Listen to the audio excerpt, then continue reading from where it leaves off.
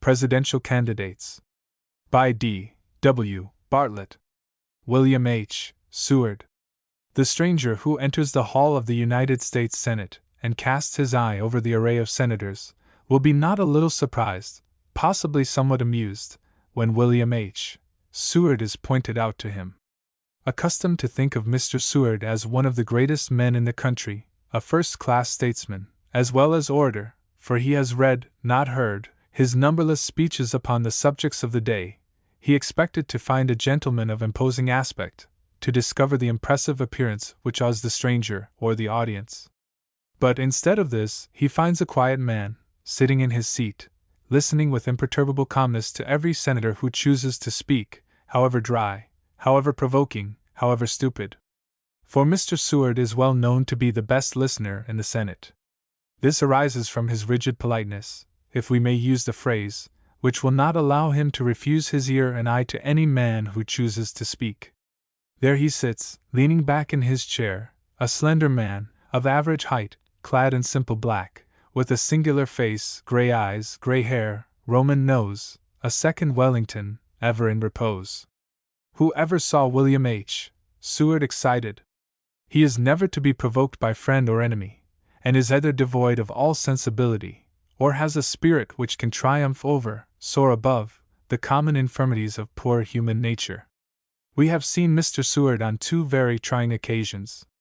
One, when Mr. Hale, his friend and seatmate, thought it his duty to severely criticize his vote on the Army Bill. This was in the winter of 1857-8, and in which criticism he was very personal. Mr. Seward sat composedly in his seat during the painful review of his brother senator, and rose to reply as pleasantly and as quietly as he ever did in his life. On another occasion, when the Senate sat late in the night on the Cuban Bill, last spring, Mr. Toombs made a fierce, and we must say disgraceful attack upon Mr. Seward, calling him, among other names, a twopenny demagogue. During the entire harangue by the Georgian senator, Mr. Seward twirled his spectacles, unconsciously, and in his reply was slow, freezingly cold, and never for a moment addressed or looked at Mr. Toombs. These facts show that Mr. Seward purposely refuses in public to allow himself to be angered by personalities or to offer their personalities. He guards constantly against the temptation to offend in this particular. He has often been accused by ardent Republicans of lacking courage, physical courage, and that he did not reply to the attacks of his Southern enemies with sufficient spirit. It is a mistake to ascribe this conduct of Mr. Seward to cowardice. It is the result of deliberate thought in him, and if it is mistaken policy, then of course it is to be set down as a blunder, not a vice. When Mr. Seward speaks, he again disappoints the stranger. There is no manner, none of the acts of the orator are to be seen. He leans against the top of his chair, and in an easy, conversational manner talks to the Senate, all the time swinging his spectacles to and fro as if at the fireside. With his arms folded, and leaning back upon the lofty railing in the old Senate Hall, we heard Mr. Seward deliver such startling sentiments as these. I think, with great deference to the judgments of others, that the expedient, peaceful, and right way to determine it is to reverse the existing policy of intervention in favor of slave labor and slave states. It would be wise to restore the Missouri prohibition of slavery in Kansas and Nebraska.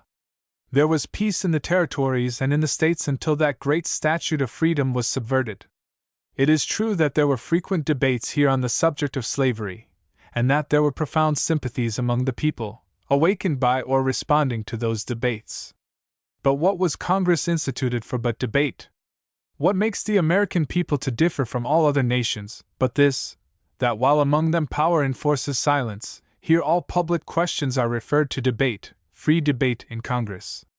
Do you tell me that the Supreme Court of the United States has removed the foundations of that great statute? I reply that they have done no such thing, they could not do it. They have remanded the Negro man, Dred Scott, to the custody of his master.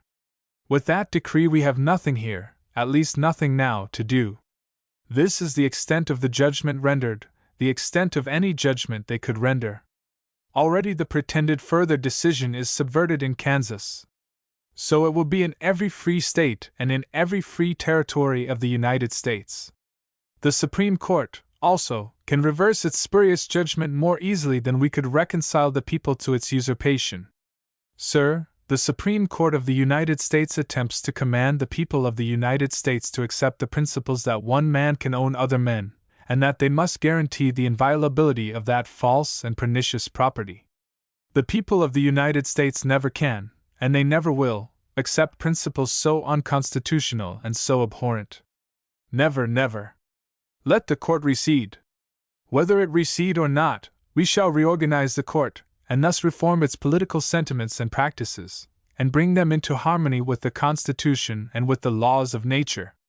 In doing so, we shall not only reassume our own just authority, but we shall restore that high tribunal itself to the position it ought to maintain, since so many invaluable rights of citizens, and even of states themselves, depend upon its impartiality and its wisdom.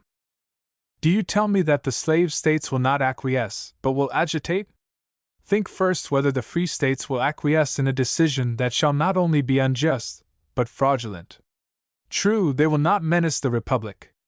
They have an easy and simple remedy, namely to take the government out of unjust and unfaithful hands, and commit it to those which will be just and faithful.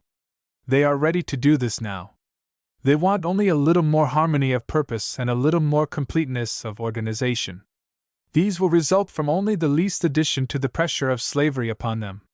You are lending all that is necessary, and even more, in this very act. But will the slave states agitate? Why? Because they have lost at last a battle that they could not win, unwisely provoked, fought with all the advantages of strategy and intervention, and on a field chosen by themselves. What would they gain? Can they compel Kansas to adopt slavery against her will? Would it be reasonable or just to do it, if they could?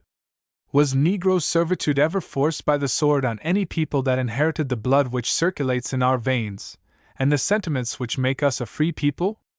If they will agitate on such a ground as this, then how, or when, by what concessions we can make, will they ever be satisfied?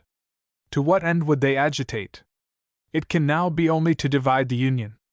Will they not need some fairer or more plausible excuse for a proposition so desperate? How would they improve their condition? By drawing down a certain ruin upon themselves. Would they gain any new security for slavery? Would they not hazard securities that are invaluable? Sir, they who talk so idly, talk what they do not know themselves. No man when cool can promise what he will do when he shall be inflamed. No man inflamed can speak for his actions when time and necessity shall bring reflection. Much less can any one speak for states in such emergencies.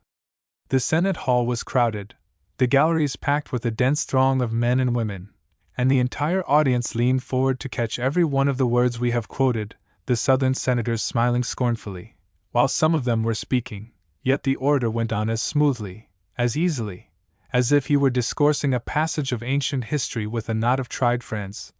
Instead of dealing with great and living issues before an audience, half of whom, to say the least, were his bitter enemies, eagerly listening to convict him of any imprudent or unjust sentiment.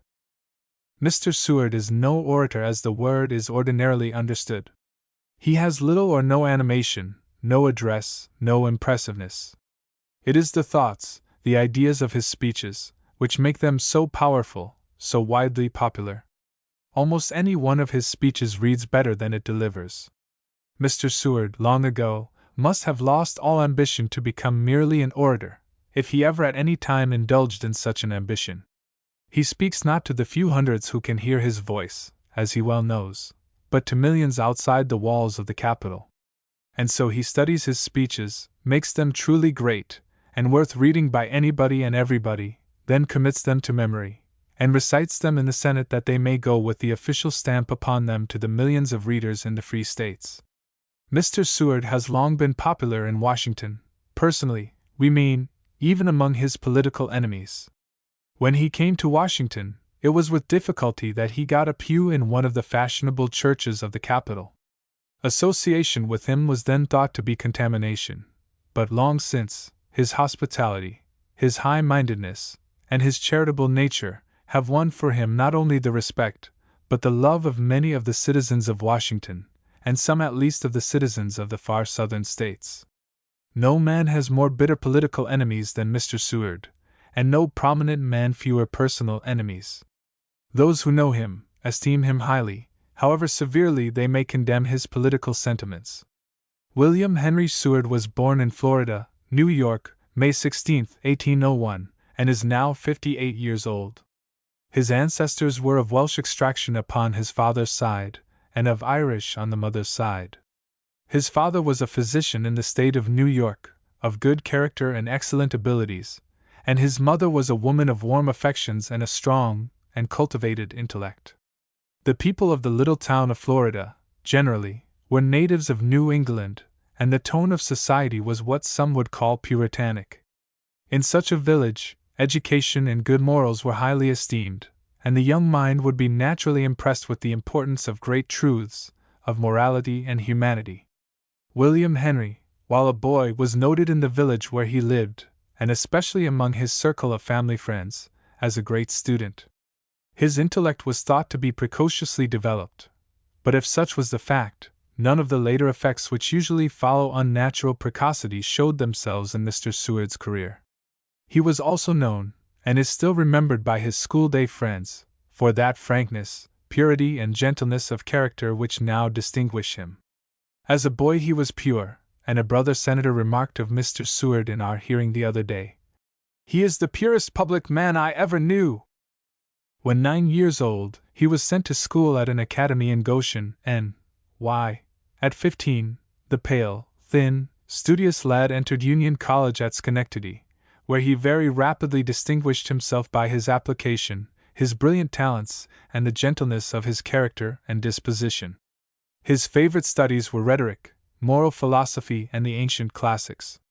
He was a close and thorough student. He rose at 4 in the morning and sat up late at night. It was here that he acquired those habits of continuous mental toil which have characterized him since he came to public life.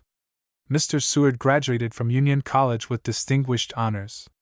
Among his fellow graduates were Judge Kent, Dr. Hickok, Professor Lewis, and other eminent men.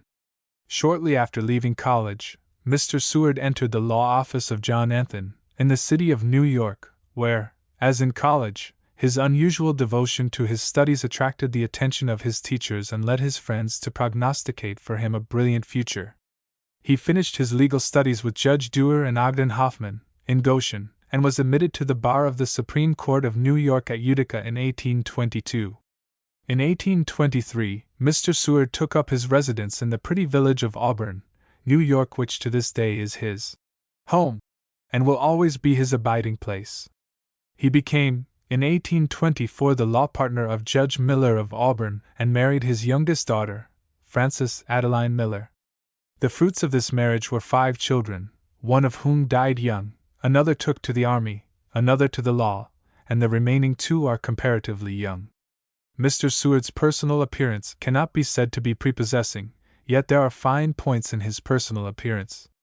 His ways are modest, his brow and eyes have, however, a sleepy aspect, which has been fostered by his habit of snuffing and smoking tobacco immoderately.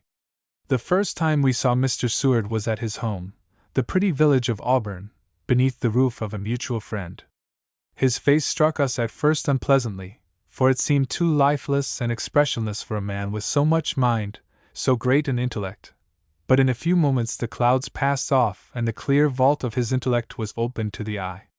His eye grew bright, and the fascination of his conversation was at once felt.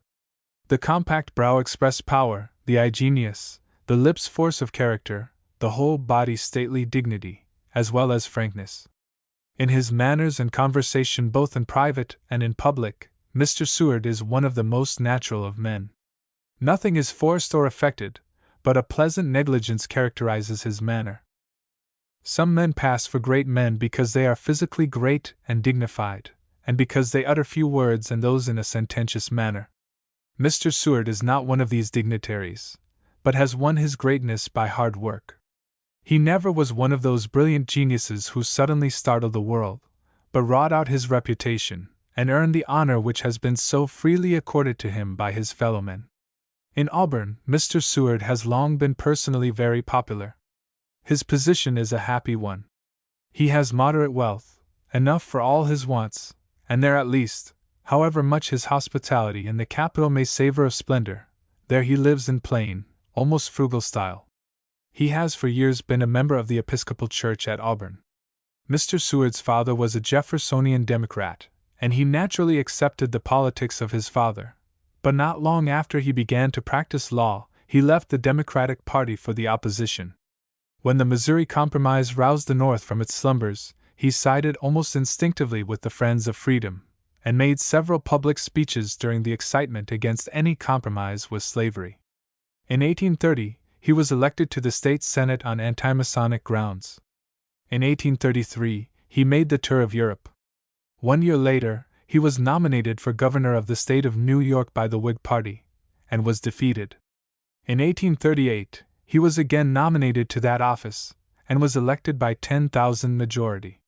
When his term had expired, he was again elected to the same honorable post. While governor of New York, he made her respected and admired throughout the world. He used all his influence and power for the repeal of all state laws which in any manner countenanced the institution of Negro slavery. The law which permitted a Southern slaveholder to retain possession of his slave while traveling through the state was repealed. A law was also passed which allowed a fugitive the benefit of a jury trial, and prohibiting state officers from assisting in the recovery of fugitives, and also denying the use of the jails for the confinement of fugitive slaves under arrest. The Supreme Court pronounced most of these laws unconstitutional afterward. Another law was passed, chiefly through the influence of Mr. Seward, for the recovery of kidnapped colored citizens of New York. Under the operation of this humane enactment, Solomon Northup, who for 12 years had been forced to toil upon a far distant southern plantation, was rescued and brought back to his friends.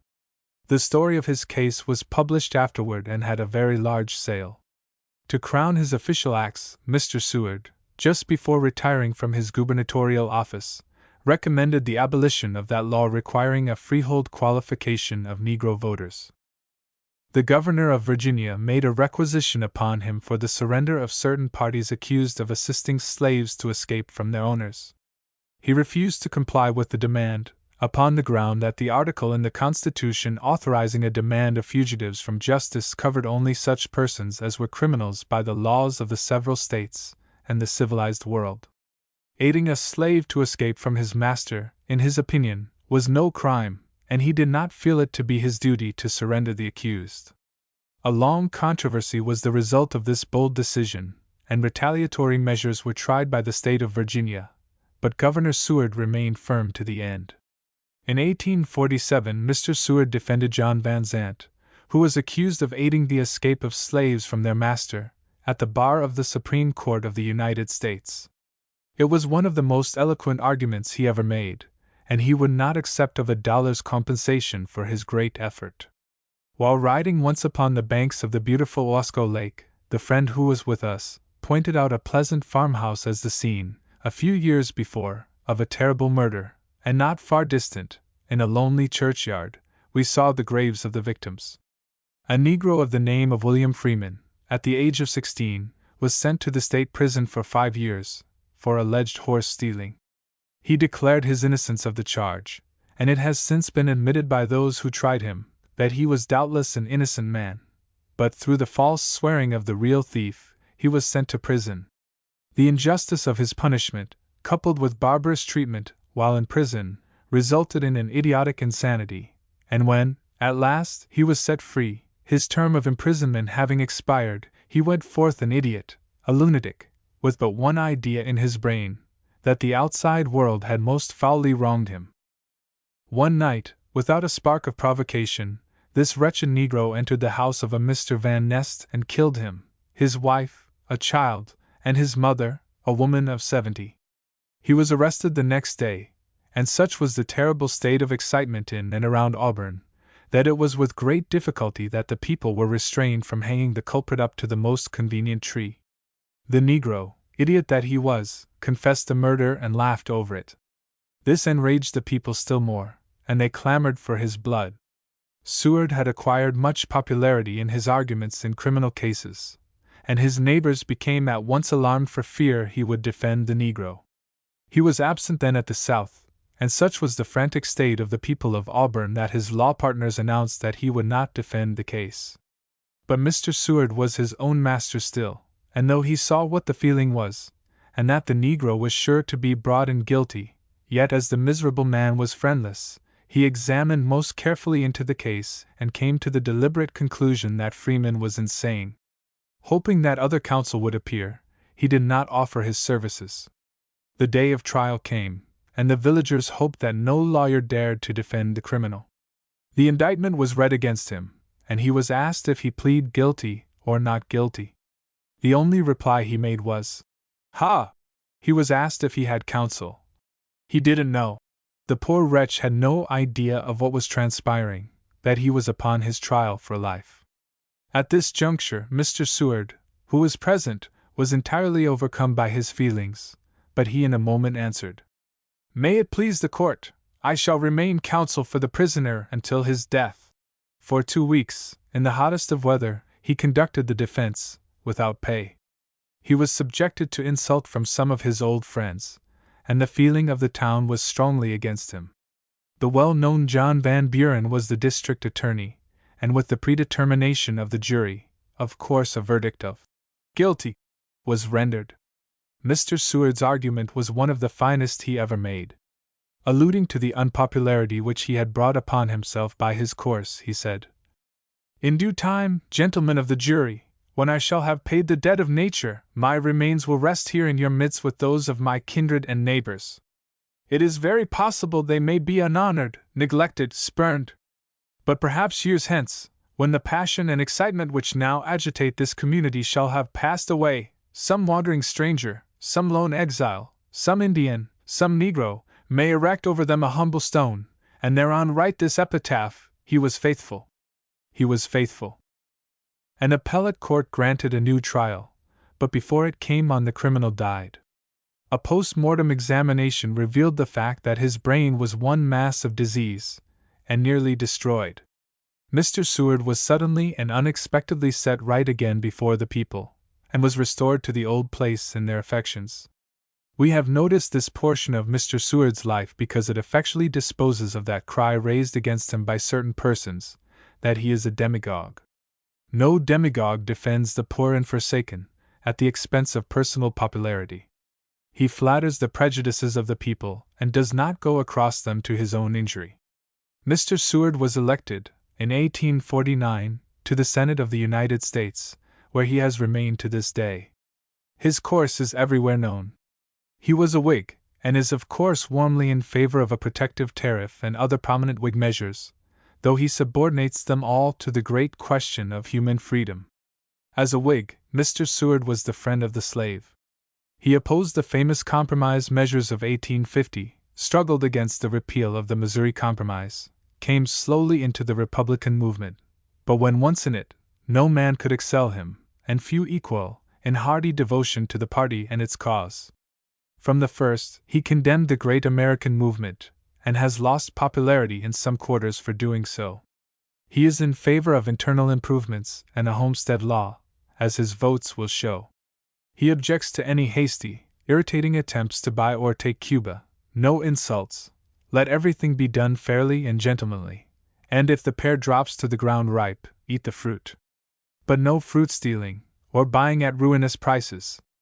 A friend of Mr. Seward speaks of Mr. Seward's style in the following language: "His rapid idealization, his oriental affluence, though not vagueness of expression, and the Ciceronian flow of his language, proceeding not from the heat of youth or the vapors of wine, but from the exceeding fertility of his imagination, combined to render him an interesting speaker. Yet his enunciation is neither clear nor distinct, and the tones of his voice often grate harshly upon the ear. He is not devoid of grace, however. He is calm and dignified, but earnest. His style is elegant rather than neat, elaborate rather than finished. It possesses a sparkling vivacity, but is somewhat deficient in energetic brevity. It is not always easy, for there is more labor than art, but if the wine has an agreeable bouquet, the connoisseur delights to have it linger.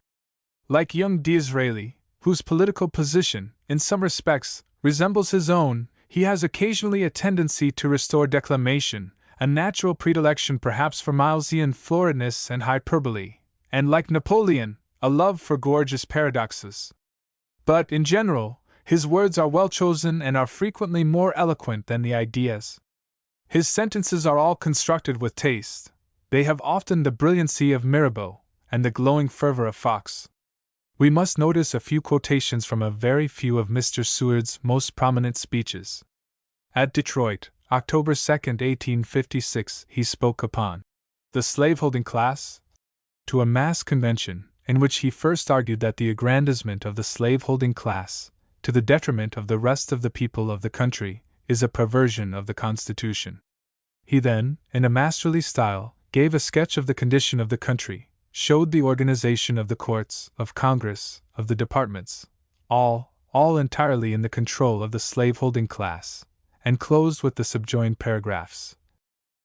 Mark, if you please, that thus far I have only shown you the mere governmental organization of the slaveholding class in the United States, and pointed out its badges of supremacy, suggestive of your own debasement and humiliation.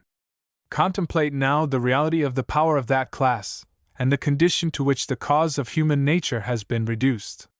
In all the free states, the slaveholder argues and debates the pretensions of his class, and even prosecutes his claim for his slave before the delegate of the federal government, with safety and boldness, as he ought. He exhorts the citizens of the free states to acquiesce, and even threatens them, in their very homes, with the terrors of disunion, if that acquiescence is withheld, and he does all this with safety, as he ought if it be done at all. He is listened to with patience, and replied to with decorum, even in his most arrogant declamations, in the halls of Congress. Through the effective sympathy of other property classes, the slaveholding power maintains with entire safety a press and permanent political organizations in all the free states. On the contrary, if you accept the northern border of Delaware, there is nowhere in any slaveholding state personal safety for a citizen, even of that state itself, who questions the rightful national domination of the slaveholding class. Debate of its pretensions in the halls of Congress is carried on at the peril of limb and life. A free press is no sooner set up in a slaveholding state than it is demolished, and citizens who assemble peacefully to discuss even the extremest claims of slavery are at first cautioned, and if that is ineffectual, banished or slain, even more surely than the resistance of military despotism in the French Empire. Nor, except just now, has the case been much better even in the free states. It is only as of yesterday, when the free citizens, assembled to discuss the exactions of the slaveholding class, were dispersed in Boston, Utica, Philadelphia, and New York. It is only as of yesterday that when I rose, on request of citizens of Michigan, at Marshall, to speak of the great political questions of the day, I was enjoined not to make disturbance or to give offense by speaking of free soil, even on the ground which the ordinance of 1787 had saved to freedom. It was only as of yesterday that Protestant churches and theological seminaries, built on Puritan foundations, vied with the organs of the slaveholding class in denouncing a legislator who, in the act of making laws affecting its interests, declared that all human laws ought to be conformed to the standard of eternal justice. The day has not even yet passed when the press, employed in the service of education and morality, expurgates from the books which are put into the hands of the young all reflections on slavery. The day yet lasts when the flag of the United States flaunts defiance on the high seas over cargoes of human merchandise. Nor is there an American representative anywhere, in any of the 4 quarters of the globe, that does not labor to suppress even there the discussion of American slavery, lest it may possibly affect the safety of the slaveholding class at home. If, in a generous burst of sympathy with the struggling Protestant democracy of Europe, we bring off the field one of their fallen champions, to condole with and comfort him, we suddenly discern that the mere agitation of the principles of freedom tend to alarm the slaveholding class, and we cast him off again as a waif, not merely worthless, but dangerous to ourselves. The natural and ancient order of things is reversed. Freedom has become subordinate, sectional and local. Slavery, in its influence and combinations, has become predominant, national and general.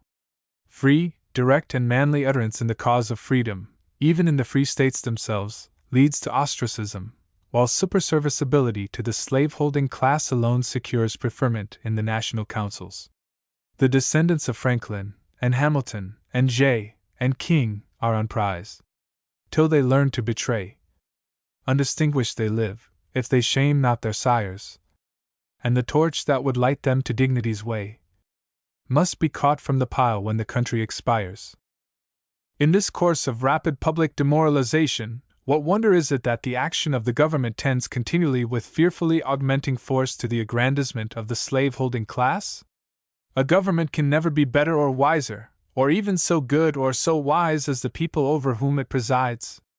Who can wonder, then, that the Congress of the United States, in 1820, gave to slavery the west bank of the Mississippi quite up to the present line of Kansas, and was content to save for freedom, out of the vast region of Louisiana, only Kansas and Nebraska? Who can wonder that it consented to annex and admit Texas, with power to subdivide herself into 5 slave states, so as to secure the slaveholding class a balance against the free states then expected to be ultimately organized in Kansas and Nebraska? Who can wonder that when this annexation of Texas brought on a war with Mexico, which ended in the annexation of Upper California and New Mexico, every foot of which was free from African slavery, Congress divided that vast territory, reluctantly admitting the new state of California as a free state, because she would not consent to establish slavery, dismembered New Mexico, transferred a large portion of it to slaveholding Texas, and stipulated that what remained of New Mexico, together with Utah, should be received as slave states if the people thereof should so demand? Who can wonder that the President, without any reproof by Congress, simultaneously offered to Spain $200 millions for the purchase of Cuba, that it might be divided into 2 slaveholding states, to be admitted as members of the Federal Union, and at the same time menaced the European powers with war should they interfere to prevent the consummation of the purchase? Who can wonder that, emboldened with these concessions of the people, Congress at last sanctioned a reprisal by the slaveholding class upon the regions of Kansas and Nebraska, not on the ground of justice or for an equivalent, but simply on the ground that the original concession of them to freedom was extorted by injustice and unconstitutional oppression by the free states? Who can wonder that the slaveholding class, when it had obtained the sanction of Congress to that reprisal, by giving a pledge that the people of those territories should be perfectly free, nevertheless, to establish freedom therein, invaded the territory of Kansas with armed forces, inaugurated an usurpation, and established slavery there, and disfranchised the supporters of freedom by tyrannical laws, enforced by fire and sword, and that the President and Senate maintain and uphold the slaveholding interests in these culminating demonstrations of their power, while the House of Representatives lacks the power, because it is wanting in the virtue, to rescue the interests of justice, freedom, and humanity? Who can wonder that federal courts in Massachusetts indict defenders of freedom for sedition, and in Pennsylvania subvert the state tribunals, and pervert the habeas corpus, the great writ of liberty, into a process for arresting fugitive slaves, and construe into contempt, punishable by imprisonment without bail or mainprize, the simple and truthful denial of personal control over a fugitive female slave, who has made her own voluntary escape from bondage? Who can wonder that in Kansas lawyers may not plead or juries be empaneled in the federal courts, nor can even citizens vote, without first swearing to support the Fugitive Slave Law and the Kansas and Nebraska Act, while citizens who discuss through the press the right of slaveholders to domineer there, are punished with imprisonment or death? Free bridges, over which citizens who advocate free institutions may pass, free taverns where they may rest, and free presses through which they may speak, are destroyed under indictments for nuisances, and those who peacefully assemble to debate the grievances of that class, and petition Congress for relief, are indicted for high treason? Just now, the wind sets with some apparent steadiness at the north, and you will readily confess therefore that I do not exaggerate the growing aggrandizement of the slaveholding class, but you will nevertheless insist that that aggrandizement is now and may be merely temporary and occasional. A moment's reflection, however, will satisfy you that this opinion is profoundly untrue. What is now seen is only the legitimate maturing of errors unresisted through a period of more than 30 years. All the fearful evils now upon us are only the inevitable results of efforts to extinguish, by delays, concession, and compromises, a discussion to which justice, reason, and humanity are continually lending their elemental fires. What, then, is the tendency of this aggrandizement of the slave interests, and what must be its end, if it be not now or speedily arrested? Immediate consequences are distinctly in view. The admission of Kansas into the Union as a slave state, the subsequent introduction of slavery, by means equally flagrant, into Nebraska, and the admission of Utah with the twin patriarchal institutions of legalized adultery and slavery, and these three achievements crowned with the incorporation of Cuba into the Republic. Beyond these visible fields lies a region of fearful speculation, the restoration of the African slave trade, and the desecration of all Mexico and Central America, by the infliction upon the half-civilized Spanish and Indian races dwelling there, by our hands, of a curse from which, inferior as they are to ourselves, they have had the virtue once to redeem themselves. Beyond this last surveyed, lies that of civil and servile wars, national decline, and ruin. Ruin. I fear to open up these distant views, because I know that you will attribute my apprehensions to a morbid condition of mind. But confining myself to the immediate future which is so fearfully visible, I ask you in all candor, first, whether I have ever before exaggerated the aggrandizement of the slave-holding class.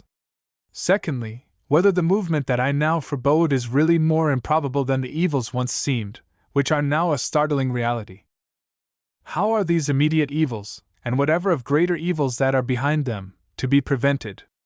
Do you expect that those who have heretofore counseled compromise, acquiescence, and submission will change their course and come to the rescue of liberty? Even if this were a reasonable hope, are Cass, and Douglas, and Buchanan greater or better than the statesmen who have opened the way of compromise, and led these modern statesmen into it? And if they indeed are so much greater and so much better, do you expect them to live forever? Perhaps you expect the slave-holding class will abate its pretensions, and practice voluntarily the moderation which you wish, but dare not demand at its hands. How long, and with what success, have you waited already for that reformation? Did any property class ever so reform itself? Did the patricians in old Rome, the noblesse, or the clergy of France? The landholders in Ireland? The landed aristocracy in England? Does the slave-holding class even seek to beguile you with such a hope? Has it not become rapacious, arrogant, defiant? Is it not waging civil war against freedom, wherever it encounters real resistance? No! No! You have let the lion and the spotted leopard into the sheepfold. They certainly will not die of hunger there, nor retire from disgust with satiety. They will remain there so long as renewed appetite shall find multiplied prey. Be not self-deceived. Whenever a property class of any kind is invited by society to oppress, it will continue to oppress. Whenever a slave-holding class finds the non-slave-holding classes yielding, it will continue its work of subjugation.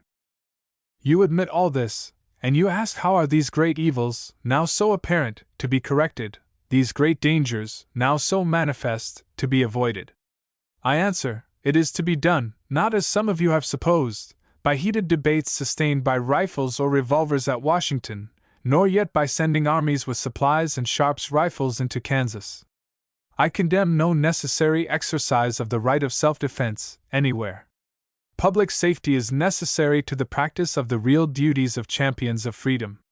But this is a contest in which the race is not to the physically swift, nor the battle to those who have most muscular strength.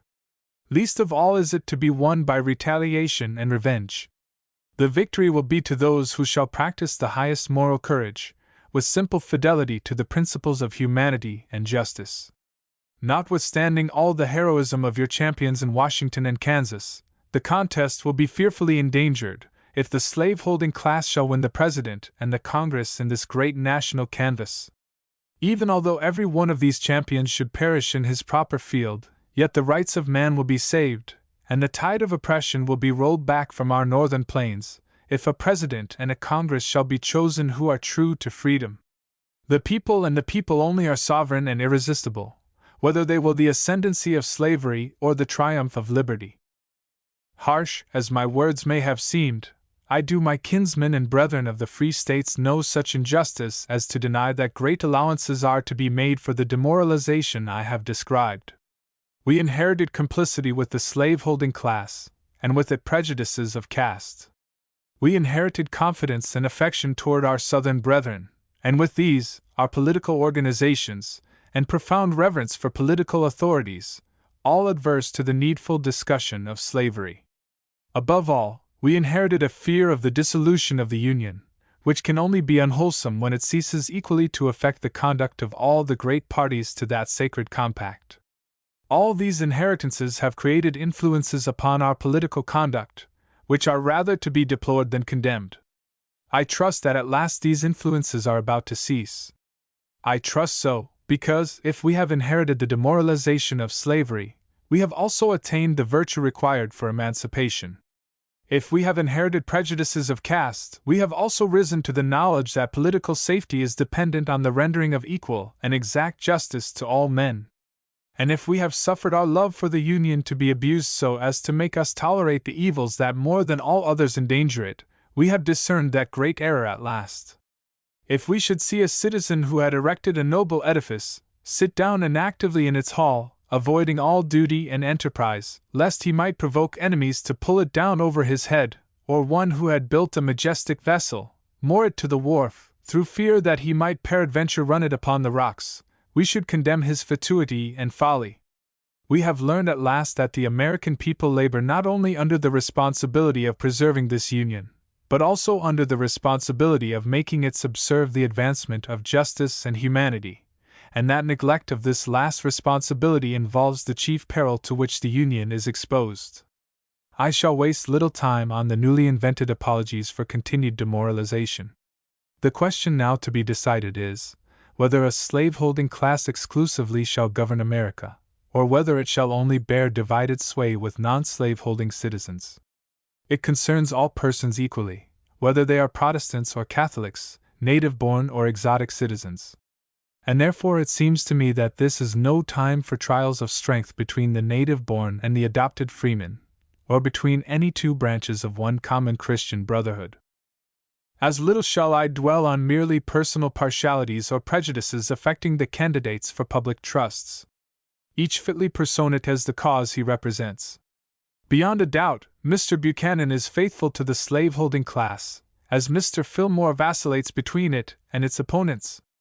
I know Mr. Fremont well, and when I say that I know that he combines extraordinary genius and unquestionable sincerity of purpose with unusual modesty, I am sure that you will admit that he is a true representative of the cause of freedom. Discarding sectionalism, and loving my country in all its parts, and bearing in affection even to the slave-holding class, none the less sincere because it repels me, I cordially adopt the motto which it too often hangs out to delude us.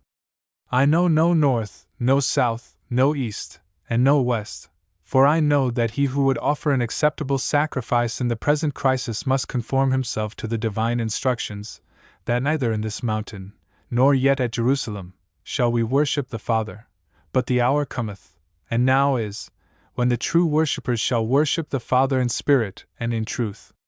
Last of all, I stop not to argue with those who decry agitation and extol conservatism, not knowing that conservatism is of two kinds, that one which, yielding to cowardly fear of present inconvenience or danger, covers even political leprosy with protecting folds, and that other and better conservatism, that heals, in order that the body of the Commonwealth may be healthful and immortal.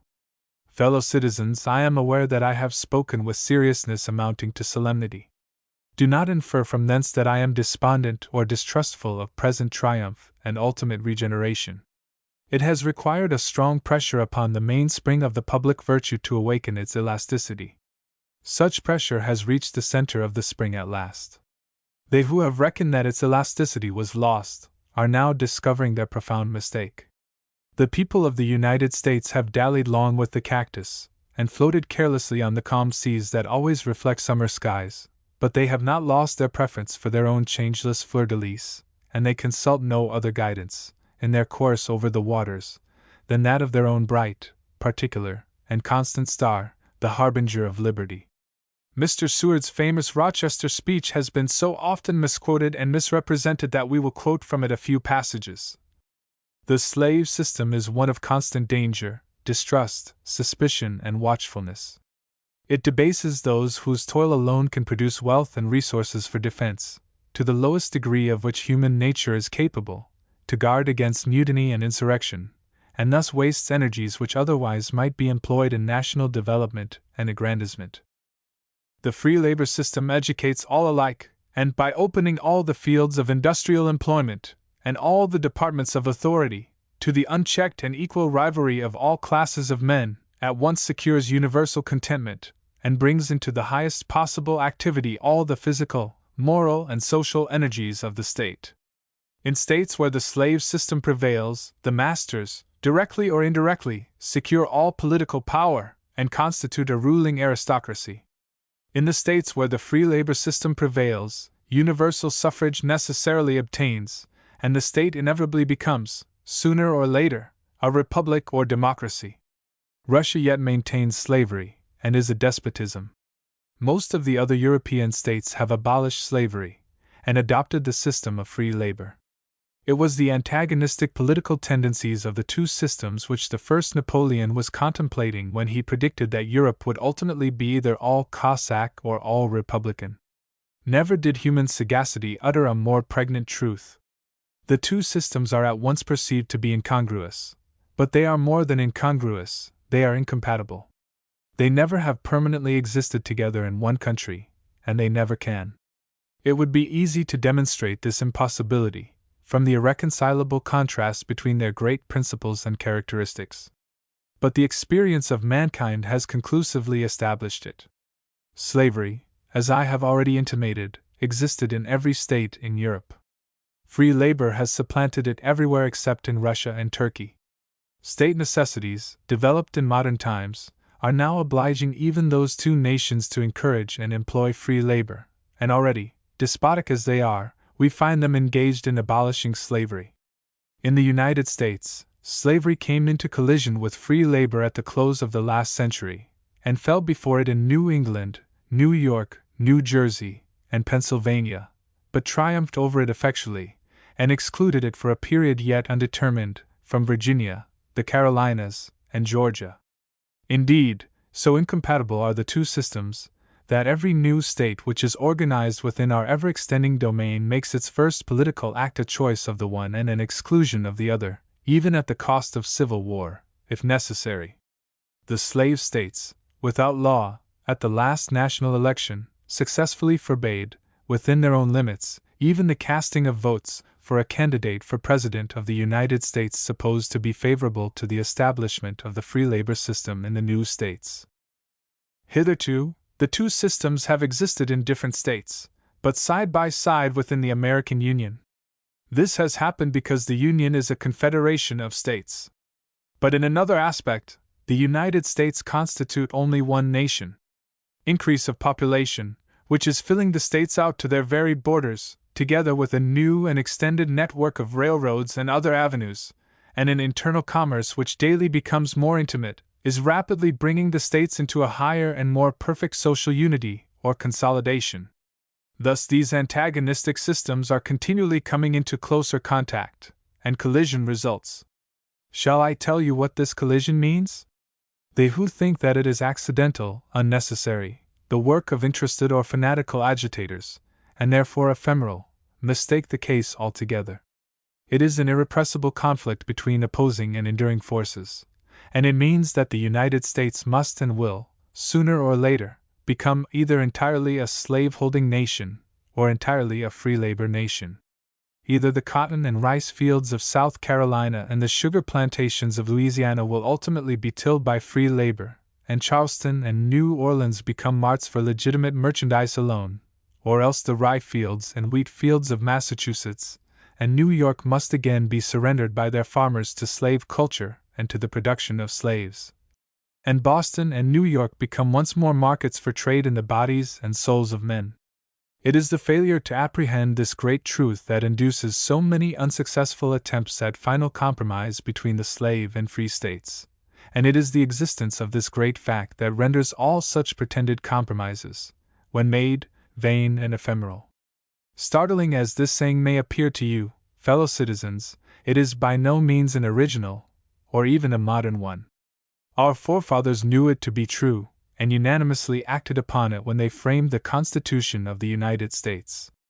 They regarded the existence of the servile system in so many of the states with sorrow and shame, which they openly confessed, and they looked upon the collision between them, which was then just revealing itself, and which we are now accustomed to deplore, with favor and hope.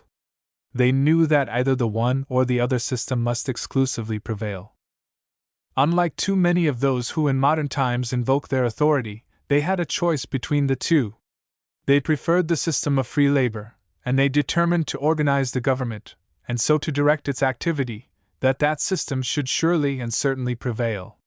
For this purpose, and no other, they based the whole structure of government broadly on the principle that all men are created equal, and therefore free, little dreaming that within the short period of 100 years, their descendants would bear to be told by any orator, however popular, that the utterance of that principle was merely a rhetorical rhapsody, or by any judge, however venerated, that it was attended by mental reservations, which render it hypocritical and false. By the Ordinance of 1787, they dedicated all the national domain not yet polluted by slavery to free labor immediately, thenceforth and forever, while by the new Constitution and laws they invited foreign free labor from all lands under the sun, and interdicted the importation of African slave labor, at all times, in all places, and under all circumstances whatsoever.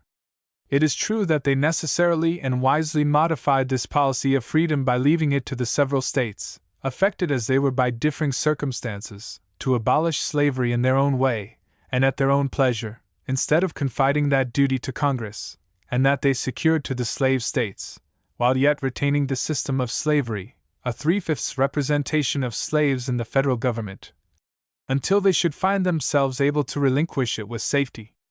But the very nature of these modifications fortifies my position that the fathers knew that the two systems could not endure within the Union, and expected that within a short period slavery would disappear forever. Moreover, in order that these modifications might not altogether defeat their grand design of a republic maintaining universal equality, they provided that 2/3 of the states might amend the Constitution. It remains to say on this point only one word, to guard against misapprehension. If these states are to again become universally slaveholding, I do not pretend to say with what violations of the Constitution that end shall be accomplished. On the other hand, while I do confidently believe and hope that my country will yet become a land of universal freedom, I do not expect that it will be made so otherwise than through the action of the several states cooperating with the federal government, and all acting in strict conformity with their respective constitutions. In a speech in the Senate, last spring, March 2, 1859, Mr. Seward said, he was speaking of the expenses and revenues. We are for free trade to a practical extent, and we all are in favor of a judicious tariff. The exigency of this debate does not require me to survey the whole range of productive industry of the country, and to suggest a comparative system of imposts adjusted to them all. It would be labor loss to do so, for, as I have already said, it is in the House of Representatives, and not here, that the act originating any revision of the tariff must be introduced, and perfected, at least in degree. But I can say, with entire freedom, that it would present no ground of objection, in my judgment, if such a bill should be so constructed as to favor and encourage the mining and manufacture of iron. I select and distinguish this great interest, because I think that the disasters which have overtaken the national treasury and have crushed the prosperity of the country, have resulted from neglect and improvidence in regard to it.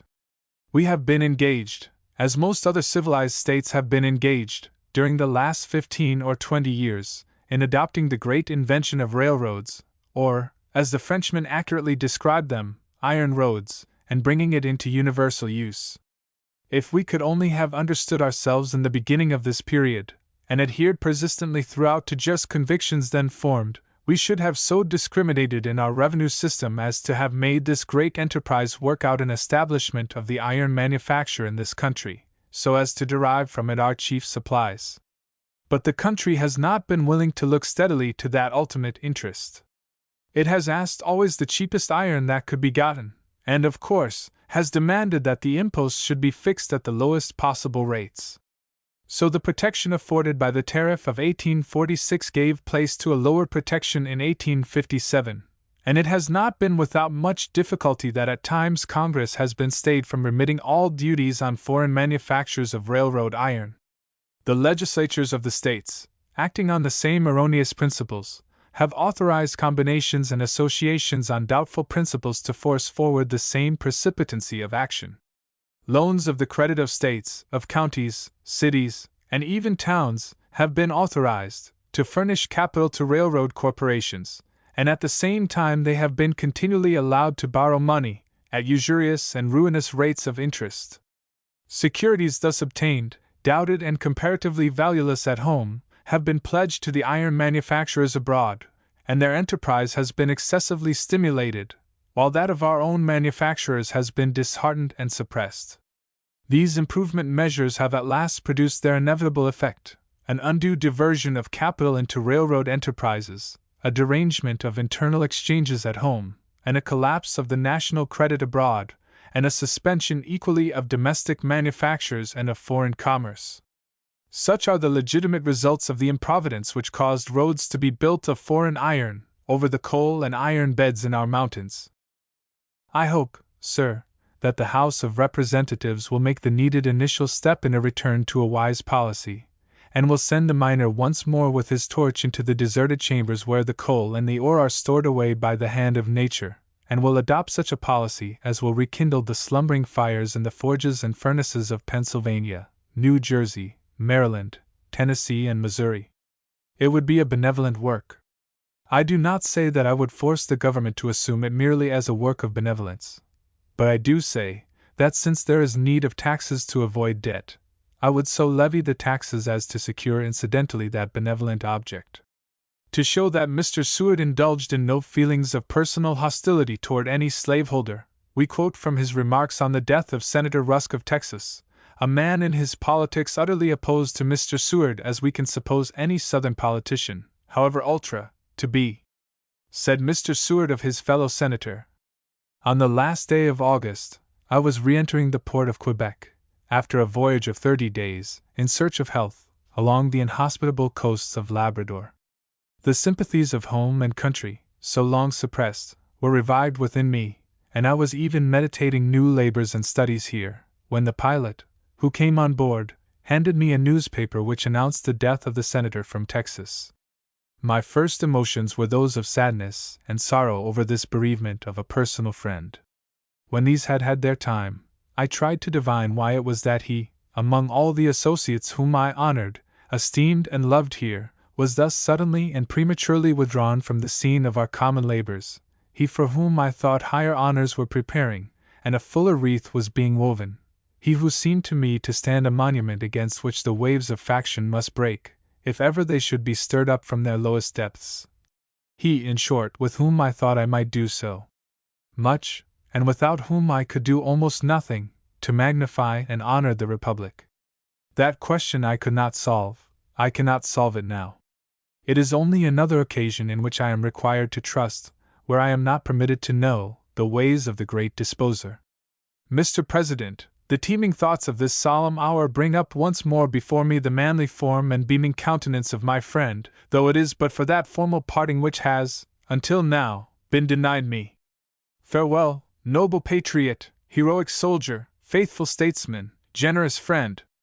Loved by no means the least, although among the last of friends secured. I little thought that our whisperings about travels over earth's fairest lands and broadest seas were only the suggestions of our inward natures to prepare for the sad journey, that leads through the gate of death. 1. February 25, 1859, the famous night session of the Senate on the Cuba 30 million bill occurred. Mr. Seward had previously spoken against the measure, and opposed the friends of the bill, but he was treated with courtesy till this night session, when Mr. Toombs made a fierce onslaught upon him. Let us recall the debate. Mr. Dixon, of Connecticut, spoke for 2 hours, replying to the points of Mr. Benjamin's recent speech. Mr. Benjamin had urged, he said, that unless we acquire Cuba, Spain will emancipate the Negroes. Mr. Dixon reasoned that if Negro freedom in Cuba would be injurious to the United States, in Jamaica it must be equally so. Yet it is not used as an argument to buy Jamaica from Great Britain. Mr. Benjamin had reasoned that compulsory labor was necessary to develop tropical production, but Mr. Dixon thought that the sugar for the world could be grown by free labor, and if it could not, sugar was not a sufficient equivalent for the perpetuation of slavery. In the course of his remarks, Mr. Dixon had occasion to say that slavery degrades free labor. Mr. Reed controverted this opinion, and said the doctrine was new in the South. He maintained that the white man was not degraded by labor, although he worked at the bench, or in a field, side by side with his slave.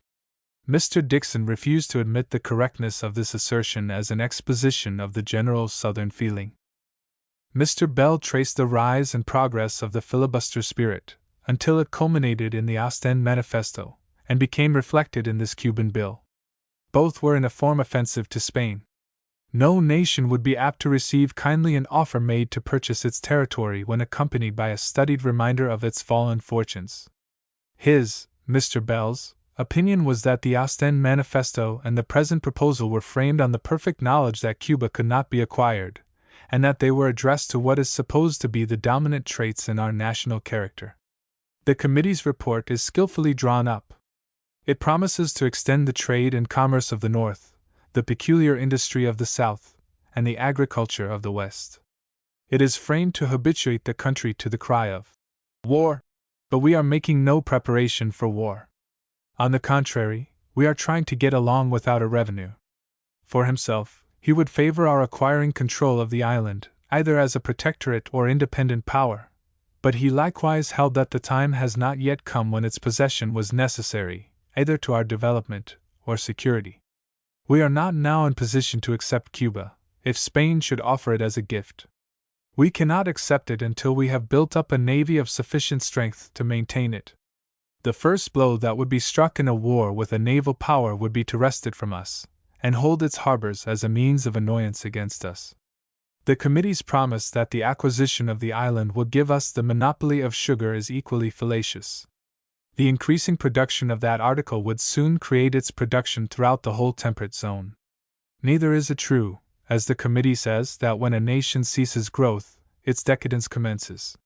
History does not teach this doctrine of expansion, nor is there any parallelism between the growth of a nation and an individual man. Are our internal affairs so perfectly organized as to leave no range for our ambition? Has even the question of currency been placed on a satisfactory basis? Is our great internal domain reduced to such narrow limits as to afford no scope to our energies? Our territory is now greater than the whole area of the Roman Empire. All this we are bound to protect and to defend the accessible points of our extended frontier would require 100,000 men, with at least 250 war steamers. The chairman of the Naval Committee says our whole guns are 1,100. The French Navy alone has 15,000 cannon afloat, with 500 ships, of which half are war steamers. We are not now prepared for such a war, and yet the President announced, on a recent occasion, that our policy henceforth is expansion. Mr. Kennedy, of Maryland, addressed the Senate, arguing that the acquisition of Cuba is subversive of the best interests of the South. Referring to the aspect of our domestic affairs, he considered that innovations had been engrafted on the policy of this government, which inevitably betokens its dissolution. The doctrine of state rights did well while we were a homogeneous people, bound together by common troubles, but that day has passed. The unbounded prosperity of this country, its fertile lands, and increasing wealth, have attracted to it people from every clime. There is no common interest to bind us together. The Constitution and the Supreme Court are derided, and the Constitution threatens to be but a rope of sand, unable to bind, from having no power to punish infractions of that Constitution. He had been derided as an old Federalist, and the men who so denounced him had now on the table two bills more dangerous, in consolidating the power in the hands of one man, than any that ever emanated from the old Federal party. They had also a bill to give away the public lands to the sweepings of European lazar houses, to squat thereon, and under an easy franchise, to control that government, before they know a word of our language, or have one idea toward a comprehension of our institutions. Yet, while offering this extraordinary bonus to the discontented spirits of the old world, they refused to vote for and denounced the old soldiers' bill. How comes it, he asked, that there is such a diversity of opinion in the Democratic Party, marching under one banner and professing common principles? He proceeded to ask how it is possible for us to hold Cuba, with but 57 ships in our navy to protect the 50 Cuban harbors. Our Paraguay armada consists of canalboats and side-wheel steamers. Have senators reflected on the baneful effect the acquisition of Cuba would have on slave property? He remembered the opening of Alabama. Virginia has scarcely yet recovered from the effect of that exodus of her labor to localities where it would be more remunerative. With the slave trade stopped, Cuba would be a perpetual drain, and would put planters into a more unequal contest by withdrawing the labor from their cotton fields into sugar production. It is estimated that 500,000 slaves will be abstracted from the southern states, and 1,000 millions of capital, within 5 years. And if we drift into a war with England and France, we will have to maintain a contest with 1,500 ships on our extended coastline. These are considerations for the American people, as they will change the whole course of our policy, and inaugurate a new era of standing armies and enormous fleets. The time is also inopportune for the acquisition of that island. In conclusion, he did not admit the right to bring in a foreign nation, with a foreign tongue and foreign teachings, and incapable of understanding our institutions. In his opinion, we were fast losing all those landmarks which characterized our early nationality, and were fast becoming a mere confederation of heterogeneous states.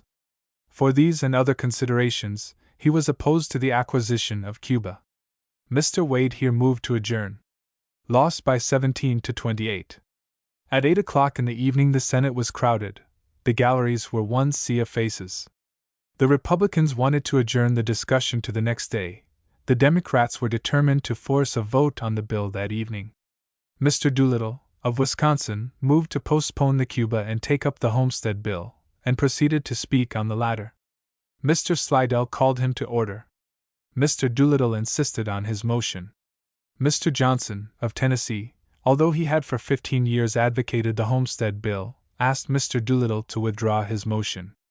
Mr. Douglas, as a friend of the Homestead Bill, made the same request. Mr. Clark, of Connecticut, as a friend of the Homestead Bill, moved the Senate adjourn. Lost by 17 to 30. Mr. Trumbull asked Mr. Hunter to pledge himself not to bring forward the appropriation bills, to prevent a vote on the Homestead Bill. Mr. Hunter would give no such promise. Mr. Trumbull appealed to Mr. Johnson to stand by and press the Homestead Bill. Mr. Bigler asked Mr. Trumbull, for himself and the Republicans, to name the hour at which they would vote on both measures. Mr. Trumbull, for himself, was ready now, but could not make any pledge for his friends. Mr. Seward said that after 9 hours' discussion on the Cuba bill, it was time to come back to the great question of the age. Two propositions now stand face to face. One is the question of land for the landless, and the other is a question of land for slaves. Mr. Slidell here rose. The Vice President. Will the Senator from New York yield the floor to the Senator from Louisiana? Mr. Seward. No, sir, I do not. Mr. Slidell called Mr. Seward to order. He was discussing the comparative merits of the two bills. The Vice President decided that Mr. Seward was in order. Mr. Seward went on with a few words, when Mr. Fitch appealed to the chair to put the question of order to the Senate, with a view of stopping what threatened to be an interminable discussion. The Vice President refused to do so. Mr. Seward went on, saying, "It is in the 35th Congress that the Homestead Bill has been put aside." He then contrasted the merits of the two bills. Mr. Toombs said as to land for the landless, it carried with it some demagogical power. He despised the demagogue, but despised still more those who are driven by demagogues. What are the other side afraid of? If they do not want to give $30 million to carry out a great national policy, let them say so and not attempt to get rid of the issue by saying, "We want to give land to the landless." Mr. Wade said the question was land to the landless, or niggers to the niggerless. He would antagonize these issues, and carry the appeal to the country. The whole object of the Democratic Party was to go round the world hunting for niggers. They could no more sustain their party without niggers than they could a steam engine without fuel. Mr. Fessenden took Mr. Toombs to task, and asked if the language he had used was not in imitation of the great man at the other end of the avenue, the President, who recently addressed an out-of-door crowd, saying none but cowards shirk this Cuban bill. He told the senator the Republicans did not tremble nor shrink. He referred to the trial of physical endurance at the last session, and hinted that they could endure as much again. He denied that the Republicans were obstructing legitimate business, but said they were opposed to this Cuban measure, by which nothing was intended but a party result. Mr. Seward was not in the habit of impugning the courage of any man. He believed every senator had sufficient. He himself had enough for his own purposes. But other qualities are also necessary. There is moral courage. There is truthfulness to pledges. The President had power to carry out his pledges, and has he done so? Where is the Pacific Railroad bill? Where his protection? Where relief to the bankrupt? Lost, sunk, sacrificed, in his attempt to fasten slavery on the Spanish-American states. No part of the President's policy has been carried out, but it is all sacrificed to a false and pretended issue. Out of nothing, nothing is expected to come. He, Mr. Seward, had never mistaken the President's policy. He never mistook it for a giant in arms, but for a windmill with sails. Mr. Seward concluded by an energetic declaration that he is to be found on the side of liberty, everywhere and always. Mr. Toombs replied at some length, till Mr. Johnson, of Arkansas, again raised a question of order, to cut off debate. At 11 o'clock there was a crowded audience. Half the senators were in their seats, while the rest were reading and smoking in the anteroom. Mr. Doolittle finally declined to withdraw his motion. At midnight, Mr. Chandler attempted to reply to the remarks of Mr. Toombs respecting demagogues. The Vice President ruled that he was not in order. Mr. Fessenden appealed from the ruling of the chair. Mr. Mason again moved to adjourn. Lost by 20 to 30. The appeal of Mr. Fessenden was then laid on the table. Mr. Clark then spoke, after which Mr. Doolittle's motion to take up the Homestead Bill was voted on, and lost, by yeas 17, nays 28. At last, wearied out, and convinced that the Republicans were not to be intimidated or driven into a vote upon the bill without more discussion, Mr. Slidell, himself, moved in adjournment, at 1 o'clock at night, which was of course carried. Stephen A. Douglas. Stephen Arnold Douglas was born in the town of Brandon, Vermont, on the 23rd of April, 1813. His father, S. A. Douglas, was a doctor and native of Rensselaer County, New York. The father removed to Vermont in early life, and was educated at Middlebury College. He was a physician of some eminence. He died suddenly in 1813, leaving 2 children, a daughter, 20 months old, and a son, the subject of this sketch, only 2 months of age. The mother of Mr. Douglas was the daughter of a large farmer in Brandon, Vermont. Upon the death of her husband, she went back to the old homestead which she inherited with a bachelor brother. The brother and sister lived for many years on this retired farm in one of the valleys of the Green Mountains, caring for the 2 children with economy, prudence, and the most ardent affection. The farm property increased in value, and the sister and mother had no doubt that she could leave her children a comfortable competence, enough to educate them and help them to an independence in after life. After 14 years had elapsed, the uncle visited the state of New York, and very singularly took the idea into his head of marriage, and returned with a young and handsome wife, who, at the end of a year, presented him with a son. Stephen was at this time 15 years old, and had received a good common school education, and he began at once to prepare for college. His uncle was applied to, who by this time began to grow selfish, and desired to keep his property for his own son, and he very frankly informed the young man that he did not possess property sufficient to warrant him in getting a collegiate education, and he advised him to stay at work upon the farm. The farm and all the property attached to it was held in his uncle's name, was legally his, and his mother only possessed a few worn-out acres, barely sufficient to support her and her daughter. Until the marriage of her brother, she had not dreamed of such a contingency, and had relied upon their joint property for her children, who had been great favorites with the bachelor, who had frequently promised them all he had. In this change of circumstances, young Stephen did not long hesitate what to do, but apprenticed himself to a cabinet maker in Middlebury. He remained here for some 8 months, working hard, but, at the expiration of that time, he came to some misunderstanding with his employer, and left him.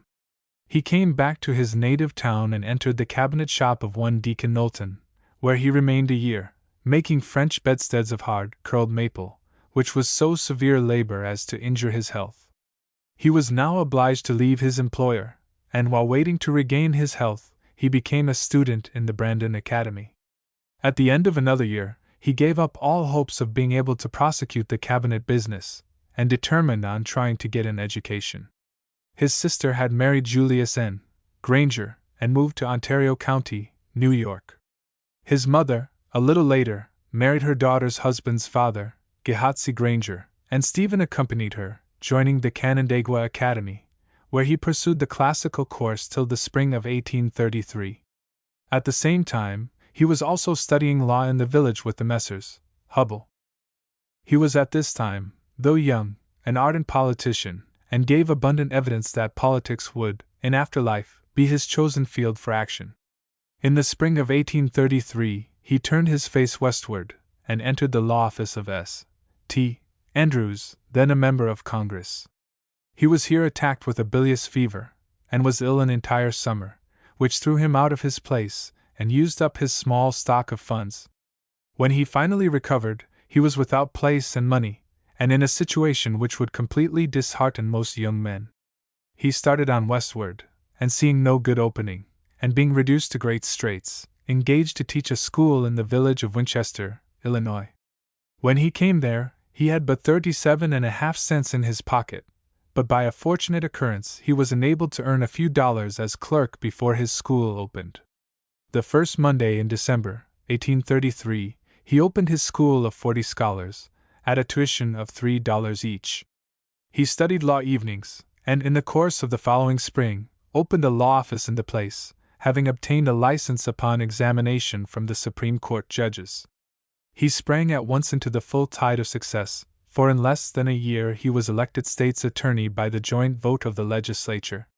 He was but 22 years of age, yet by the very nature of his office, he was pitted against the ablest and most acute lawyers in the state. Nothing but the most untiring industry held him up in this position. He endeavored to make up for his lack of experience by the closest study and application, and he very naturally exerted himself to the extent of all his abilities. The result was that he attained distinguished success. In December 1836, he was elected to the legislature of his state, and resigned the office of state's attorney to sit in the legislature. He was the youngest member of the House, yet he soon created for himself an excellent reputation as a legislator. The state was then going mad with speculation and wildcat banking. Mr. Douglas opposed the banking institutions, their increase in any shape or manner, but was overborne by numbers. The majority were in favor of extending the then vicious system of banking, and so voted. The very same year, all the banks suspended specie payments, their paper depreciated to a frightful extent, and after a few years they were wound up. Mr. Douglas participated in the great struggle over internal improvements, giving his voice and vote in favor of any plan of public works which would stand the test of an examination. No public man could go through this ordeal without making enemies, for there were rival routes for canals, rival interests, and Mr. Douglas was too outspoken and independent not to take sides upon these local questions. Of course, he made temporary enemies. The railroad mania now began, and Mr. Douglas favored a plan which put the public works completely in the power of the state.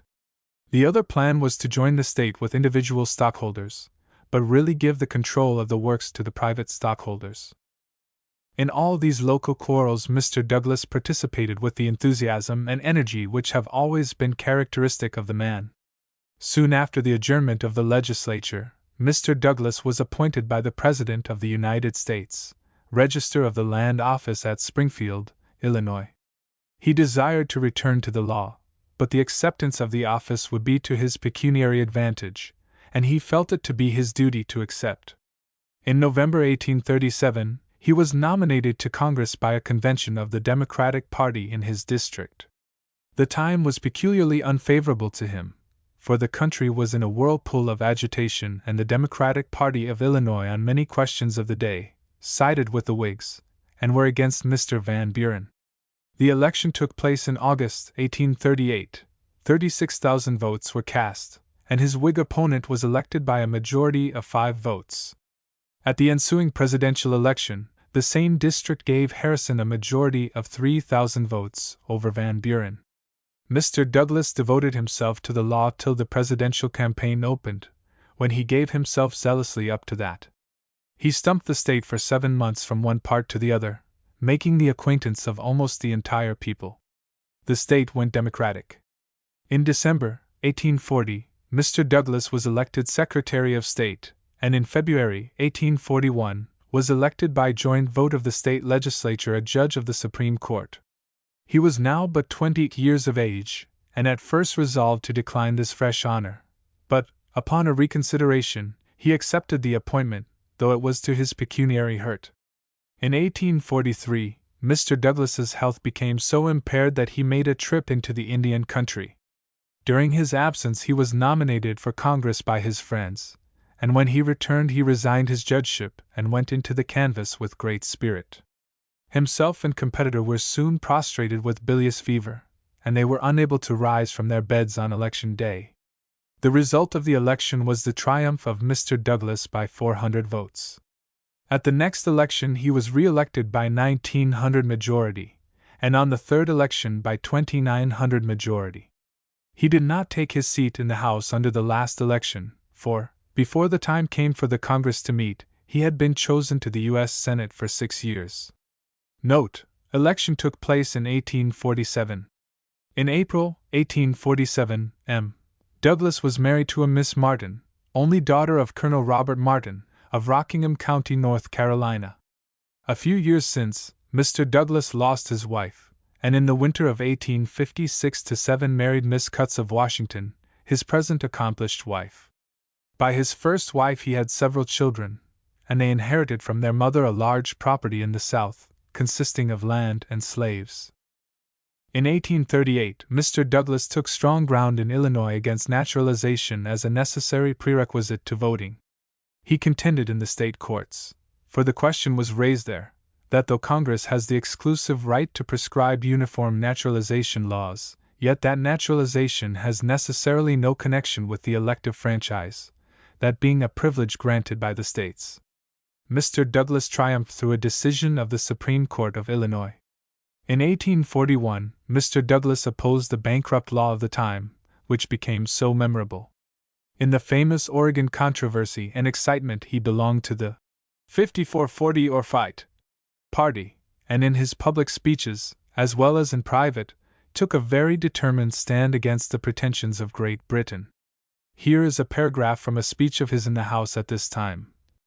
It therefore becomes us to put this nation in a state of defense, and when we are told that this will lead to war, all I have to say is this: preserve the honor and integrity of this country, but at the same time assert our right to the last inch, and then if war comes, let it come. We may regret the necessity which produced it, but when it does come, I would administer to our citizens Hannibal's oath of eternal enmity, and not terminate it until the question was all settled forever. I would blot out the lines on the map which now mark our national boundaries on this continent, and make the area of liberty as broad as the continent itself.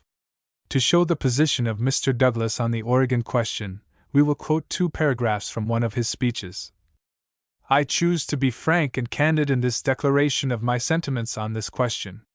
For one, I never will be satisfied with the valley of the Columbia, nor with 49 degrees, nor with 54 degrees 40 minutes, nor will I be while Great Britain shall hold possession of 1 acre on the northwest coast of America. And I will never agree to any arrangement that shall recognize her right to 1 inch of soil upon the northwest coast, and for this simple reason. Great Britain never did own, she never had a valid title to 1 inch of that country. The question was only one of dispute between Russia, Spain, and the United States. England never had a title to any part of the country. Our government has always held that England had no title to it.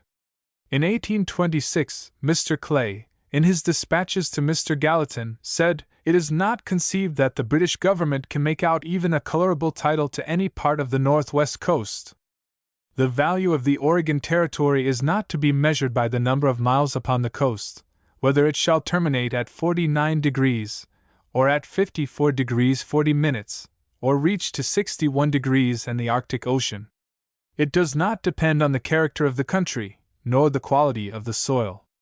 It is true that consideration is not virtually of attention, but the great point at issue, the great struggle between us and Great Britain, is for the freedom of the Pacific Ocean, for the trade of China and of Japan, of the East Indies, and for the maritime ascendancy on all these waters. That is the great point at issue between the two countries, and the settlement of this Oregon question involves all these interests. And in order to maintain these interests, and secure all the benefits resulting from them, we must not only go to 54 degrees 40 minutes, but we have got to exclude Great Britain from the coast in toto." In the course of the debate in committee of the House upon resolutions giving notice to Great Britain of the abrogation of the treaty between this country and Great Britain, Mr. Ramsay moved to strike out all after the word resolved, in one of the resolutions, and insert, "that the Oregon question is no longer a subject of negotiation or compromise." We quote from the record. Tellers were ordered and 10 members passed between them, amid shouts of laughter, cries of 54 degrees 40 minutes forever, clapping of hands and stamping of feet, which the chairman was some time in suppressing, and the negative vote was then taken and stood 146. So the amendment was rejected. The names of the 10 5440s were as follows: Archibald Bell, of Arkansas; Alexander Ramsay, of Pennsylvania; William Sawyer, of Ohio; T.B. Hoag, of Illinois; Robert Smith, of Illinois; Stephen A. Douglas, of Illinois; John A. McClelland; John Wentworth; Cornelius Darrah, of Pennsylvania; Felix S. McConnell, of Alabama; Archibald Bell; Alexander Ramsay; William Sawyer; T.B. Hoag; Robert Smith; Stephen A. Douglas; John A. McClelland; John Wentworth; Cornelius Darrah; Felix S. McConnell. It will be noticed that then, as now, Mr. Douglas had the faculty of carrying his state delegation with him. Mr. Douglas has, while in Congress, favored the appropriation by the general government of money for internal improvements upon the Jackson plan of strictly confining such appropriations to objects of national and general, not of state or local importance. He has frequently voted for river and harbor bills, voted for the independent Treasury bill, and has, in and out of Congress, utterly denied the power of Congress over the franchise in the states. Mr. Douglas was an early supporter of the Mexican War. He opposed the incorporation of the Wilmot Proviso into the 2 or 3 million bills. He believed the people's time had not come for any action on that subject.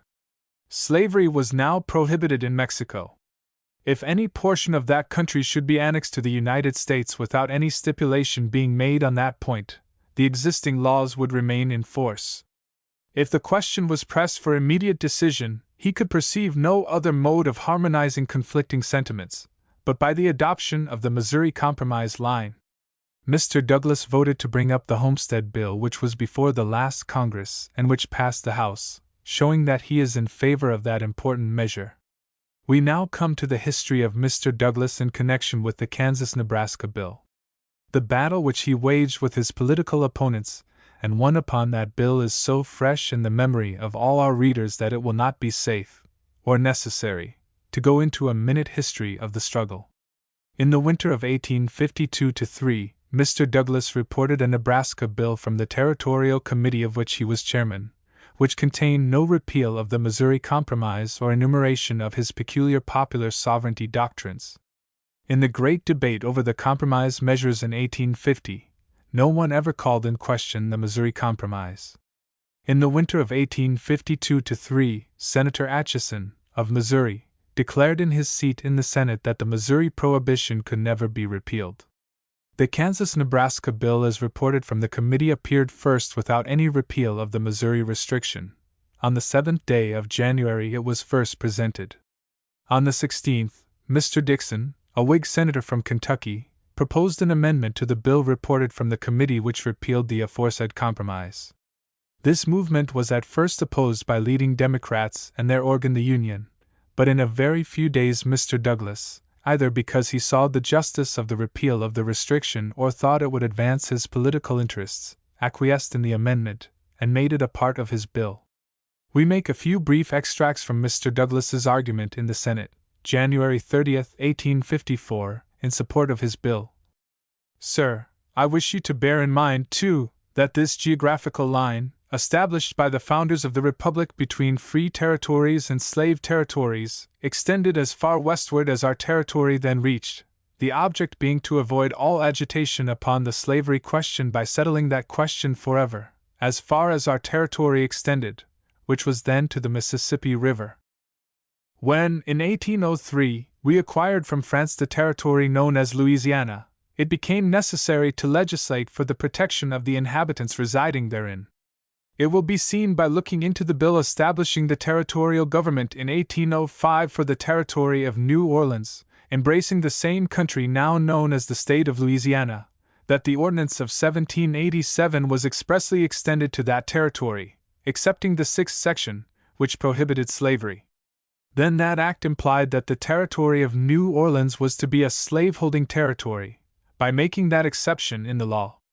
But, sir, when they came to form what was then called the territory of Louisiana, subsequently known as the territory of Missouri, north of the 33rd parallel, they used different language. They did not extend the ordinance of 1787 to it at all. They first provided that it should be governed by laws made by the governor and the judges, and when, in 1812, Congress gave to that territory, under the name of the Territory of Missouri, a territorial government, the people were allowed to do as they pleased upon the subject of slavery, subject only to the limitations of the Constitution of the United States. Now, what is the inference from that legislation?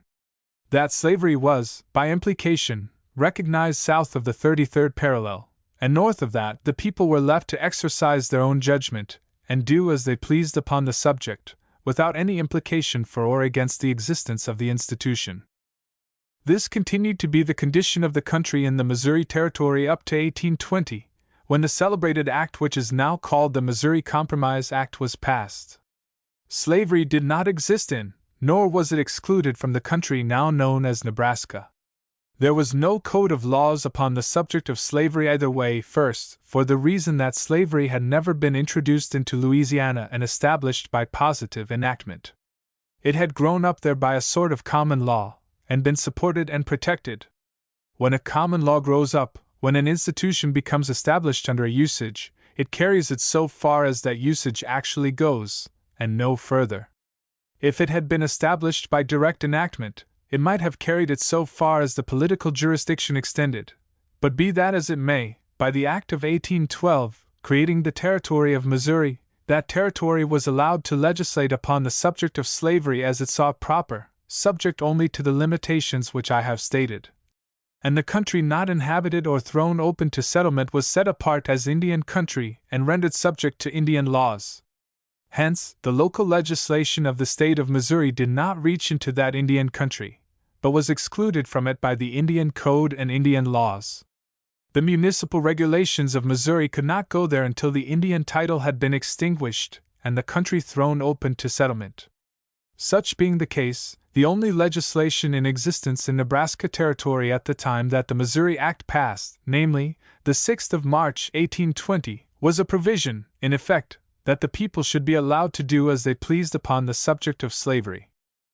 The Territory of Missouri having been left in that legal condition, positive opposition was made to the bill to organize a state government, with a view to its admission into the Union, and a senator from my state, Mr. Jesse B. Thomas, introduced an amendment, known as the 8th section of the bill, in which it was provided that slavery should be prohibited north of 36 degrees 30 minutes north latitude, in all that country which we had acquired from France. What was the object of the enactment of that 8th section? Was it not to go back to the original policy of prescribing boundaries to the limitation of free institutions, and of slave institutions, by a geographical line, in order to avoid all controversy in Congress upon the subject? Hence, they extended that geographical line through all the territory purchased from France, which was as far as our possessions then reached. It was not simply to settle the question on that piece of country, but it was to carry out a great principle, by extending that dividing line as far west as our territory went, and running it onward on each new acquisition of territory.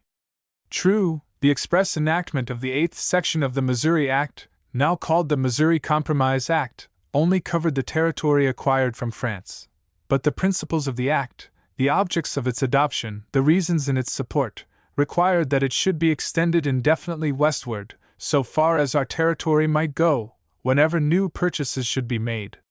Thus stood the question up to 1845, when the joint resolution for the annexation of Texas passed.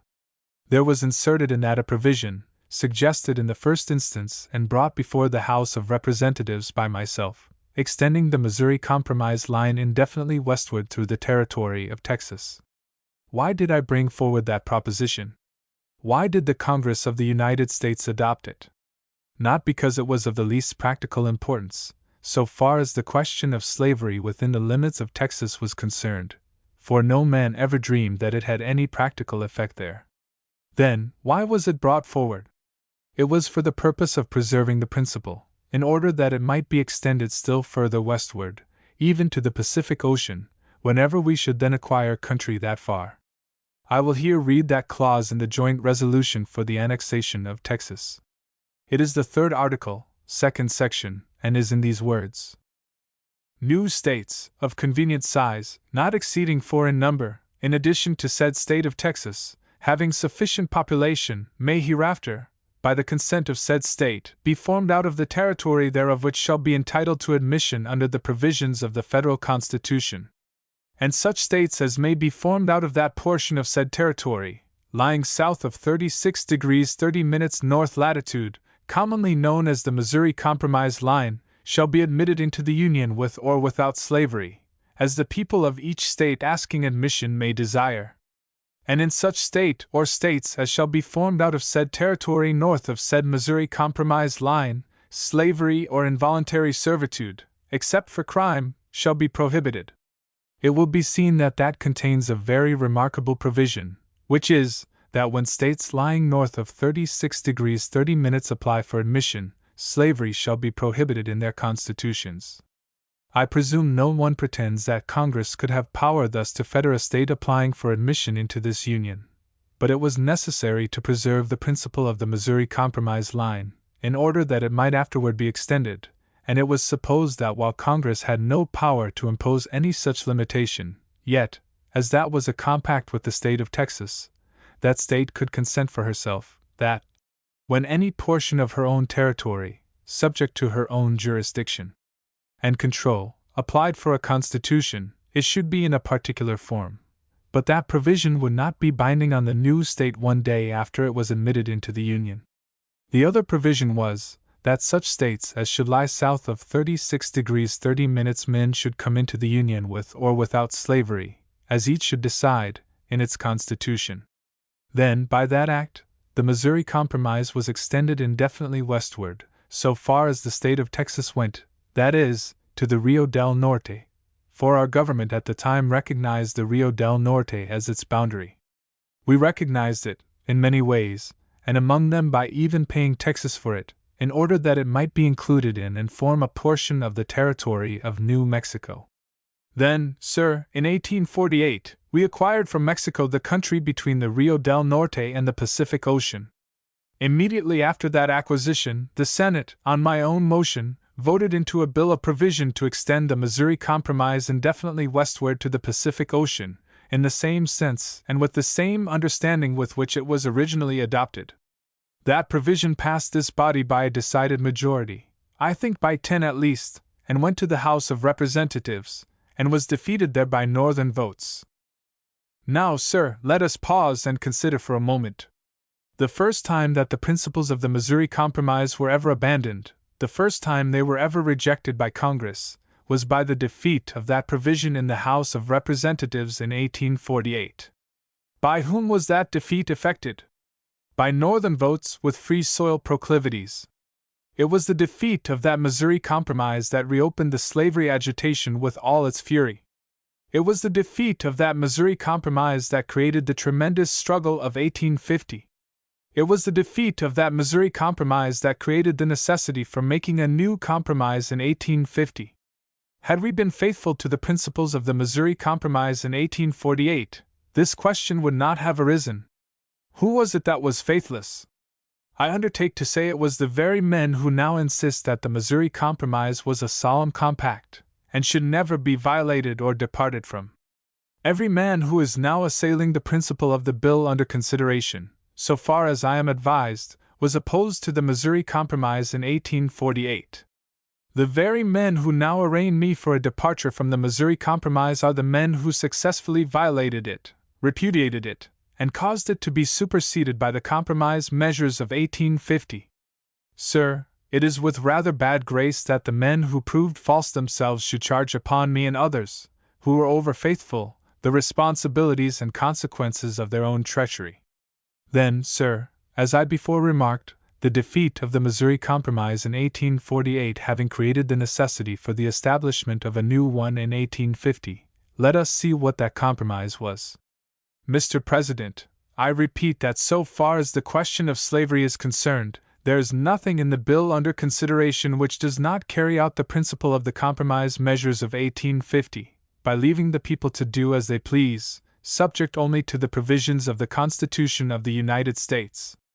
If that principle is wrong, the bill is wrong. If that principle is right, the bill is right. It is unnecessary to quibble about phraseology or words. It is not the mere words, the mere phraseology, that our constituents wish to judge by. They wish to know the legal effect of our legislation. The legal effect of this bill, if it be passed as reported by the Committee on Territories, is either to legislate slavery into these territories, nor out of them, but to leave the people to do as they please, under the provisions and subject to the limitations of the Constitution of the United States. Why should not this principle prevail? Why should any man, North or South, object to it? I will especially address the argument to my own section of country, and ask why should any Northern man object to this principle? If you will review the history of the slavery question in the United States, you will see that all the great results in behalf of free institutions which have been worked out, have been accomplished by the operation of this principle and by it alone. When these states were colonies of Great Britain, every one of them was a slave-holding province.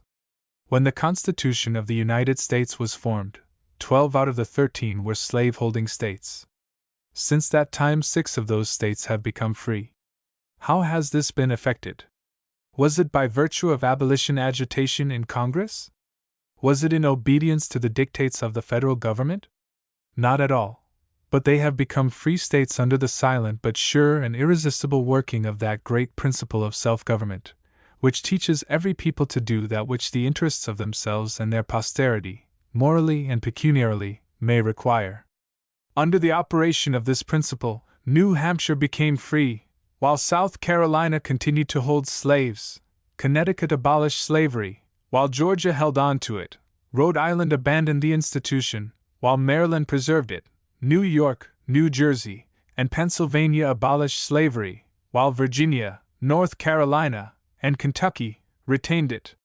Did they do it at your bidding? Did they do it at the dictation of the federal government? Did they do it in obedience to any of your Wilmot provisos or ordinances of '87? Not at all. They did it by virtue of their rights as freemen under the Constitution of the United States, to establish and abolish such institutions as they thought their own good required. The leading feature of the Compromise of 1850 was congressional non-intervention as to slavery in the territories, that the people of the territories and of all the states were to be allowed to do as they pleased upon the subject of slavery, subject only to the provisions of the Constitution of the United States. That, sir, was the leading feature of the compromise measures of 1850. Those measures, therefore, abandoned the idea of a geographical line as a boundary between free states and slave states, abandoned it because compelled to do it from an inability to maintain it, and in lieu of that substituted a great principle of self-government, which would allow the people to do as they thought proper. Now the question is, when that new compromise, resting upon that great fundamental principle of freedom, was established, was it not an abandonment of the old one, the geographical line?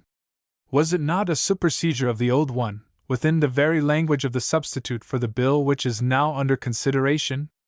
I say it did supersede it, because it applied its provisions as well to the north as to the south of 36 degrees 30 minutes. It established a principle which was equally applicable to the country north as well as south of the parallel of 36 degrees 30 minutes, a principle of universal application.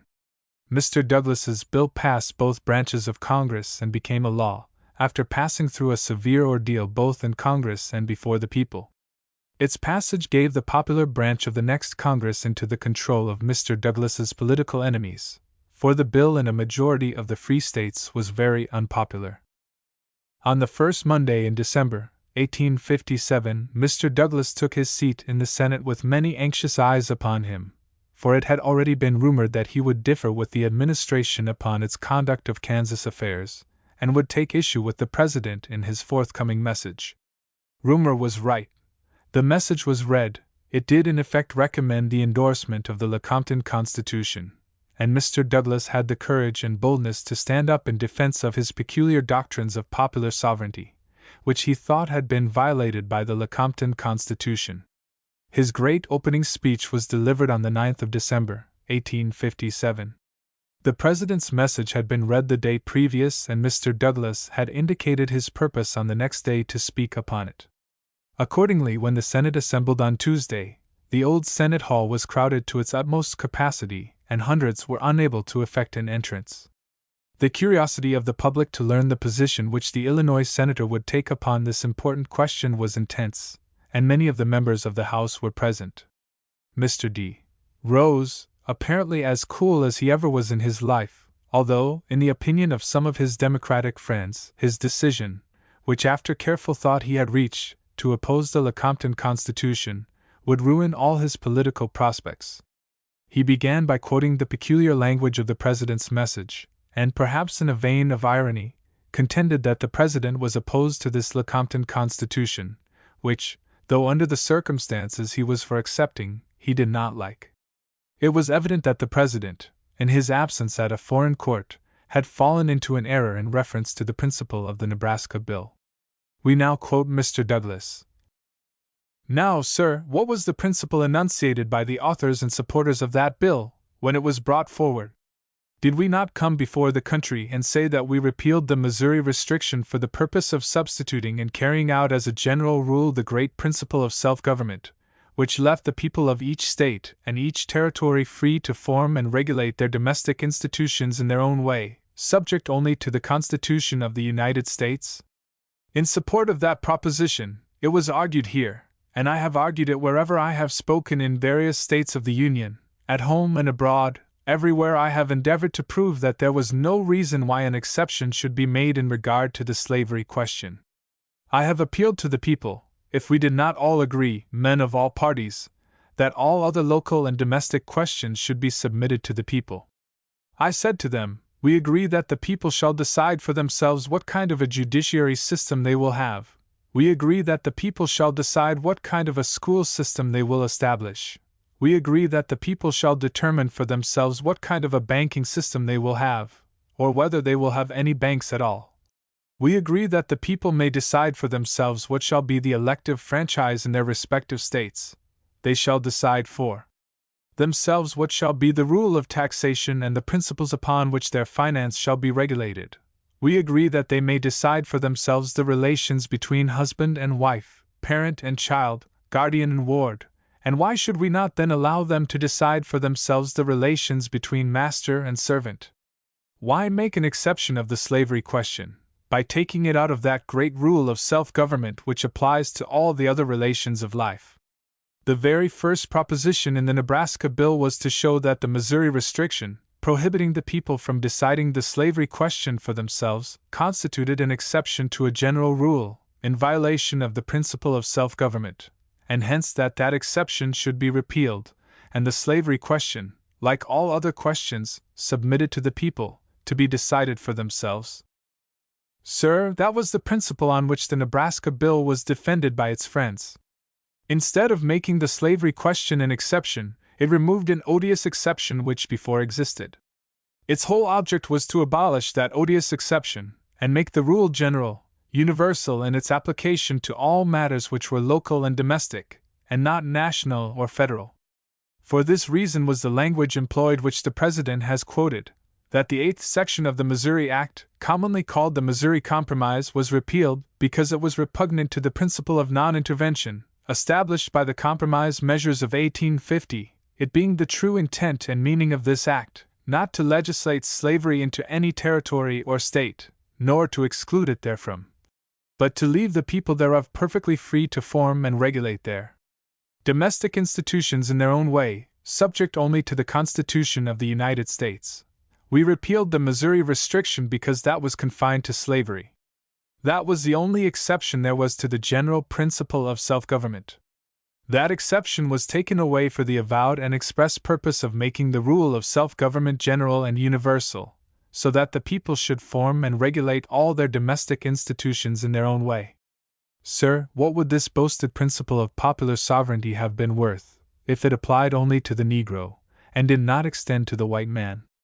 Do you think we could have aroused the sympathies and the patriotism of this broad republic, and have carried the presidential election last year, in the face of a tremendous opposition, on the principle of extending the right of self-government to the Negro question, but denying it as to all the relations affecting white men?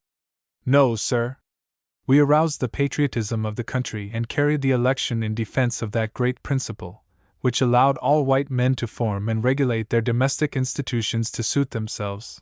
Institutions applicable to white men as well as to black men, institutions applicable to freemen as well as to slaves, institutions concerning all the relations of life, and not the mere paltry exception of the slavery question.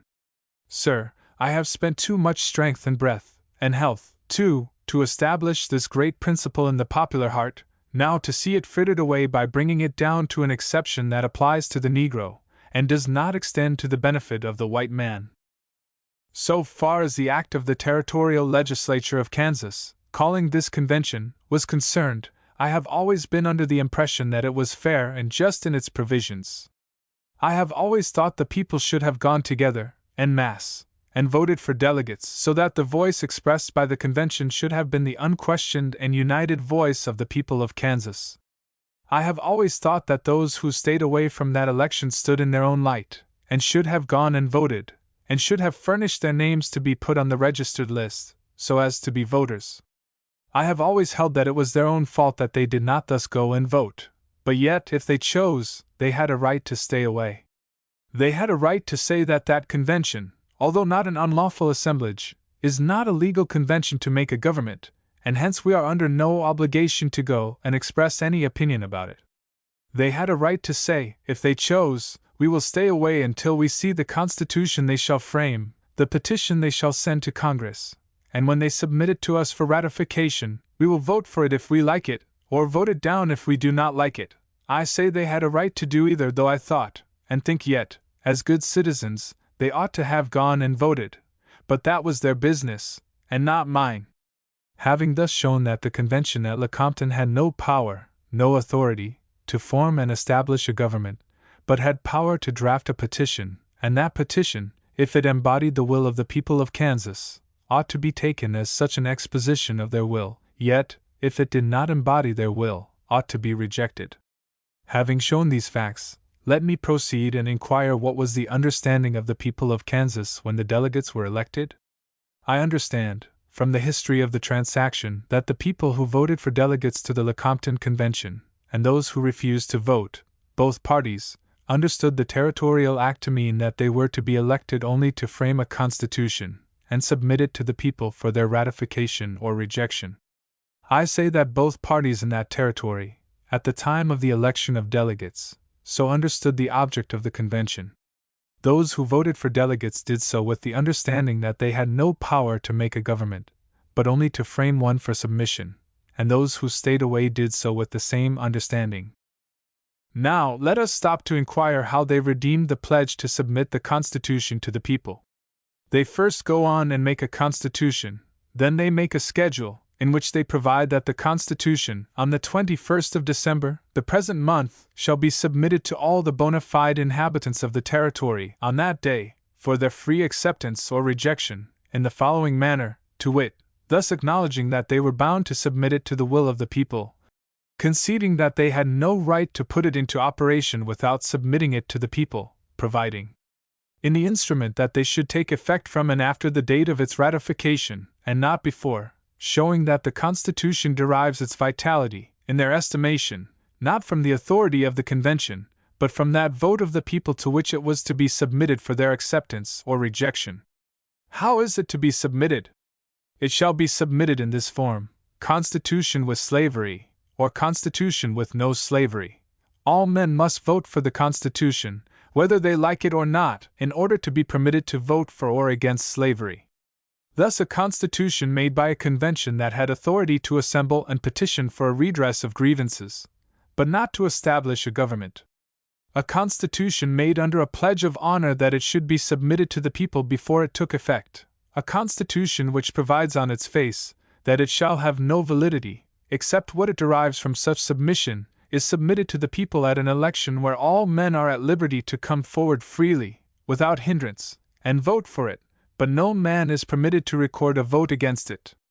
That would be as fair an election as some of the enemies of Napoleon attributed to him when he was elected first consul. He is said to have called out his troops, and had them reviewed by his officers with a speech, patriotic and fair in its professions, in which he said to them, "Now, my soldiers, you are to go to the election, and vote freely just as you please. If you vote for Napoleon, all is well; vote against him, and you are to be instantly shot." That was a fair election. This election is to be equally fair. All men in favor of the Constitution may vote for it. All men against it shall not vote at all. Why not let them vote against it? I presume you have asked many a man this question. I have asked a very large number of the gentlemen who framed the Constitution, quite a number of the delegates, and a still larger number of persons who are their friends, and I have received the same answer from every one of them. I never received any other answer, and I presume we never shall get any other answer. What is that? They say, if they allowed a negative vote, the Constitution would have been voted down by an overwhelming majority, and hence the fellows shall not be allowed to vote at all. Let me ask you, why force this Constitution down the throats of the people of Kansas, in opposition to their wishes and in violation of our pledges? What great object is to be attained? Cui bono? What are you to gain by it? Will you sustain the party by violating its principles? Do you propose to keep the party united by forcing a division? Stand by the doctrine that leaves the people perfectly free to form and regulate their institutions for themselves, in their own way, and your party will be united and irresistible in power. Abandon that great principle, and the party is not worth saving, and cannot be saved after it shall be violated. I trust we are not to be rushed upon this question. Why shall it be done? Who is to be benefited? Is the South to be the gainer? Is the North to be the gainer? Neither the North nor the South has the right to gain a sectional advantage by trickery or fraud. But I am beseeched to wait until I hear from the election, on the 21st of December.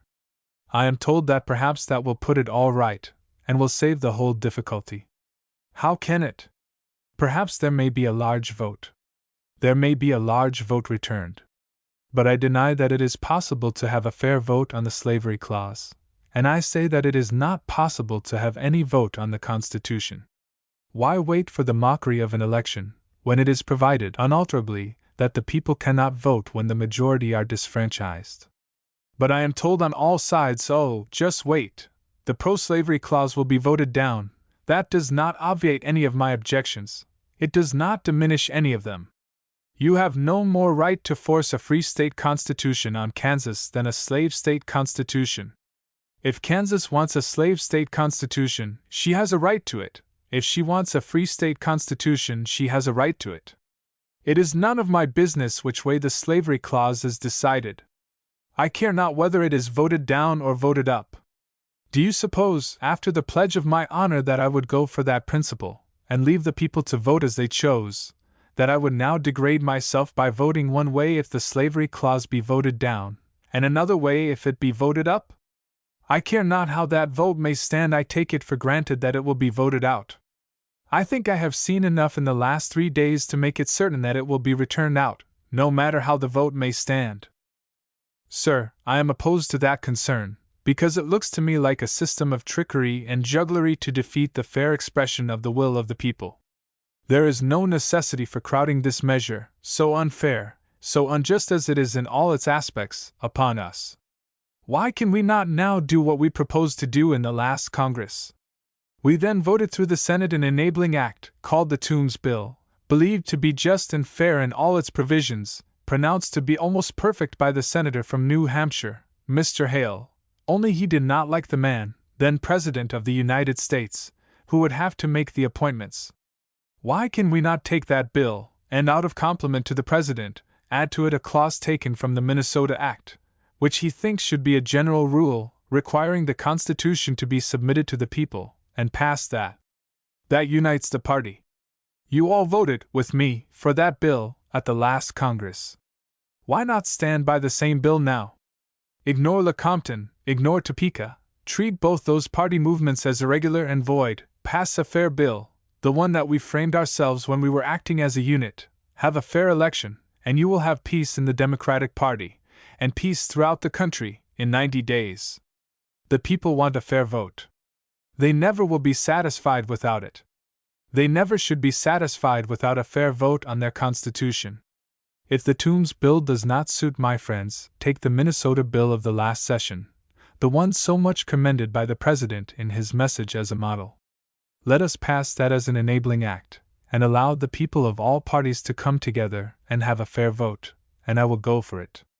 Frame any other bill that secures a fair, honest vote, to men of all parties, and carries out the pledge that the people shall be left free to decide on their domestic institutions, for themselves, and I will go with you with pleasure, and with all the energy I may possess.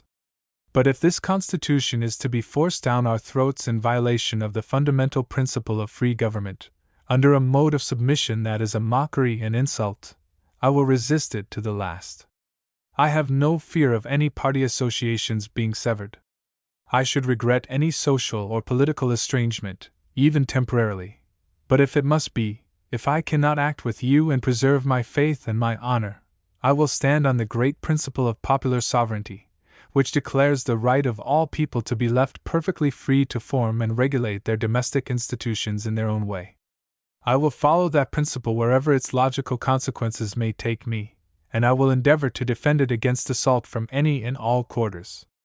No mortal man shall be responsible for my action but myself. By my action I will compromise no man.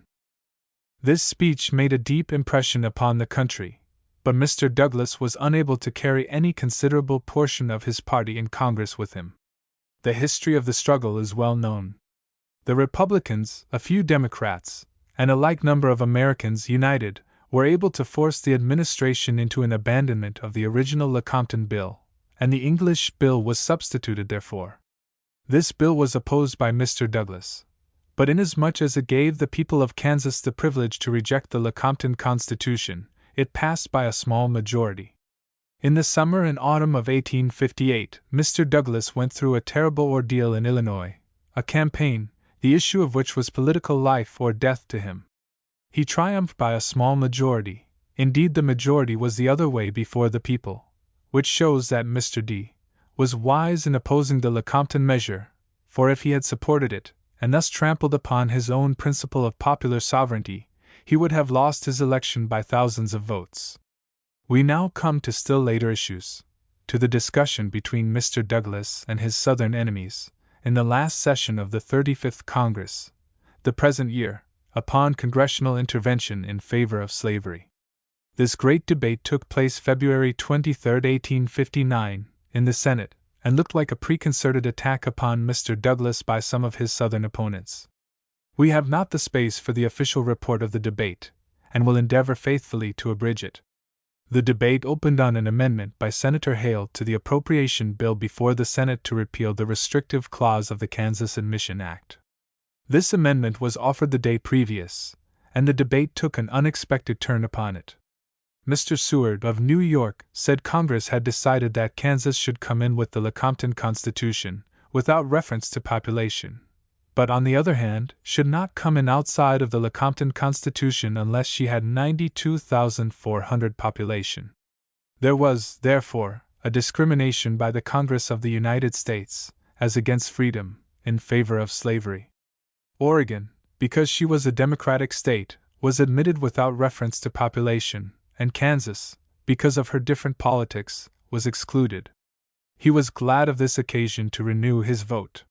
He was glad, also, to hear that so many gentlemen on the other side will give Kansas a fair hearing. It indicates that the time is coming when any state applying for admission will be heard on its merits, apart from all other considerations. He thought it goes to show that if Texas should be divided, or free states, as he thought they would, be formed in Mexico, they will come in as free states. Mr. Brown, of Mississippi, made a strong Southern speech. He held to the doctrine of state rights, denied the squatter sovereignty of territories, and threatened secession, with banners flying, if the South was deprived of her rights. His address was directed to Northern Democrats. He placed his views frankly on record, and desired neither to cheat nor be cheated. Mr. Douglas felt it incumbent on him, as a Northern Democrat, to make a reply. He admired the frankness, candor, and directness with which Mr. Brown had approached the question. He, Douglas, too, would put his opinions on record in such a manner as will acquit him of a desire to cheat or be cheated. He agreed at the outset with Mr. Brown, and with the decision of the Supreme Court, that slaves are property, and that their owners have a right to carry them into the territories as any other property. Having the right of transit into the territory, the question arises, how far does the power of the territorial legislature extend to slave property? And the reply is, to the same extent, and no further, than to any other description of property. Mr. Brown has said that slave property needs more protection than any other description. If so, it is the misfortune of the owners of that kind of property.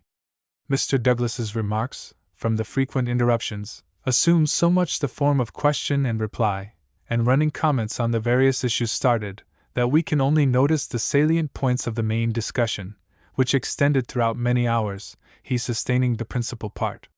His general scope was, that he would leave all descriptions of property, slaves included, to the operation of the local law, and would not have Congress interfere in any way therewith. If the people of the territory want slavery there, they will foster and encourage it, and if they do not find it for their advantage, they will do otherwise. So it becomes a question of soil, climate, production, etc. He illustrated by saying that if any discrimination is to be made in any description of property, the owner of stock, or liquors, or any other, might claim it likewise. After some other illustrations, he went into discussion of the Kansas-Nebraska bill, which, he said, was passed by a distinct understanding between Northern and Southern Democrats, however differing on some points, to give to the territorial legislature the full power, with appeal to the Supreme Court, to test the constitutionality of any law, but not to Congress to repeal it. If the court decides such law to be constitutional, it must stand; if not, it must fall to the ground, without action of Congress. That doctrine of non-intervention by Congress with slavery in the states and territories has been a fundamental principle of the Democratic platform, and every Democrat is pledged to it by the Cincinnati platform. Here Mr. Douglas, in reply to a question by Mr. Clay, who also made the remark that, according to Mr. Douglas's interpretation, squatter sovereignty is superior to the Constitution, said that the limit of territorial legislation is the Organic Act and the Constitution. In reply to Mr. Clay's question, "Can a slaveholder take his slave property into the territory?" he would reply yes, and hold it as other property. To the question, "Will Congress pass a law to protect other kinds of property in the territories?" he would answer, "No, for the doctrine that Congress is to legislate on property and persons without representation is the doctrine of the Parliament of George III, that brought on the Revolutionary War." We said then it was a violation of the rights of power to assume to legislate for Englishmen without their consent. Now, was he, Mr. Douglas, to be called on to force this same odious doctrine on the people of the territories without their consent? He answered, no, let them govern themselves. If they make good laws, let them enjoy the blessings. If bad, let them suffer until they are repealed.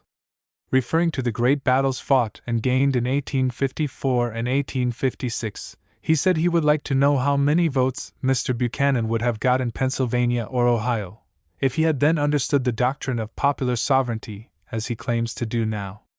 Mr. Bigler asked how many votes Mr. Buchanan would have received in 1856, had the senator from Illinois and those who acted with him told the people that the Kansas Act was not intended to extend to the territories the sacred right of self-government, but simply to give the people the right to petition for redress of grievances, a right not denied to any citizen, white or black?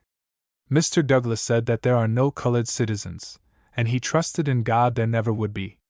He did not recognize the black brothers. Mr. Bigler knew that as well as the senator, and should have said inhabitants. Mr. Douglas resumed. In 1856, he took the same ground as now, and Mr. Buchanan, when he accepted the nomination, took the same ground. His letter of acceptance to the Cincinnati Convention shows he then understood that the people of the territories should decide whether slavery should or should not exist within their limits. When gentlemen called for congressional intervention, they step off the Democratic platform. He, Mr. Douglas, asserted that the Democratic creed was non-intervention by Congress, and the right of the people to govern themselves.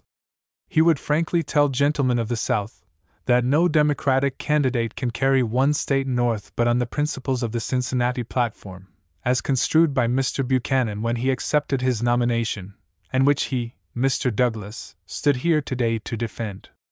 Mr. Davis replied to Mr. Douglas elaborately, denying that he, Douglas, rightly interpreted the obligations of the Democratic Party. Mr. Pugh said Mr. Brown had asked if Northern Democrats would vote for congressional intervention to protect the people against local legislation.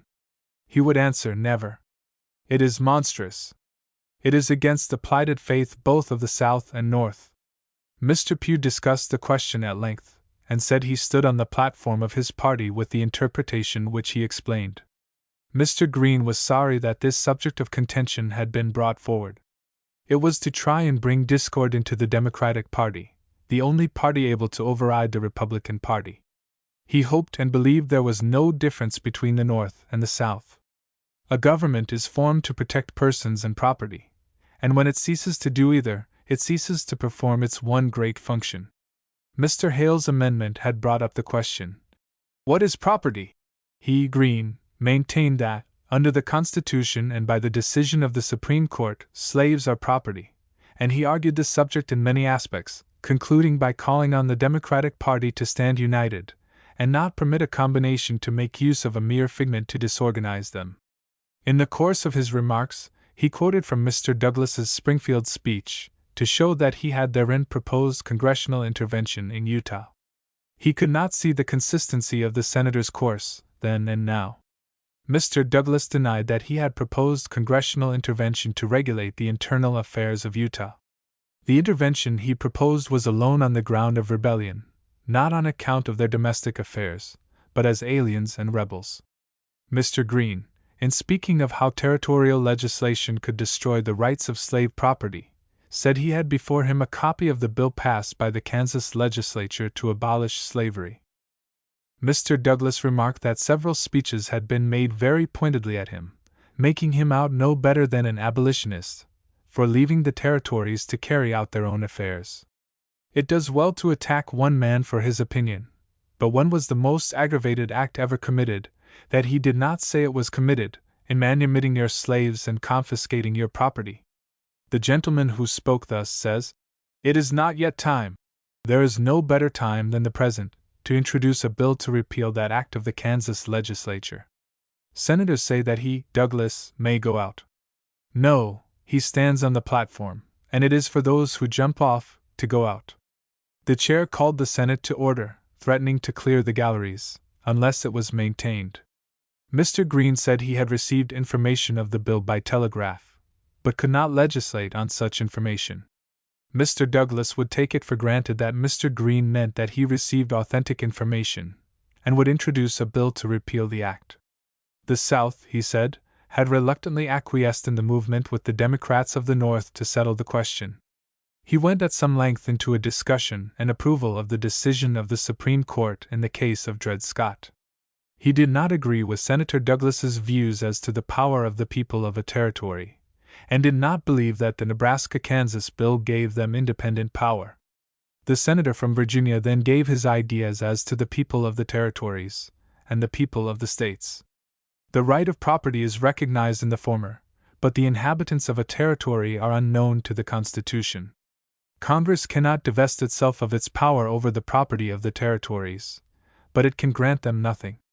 South of the Potomac River, to the confines of Mexico, there is not one dissentient voice. The South would be recreant to itself if it would give one vote for its rights to be taken from the Constitution and remitted to the pleasure of the people temporarily in the territories.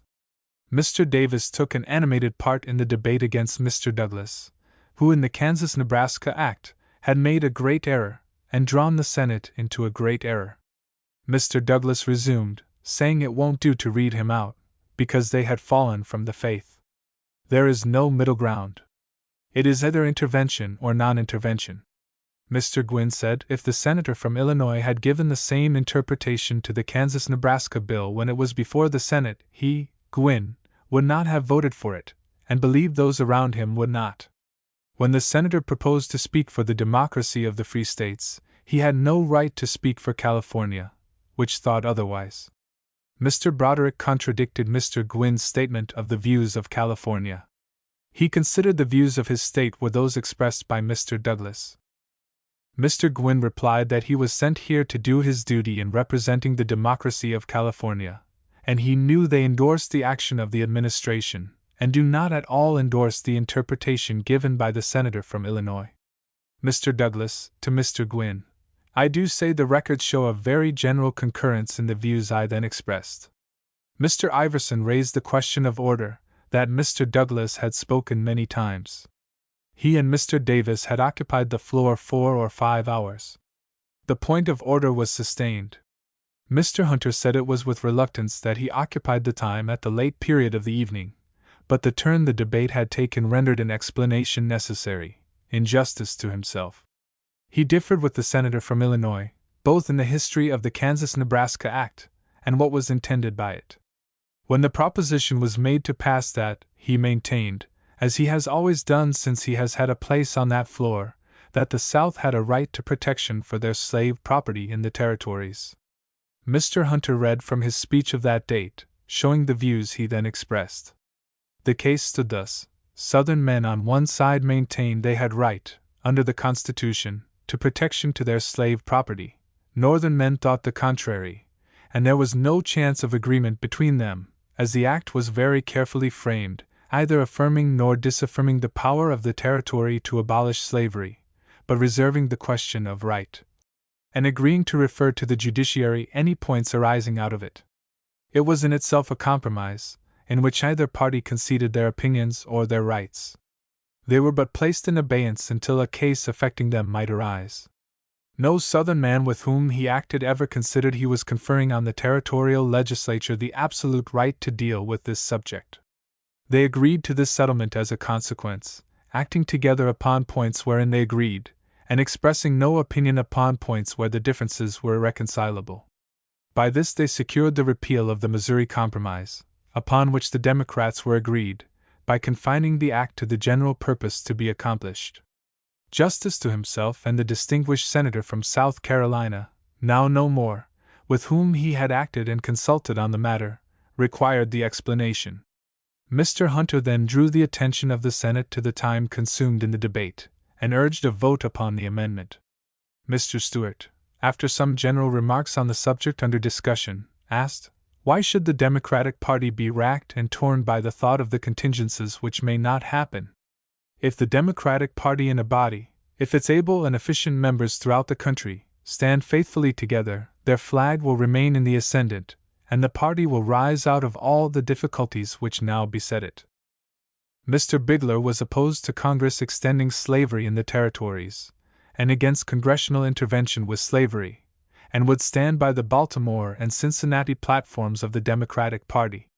He believed the best interests of the country were in the hope of the democracy. Mr. Douglas is a powerful debater, quick, ready at repartee, strong in his logic, and possessing that animal courage which is so necessary to the successful debater. Few men equal him in senatorial debate for rough power.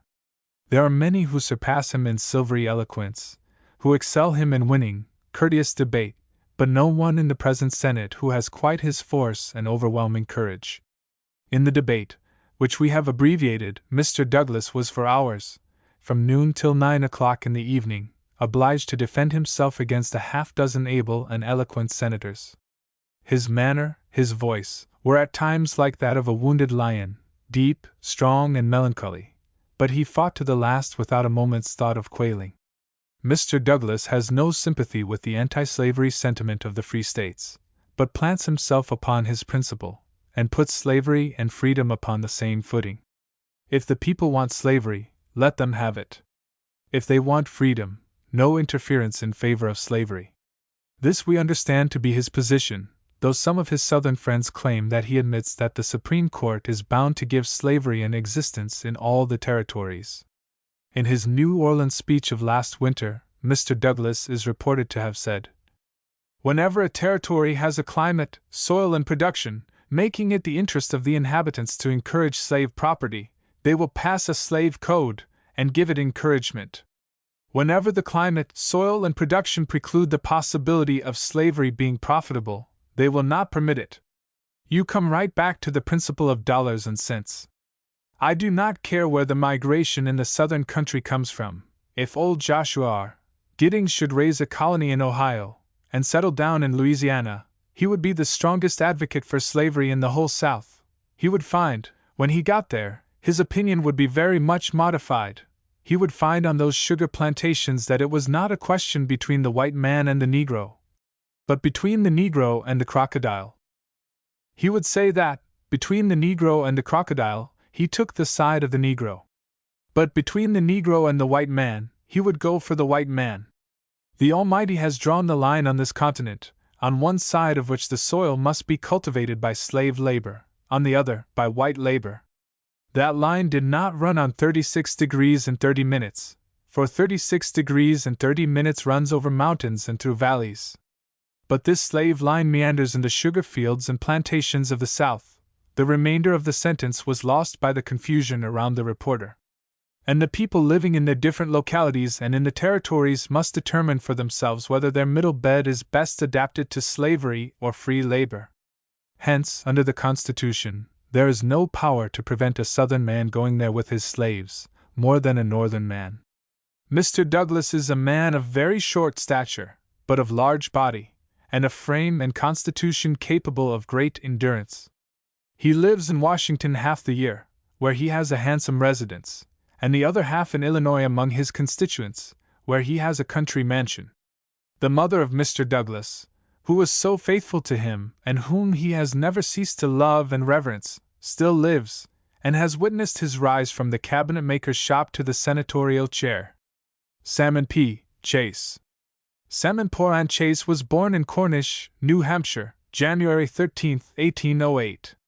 He was 7 years old when his father removed to the town of Keene, where he attended the village school. In 1817 his father died, and 2 years later the boy, then only 12 years old, went to Worthington, Ohio.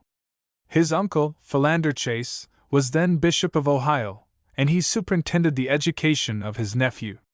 Shortly after this, he entered Cincinnati College, of which institution his uncle became president.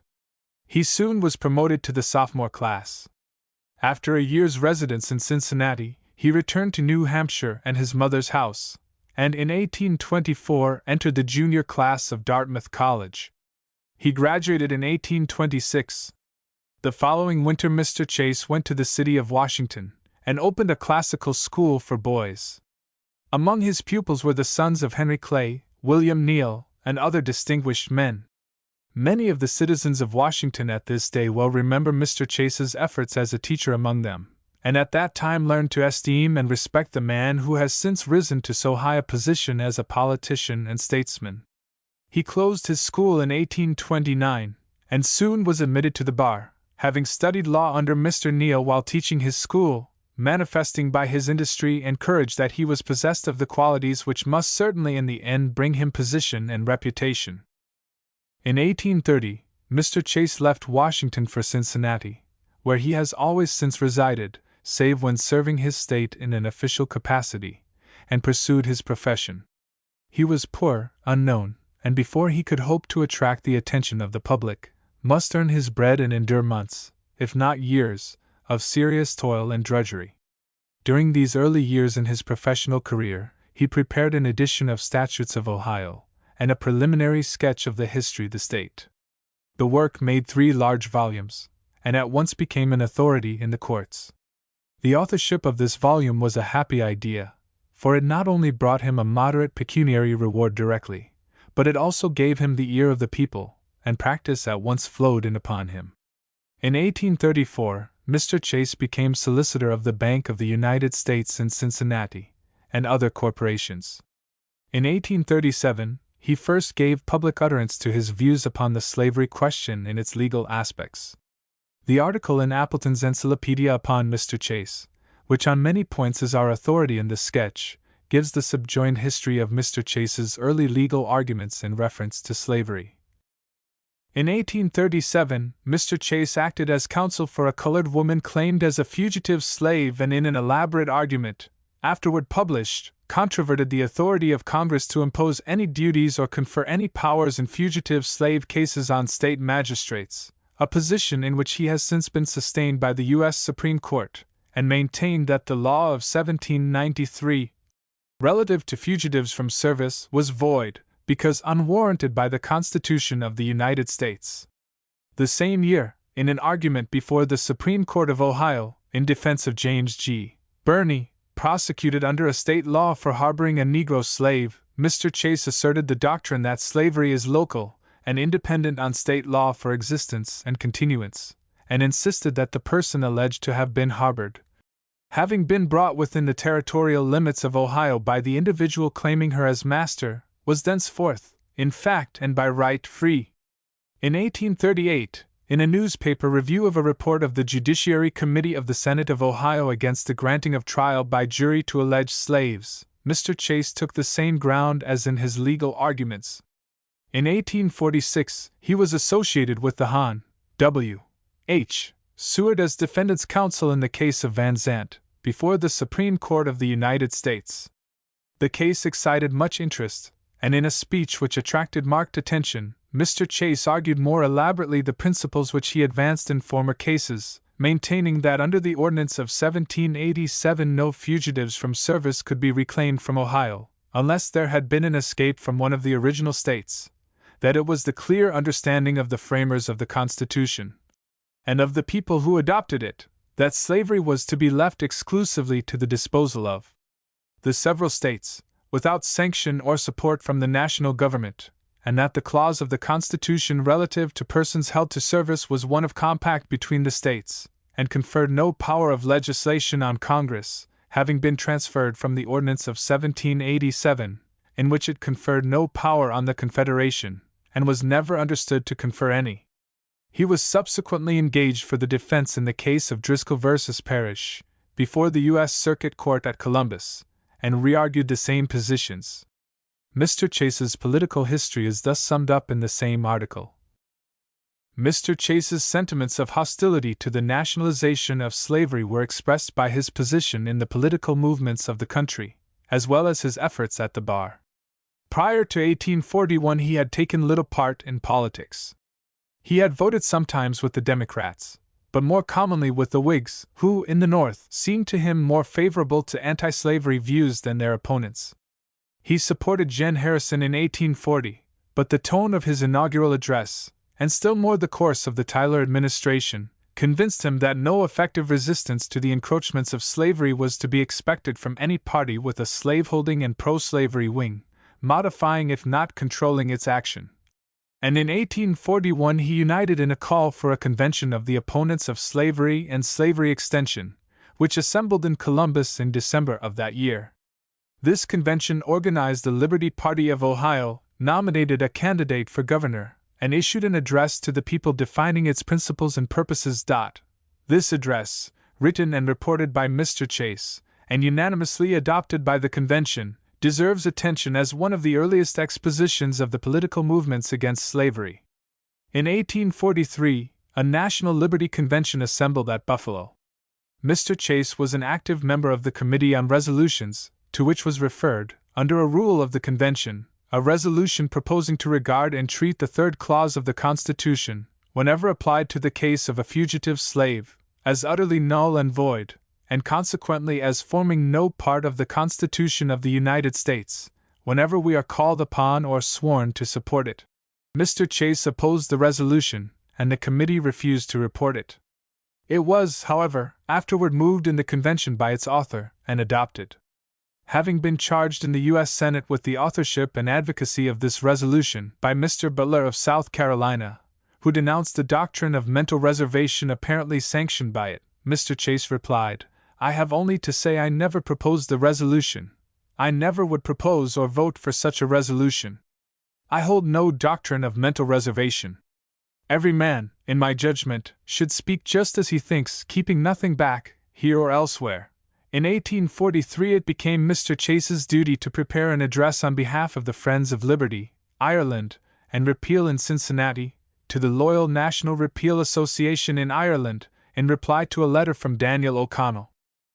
In this address Mr. Chase reviewed the relations of the federal government to slavery at the period of its organization, set forth its original anti-slavery policy, and the subsequent growth of the political power of slavery, vindicated the action of the Liberal Party, and repelled the aspersions cast by a repeal association in Cincinnati upon anti-slavery men.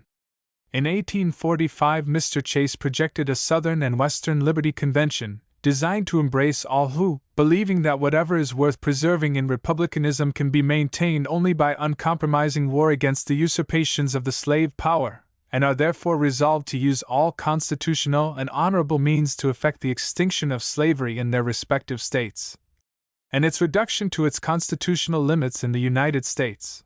The convention was held in Cincinnati in June 1845 and was attended by 4,000 persons.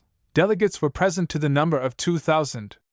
Mr. Chase, as chairman of the committee, prepared the address, giving a history of slavery in the United States, showing the position of the Whig and Democratic parties, and arguing the necessity of a political organization unequivocally committed to the denationalization of slavery and the overthrow of the slave power, and exhibiting what he regarded as the necessary hostility of the slaveholding interest to democracy and all liberal measures. This address was widely circulated. In 1847, Mr. Chase was a member of the Second National Liberty Convention, and opposed the making of any national nomination at that time, urging that a more general movement against slavery extension and denomination was likely to grow out of the agitation of the Wilmot Proviso, and the action of Congress and political parties in reference to slavery. In 1848, anticipating that the conventions of the Whig and Democratic parties would probably refuse to take grounds against the extensions of slavery, he prepared a call for a free territory state convention at Columbus, which was signed by more than 3,000 voters of all political parties. The convention thus called was largely attended, and invited a national convention to meet at Buffalo in August. The influence of Mr. Chase was conspicuous in the state convention, and no less so in the national convention, which assembled upon its invitation, and nominated Mr. Van Buren for president. An immense mass meeting was held at Buffalo at the same time. Mr. Chase was president of the National Convention, and also a member of its Committee on Resolutions. The platform was substantially his work. On February 22, 1849, Mr. Chase was chosen a Senator of the United States from Ohio, receiving the entire vote of the Democratic members of the legislature, and of those Free Soil members who favored Democratic views.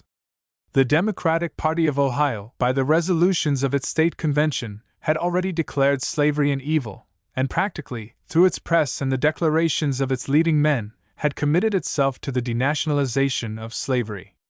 Mr. Chase, therefore, coinciding with the Democrats in their general views of the state policy, supported their state nominees, distinctly announcing his intention, in the event of the party's desertion of its anti-slavery position, in state or national conventions, to end at once his connection with it.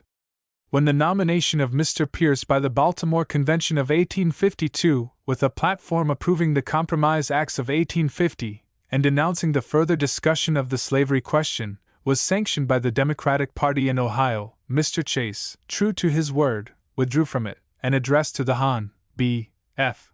Butler, of New York, his associate in the Buffalo Convention, a letter in vindication of an independent Democratic Party. He prepared a platform, which was substantially adopted by the Convention of the Independent Democracy at Pittsburgh in 1852. Having thus gone into a minority rather than compromise his principles, Mr. Chase gave a cordial and energetic support to the nominees and measures of the independent democracy, until the Nebraska Bill gave rise to a new and powerful party, based substantially upon the ideas he had so long maintained. As a Senator of the United States, Mr. Chase delivered on March 26 and 27, 1850, a speech against Mr. Clay's Compromise Bill, reviewing thoroughly all the questions presented in it. He moved an amendment providing against the introduction of slavery in the territories to which the bill applied, but it failed by a vote of 25 to 30. He proposed also, though without success, an amendment to the Fugitive Slave Bill, securing trial by jury to alleged slaves, and another conforming its provisions to the terms of the Constitution, by excluding from its operation persons escaping from state or territories, and vice versa. In 1854, when the bill for the repeal of the Missouri Compromise, commonly called the Nebraska-Kansas Bill, was introduced, he drafted an appeal to the people against the measure, which was signed by the senators and representatives in Congress, concurring in his political opinions, and in a speech on February 3, attempted the first elaborate exposure of the features of that bill, as viewed by its opponents. In the general opposition to the Nebraska Bill he took a leading part, and the rejection of 3 of his proposed amendments was thought to be of such significance as bearing on the slavery question, that it may be well to state them. The first proposed to add after the words, "subject only to the Constitution of the United States," in Section 14, the following clause, under which the people of the territory, through their appropriate representatives, may, if they see fit, prohibit the existence of slavery therein. This was rejected, yeas 10, nays 36. The second proposed to give practical effect to the principle of popular sovereignty by providing for the election by the people of the territory of their own governor, judges, and secretary, instead of leaving, as in the bill, their appointment to the federal executive. This was defeated, yeas 10, nays 30. He then proposed an amendment of the boundary, so as to have but one territory, named Nebraska, instead of 2 entitled respectively Nebraska and Kansas. This was rejected, yeas 8, nays 34. His opposition to the bill was ended by a final and earnest protest against it on the night of its passage. While thus vigilant in maintaining his principles on the slavery question, Mr. Chase was constant in the discharge of the general duties of his position: to divorce the federal government from all connection with slavery, to confine its actions strictly within constitutional limits, to uphold the rights of individuals and of states, to foster with equal care all the great interests of the country, and to secure an economical administration of the national finances, were the general aims, which he endeavored, both by his votes and his speeches, to promote. On the interests of the West, he always kept a watchful eye, claiming that the federal treasury should defray the expenses of providing for the safety of navigation on our great inland seas, as well as on the Atlantic and Pacific coasts, and advocating liberal aid by the federal government to the construction of a railroad to the Pacific by the best, shortest, and cheapest route. He was an earnest supporter of the policy of the free homestead movement, in behalf of which he expressed his views during the first session of his term, on presenting a petition for granting the public lands, in limited quantities, to actual settlers not possessed of other land. He was also an early advocate of cheap postage and an unwearied opponent of extravagant appropriations. In July 1855, Mr. Chase was nominated by the opponents of the Nebraska Bill and the Pierce administration for governor of Ohio, and was elected. His inaugural address, delivered in 1856, recommended economy in the administration of public affairs, single districts for legislative representation, annual instead of biennial sessions of the legislature, and ample provision for the educational interests of the state. His state policy and senatorial course were now so much approved that at the National Convention of the Republican Party, held the same year, a majority of the Ohio delegation and many delegates from other states desired his nomination for the presidency, but his name was, at his request, withdrawn. His first annual message to the Ohio legislature, in 1857, after reviewing the material resources and the financial and educational condition of the state, together with its federal relations, recommended a Bureau of Statistics, which was accordingly established. During the same year, a deficit of over $500,000 being discovered in the state treasury, a few days before the semi-annual interest of the state debt became due, the decided action of Gov.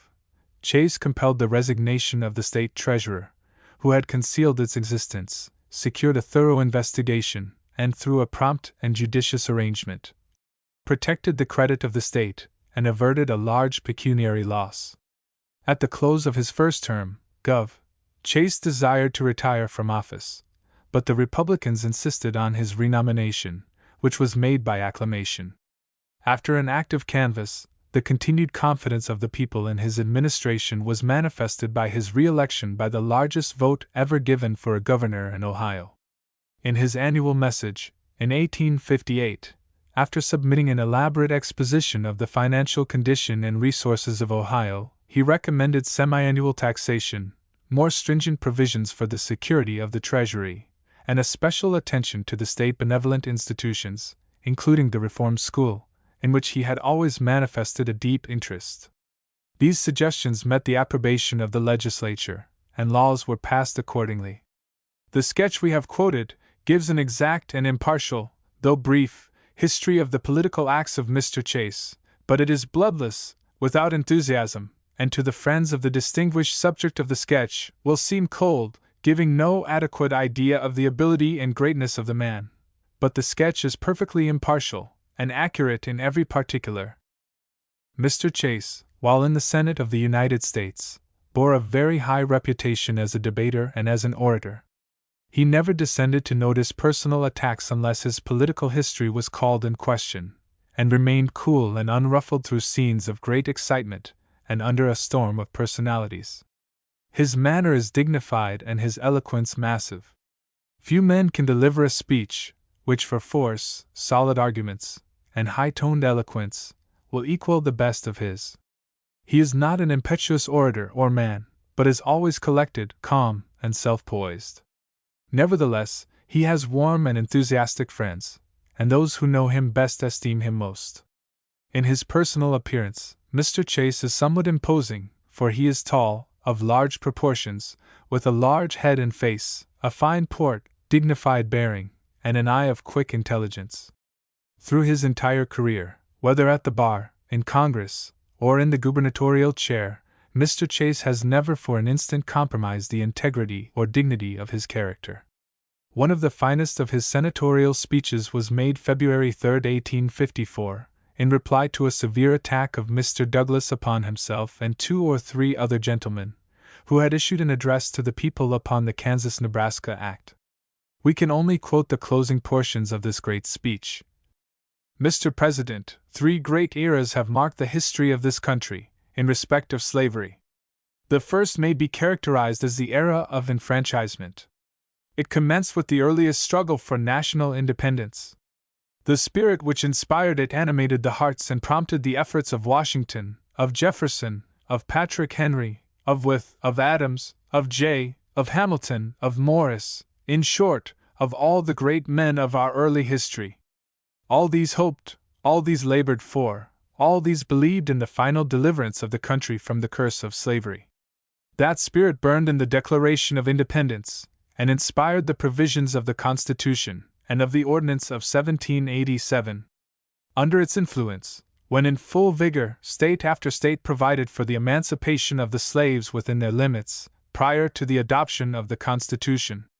Under its feebler influence at a later period, and during the administration of Mr. Jefferson, the importation of slaves was prohibited into Mississippi and Louisiana, in the faint hope that these territories might finally become free states. Gradually that spirit ceased to influence our public councils, and lost its control over the American heart, and the American policy. Another era succeeded, but by such imperceptible gradations that the hues which separate the two cannot be traced with absolute precision. The facts of the two eras meet and mingle as the currents of confluent streams mix so imperceptibly that the observer cannot fix the spot where the meeting waters blend. This second era was the era of conservatism. Its great maxim was to preserve the existing condition. Men said, "Let things remain as they are, let slavery stay where it is, exclude it where it is not, refrain from disturbing the public quiet by agitation, adjust all differences that arise not by the application of principles, but by compromises." It was during this period that the senator tells us that slavery was maintained in Illinois, both while a territory and after it became a state, in despite of the provisions of the ordinance. It is true, sir, that the slaves held in the Illinois country, under the French law, were not regarded as absolutely emancipated by the provisions of the ordinance. But full effect was given to the ordinance in excluding the introduction of slaves, and thus the territory was preserved from eventually becoming a slave state. The few slaveholders in the territory of Indiana, which then included Illinois, succeeded in obtaining such an ascendancy in its affairs that repeated applications were made, not merely by conventions of delegates, but by the territorial legislature itself, for a suspension of a clause in the ordinance prohibiting slavery. These applications were reported upon by John Randolph, of Virginia, in the House, and by Mr. Franklin, in the Senate. Both the reports were against suspension. The grounds stated by Randolph are specially worthy of being considered now. They are thus stated in the report: that the committee deem it highly dangerous and inexpedient to impair a provision wisely calculated to promote the happiness and prosperity of the northwestern country, and to give strength and security to that extensive frontier. In the salutary operation of this sagacious and benevolent restraint, it is believed that the inhabitants of Indiana will, at no very distant day, find ample remuneration for a temporary privation of labor and of emigration. Sir, these reports, made in 1803 and 1807, and the action of Congress upon them, in conformity with their recommendation, saved Illinois, and perhaps Indiana, from becoming slave states. When the people of Illinois formed their state constitution, they incorporated into it a section providing that neither slavery nor involuntary servitude shall be hereafter introduced into this state. The Constitution made provision for the continued service of the few persons who were originally held as slaves, and then bound to service under the territorial laws, and for the freedom of their children, and thus secured the final extinction of slavery.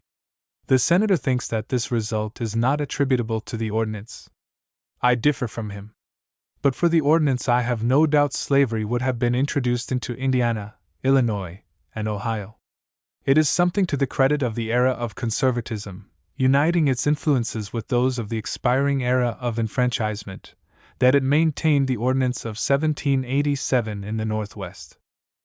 The era of conservatism passed, also, by imperceptible gradations, into the era of slavery propagandism.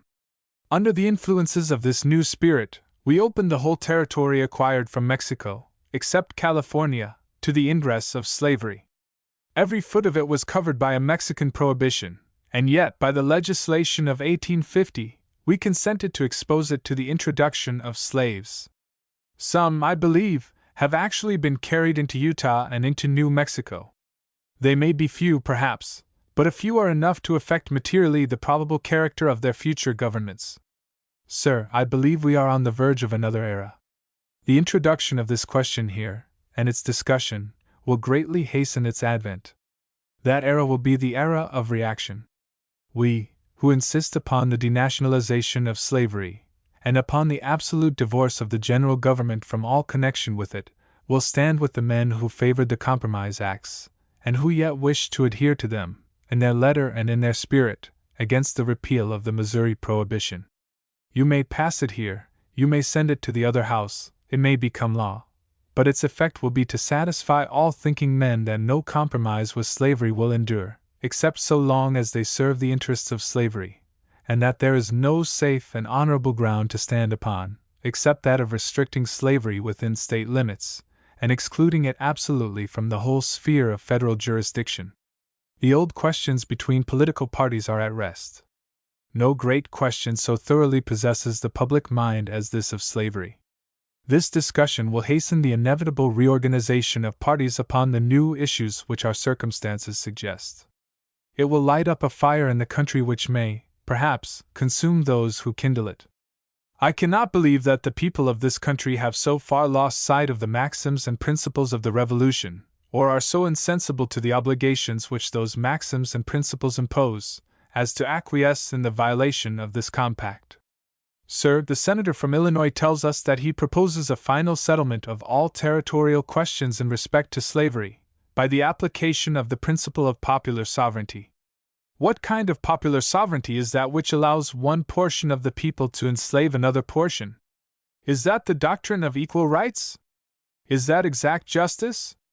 Is that the teaching of enlightened, liberal, progressive democracy? No, sir, no! There can be no real democracy which does not fully maintain the rights of man, as man. Living, practical, earnest democracy imperatively requires us, while carefully abstaining from unconstitutional interference with the internal regulations of any state upon the subject of slavery, or any other subject, to insist upon the practical application of its great principles in all the legislation of Congress. I repeat, sir, that we who maintain these principles will stand shoulder to shoulder with the men who, differing from us upon other questions, will yet unite with us in opposition to the violation of plighted faith contemplated by this bill. There are men, and not a few, who are willing to adhere to the compromise of 1850. If the Missouri Prohibition, which that compromise incorporates and preserves among its own provisions, shall be repealed, abrogated, broken up, thousands will say, away with all compromises. They are not worth the paper on which they are printed. We will return to the old principles of the Constitution. We will assert the ancient doctrine that no person shall be deprived of life, liberty, or property, by the legislation of Congress, without due process of law. Carrying out that principle into its practical applications, we will not cease our efforts until slavery shall cease to exist wherever it can be reached by the constitutional action of the government. Sir, I have faith in progress. I have faith in democracy. The planting and growth of this nation, upon this western continent, was not an accident. The establishment of the American government, upon the sublime principles of the Declaration of Independence, and the organization of the Union of these states, under our existing Constitution, was the work of great men, inspired by great ideas, guided by divine providence. These men, the fathers of the Republic, have bequeathed to us the great duty of so administering the government which they organized, as to protect the rights, to guard the interests, and promote the well-being, of all persons within its jurisdiction, and thus present to the nations of the earth a noble example of wise and just self-government. Sir, I have faith enough to believe that we shall yet fulfill this high duty. Let me borrow the inspiration of Milton, while I declare my belief that we have yet a country not degenerated, nor drooping to a fatal decay, but destined, by casting off the old and wrinkled skin of corruption, to outlive these pangs, and wax young again, and entering the glorious ways of truth and prosperous virtue, become great and honorable in these latter ages. Methinks I see in my mind a great and puissant nation rousing herself like a strong man after sleep, and shaking her invincible locks. Methinks I see her as an eagle mewing her mighty youth, and kindling her undazzled eyes at the full midday beam, purging and unscaling her long-abused sight at the fountain itself of heavenly radiance, while the whole noise of timorous and flocking birds, with those also that love the twilight, flutter about, amazed at what she means, and in their envious gabble would prognosticate a year of sects and schisms. Sir, we may fulfill this sublime destiny, if we will but faithfully adhere to the great maxims of the Revolution, honestly carrying into their legitimate practical applications the high principles of democracy, and preserve inviolate plighted faith and solemn compacts. Let us do this, putting our trust in the God of our fathers, and there is no dream of national prosperity, power, and glory, which ancient or modern builders of ideal commonwealths ever conceived, which we may not hope to realize. But if we turn aside from these ways of honor, to walk in the bypaths of temporary expedients, compromising with wrong, abetting oppression, and repudiating faith, the wisdom and devotion and labors of our fathers will have been all in vain. Sir, I trust that the result of this discussion will show that the American Senate will sanction no breach of compact. Let us strike from the bill the statement which historical facts and our personal recollections disprove, and then reject every proposition which looks toward a violation of the plighted faith and solemn compact which our fathers made, and which we, their sons, are bound, by every tie of obligation, sacredly to maintain. Mr. Chase's opinions respecting the independence of the state courts can be gathered from his message to the Ohio legislature, January 4, 1858. We quote, "A disposition has been manifested, within the last few years, by some of the officials of the federal government, exercising their functions within the limits of Ohio, to disregard the authority, and to encroach upon the rights of the state, to an extent and in a manner which demands your notice. In February 1856, several colored persons were seized in Hamilton County as fugitive slaves. One of these persons, Margaret Garner, in the frenzy of the moment, impelled, as it seems, by the dread of seeing her children dragged, with herself, back to slavery, attempted to slay them on the spot, and actually succeeded in killing one. For this act, she and her companions were indicted by the grand jury for the crime of murder, and were taken into custody upon a writ regularly issued from the Court of Common Pleas. While thus imprisoned under the legal process of a state court for the highest crime known to our code, a writ of habeas corpus was issued by a judge of the District Court of the United States, requiring their production before him. The writ was obeyed by the sheriff, and contrary to all expectations, and in disregard, as I must think, of principle and authority, the prisoners were taken from his custody by order of the judge, and without allowing any opportunity for the interposition of the state authorities, delivered over to the Marshal of the United States, by whom they were immediately transported beyond our limits. The alleged ground for this action and order was that the indicted parties had been seized as fugitive slaves upon a federal commissioner's warrant, before the indictment and arrest, and that the right to their custody, thus acquired, was superior to that of the sheriff, under the process of the state. This doctrine must necessarily give practical impunity to murder whenever the murderer may be seized by a federal official as a fugitive from service before arrest for the crime under state authority. Imputing no wrong intention to the judge, I am constrained to add that his proceeding seems to me an abuse, rather than an exercise, of judicial power. A similar case occurred more recently in the county of Champaign. Several deputies of the federal marshal having arrested certain citizens of this state for some alleged offense against the Fugitive Slave Act, a writ of habeas corpus was issued by the probate judge of that county, requiring the arrested parties to be brought before him for inquiry into the grounds of detention. The sheriff of Clark County, while attempting to execute this writ, was assaulted by these petty officials and seriously injured, while his deputy was fired upon, though happily without effect. A warrant was issued by a justice of the peace for the apprehension of the perpetrators of these offenses. This warrant was duly executed and the prisoners committed to jail under the custody of the sheriff of Clark County. A writ of habeas corpus was then issued by the same district judge who had interposed in the case of Margaret Garner, requiring the sheriff of Clark County to produce his prisoners before him at the city of Cincinnati. This writ was also obeyed, and the prisoners were discharged from custody by the order of the judge, on the ground that being federal officers, and charged with the execution of a federal writ, they had a right to overcome, by any necessary violence, all attempts made under the process of a state court, to detain them or their prisoners, even for inquiry into the legality of the custody in which those prisoners were held. This principle cannot be sound. It subverts effectually the sovereignty of the state. It asserts the right of any district judge of the United States to arrest the execution of state process, and to nullify the functions of state courts and juries, whenever in his opinion a person charged with crime under state authority has acted in the matter forming the basis of the charge, in pursuance of any federal law or warrant. No act of Congress, in my judgment, sanctions this principle. Such an act, indeed, would be clearly unconstitutional, because in plain violation of the express provision which requires that the trial of all crimes shall be by jury. It is deeply to be regretted that collisions of this kind should occur. The authorities of Ohio have never failed in due consideration for the constitutional rights of federal courts, nor will they thus fail. But they cannot admit, without dishonor, that state process is entitled to less respect than federal, nor can they ever concede to federal writs or federal officials a deference which is not conceded to those of the state. The true course is one of mutual respect and mutual deference. Whenever, in any inquiry upon habeas corpus, by any court, state or federal, it may be ascertained that the applicant for the writ is detained under valid process in pursuance of a constitutional law, he should be remanded at once to the custody from which he may have been taken for trial in due course. No investigation should take place into the guilt or innocence of the party charged, or, what is substantially the same thing, whether the facts were justified by the authority under which the applicant was acting at the time. Inquiries of this character are for juries upon a regular trial and in open court, not for a judge at chambers. If made upon one side upon habeas corpus, they must also be made upon the other.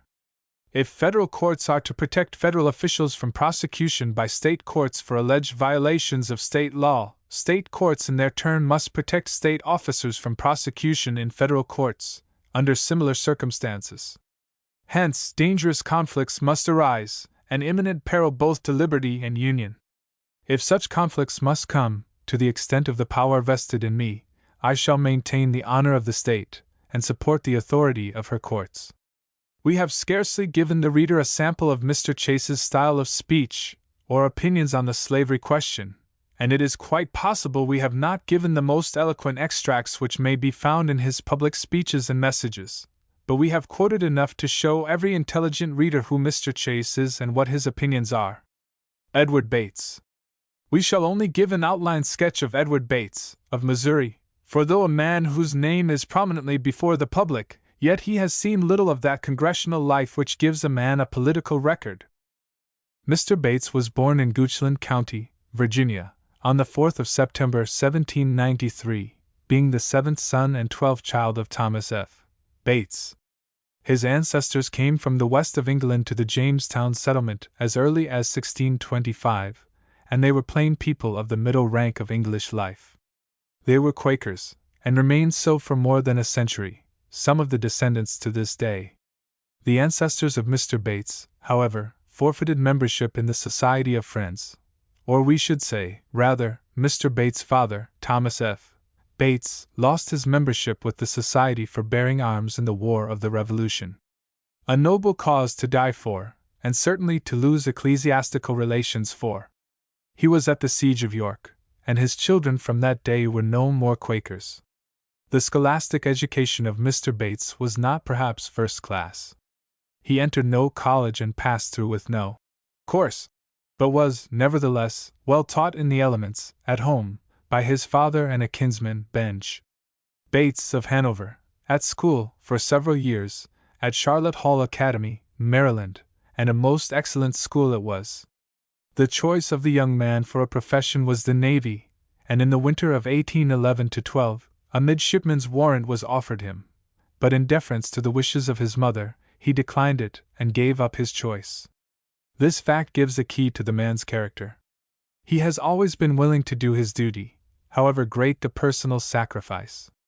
In 1813, he served as a volunteer at Norfolk, Virginia, in a militia regiment. In 1814, he emigrated to St. Louis, under the kind care of his elder brother, Frederick Bates, then Secretary of Missouri Territory, and afterward Governor of the state. He entered the law office of Rufus Easton, an eminent lawyer, who was in his time a delegate from the territory in Congress. In 1816, he was duly licensed to practice law, and succeeded so well that in 1819 he was appointed circuit attorney. In 1820, he was one of the 8 men who represented St. Louis County in the convention which formed the state constitution for Missouri. Later, he was the Attorney General of the state, and later yet, was elected for several times to both houses of the Missouri General Assembly. In 1824, President Monroe appointed him U.S. Attorney General for the Missouri District. In 1826, he was elected to Congress, where he served honorably for 2 years. In 1828 he ran again, but was beaten by the storm of Jackson politics. This result of the congressional campaign seemed to disgust him with public political life, and he quietly withdrew to private life. He has since steadily practiced law to support a large family, with one exception. In 1853, he was elected judge of the St. Louis Land Court. After performing the duties of the office for about 3 years, he resigned it and went back to the practice of the law. In 1847, to go back a little, Mr. Bates presided over the Internal Improvement Convention at Chicago. In 1850, Mr. Fillmore appointed him Secretary of War, but he declined the office. In 1856, he presided at the Whig Convention in Baltimore. In 1858, received from Harvard University the honorary degree of Doctor of Laws. We omitted to mention that, in 1823, Mr. Bates married Julia D. Coulter, a native of South Carolina, by whom he has had 17 children, 8 of whom survive. Before we give a few of Mr. Bates' political opinions, one fact should be stated. He, a Southern man, went to Missouri and became a slaveholder, by inheritance and otherwise, yet, a few years since, set his slaves free, and is understood to be unequivocally in favor of emancipation in the state of Missouri. Now for Mr. Bates' political opinions, and we shall quote from his late letter. He says, speaking of slavery, "As to the Negro question, I have always thought, and often declared, in speech and in print, that it is a pestilent question, the agitation of which has never done good to any party, section, or class, and never can do good, unless it be accounted good to stir up the angry passions of men, and exasperate the unreasoning jealousies of sections, and by these bad means foist some unfit men into office, and keep some fit men out. It is a sensitive question, into whose dangerous vortex it is quite possible for good men to be drawn unawares. But when I see a man, at the South or the North, of mature age and some experience, persist in urging the question, after the successful experience of the last few years, I can attribute his conduct to no higher motive than personal ambition or sectional prejudice." This is all Mr. Bates says on the slavery question. He then goes on to speak in favor of internal improvements to advance the interests and protect the rights and industry of the country. Protection, if not the sole, is the chief end of government. It is for the governing power to judge, in every instance, what kind and what degree of protection is needful, whether a navy to guard our commerce all around the world, or an army to defend the country against armed invasion from without, or domestic insurrection from within, or a tariff to protect our home industry against the dangerous obtrusion of foreign labor and capital. As to our foreign policy generally, he says he is willing to leave it where Washington placed it, on the sage maxim, "Peace with all nations, entangling alliances with none." The greedy appetite for foreign acquisition which makes us covet our neighbors' lands, and devise cunning schemes to get them, has little of his sympathy. He argues this point briefly, but forcibly, opposing the acquisition of Cuba, and the other islands and Central American countries which would then be demanded. As to buying them, we had better wait till we cease borrowing money to pay current expenses, and before conquering, pause and estimate the cost of rushing into war with all maritime Europe, and half of America. Cuba has much more to fear from us than we have to fear from Cuba.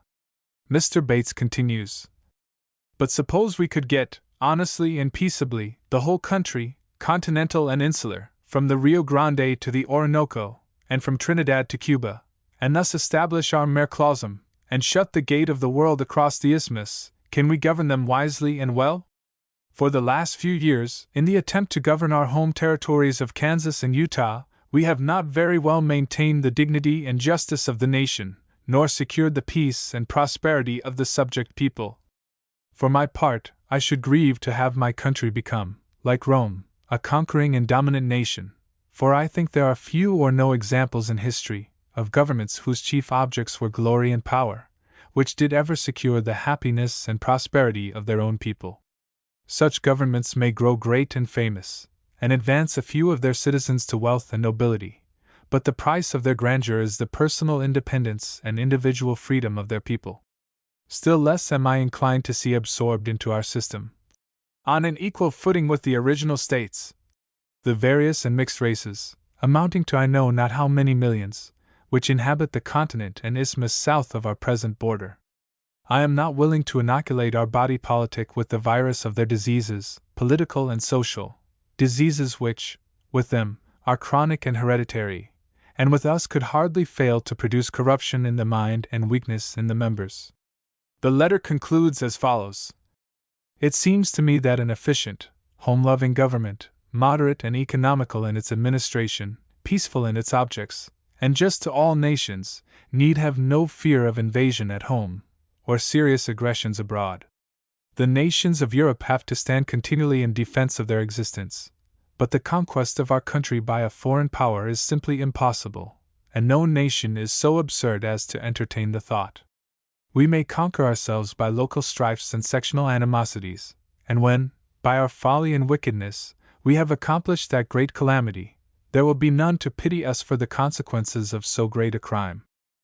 If our government would devote all its energies to the promotion of peace and friendship with all foreign countries, the advancement of commerce, the increase of agriculture, the growth and stability of manufactures, and the cheapening, quickening, and securing the internal trade and travel of our country, in short, if it would devote itself in earnest to the establishment of a wise and steady policy of internal government, I think we should witness a growth and consolidation of wealth and comfort and power for good, which cannot be reasonably hoped for from a fluctuating policy, always watching for the turns of good fortune, or from a grasping ambition to seize new territories, which are hard to get and harder to govern.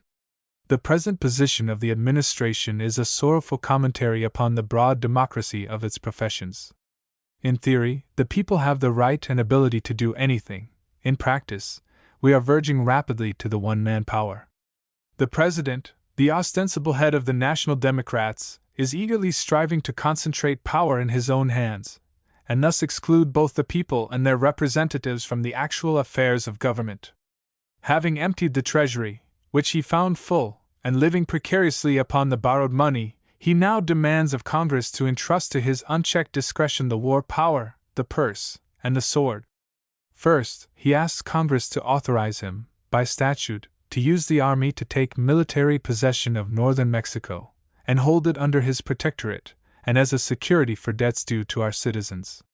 Civil possession would not answer, for that exposes him, as in the case of Kansas, to be annoyed by a factious Congress and a rebellious territorial legislature.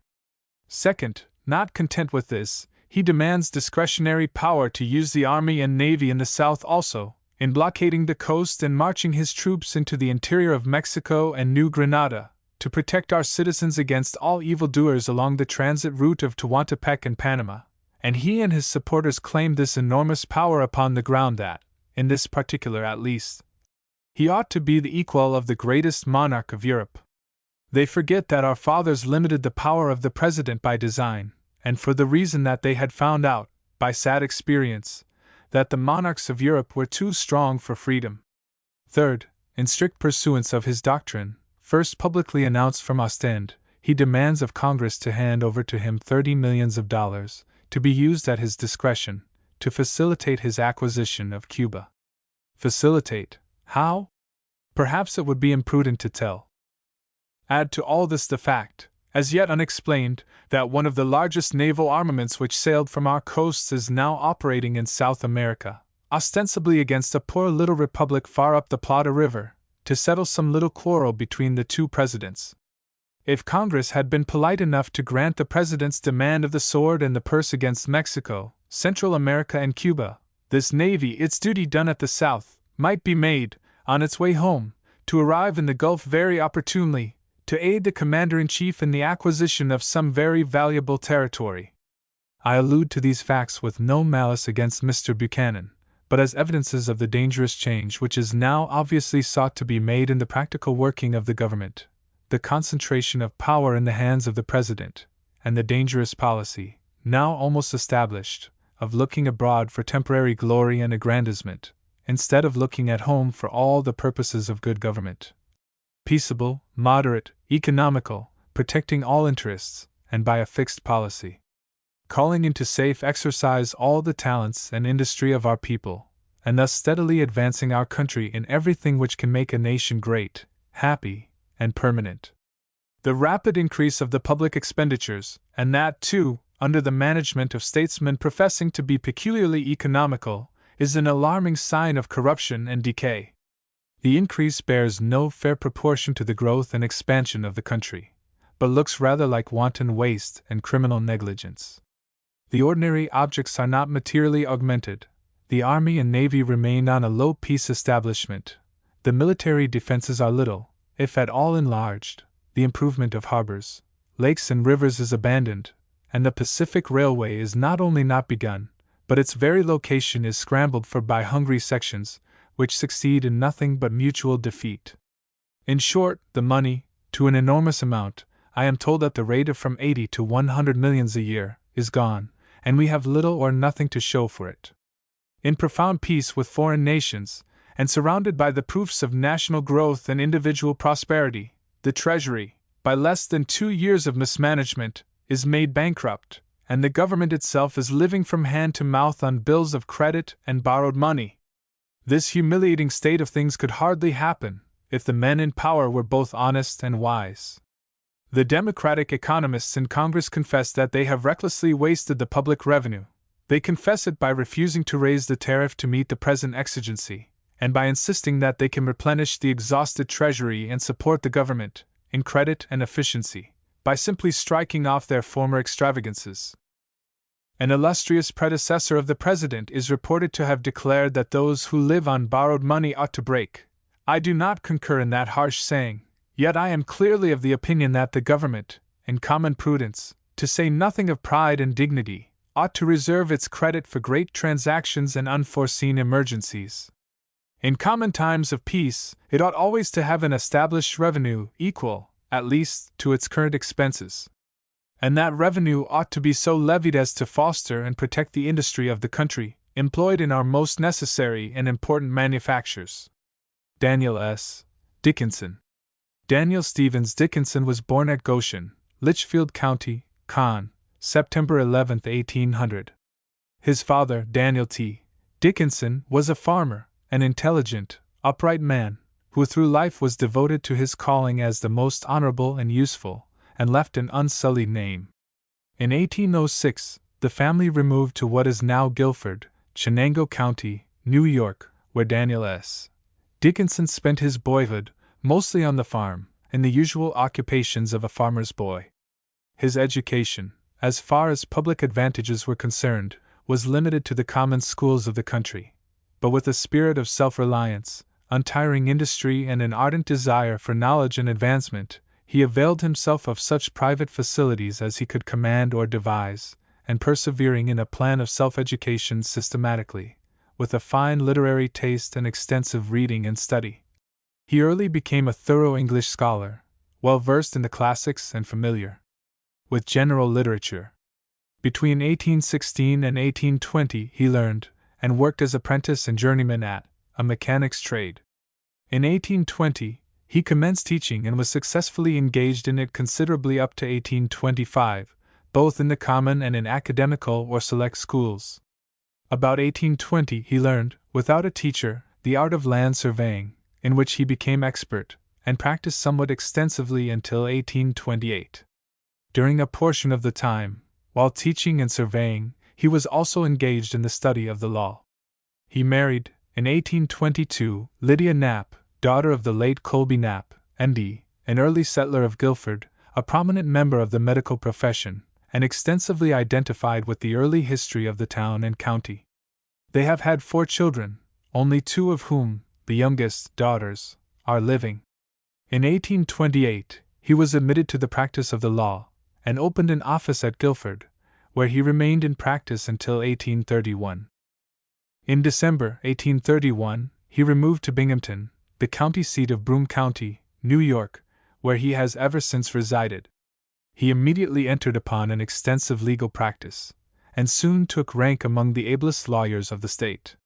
He was made the first president of Binghamton, on its municipal organization in 1834. Was a member of the Baltimore Convention which nominated Van Buren and Johnson, in 1835. Was elected to the state senate in the fall of 1836, took his seat January 1, 1837, and served for 4 years as a senator and member of the Court for the Correction of Errors, in both of which capacities, as a debater, legislator, and jurist, he maintained a prominent rank. His review in the Senate of the message of Governor Seward established him at once as a leader of his party, and is still referred to among politicians as exhibiting both the tact and power which afterwards so strongly marked his public career. His opinions delivered in the Court of Errors are models of conciseness and force, and temper in just proportion the technicalities of law with the deductions of sound reason and strong common sense. His term in the State Senate expired December 31, 1840. At the election in 1840, he was a candidate for the office of lieutenant governor. At the time Mr. Van Buren ran the second time for president, and was defeated, though he received 5,000 more votes than Mr. Van Buren. In 1842, finding that his name was being used again in connection with the office of lieutenant governor, he declined the nomination in advance of the meeting of the convention, but was nevertheless nominated unanimously and by acclamation, and compelled by circumstances to accept, and was elected by 25,000 majority. The office of lieutenant governor made him president of the Senate, presiding judge of the court for the correction of errors, member of the canal board, regent of the university, etc., etc. His term of office expired December 31, 1844, and he declined a re-election. It was held during a somewhat stormy period in the history of the state, but was so discharged as to add to his reputation with the people and his standing with the Democratic Party. As the presiding officer of the Senate, in particular, he showed a decision, firmness, and dignity of character which elicited the admiration and approval of opponents as well as friends. At the election in 1844, he opened the presidential campaign in New York on the annexation of Texas, which he warmly advocated against the opinion of many leading Democrats. He spent the whole campaign upon the stump, was one of the Democratic state electors, and united in casting the vote of the state for Polk and Dallas. About the 1st of December 1844, he was appointed by Governor Bouck United States Senator in place of N. P. Talmadge, resigned, and immediately proceeded to Washington and took his seat as such. Governor Talmadge's term expired on the 4th of March, 1845. On the meeting of the legislature in January 1845, he was elected for the unexpired term of Governor Talmadge, and subsequently for the regular term of 6 years, from March 4, 1845, during which term he remained in the Senate, closing his public service March 4, 1851. For a number of years he was chairman of the Committee of Finance in the Senate, but declined it, and all committee service, the last short session of the term. He was a member of the committee to bear the remains of Mr. Calhoun to his native state, and discharged the duty with the almost filial regard he felt for the great man who had been called away from the field of his public labors. This is the only time he ever visited the South, but, though necessarily a hasty trip, he received many tokens of public and private appreciation. In 1847, he introduced into the Senate, and advocated in an able speech, his celebrated resolution on the acquisition and annexation of territory, and asserting, in opposition to the doctrines of the Wilmot Proviso, the principles of popular sovereignty, which formed the basis of the adjustment of 1850, and has since been so fully approved by the people. He opposed the Oregon Treaty, which surrendered several degrees of American territory to Great Britain. He opposed the Clayton-Bulwer Treaty, which he conceived to be a cheat, and has been a constant source of embarrassment and misunderstanding between the two governments. During the session of 1850, he was given a public dinner by the Democrats of the counties of New York, Kings, Queens, Richmond, and Westchester, at the city of New York. The invitation was tendered by the leading Democrats of the 5 counties. They said in it that the occasion was sought for the purpose of giving full utterance to the sentiments of respect and confidence with which his distinguished political services to our common country had inspired them, and closed as follows. In the trying crisis through which our country, and we may add the cause of the world's freedom and of republicanism, is now passing, the state of New York is most fortunate in being represented in the Senate of the Union by one whose patriotism soars above the level of time-serving purposes, and whose eminent talents and moral worth command respect both in the state he represents and in the councils of the nation. On his visit to New York, in compliance with this invitation, besides the splendid public fete, at which Charles O'Connor presided, he was waited upon by the various Democratic committees with resolutions and congratulatory addresses approving his course, was made the guest of the Common Council, although it was then politically Whig, who unanimously presented him the freedom of the city, and passed resolutions thanking him for his public services in behalf of the city and state. He was a member of the Committee of 13 in the Senate, of which Mr. Clay was chairman, which perfected the compromise measures of 1850, and took a leading part in their advocacy and adoption, a policy which, though often disturbed by demagogues of both parties since, has signally borne the test of the public judgment. At the close of the session at which those measures were adopted, he received from Mr. Webster the beautiful letter reference to his course, which we append. Mr. Webster to Mr. Dickinson. Washington, September 27, 1850. Washington. My dear Sir, our companionship in the Senate is dissolved. After this long and important session, you are about to return to your home, and I shall try to find leisure to visit mine. I hope we may meet each other again 2 months hence for the discharge of our duties and our respective stations in the government. But life is uncertain, and I have not felt willing to take leave of you without placing in your hands a note containing a few words which I wish to say to you.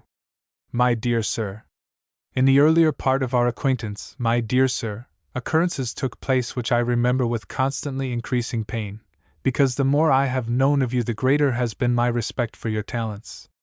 But it is your noble, able, manly and patriotic conduct in support of the great measures of this session which has entirely won my heart, and secured my highest regard. I hope you may live long to serve your country, but I do not think you are ever likely to see a crisis in which you may be able to do so much either for your own distinction or for the public good. You have stood where others have fallen, you have advanced with firm and manly step where others have wavered, faltered and fallen back, and for one, I desire to thank you, and to commend your conduct out of the fullness of an honest heart. This letter needs no reply. It is, I am aware, of very little value, but I have thought you might be willing to receive it, and perhaps to leave it where it would be seen by those who may come after you. I pray you, when you reach your own threshold, to remember me most kindly to your wife and daughter, and I remain, dear Sir, with the truest esteem, your friend and obedient servant, Daniel Webster. Daniel Webster. Mr. Dickinson to Mr. Webster. Binghamton, October 5, 1850. Binghamton. My dear Sir, I perused and reperused the beautiful note which you placed in my hands as I was about leaving Washington, with deeper emotion than I have ever experienced, except under some domestic vicissitude.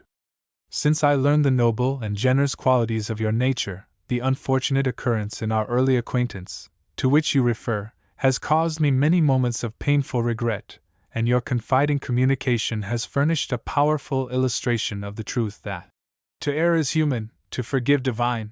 Numerous and valued are the testimonials of confidence and regard which a somewhat extended acquaintance and lengthened public service have gathered around me, but among them all there is none to which my heart clings so fondly as this.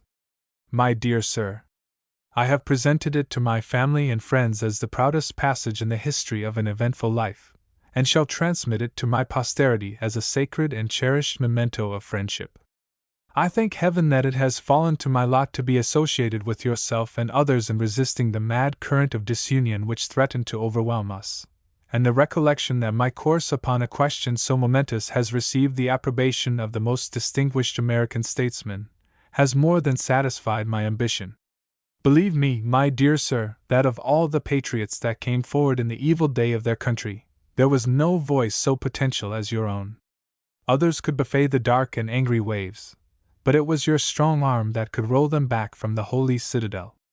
May that beneficent Being who holds the destiny of men and nations long spare you to the public service, and may your vision never rest upon the disjointed fragments of a convulsed and ruined confederacy.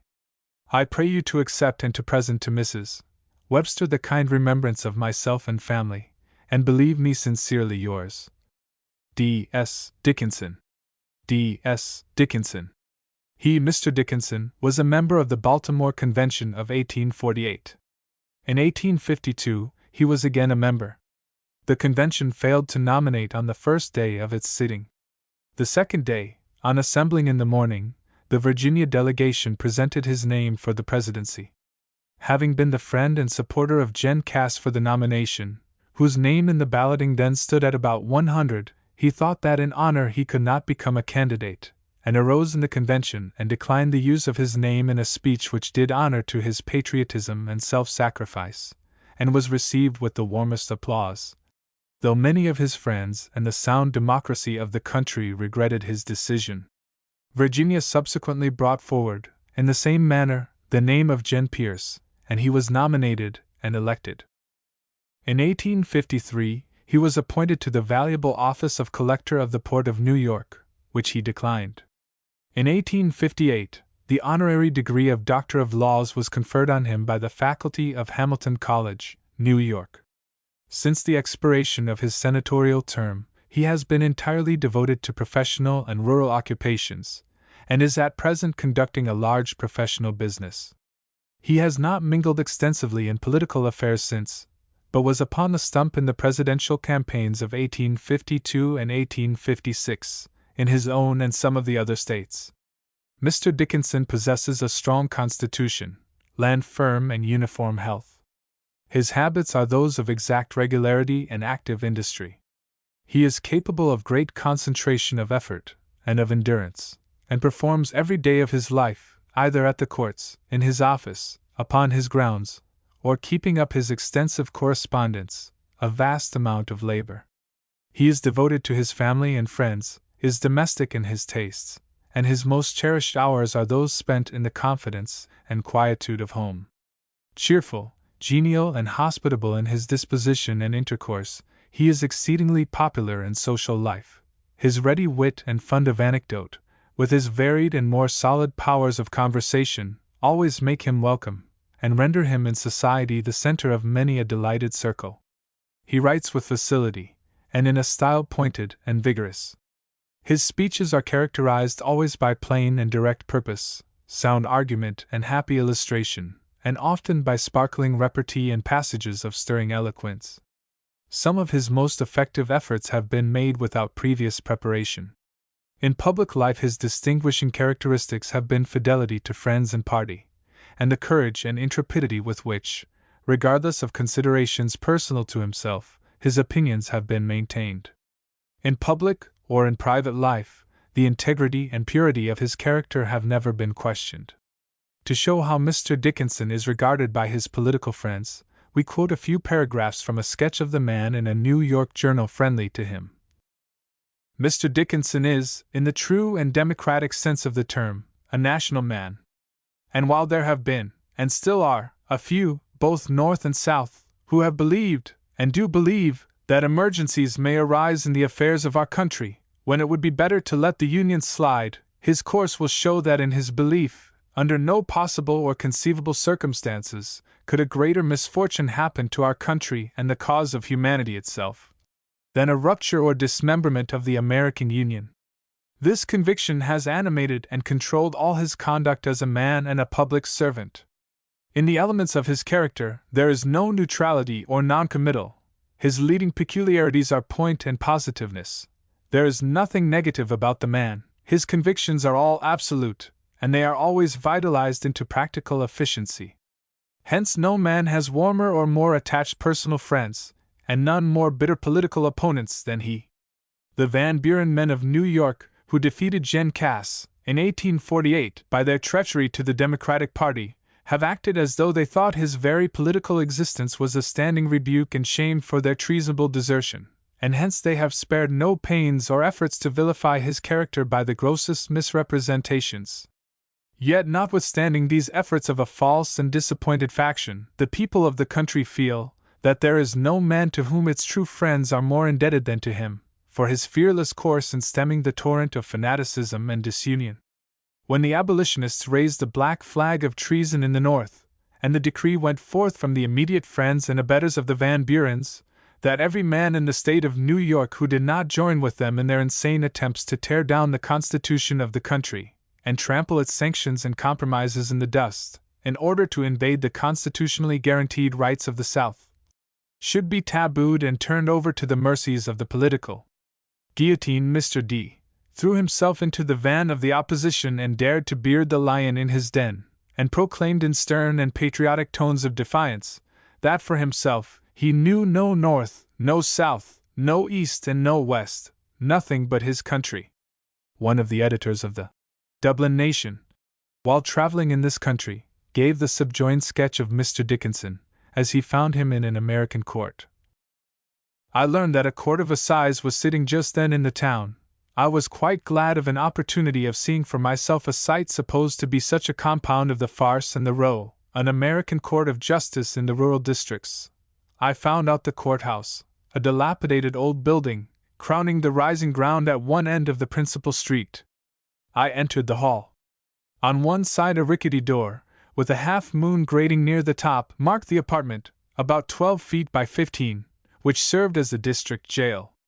It was strong enough, probably, to be any barrier to the liberty of a lame ewe, yet it was large enough and strong enough for the requirements of the locality.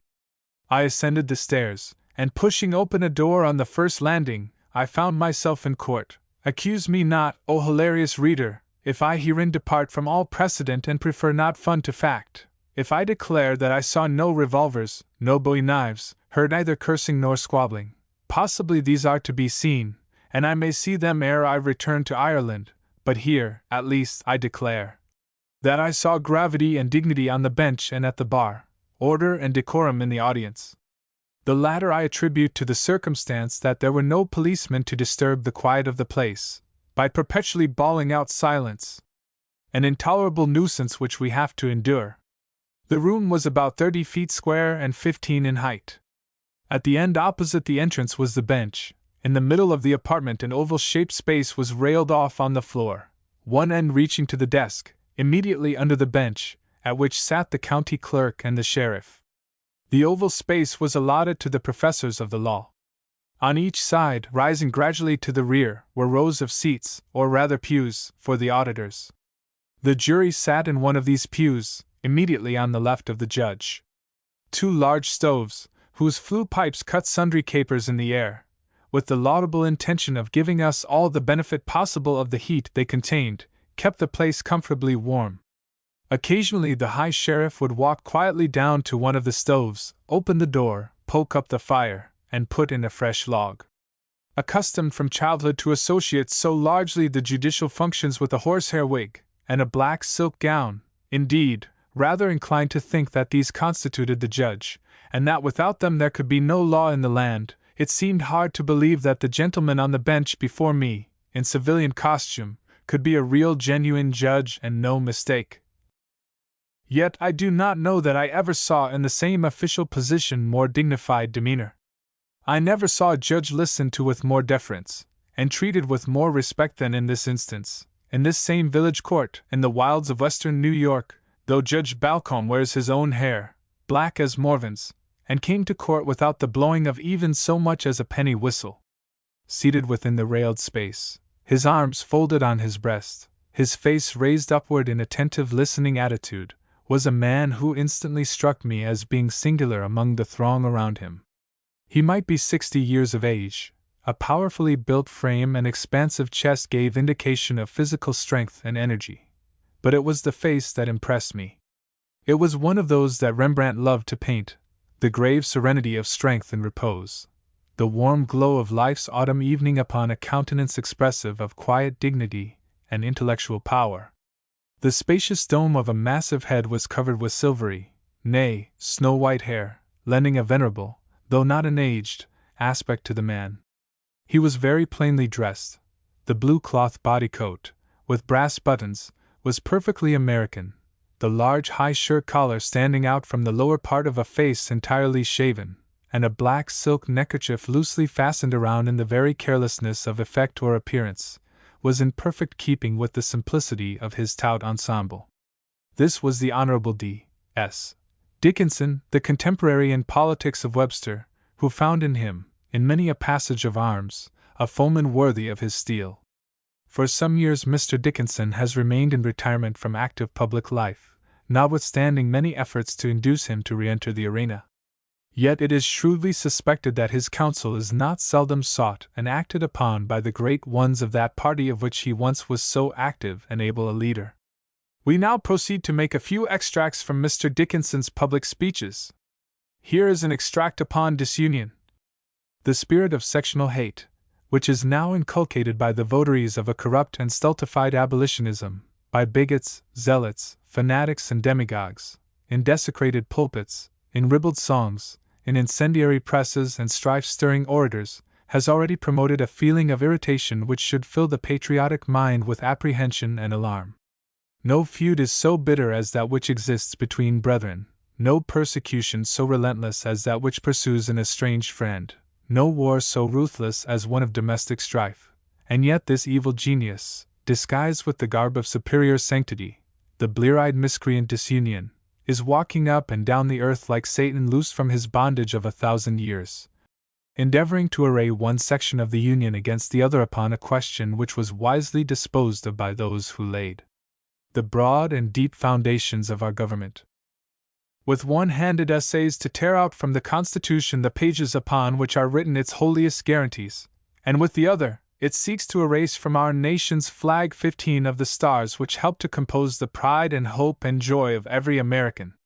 It would, in pursuit of its miserable and accursed abstractions, array man against man, brother against brother, and state against state, until it covered our fair land with anarchy and blood, and filled it with mourning and lamentation, until every field should be a field of battle, every hillside drenched in blood, every plain a Golgotha, every valley a valley of dry bones, until fire should blast every field, consume every dwelling, destroy every temple, and leave every town black with ashes and desolation, until this fiendish spirit, compounding all the elements of fury and horror, would sweep over this fair and fertile portion of God's heritage, like the infuriated Hyder Ali on the Carnatic, leaving it one everlasting monument of barbarous vengeance. In anticipation of the acquisition of territory from Mexico, on account of the Mexican War, the famous Wilmot Proviso passed the House of Representatives at the heel of the session in 1846. As an antidote for the proviso, Mr. Dickinson introduced the following resolves into the Senate, December 14, 1847. Resolved, that true policy requires the government of the United States to strengthen its political and commercial relations upon this continent by the annexation of such contiguous territory as may conduce to that end, and can be justly obtained, and that neither in such acquisition nor in the territorial organization thereof can any conditions be constitutionally imposed, or institutions be provided for or established, inconsistent with the right of the people thereof to form a free, sovereign state, with the powers and privileges of the original members of the Confederacy. Resolved, that, in organizing a territorial government for territory belonging to the United States, the principles of self-government upon which our federative system rests will be best promoted, the true spirit and meaning of the Constitution be observed, and the Confederacy strengthened, by leaving all questions concerning the domestic policy therein to the legislatures chosen by the people thereof. In a speech of power, delivered in the Senate January 15, 1848, he tried to demonstrate the correctness of the principle of these resolves. From this, the first speech made during the slavery controversy in favor of congressional non-intervention with slavery in the territories, we make the following extracts. The Republican theory teaches that sovereignty resides with the people of a state, and not with its political organization, and the Declaration of Independence recognizes the right of the people to alter or abolish and reconstruct their government. If sovereignty resides with the people and not with the organization, it rests as well with the people of a territory, in all that concerns their internal condition, as with the people of an organized state. And if it is the right of the people, by virtue of their innate sovereignty, to alter or abolish, and reconstruct their government, it is the right of the inhabitants of territories, by virtue of the same attribute, in all that appertains to their domestic concerns, to fashion one suited to their condition. And it, in this respect, a form of government is proposed to them by the federal government, and adopted or acquiesced in by them, they may afterward alter or abolish it at pleasure. Although the government of a territory has not the same sovereign power as the government of a state in its political relations, the people of a territory have, in all that appertains to their internal condition, the same sovereign rights as the people of a state. That system of government, whether temporary or permanent, whether applied to states, provinces, or territories, is radically wrong, and has within itself all the elements of monarchical oppression, which permits the representatives of one community to legislate for the domestic regulation of another to which they are not responsible, which practically allows New York and Massachusetts, and other Atlantic states. To give local laws to the people of Oregon, Minnesota, and Nebraska, to whom and whose interests, wishes, and condition they are strangers. The following extracts from a campaign speech in 1856 of Mr. Dickinson will give the reader some idea of his wit and power before an outdoor audience. He is speaking of the Pennsylvania election. In Pennsylvania, every ill-omened bird in the nation had gathered and croaked. Every device that those bent on evil could conceive had been resorted to. Money had been spent with a lavish hand. All this had been done in order to induce the people of that state to favor the doctrines of the so-called Republican Party. How well had she stood the test in the last great fight! There, fanaticism had been rebuked, hypocrisy had been unmasked, and villainy discomfited. The Democratic candidates had been placed in the field, and that being the home of Mr. Buchanan, the Republicans had strained every nerve to defeat him there. But how gallantly had old Pennsylvania come up to the work! How glorious the result! How had they tried and judged that party, that political mermaid, half-colored woman and half-scaly fish! The result reminded him of a conference between Mrs. Jones and Mrs. Smith.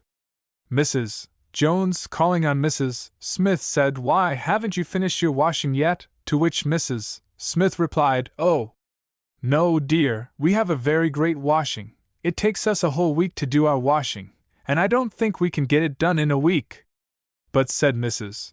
Jones, "you haven't a great many clotheslines, and they are not very long, and you don't seem to hang out any more clothes than other people." "Oh, no," replied Mrs. Smith, "but then you know what we hang out is a very small portion of what we wash." So it was with the Republicans of Pennsylvania. What they hung out on election day was in miserable proportion to the amount of washing they had done. Proceeding, he said that the Democrats had hung out their banners. Their principles were those of the Constitution, and their candidates were upon them. The Republicans, on the contrary, had but few principles, and scarcely any candidates. The Democratic candidates represented the principles of the Democratic Party. And now of the general issue between the parties. What a spectacle! A slavery more base and abject than any African slavery that was ever dreamed of, an enslavement of white men, in order that their leaders may war against their brethren. How they would make up their dividend of profits he could not see. Their case would be similar to that of the man who thought he was going to get a great deal of money by his wife. She had often told him that when her father died, she would have considerable coming to her. Well, the old man died, and it turned out that he had left $9,000 and 10 children. The husband tried to figure it up. He said, 10 from 9 you can't. He tried it again and said, 10 from 9 you can't. Turning to his wife, and greatly perplexed, he said, "You told me that when the old man died, you would have something coming to you." His wife replied that she had always understood her father had $9,000. "So he has," says the husband, "but then he's got 10 children, and 10 from 9 you can't. We won't get a decent, so it would be with the Republicans." They had resorted to political huckstering, such as had never before been heard of. They had run through every issue, and had talked threadbare every principle. Kansas was now their great hobby. They said they did not care so much about other issues. But Kansas, bleeding Kansas, absorbed their very souls. Kansas was to them what ale was to Boniface. It was meat, drink, washing, and lodging. Now, though Kansas was an important section of the country, he did not think that it was worth while to upset the government, whether slavery went there or not. The Democracy were willing to leave that question entirely with the people of that country. They had no fear from slavery there, even if it had all the evils pictured by the fanatics. New York could have slavery if it wished, so could all the other states, and all the Democracy wanted was that the people should do as they liked in the question, whether slavery should be there or no. In any event, slavery was not so bad or so baneful in its influences as the trickery that had been resorted to in Pennsylvania, and by the so-called Republicans. But Kansas, bleeding Kansas, they cry continually. Why, they had run poor, bleeding Kansas until it was as dry as a turnip. It was to them what the lamp was to Aladdin. When he wanted to raise the wind, he rubbed his lamp, and when the Republicans wanted blood, they cried bleeding Kansas. Kansas, to them, was like the Yankees' clock, that would strike whenever he told it to do so. But one day he told it to strike, and it didn't. He told it again, but still no strike. Finally, a voice was heard from behind the clock saying, "I can't strike, the strings broke." To this pass has it come at length with the Republicans and their poor bleeding Kansas. When they call for blood, the answer comes, "The strings broke." In a territorial speech in the United States Senate, January 12, 1848, Mr. Dickinson said, "Our form of government is admirably adapted to extend empire. Founded in the virtue and intelligence of the people, and deriving its just powers from the consent of the governed, its influences are as powerful for good at the remotest limits as at the political center. We are unlike all communities which have gone before us, and illustrations drawn from comparing us with them are unjust and erroneous. The social order which characterizes our system is as unlike the military republics of other times as is the religion of the Savior of men to the impositions of Mahomet. Our system wins by its justice, while theirs sought to terrify by its power. Our territorial boundary may span the continent, our population be quadrupled, and the number of our states be doubled, without inconvenience or danger. Every member of the Confederacy would well sustain itself and contribute its influences for the general good. Every pillar would stand erect, and impart strength and beauty to the edifice. In matters of national legislation, a numerous population, extended territory, and diversified interests would tend to reform abuses which would otherwise remain unredressed, to preserve the rights of the states, and to bring back the course of legislation from the centralism to which it is hastening. One half the legislation now brought before Congress would be left undone, as it should be. A large portion of the residue would be presented to the consideration of state legislatures, and Congress would be enabled to dispose of all matters within the scope of its legitimate functions without inconvenience or delay. The present political relations of this continent cannot long continue, and it becomes this nation to be prepared for the change which awaits it. If the subjects of the British Crown shall consent to be ruled through all time by a distant cabinet, Mexico cannot long exist under the misrule of marauders and their pronunciamientos, and this was as clearly apparent before as since the existence of the war. If then, just acquisition is the true policy of this government, as it clearly is, it should be pursued by a steady and unyielding purpose, and characterized by the sternest principles of national justice. It should not rashly anticipate the great results which are in progress, nor thrust aside the fruits when they are produced and presented. The national existence of Mexico is in her own keeping, but is more endangered at this time by her own imbecility and stubbornness, her national ignorance and brutality, than from the war we are prosecuting and all its consequences.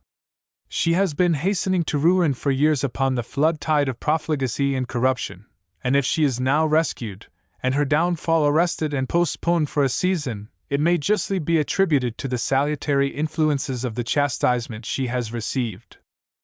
These general ideas upon the subject of territorial acquisition will indicate Mr. Dickinson's views upon the Cuban and Mexican questions of today. John Bell.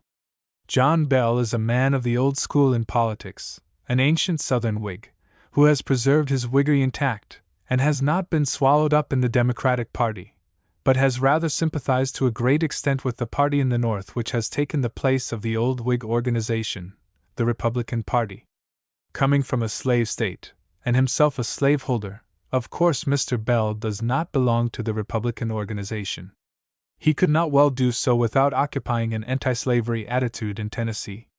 But he has acted in concert with the Republicans on most issues in Congress, and upon many of the issues which slavery has raised, he has taken sides with the North.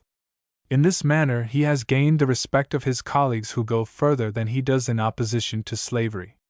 John Bell is an honest, upright man, and has been for years one of the ablest members of the U.S. Senate. He has evinced the highest courage in taking his stand against measures which were either proposed by politicians from his own section of the country, or were expected to inure to the benefit of that section. He came out boldly against the repeal of the Missouri Compromise and the Kansas-Nebraska Act, although in doing so he exposed himself at home, among his constituents, to the raking fire of his political enemies. He also opposed with great eloquence and vigor the Lecompton Bill. For a Southern senator to do these things requires pluck as well as principle, and we may be sure that John Bell lacks neither. His enemies will give him credit for both. In his personal appearance in the Senate, Mr. Bell is noticeable. Though his hair is gray, the fire of his eye is undimmed, and the freshness of his countenance is youthful. Few men in the Senate speak so vigorously as he. His voice is sonorous and loud, and the energy of his tone, his style, and his gesticulation remind one of an orator of 30. We remember very well how during the Lecompton debate in the Senate, Mr. Johnson, Bell's Democratic colleague, was replying with great severity to his speech against the Lecompton bill. A portion of his remarks were very personal, and must have somewhat irritated the brave old senator. Johnson was fresh from the stump, and its phrases and language were so beaten into his mind that he could not shake them off. So, frequently in the course of his speech in alluding to Mr. Bell, instead of saying, "My colleague," he said, "My competitor." This was done several times, when Mr. Bell half rose in his seat, his face flushed red with his indignation, and hurled out at his colleague, "Competitor! I am not the gentleman's competitor!" No one who witnessed the scene will ever forget it. The Senate was convulsed with laughter. Mr. Bell was born near Nashville, Tennessee, in February, 1797, his father being a farmer in moderate circumstances. He, the son, was educated at what is now Nashville University, afterward studied law, and was admitted to the bar in 1816. He then settled down in Franklin, Tennessee, from which place he was elected to the state senate in 1817, he then being but 20 years old. During the next 9 years he forsook politics and confined himself to his profession, but in 1826 he ran for Congress, in opposition to Felix Grundy. He had the support of General Jackson, and triumphed by 1,000 majority. The canvass was long and exciting, and Mr. Bell was justly proud of his victory. For 14 consecutive years he remained in the House of Representatives from this district. When first elected he was a follower of Calhoun and an opponent of a protective tariff. He afterward, by reading an argument, saw fit to change his position in this respect, and has long been known as an advocate of the old Whig tenets, a high tariff, internal improvements, etc., etc. He was for 10 years in the House, chairman of the Committee on Indian Affairs, was once chairman of the Judiciary Committee. The breach between himself and Jackson was on the question of the removal of the deposits, and the result was that Mr. Bell went over to the Whigs. In 1834, he was made Speaker of the House of Representatives, his opponent being James K. Polk. The Whigs and a wing of the Democrats who disliked Van Buren voted for Mr. Bell, and elected him. Mr. Bell opposed Mr. Van Buren for removing men from office on account of their politics, and he made a strong speech in the House against this policy. He refused to support Van Buren for the presidency and went in for Judge White, who carried the state of Tennessee. Mr. Bell was afterward re-elected to Congress from the Hermitage district, showing that the people even in Jackson's district supported him in the position he had taken. It was at this time that he had the courage to vote in favor of receiving anti-slavery politicians, when many Northern politicians voted to strike down this right of the people under the most despotic forms of government. He also voted against Atherton's famous gag resolutions. In 1841, Jen Harrison made him Secretary of War, but he resigned when Tyler came into power. He was soon elected to the United States Senate, where he remained till March 4, 1859. Mr. Bell supported the compromise measures of 1850, was opposed to the annexation of Texas, and, as we have remarked, opposed the Kansas-Nebraska Act and the Lecompton Constitution. He is opposed to the taking of Cuba or buying it at an extravagant price, opposes all kinds of filibustering. We make a few extracts from Mr. Bell's great speech against the Lecompton Bill. Upon popular sovereignty he thus expressed himself. What is the true doctrine on this subject? I had supposed that there could be no disagreement as to the true principles connected with the rights and powers of the people in forming a state constitution, but since I have heard the speech of the senator from Georgia, I do not know what principle he agrees to. I say that in no disrespect, but I thought he was particularly wild, shooting extra flammantia menia mundi, on those high points of doctrine which he, in some parts of his speech, thought proper to enunciate. Does any person here deny the proposition that the people of a territory, in the formation of a state constitution are to that extent, quod hoc, sovereign and uncontrollable, though still owing obedience to the provisional government of the territory? Will any senator contend that the territorial legislature can either give to the people any power over that subject which they did not possess before, or withhold from them any which they did possess? The territorial legislature cannot dictate any one provision of the Constitution which the people think proper to form. Who is prepared to contend that Congress can do anything more in this respect than a territorial legislature? It is usual for the territorial legislature, when the people desire to apply for admission into the Union, in the absence of an enabling act of Congress, to pass a law providing for the assembling of a convention to form a state constitution. But that is a mere usage, resorted to when Congress has not thought proper to pass what is called an enabling act. What is an enabling act?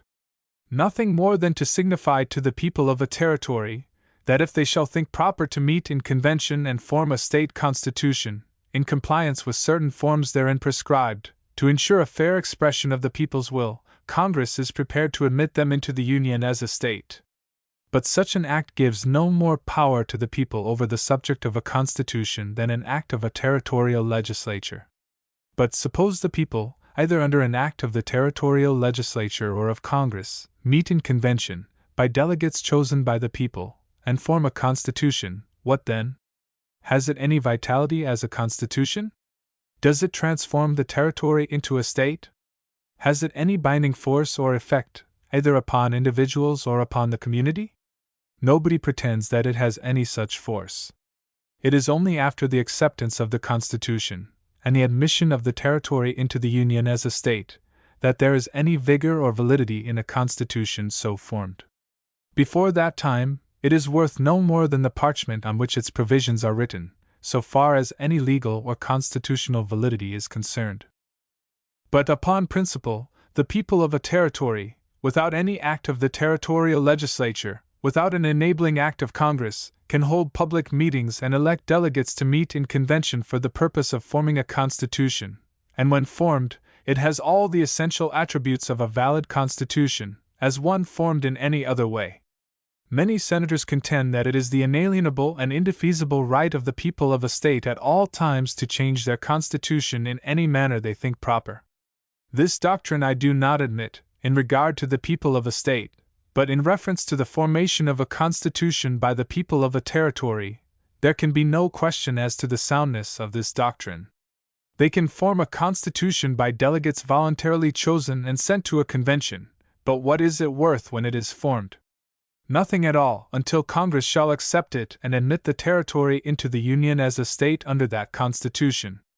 It is worth no more in that case than in the case of a Constitution formed under a territorial act or an act of Congress. But it is worth just as much.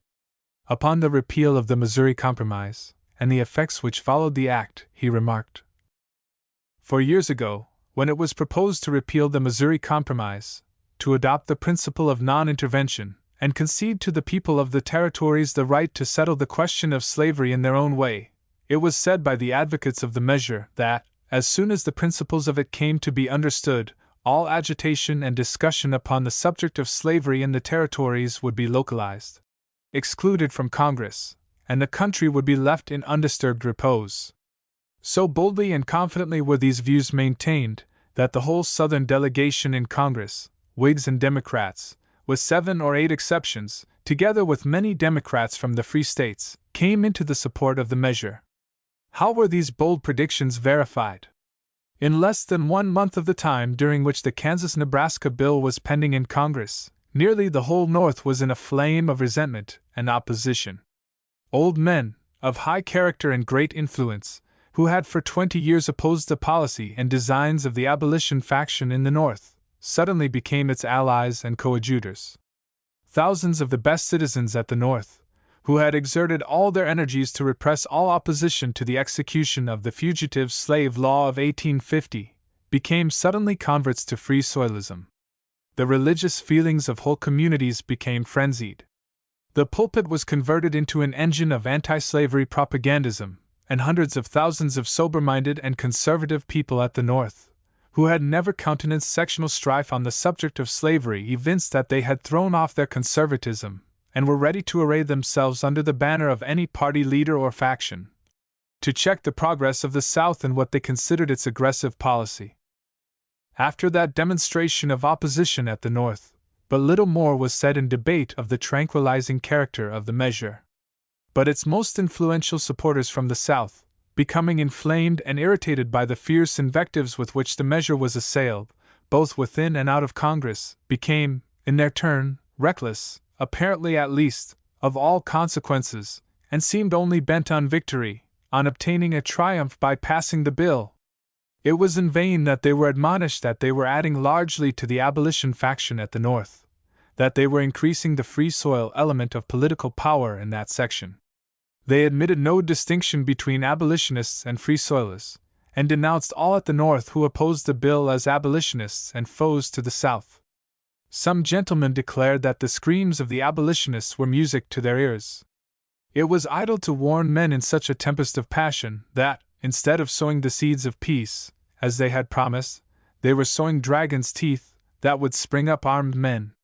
So intense did the feeling become on the subject that some Southern members of Congress, who had gone into the support of the bill on the idea that the Missouri Restriction Act was a violation of the treaty with France, and who would not have listened for a moment to the admission of aliens to the right of suffrage in the territories, lost sight of these views under the influence of the furor that was gotten up among the friends as well as the opponents of the measure, and they became even more determined champions of the bill when these grounds of their original adhesion were entirely swept away, one by the rejection of the Clayton Amendment, and the other by the Badger Proviso, than they were at the outset.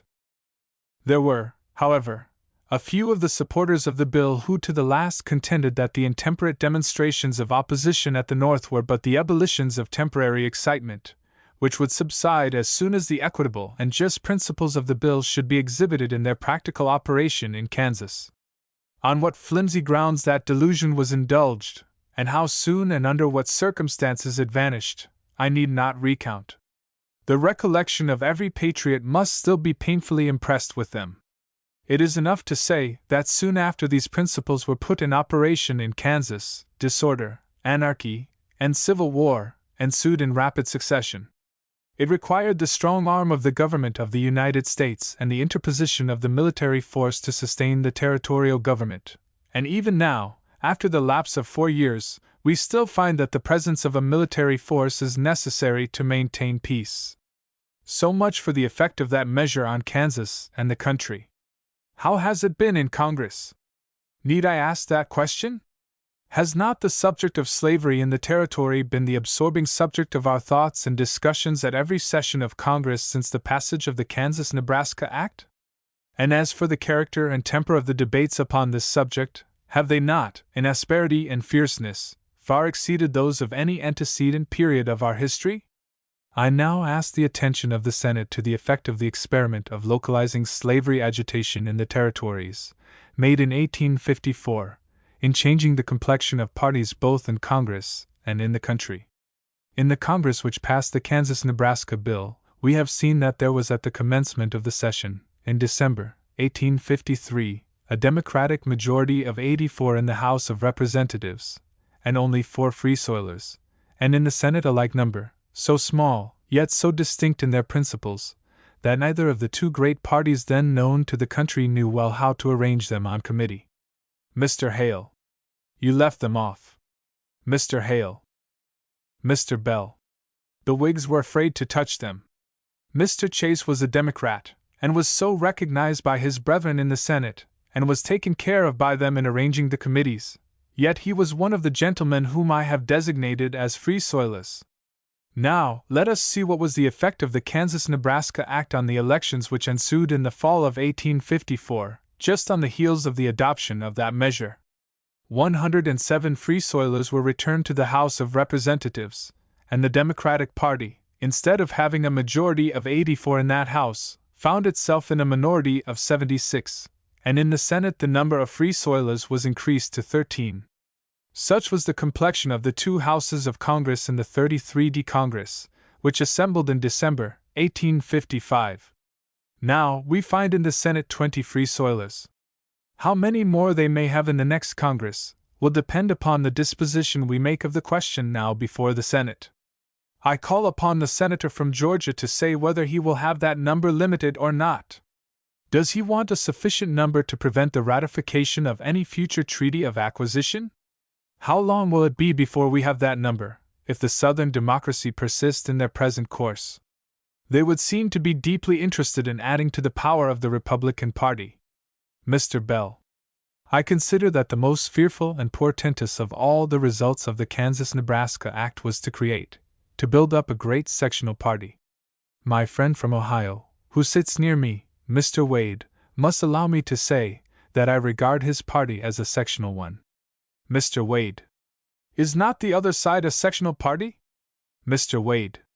Mr. Bell. So far as they are confined to the South they are, but they say that they lap over. Mr. Bell.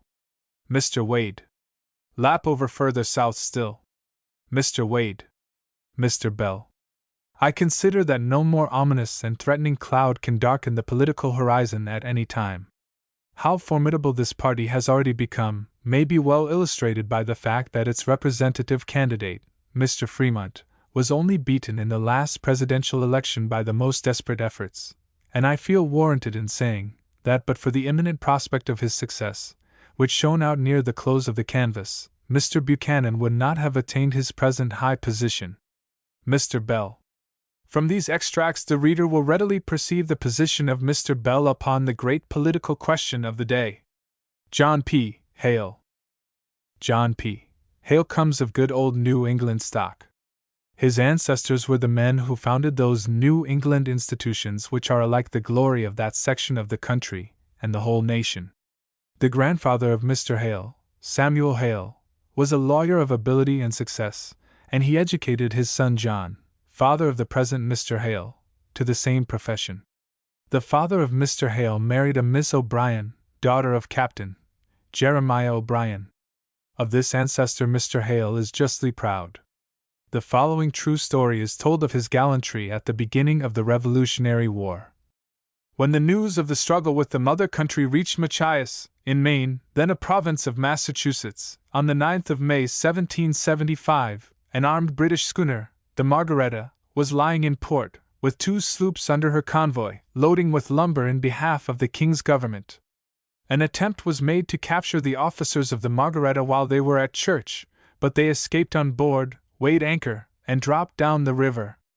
On the 11th, a party of 35 volunteers was hastily collected, and taking one of the lumber sloops, they made sail. The Margaretta, on observing their appearance, weighed and crowded sail, to avoid a conflict. The sloop proved to be a better sailor. As she approached, the schooner opened a fire with 4 light guns and 14 swivels, to which the sloop replied with musketry, and soon the Americans boarded and captured the Margaretta. The loss of life in this affair was not very large, though 20 men on both sides are said to have been killed and wounded. It was the first blow struck on the water in the Revolutionary struggle, and it was characterized by a long chase, a bloody struggle, and a triumph. There was originally no commander in the sloop, but previously to engaging the Margaretta, Jeremiah O'Brien was selected for that station. Transferring the armament to a sloop, he engaged separately, and captured 2 English cruisers sent out from Halifax expressly to take him, and carried their crews as prisoners to Watertown, where the provincial legislature of Massachusetts was assembled. His gallantry was so generally admired that he was appointed a captain in the marine of the colony, and afterward distinguished himself as a continental officer. 2 of his brothers, uncles of Mrs. John P. Hale, Sr., were also noted for their nautical bravery. Mr. Hale, the subject of this sketch, was born on the 31st of March, 1806, at Rochester, New Hampshire. When a boy he, like most New England boys, attended the common district school of his neighborhood. When he grew up to be a young man, he was sent to Phillips Academy, at Exeter, where the well-known Dr. Abbott also educated Daniel Webster, Edward Everett, Lewis Cass, and other distinguished men. In September, 1823, Mr. Hale entered Bowdoin College, and graduated with high honors in 1827. Among his associates in college were Hawthorne, Longfellow, Franklin Pierce, Professor Stone, and S. S. Prentice. In 1828, Mr. Hale selected his home, the town of Dover, where he now resides. There he went to study law in the office of D. M. Christie. He was admitted to the bar in 1830, and in 1834 his clients had become so numerous that he was obliged to take a partner. He was never so distinguished as a law student as for his popular argument with a jury. His forte was then, as now, in appealing directly to the hearts of men. By common sense, humor, pathos, and sarcasm he won his cause. Mr. Hale was, we presume, a little more inclined to politics than to law, and if we may judge at all from his looks today, he was never overfond of severe application, mental or physical, to labor. In 1832, Mr. Hale was elected to represent Dover in the New Hampshire legislature, and was a staunch Democrat. In 1834, General Jackson appointed him U.S. Attorney for the District of New Hampshire, an office which he filled creditably to himself. Mr. Van Buren continued him in this office, and he filled it till John Tyler removed him. This was a turning point in his history. He fell back to his old practice of the law, but in 1843 he was nominated and elected to Congress, to take his seat in the House of Representatives.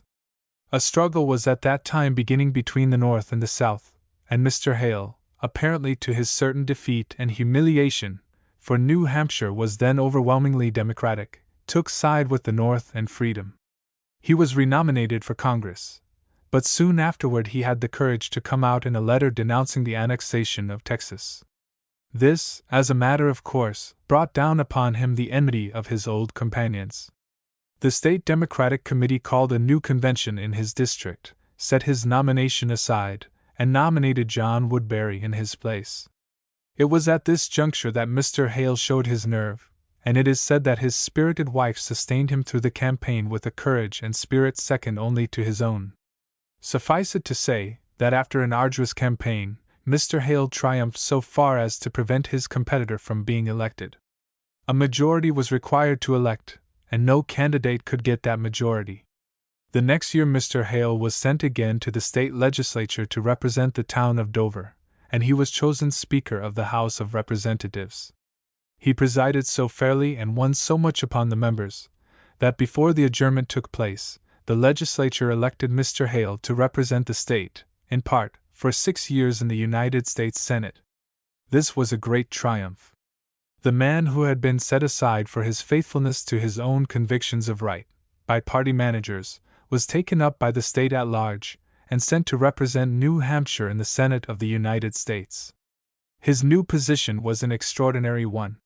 He was about to take his seat in the Senate backed by no party, utterly alone, sent there for his individual merits, and not to advance the interests of any party.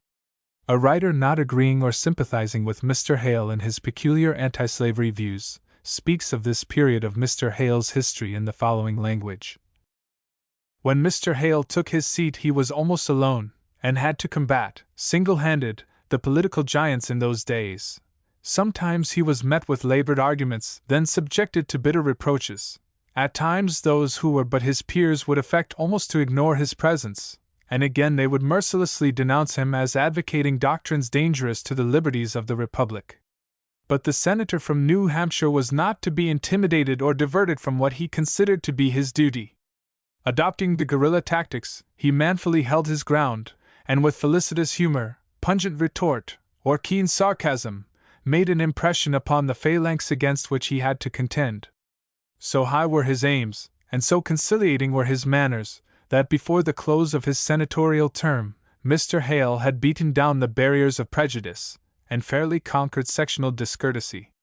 He was thus not only the standard-bearer, but the pioneer of the North in the Senate. In 1853, the Democracy were in the ascendancy in New Hampshire, and Mr. Atherton took Mr. Hale's seat in the Senate. Mr. Hale was persuaded at this time to locate himself in the city of New York, to practice his profession. Luckily, he did not give up his house at Dover, his family remaining there, and he paying his poll tax there. In 1855, he was again elected to serve New Hampshire for an unexpired term, and in 1859, was re-elected for another whole term of 6 years. The same writer from whom we have just quoted remarks further. Senator Hale is especially attentive to his constituents, and never neglects their interests for practice in the Supreme Court or other private business. He is, nevertheless, ever ready to address public assemblages on subjects in which he takes an interest. The sailors will never forget his efforts in procuring an abolition of flogging in the United States Navy, in commemoration of which they presented him with a gold medal.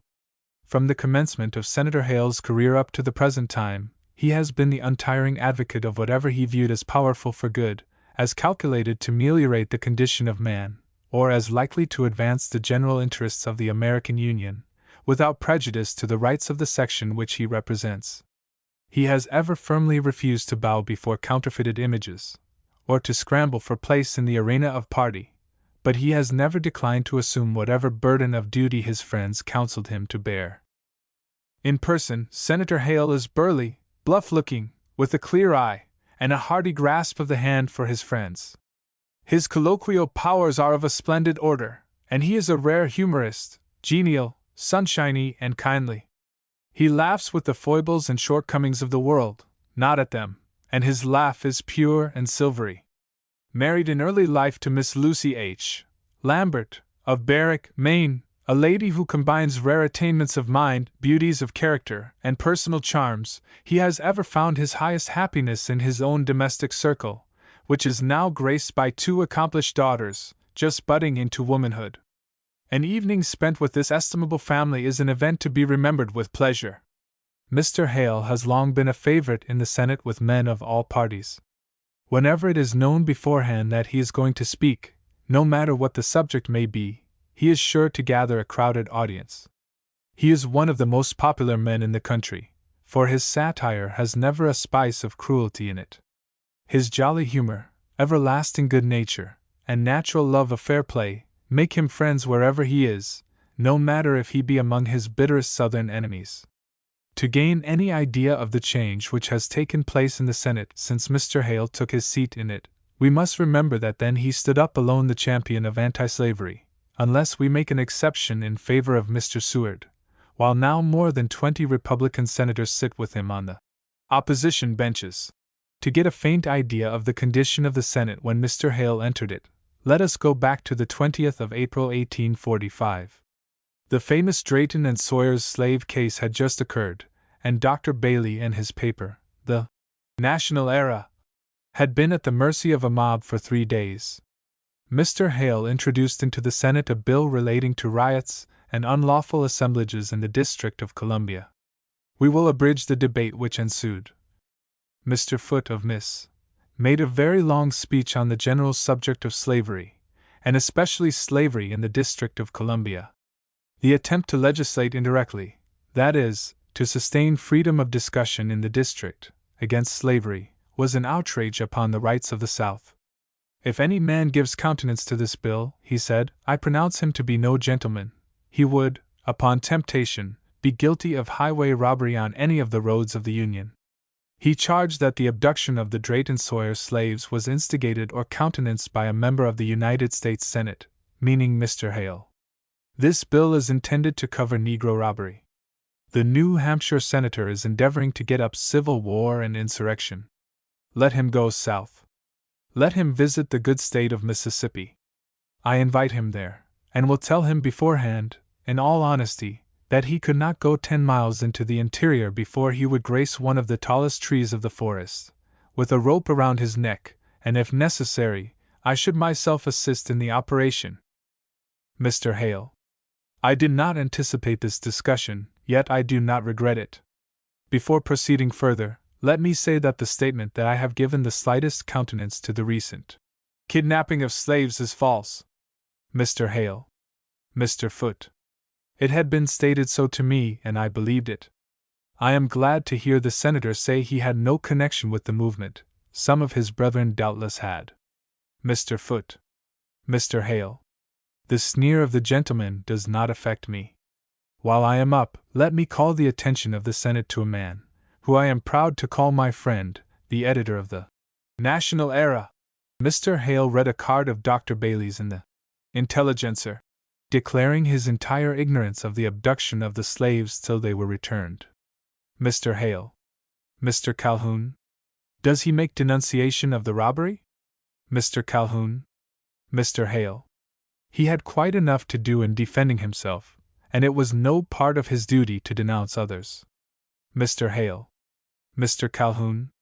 I understand that. Mr. Calhoun? Mr. Hale went on to refer to Mr. Foote's invitation of hanging in Mississippi, and would, in return for the hospitality, invite the senator to come to New Hampshire to discuss this whole subject, and he would there promise him protection and rights. He defended his bill as containing simply the plainest provisions of the common law, yet the South Carolina senator was shocked at his temerity. Mr. Butler.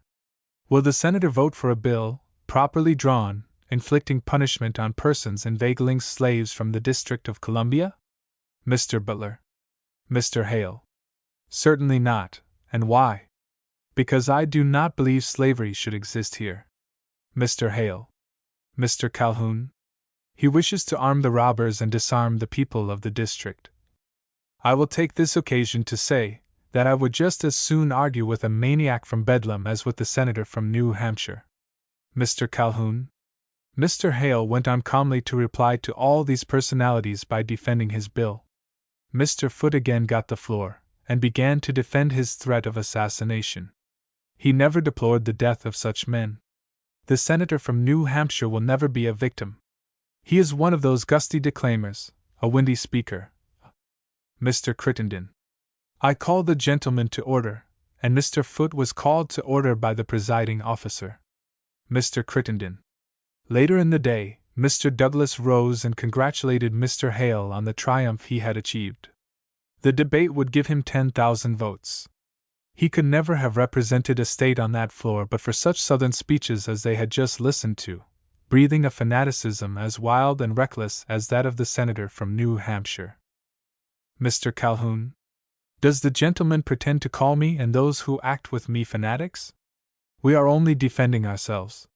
The Illinois senator partially apologized. Mr. Foote was restive, however, and said that he must repeat his conviction that any man who utters in the South the sentiments of the New Hampshire senator will meet with death upon the scaffold, and deserves it. Mr. Calhoun. Mr. Douglas. I must again congratulate the senator from New Hampshire upon the accession of 5,000 more votes. And he is on for honors? Who can believe that now walks into the United States Senate, that such things could have been within so few years? Mr. Douglas. It would be easy to fill this volume with extracts from exciting and interesting debates in the Senate, in which Mr. Hale participated, but we have room only for a few paragraphs to show his style and manner. January 19th and 21st, 1857, Mr. Hale delivered one of his longest and ablest senatorial speeches upon Kansas and the Supreme Court. We subjoin a few extracts. I aver here that the object of the Nebraska bill was to break down the barrier which separated free territory from slave territory, to let slavery into Kansas, and make another slave state, legally and peacefully if you could, but a slave state anyhow. I gather that from the history of the times, from the character of the bill, from the measure, the great measure, the only measure of any consequence in the bill, which was the repeal of the Missouri restriction. I say, then, sir, that the rule by which to judge of the intent, the object, the purpose of an act, is to see what the act is calculated to do, what its natural tendency is, what will in all human probability be the effect. Before the passage of the Kansas-Nebraska Act, there stood upon your statute book a law by which slavery was prohibited from going into any territory north of 36 degrees 30 minutes. The validity and constitutionality of that law had been recognized by repeated decisions of the courts of the several states. If I am not mistaken, I have a memorandum by me, showing that it had been recognized by the Supreme Court of the state of Louisiana. So far as I know, the constitutionality of that enactment was unquestioned, and the country had reposed in peace for more than a generation under its operation. By and by, however, it was discovered to be unconstitutional, and it was broken down. The instant it was broken down, slavery went into Kansas, but still, gentlemen tell us they did not intend to let slavery in. That was not the object. Let me illustrate this. Suppose a farmer has a rich field, and a pasture adjoining, separated by a stone wall which his fathers had erected there 30 years before. The wall keeps out the cattle in the pasture, who are exceedingly anxious to get into the field. Some modern reformer thinks that moral suasion will keep them in the pasture, even if the wall should be taken down, and he proceeds to take it down. The result is that the cattle go right in, the experiment fails. The philosopher says, "Do not blame me, that was not my intention, but it is true, the effect has followed."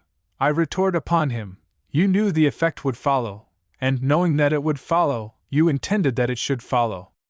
This brings me to another part of my subject, in answer to a question which the honorable senator from Illinois, Mr. Douglas, propounded, when he asked if he was to be read out of the party for a difference on this point.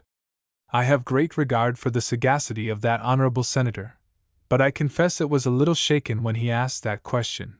Is a man to be read out of the party for departing from the president on this great cardinal point? Why, sir, he asks, is a man who differs from the president on the Pacific Railroad to go out of the party? Oh no, he may stay. If he differs on Central America, very good, take the first seat if you please.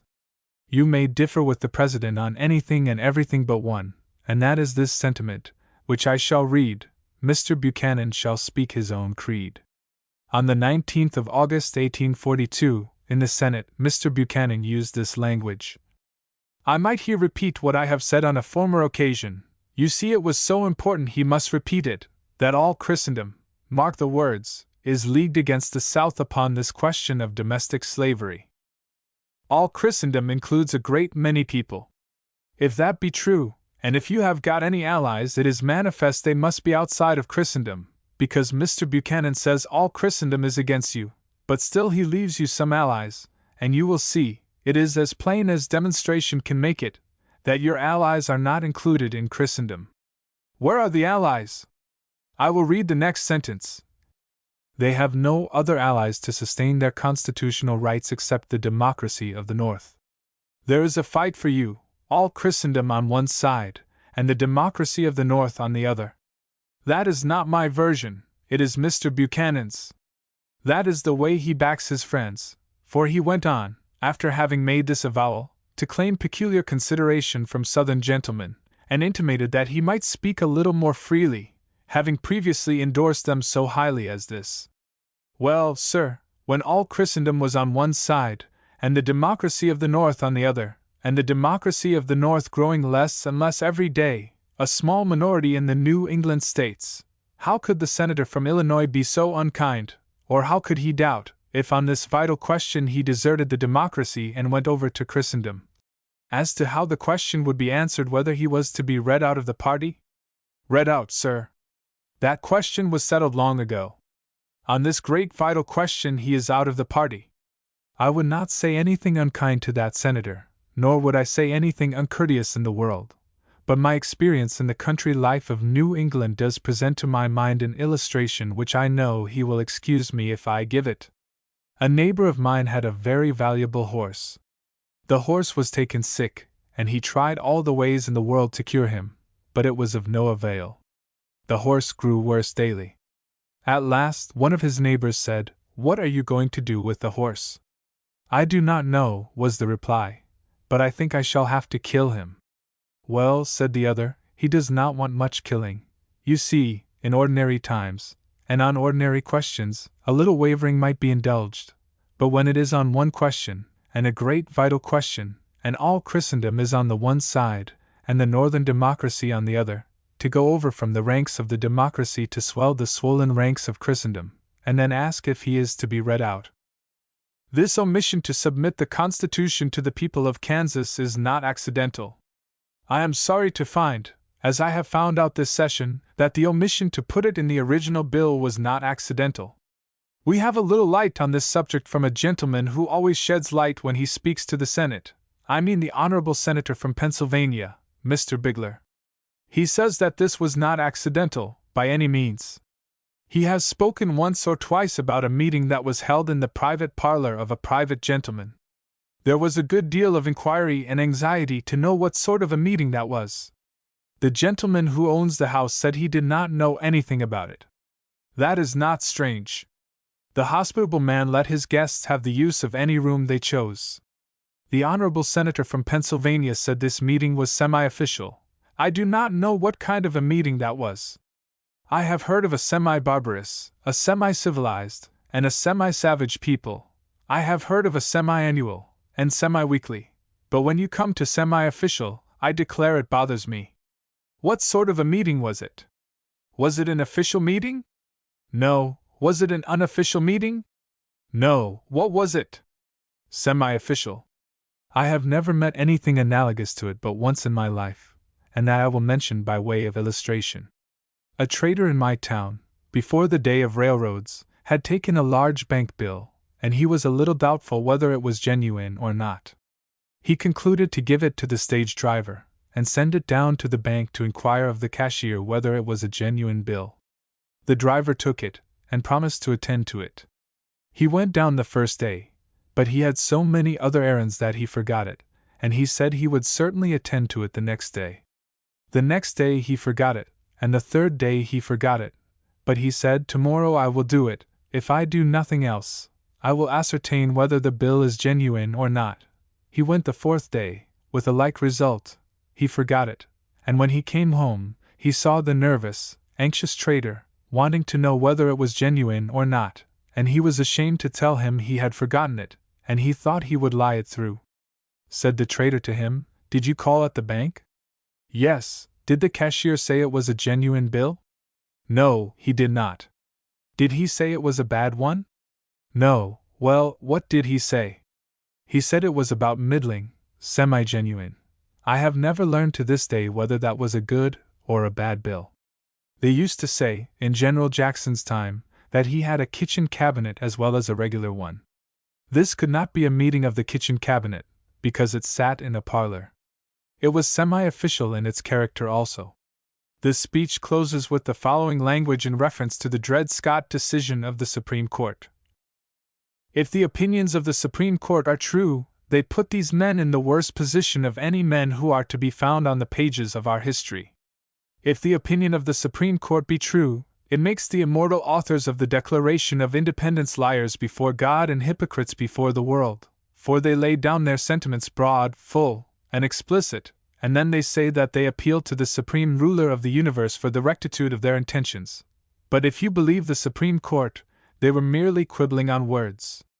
They went into the courts of the Most High, and pledged fidelity to their principles as the price they would pay for success, and now it is attempted to cheat them out of the poor boon of integrity, and it is said that they did not mean so, and that when they said all men, they meant all white men, and when they said that the contest they waged was for the right of mankind. The Supreme Court of the United States would have you believe that they meant it was to establish slavery. Against that I protest, here, now, and everywhere. And I tell the Supreme Court that these things are so impregnably fixed in the hearts of the people, on the page of history, in the recollections and traditions of men, that it will require mightier efforts than they have made or can make to overturn or to shake these settled convictions of the popular understanding and of the popular heart. Sir, you are now proposing to carry out this Dred Scott decision by forcing upon the people of Kansas a constitution against which they have remonstrated, and to which, there can be no shadow of doubt, a very large portion of them are opposed. Will it succeed? I do not know, it is not for me to say, but I will say this: if you force that, if you persevere in that attempt, I hope the men of Kansas will fight. I hope they will resist to blood and to death the attempt to force them to a submission against which their fathers contended, and to which they never would have submitted. Let me tell you, sir, I stand not here to use the language of intimidation or of menace, but you kindled the fires of civil war in that country by an attempt to force that constitution on the necks of an unwilling people, and you will light a fire that all democracy cannot quench. Aye, sir, there will come up many another Peter the Hermit that will go through the length and the breadth of this land, telling the story of your wrongs and your outrages, and they will stir the public heart. They will raise a feeling in this country such as has never yet been raised, and the men of this country will go forth, as they did of olden time, in another crusade. But it will not be a crusade to redeem the dead sepulchre where the body of the crucified had lain from the profanation of the infidel, but to redeem this fair land, which God has given to be the abode of freemen, from the desecration of a despotism sought to be imposed upon them in the name of perfect freedom and popular sovereignty. Alexander H. Stephens. Mr. Stephens, of Georgia, has for years been a leading character in the politics of the country, and has been reckoned by all who know him, or of his acts in Congress, as one of the first men which the South has sent into public life. He is a native of Georgia, where he was born in the year 1812. His grandfather, the Hon. Alexander Stephens, was an Englishman and Jacobite, and came to this country about the year 1746. He joined the American colonial army, was present at Braddock's defeat, and took a very active part in the Revolutionary War, and settled down, after it was over, in Pennsylvania. In 1795, he emigrated to Georgia, and finally settled down on the place now occupied by his grandson, the subject of this sketch, in Taliaferro County. He died on this place, in 1813, at the age of 93. The year before, young Alexander was born, his mother dying while he was an infant. His father was comparatively poor, but was industrious and virtuous, so that he maintained a high reputation in the town of his birth. He died when Alexander was only 14 years of age, leaving each of his children a trifle over $400 as their portion. Alexander was sickly and emaciated, and little was hoped of him. He had attended a common school in the neighborhood, and his uncle kept him still in attendance upon it. Of course, this school was a very inferior one, not at all equal to one of the common schools of New England. But the boy learned enough there to excite his ambition, and he made known his desire to gain a classical education. He was without sufficient funds, but generous friends immediately came forward and furnished him with all the money he needed, which he would only accept as a loan. He now went to his studies alone, and in less than a year, without a teacher, fitted himself for a freshman class, and entered the Georgia University. After the usual 4 years' course, he graduated with unusually high honors. Having been an invalid since his birth, the severe application of his college course left him in a state of great prostration, and he was obliged to leave his studies and travel for his health. In May, 1834, he commenced the study of the law, and he was soon admitted to the bar. His first case was an action against a landlord for a stolen trunk, the trunk being his own. He gained his case and trunk easily. The next was a very important one. A wealthy man was guardian of his grandchild, its mother having married to a second husband. In course of time, the mother desired possession of the child, which was resisted by the grandfather, who claimed it as legal guardian. The stepfather, desiring to please his wife, came to young Stephens and engaged him as counsel to set aside the guardianship, older lawyers declining on the score of the hopelessness of the case, and perhaps a fear to encounter the learned array of counsel engaged on the opposite side. The trial came off before 5 judges, no jury being called. Owing to the respectability of the parties, and the novel scene of a sickly boy, without any legal practical experience, opposed to the most veteran lawyers at the bar, the case attracted unusual attention. The result was that the guardianship was set aside, and the child was restored to the possession of its mother, and young Stephens at once took a prominent place at the bar, from that time, being engaged on one side or the other of every important case that was tried in the county.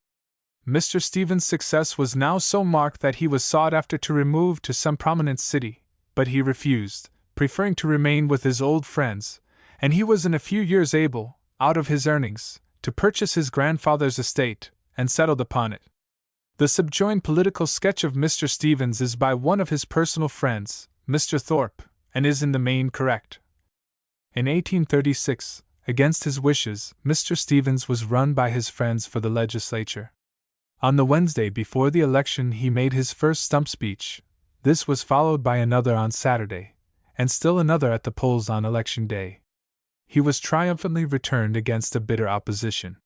He signalized his appearance as a legislator in defense of the bill which proposed that Georgia should launch out in certain internal improvements, and in spite of the formidable opposition, his speech probably saved the bill, and thus inaugurated the commencement of the present prosperity of the Empire State of the South. In the 6 years which he remained in the legislature he took a most prominent part in all important matters, particularly the one which proposed a change in the Constitution. The instrument at the time in force said that it should only be amended by a bill passed by 2/3 of each branch of the legislature at 2 consecutive sessions.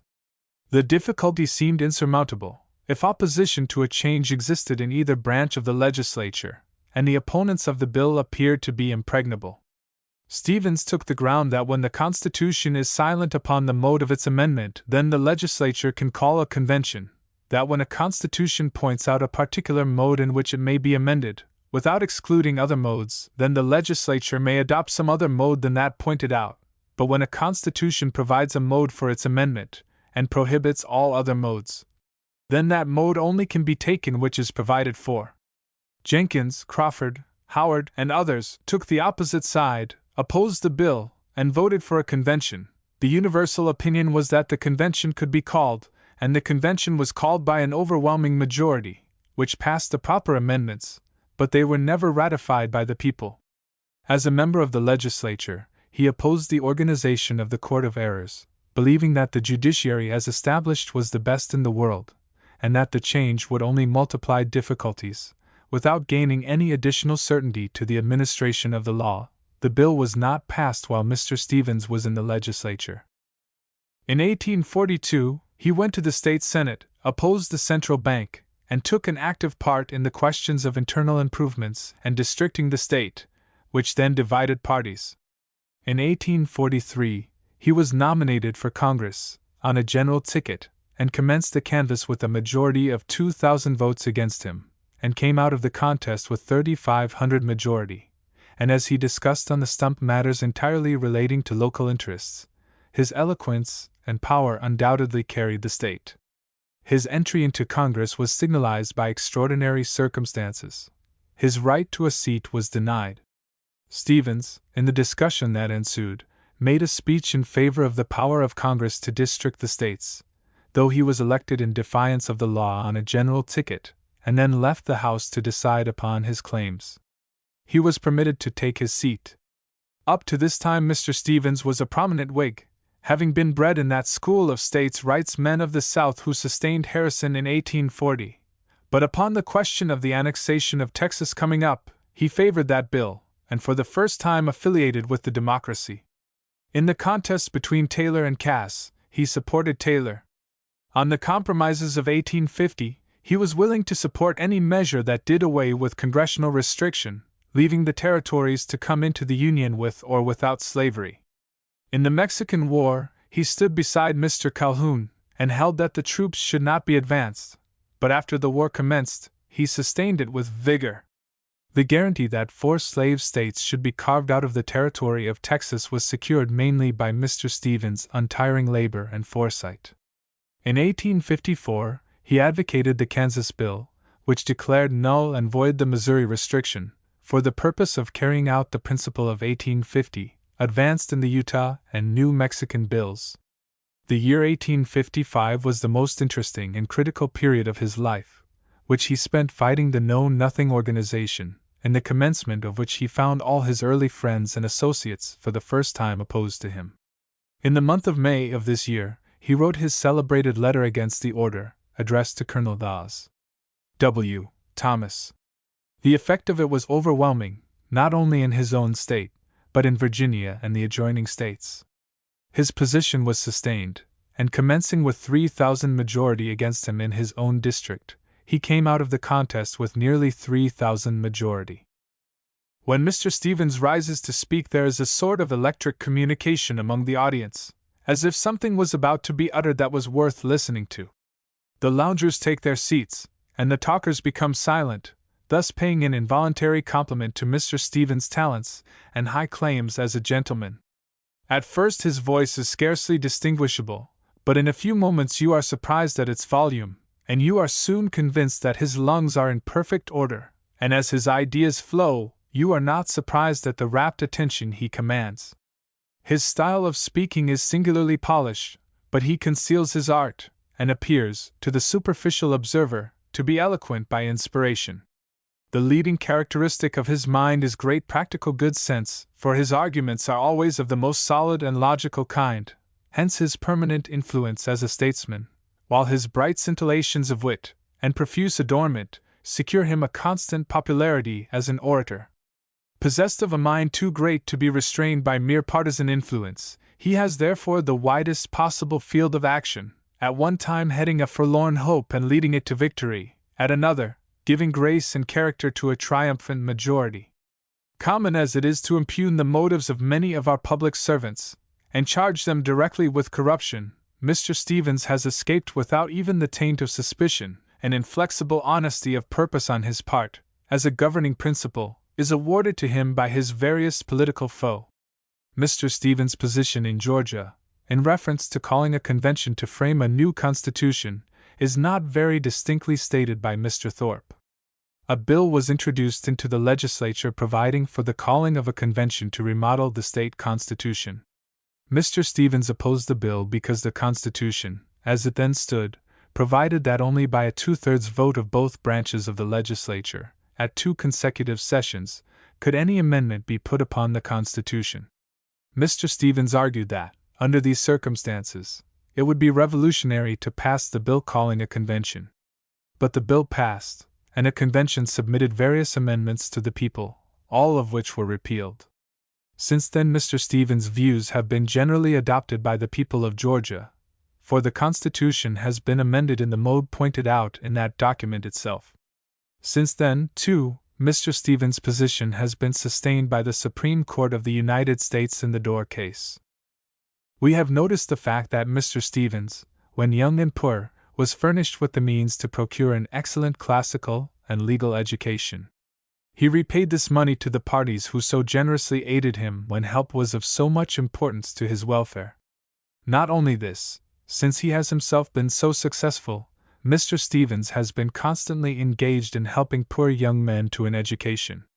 He has carried upward of 30 young men through a collegiate or academic course within the last 15 or 20 years, and has, in this way, repaid the generosity of his friends to him. This single incident will show what his character is for generosity. Mr. Stevens is one of the most effective public speakers in the country, whether it be in the courtroom, the legislative hall, or before the people. During the last Congress he was the leader of the Democracy in the House of Representatives, and by his management secured the admission of Oregon into the Union. Perhaps the finest speech he ever made in Congress was the closing one in the Oregon debate. We subjoin a few quotations. One in reference to the anti-Negro clause of the Oregon Constitution. And those who profess to be the exclusive friends of Negroes, as they now do, so far as that Constitution was concerned, voted to banish them forever from the state, just as Oregon has done. Whether this banishment be right or wrong, it is no worse in Oregon than it was in Kansas. But on the score of humanity, we of the South do not believe that those who, in Kansas or Oregon, banish this race from their limits, are better friends of the Negro than we are, who assign them that place among us to which by nature they are fitted, and in which they add so much more to their own happiness and comfort, besides to the common well-being of all. We give them a reception. We give them shelter. We clothe them. We feed them. We provide for their every want, in health and in sickness, in infancy and old age. We teach them to work. We educate them in the arts of civilization and the virtues of Christianity, much more effectually and successfully than you can ever do on the coasts of Africa. And without any cost to the public, we render them useful to themselves and to the world. The first lesson in civilization and Christianity to be taught to the barbarous tribes, wherever to be found, is the first great curse against the human family, that in the sweat of their face they shall eat their bread. Under our system, our tuition, our guardianship and fostering care, these people, exciting so much misplaced philanthropy, have attained a higher degree of civilization than their race has attained anywhere else upon the face of the earth. The Topeka people excluded them. They, like the neighbors we read of, went round them. We, like the Good Samaritans, shun not their destitution or degradation, we alleviate both. But let that go. Oregon has, in this matter, done no worse than the gentleman's friends did in Kansas. I think she acted unwisely in it. That is her business, not mine. But the gentleman from Ohio, Mr. Stanton, questions me, how could a Negro in Oregon ever get his freedom under the Constitution they have adopted? I tell him, under their Constitution a slave cannot exist there. The fundamental law is against it. But, he asks, how could his freedom ever be established, as no free person of color can sue in her courts? Neither can they in Georgia. Still our courts are open to this class of people, who appear by prochinami or guardian. Nor is there any great hardship in this, for married women cannot sue in their own names anywhere where the common law prevails. Minors also have to sue by guardian or next friend. We have suits continually in our tribunals by persons claiming to be free persons of color. They cannot sue in their own names, but by next friend. They are not citizens, we do not recognize them as such, but still the courts are open, and just so will they be in Oregon, if the question is ever raised. The closing portions of the speech give such a good idea of the style of Mr. Stevens' oratorical powers, that we must quote them.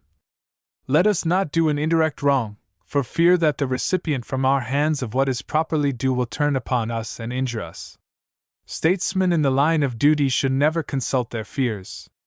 Where duty leads, there we may never fear to tread. In the political world, great events and changes are rapidly crowding upon us. To these we should not be insensible. As wise men, we should not attempt to ignore them. We need not close our eyes and suppose the sun will cease to shine because we see not the light. Let us rather, with eyes and mind wide awake, look around us and see where we are, whence we have come, and where we shall soon be, borne along by the rapid, swift, and irresistible car of time. This immense territory to the west has to be peopled. It is now peopling. New states are fast growing up, and others, not yet in embryo, will soon spring into existence. Progress and development mark everything in nature, human societies, as well as everything else. Nothing in the physical world is still.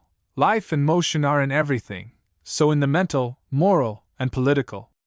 The earth is never still. The great central orb is ever moving. Progress is the universal law governing all things, animate as well as inanimate.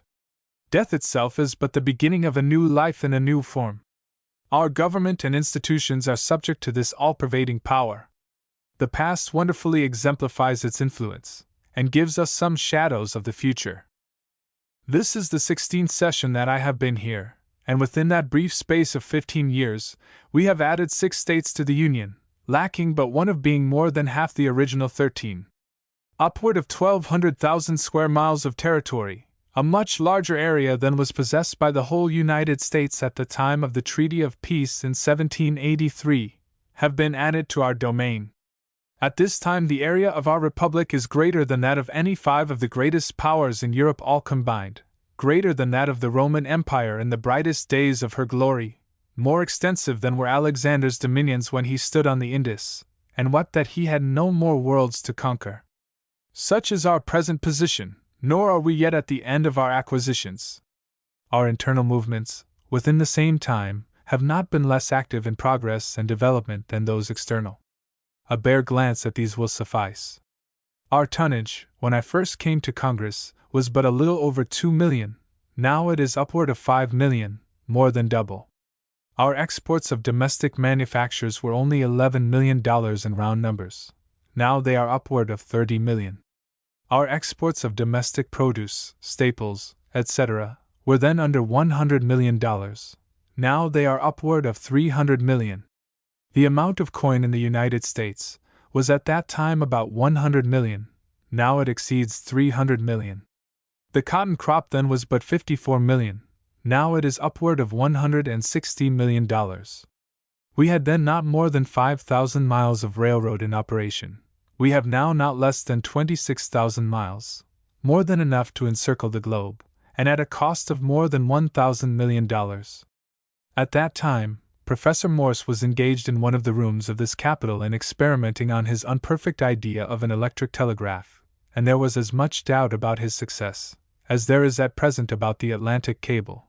But now there are more than 35,000 miles in extent of these iron nerves sent forth in every direction through the land, connecting the most distant points, and uniting all together as if under the influence of a common living sensorium.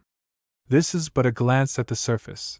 To enter within and take the range of other matters, schools, colleges, the arts, and various mechanical and industrial pursuits, which add to the intelligence, wealth, and prosperity of a people, and mark their course in the history of nations, would require time, but in all would be found alike astonishing results.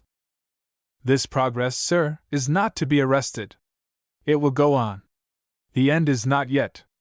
There are persons now living who will see over 100 million human beings within the present boundaries of the United States, to say nothing of future extension, and perhaps double the number of states we now have, should the Union last. For myself, I say to you, my Southern colleagues on this floor, that I do not apprehend danger to our constitutional rights from the bare fact of increasing the number of states with institutions dissimilar to ours. The whole governmental fabric of the United States is based and founded upon the idea of dissimilarity in the institutions of the respective members. Principles, not numbers, are our protection. When these fail, we have, like all other people, who, knowing their rights, dare maintain them, nothing to rely upon but the justice of our cause, our own right arms and stout hearts. With these feelings and this basis of action, whenever any state comes and asks submission, as Oregon does, I am prepared to extend her the hand of welcome, without looking into her constitution further than to see that it is republican in form, upon our well-known American models. When aggression comes, if come it ever shall, then the end draweth nigh. Then, if in my day, I shall be for resistance, open, bold, and defiant. I know of no allegiance superior to that due the hearthstones of the homestead. This I say to all. I lay no claim to any sentiment of nationality not founded upon the patriotism of a true heart, and I know of no such patriotism that does not center at home. Like the enlarging circle upon the surface of smooth waters, however, this can and will, if unobstructed, extend to the utmost limits of a common country. Such is my nationality, such my sectionalism, such my patriotism. Our fathers of the South joined your fathers of the North in resistance to a common aggression from their fatherland, and if they were justified in rising to right a wrong inflicted by a parent country, how much more ought we, should the necessity ever come, to stand justified before an enlightened world, in righting a wrong from even those we call brothers. That necessity, I trust, will never come. What is to be our future, I do not know. I have no taste for indulging in speculations about it. I would not, if I could, raise the veil that wisely conceals it from us. Sufficient unto the day is the evil thereof, is a good precept in everything pertaining to human action. The evil I would not anticipate. I would rather strive to prevent its coming, and one way, in my judgment, to prevent it, is, while here, in all things to do what is right and proper to be done under the Constitution of the United States, nothing more, and nothing less. Our safety, as well as the prosperity of all parts of the country, so long as this government lasts, lies mainly in a strict conformity to the laws of its existence. Growth is one of these. The admission of new states is one of the objects expressly provided for. How are they to come in? With just such constitutions as the people in each may please to make for themselves, so it is republican in form. This is the ground the South has ever stood upon. Let us not abandon it now. It is founded upon a principle planted in the Compact of Union itself, and more essential to us than all others besides, that is, the equality of the states, and the reserved rights of the people of the respective states.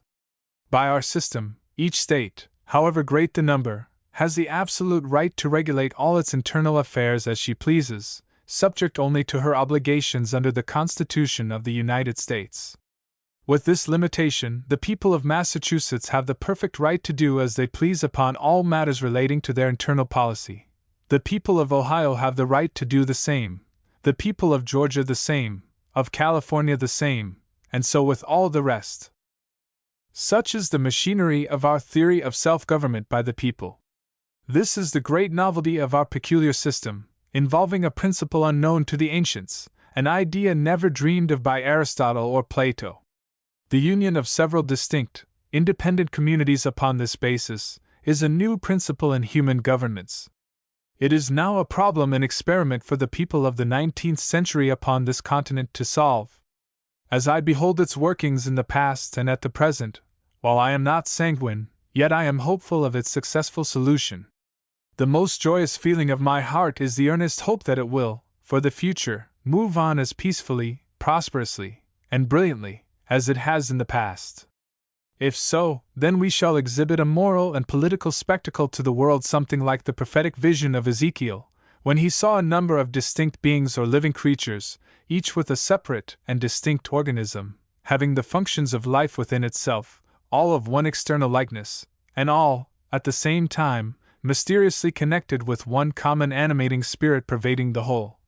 So that when the common spirit moved, they all moved, their appearance and their work being, as it were, a wheel in the middle of a wheel, and whithersoever the common spirit went, thither the others went, all going together, and when they went, he heard the noise of their motion like the noise of great waters, as the voice of the Almighty.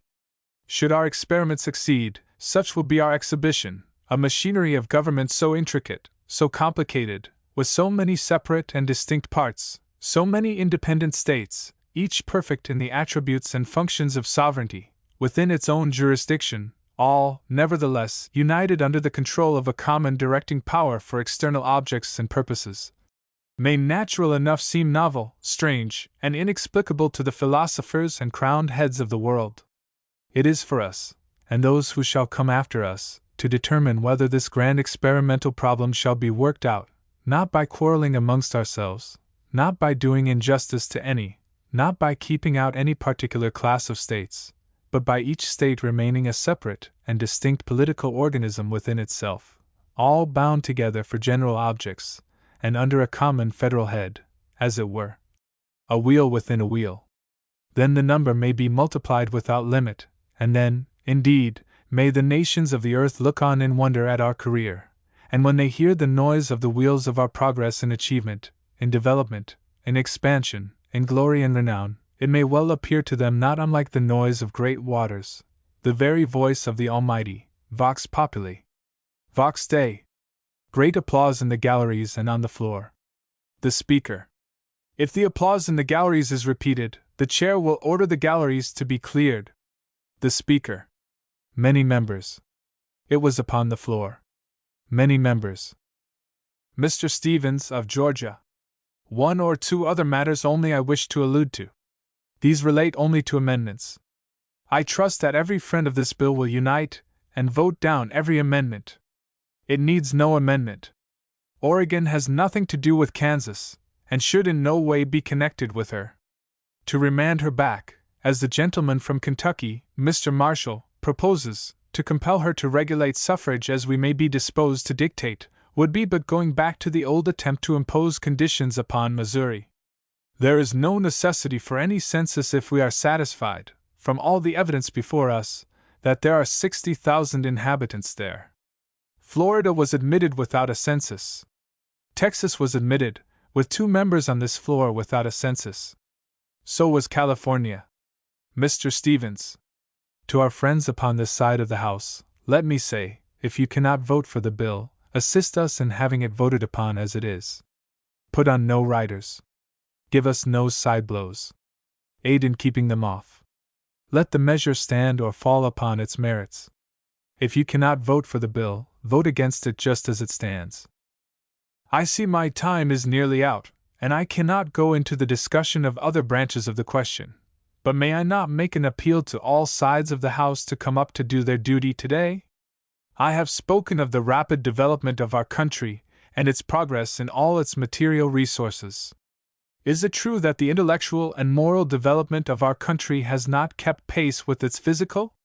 Has our political body outgrown the heads and hearts of those who are to govern it? Is it so that this 35th Congress is unequal to the great mission before it? Are we progressing in everything but mind and patriotism? Has destiny cast upon us a heavier load of duty than we are able to perform? Are we unequal to the task assigned us? I trust not. I know it is sometimes said in the country that Congress has degenerated.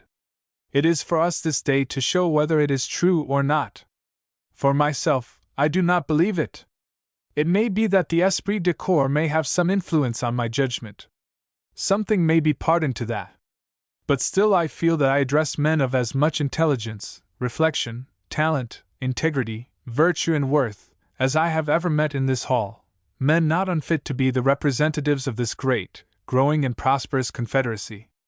The only real fitness for any public station is to be up to the requirements of the occasion, whatever that be. Let us, then, vindicate our characters as fit legislators today, and with that dignity and decorum which have so signally marked our proceedings upon other great, exciting questions before, and which, whatever may be said of our debates, may be claimed as a distinguished honor for the present House of Representatives. Let us do the work assigned us with that integrity of purpose which discharges duty regardless of consequences, and with a patriotism commensurate with the magnitude of the subject under all its responsibilities. Mr. Stevens took very decided ground in favor of the Lecompton Bill in 1857-8, and when that was likely to fail, in favor of the English Compromise. He is also, while a Union man, very much in sympathy with the Southern Right school of politicians, and has made 2 or 3 speeches in defense of filibusterism in the House. He has not entirely forgotten that he was once a Whig, for last winter he spoke in favor of, and supported heartily, the French Spoliation Bill. He is a very fair political opponent, doing everything in an open and frank manner, but a very shrewd tactician. He has rarely allowed himself to be led into excited, partisan or sectional speeches, and therefore has long been looked upon in Congress as an admirable party manager. N. P. Banks. Few men in the country have, in these latter days of politics, been so uniformly successful, even when circumstances were untoward, as Governor Banks. He is known by the people as a lucky man. He succeeds in whatever he undertakes. He has risen from an obscure young man to be Speaker of the National House of Representatives, and Governor of one of the first states of the Union. What may not such a man expect if he be ambitious? Mr. Banks was born in Waltham, Massachusetts, January 30, 1816, where he received a common school education. At a very early age he was placed to work in a cotton mill, in his native town, as a common hand. His father was an overseer in the same mill. Here he remained for some time, but not liking the business left the mill, and learned the trade of machinist. While thus engaged, a strolling theatrical company passed through Waltham, and young Banks was so much taken with their acting, that he learned to perform several parts himself. He succeeded so well that a tempting offer was made to him to follow the fortunes of the company. He was sufficiently wise to refuse the offer. There can be no doubt that to this dramatic corps Mr. Banks owes much of his after success. They taught him much of that gracefulness which, to this day, distinguishes him as an orator and a presiding officer. Banks now joined a village lyceum and made himself a ready speaker, then delivered temperance speeches, and at last drifted into politics as a Democrat. He edited a village paper in Waltham, a Democratic paper, and Mr. Polk gave him an office in the Boston Custom House. In attending political meetings, Mr. Banks often acted as presiding officer, and it was soon discovered that he possessed a remarkable talent for such a post. In 1849, Mr. Banks was elected to the Massachusetts House of Representatives, and put himself down in the list of members as a machinist. The very next year he turned to the law. In 1851 was chosen Speaker of the state legislature, and was a prominent advocate of the coalition between the Democrats and Free Soilers. This was his first step out of the Democratic Party toward Republicanism. The next year he was re-elected Speaker, and in the autumn was elected to Congress. While in Congress, during his first term, he voted against the Kansas-Nebraska bill, though he was one of those Democrats who voted to take the bill up, a movement which ensured its final success. In 1854, Mr. Banks was taken up by the Americans and Republicans, and sent again to Congress, where, after a memorable 2 months' contest, yet fresh in the reader's memory, he was elected Speaker of the House of Representatives. No man has ever surpassed, if one has ever equaled him, as a Speaker of that turbulent body, and he left the post with the highest honors. He was re-elected to Congress, but after taking his seat and remaining a month at Washington, he resigned it to assume the governorship of Massachusetts, to which office the people of the state had elected him by a tremendous majority. He was re-elected in the fall of 1858 by a heavy majority, and at this time fills the governor's chair. This, in a few words, is Governor Banks' political career. As a politician, he has shown himself shrewd, as a presiding officer prompt, graceful, commanding, and as an administrator, a governor, he has proved himself to be a man of rare genius. This, in fact, is Governor Banks' forte. He has a genius for governing men, that most rare of all gifts. He cannot be said to have made a political blunder in his life, speaking after the fashion of political men. It is of great importance to the people what are the political opinions of such a man as Governor Banks. But he is so cautious, so reticent, that upon some points it is difficult to state his exact position. In a letter, addressed by Mr. Banks to the Republican Convention of Worcester, in the fall of 1857, Mr. Banks states his opinions upon some of the prominent questions of the day.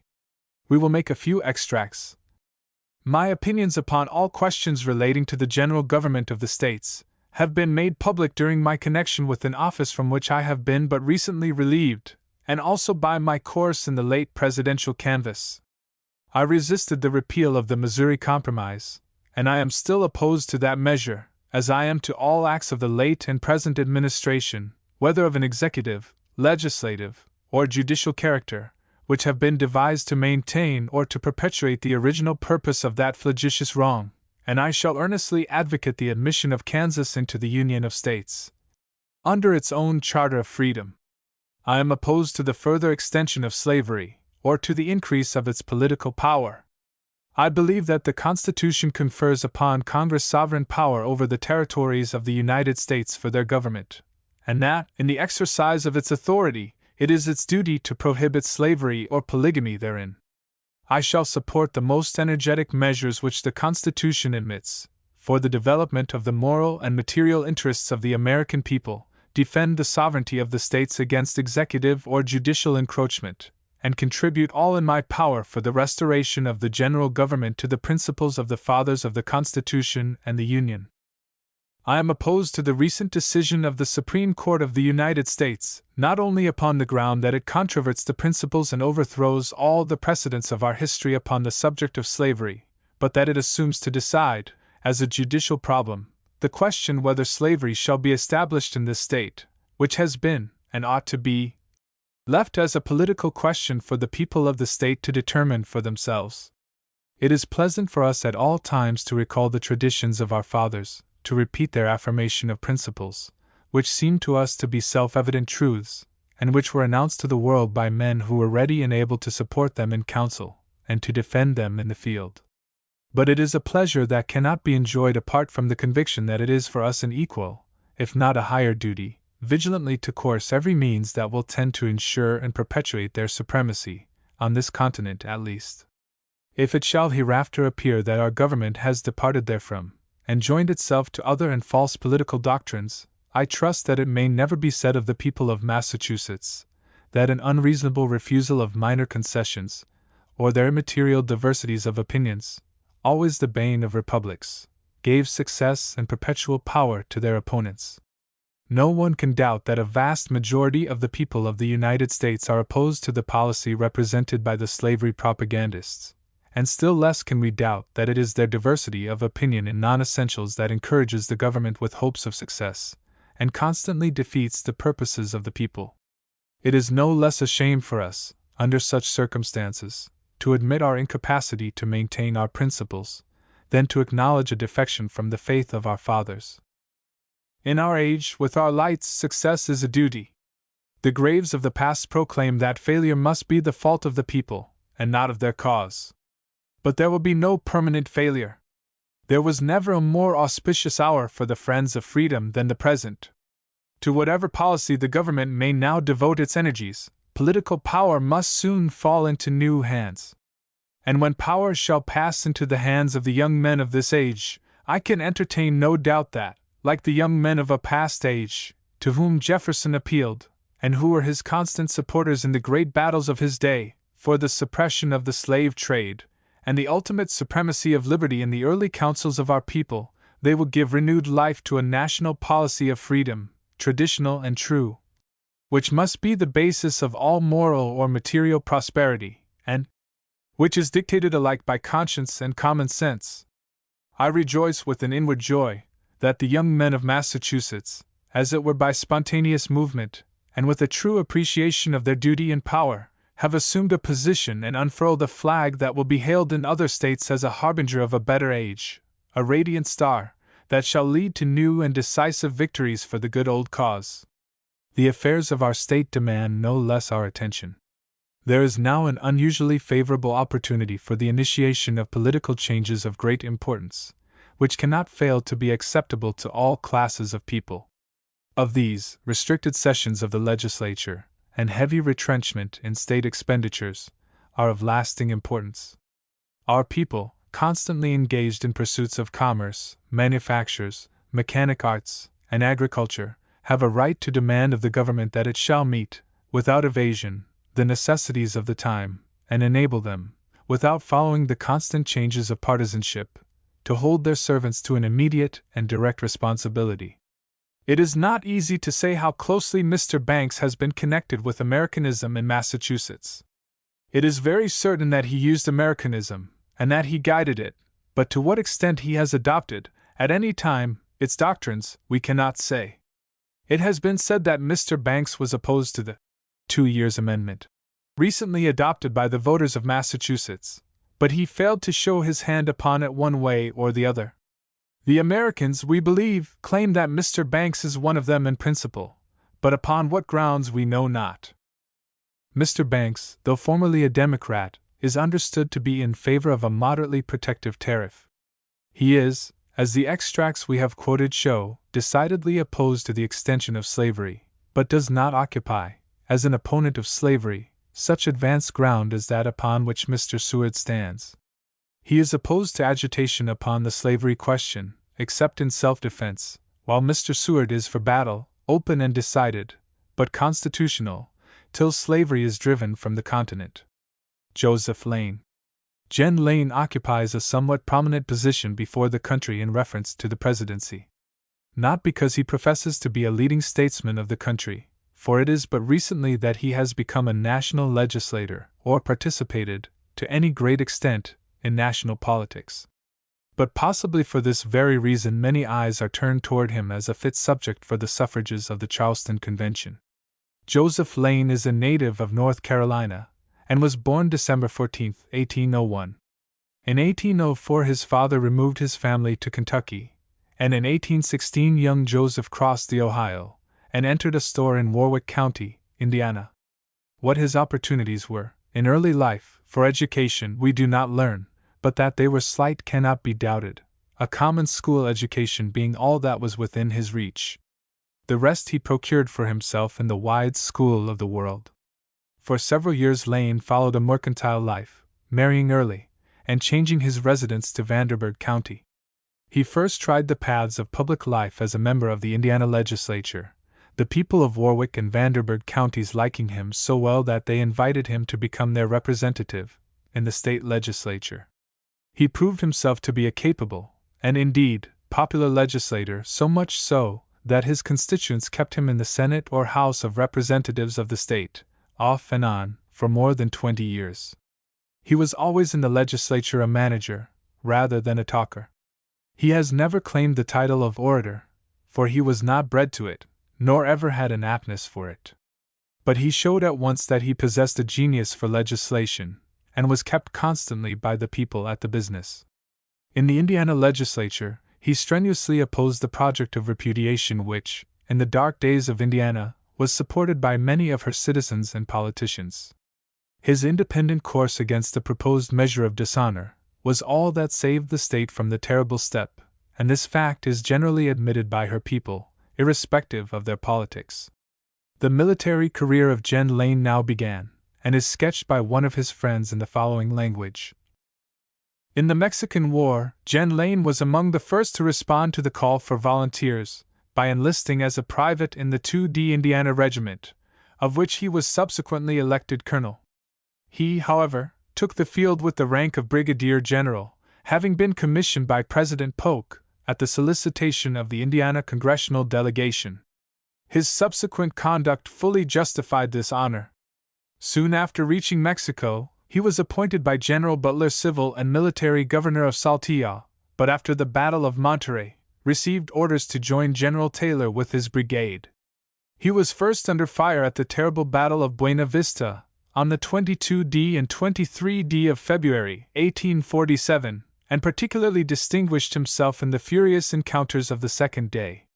With a command reduced to 400 men by details sent to check a flank movement of Santa Anna, General Lane maintained the position he occupied against an attack of 6,000 Mexicans. It appears almost incredible that he was enabled to roll back such an overwhelming force.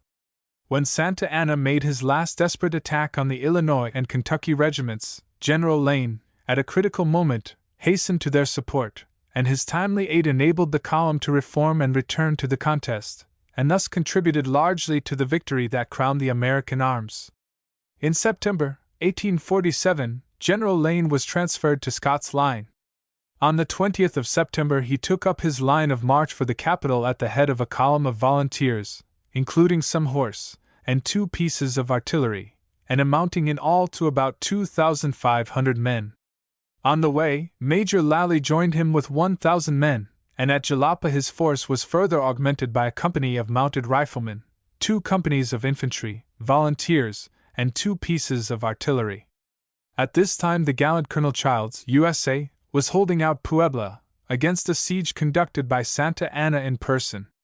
Foiled in this effort, the Mexican general moved toward Huamantla, with the purpose of attacking General Lane's column in the rear, simultaneously with another attack from the direction of Puebla. But General Lane, who throughout the campaign exhibited the highest military qualities, penetrated the design of the enemy, and leaving a detachment to guard the wagon trains, diverged from the main road and marched on to Huamantla, which he reached on the 9th of October. The Mexicans, dismayed at his unexpected appearance, hung out white flags, and the Americans began to enter the city. The treacherous Mexicans, however, opened a fire on his advance guard, under Captain Walker, and a terrible contest took place in the plaza. General Lane, in the meanwhile, was engaged with the reinforcement brought up under Santa Anna, but after a furious battle, the Americans were victorious, and the stars and stripes waved in triumph over Huamantla.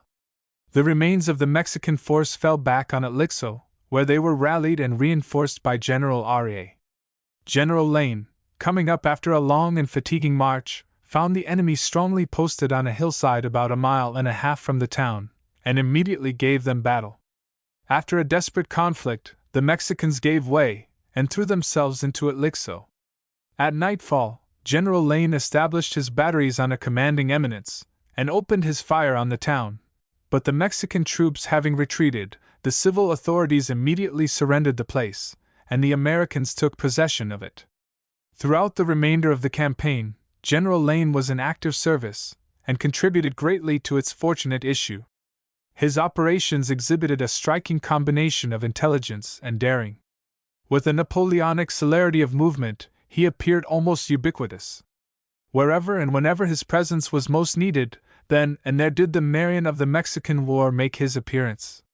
The long marches executed by his command excited the admiration of military men as much as their chivalric daring in the field. General Lane succeeded in infusing into his troops his own spirit of patient toil and brilliant valor. After marching many leagues under a broiling sun, reflected from arid plains and rocks, through rugged defile and lonely valleys, the presence of the enemy always found them ready to rush into battle, resistless and undaunted. Far away from the scenes of strife, we read of General Lane's exploits with mingled admiration and astonishment, and the barbarous names of Tlaxcala, Matamoros, Galaxa, Tulancingo, became familiar in our mouths as household words, when illustrated by the valor of the American general. The story of his deeds read like a romance, and there was that in the character of the gallant volunteer which enlisted the warmest sympathy. He was the true type of the American citizen soldier, abandoning the tranquil delights of home, and the honors of a civic career, for the toils and dangers of war, at the call of his country, and learning the military art by its exercise. To the fiery and impetuous valor which distinguishes the French soldier, General Lane united the stern resolution which characterized the old Roman warrior, but he repudiated the Roman military maxim, "Woe to the vanquished," as unworthy of an American officer. The wounded enemy received as much attention at his hands as a wounded comrade, and as he had communicated to his men his spirit of endurance and valor, so he impressed them by his example of humanity and moderation in victory. In July 1848, General Lane returned to the United States and was appointed by President Polk territorial governor of Oregon. After a perilous journey, he reached his post in March 1849 and immediately organized the government. After being superseded by Governor Gaines, under Taylor's administration, he was elected by the people of Oregon, with whom he was universally popular, as delegate to Congress. In 1853, the outrages of the Indians in the southern part of Oregon called him once more to the field at the head of a small force of volunteers and regular troops, and after a desperate battle near Table Rock, in which he was severely wounded, he succeeded in forcing them into submission and peace. General Lane labored faithfully to bring Oregon into the Union, and at last succeeded, for in February 1859, the Oregon Bill passed the House of Representatives, and he, having been elected senator of the young state, took his seat in that body, and chose the long, or 6 years' term. General Lane has taken little part, as we have said, in the recent party politics of the day, though, in the winter of 1857-8, he did make a speech in defense of the Lecompton Constitution. He was not, however, ultra in his sentiments. We quote his speech, which was short, on the admission of Oregon into the Union. It will be seen that portions of the speech relate to General Lane's personal history. Mr. Speaker, I have not yet had an opportunity of addressing myself to the House in behalf of the admission of Oregon. It is a matter of very great importance to the people of that territory, and of the whole country. I would not now trespass on the time of the House, were it not for the purpose of making a personal explanation. I find in the Oregon Statesman, a paper published at Salem, Oregon, a letter purporting to have been written from this city, bearing date the 17th of June last, in which it is charged that I had managed to prevent action on the admission bill, for the purpose of obtaining double mileage if elected to the Senate. If that letter had not been published in a Democratic paper, I would not have noticed it, but as it has been, I feel it my duty to say that if the letter was written here, the writer of that letter knew very little about me. Money, I thank God, has not been a consideration with me in the discharge of my official duty. It has had no influence over my action, official, moral, political, or social. I have never coveted money. I desire only the reputation of an honest man, and that I intend to deserve always, as I have deserved heretofore that reputation. I did all I could to bring Oregon in, and when I found we could not, I said to you, Mr. Speaker, I said to the Sergeant-at-Arms of the Senate, I said to the Sergeant-at-Arms of the House, that if elected and admitted to the Senate, I would not take double mileage, or double compensation. Throughout all my official action, I have studied the strictest principles of economy toward the government. When I was appointed governor of Oregon Territory, in 1848, I paid for my own outfit, and traveled across the plains to the territory of Oregon without the cost to the government of a single cent. When I arrived at San Francisco, I had to make the trip from there to Oregon by water. I had run out of money, and I'd borrowed enough to pay my passage to Oregon City, and I paid it as soon as I earned it out of my salary. Though I was offered a free passage by the quartermaster, who went out in the same vessel with a small detachment of troops, and who thought I was entitled to a free passage, yet I declined to accept the offer. Then, in the discharge of my duties of governor, in the management of Indian affairs, I can say that, for the smallness of those expenses, there is no parallel to my administration in that respect. During the time I was governor of Oregon, and ex officio superintendent of Indian affairs, I visited 50-odd tribes of Indians, and gave them presents, small in amount, it is true, but such as were necessary to keep them in a good disposition toward the whites, and that for the whole amount of expenses in traveling, I made not a cent of charge. My accounts show not a single charge against the government, and the whole amount of expense, of whatever nature, for the whole 18 months that I visited those tribes of Indians, was less than $3,000. I mention these things in the way of a personal explanation against the charges of a letter writer. Mr. Kilgore, I wish to ask the gentleman from Oregon a question. I understood him to remark that he would not have noticed the matter had it been published in a Republican paper. Will the gentleman let us know why he would not have noticed it if it had been published in a respectable Republican newspaper? Mr. Kilgore. Mr. Lane. The Republican papers have taken the liberty so often of giving me so many hard raps that I have got used to it, and I would not have taken it to heart. But this appears in a Democratic paper, and in a paper that has had the government public printing. This is a fire in the rear that I do not like. Mr. Lane. I will say this, that I have had no cause of complaint of letter writers since I have been a delegate upon this floor. Very few of them have taken the trouble to notice me favorably, and I am sure I never should desire them to notice me unfavorably. But I will say in vindication, or rather to the credit of the letter writers in this city, that I do not believe that this letter was written in Washington. I believe it was written in Oregon Territory, and with a view, in my absence, to affect my character as a public servant and as an honest man, and with a view to prejudice the admission of Oregon, and perhaps in order that the editor of this Democratic paper might still have the benefit of his thousands of dollars annually for the public printing. I have said this much about the letter writers, and now I must be allowed, as I feel the deepest interest in the admission of Oregon, to say a few words upon this subject. Mr. Gooch. I wish to ask the gentleman from Oregon if, in case Oregon is admitted and he has a vote at either end of this capital, he will vote to relieve Kansas from the effect of the English bill, so called, and let her present herself for admission when she chooses? Mr. Gooch. Mr. Lane. I do not come here to make any bargain, contract, or promises.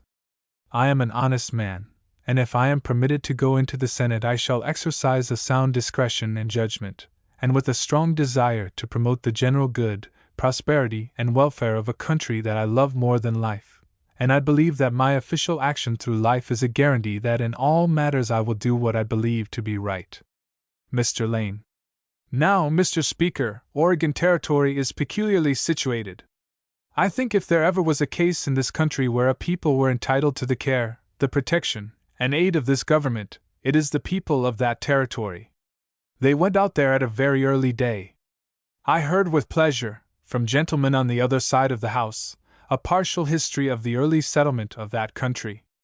As early as 1832, 1833, and 1834, and from that time down to 1839 and 1840, the missionary societies of this country took it into their heads very wisely to establish missionaries upon the Pacific. They sent out good and educated men who had a strong desire to civilize the savages, to inculcate religious principles among them, and encourage habits of industry and civilization. Their missions were assisted by many old trappers, who, though they had spent many years in the mountains, in pursuit of game and furs, were yet men who had noble and pure hearts, and who readily offered such aid and assistance as was in their power. Settlements grew up around the missionary posts. Every effort was put forth by these good people to influence the habits of the savages. They were urged to be led upon the paths of Christianity and civilization.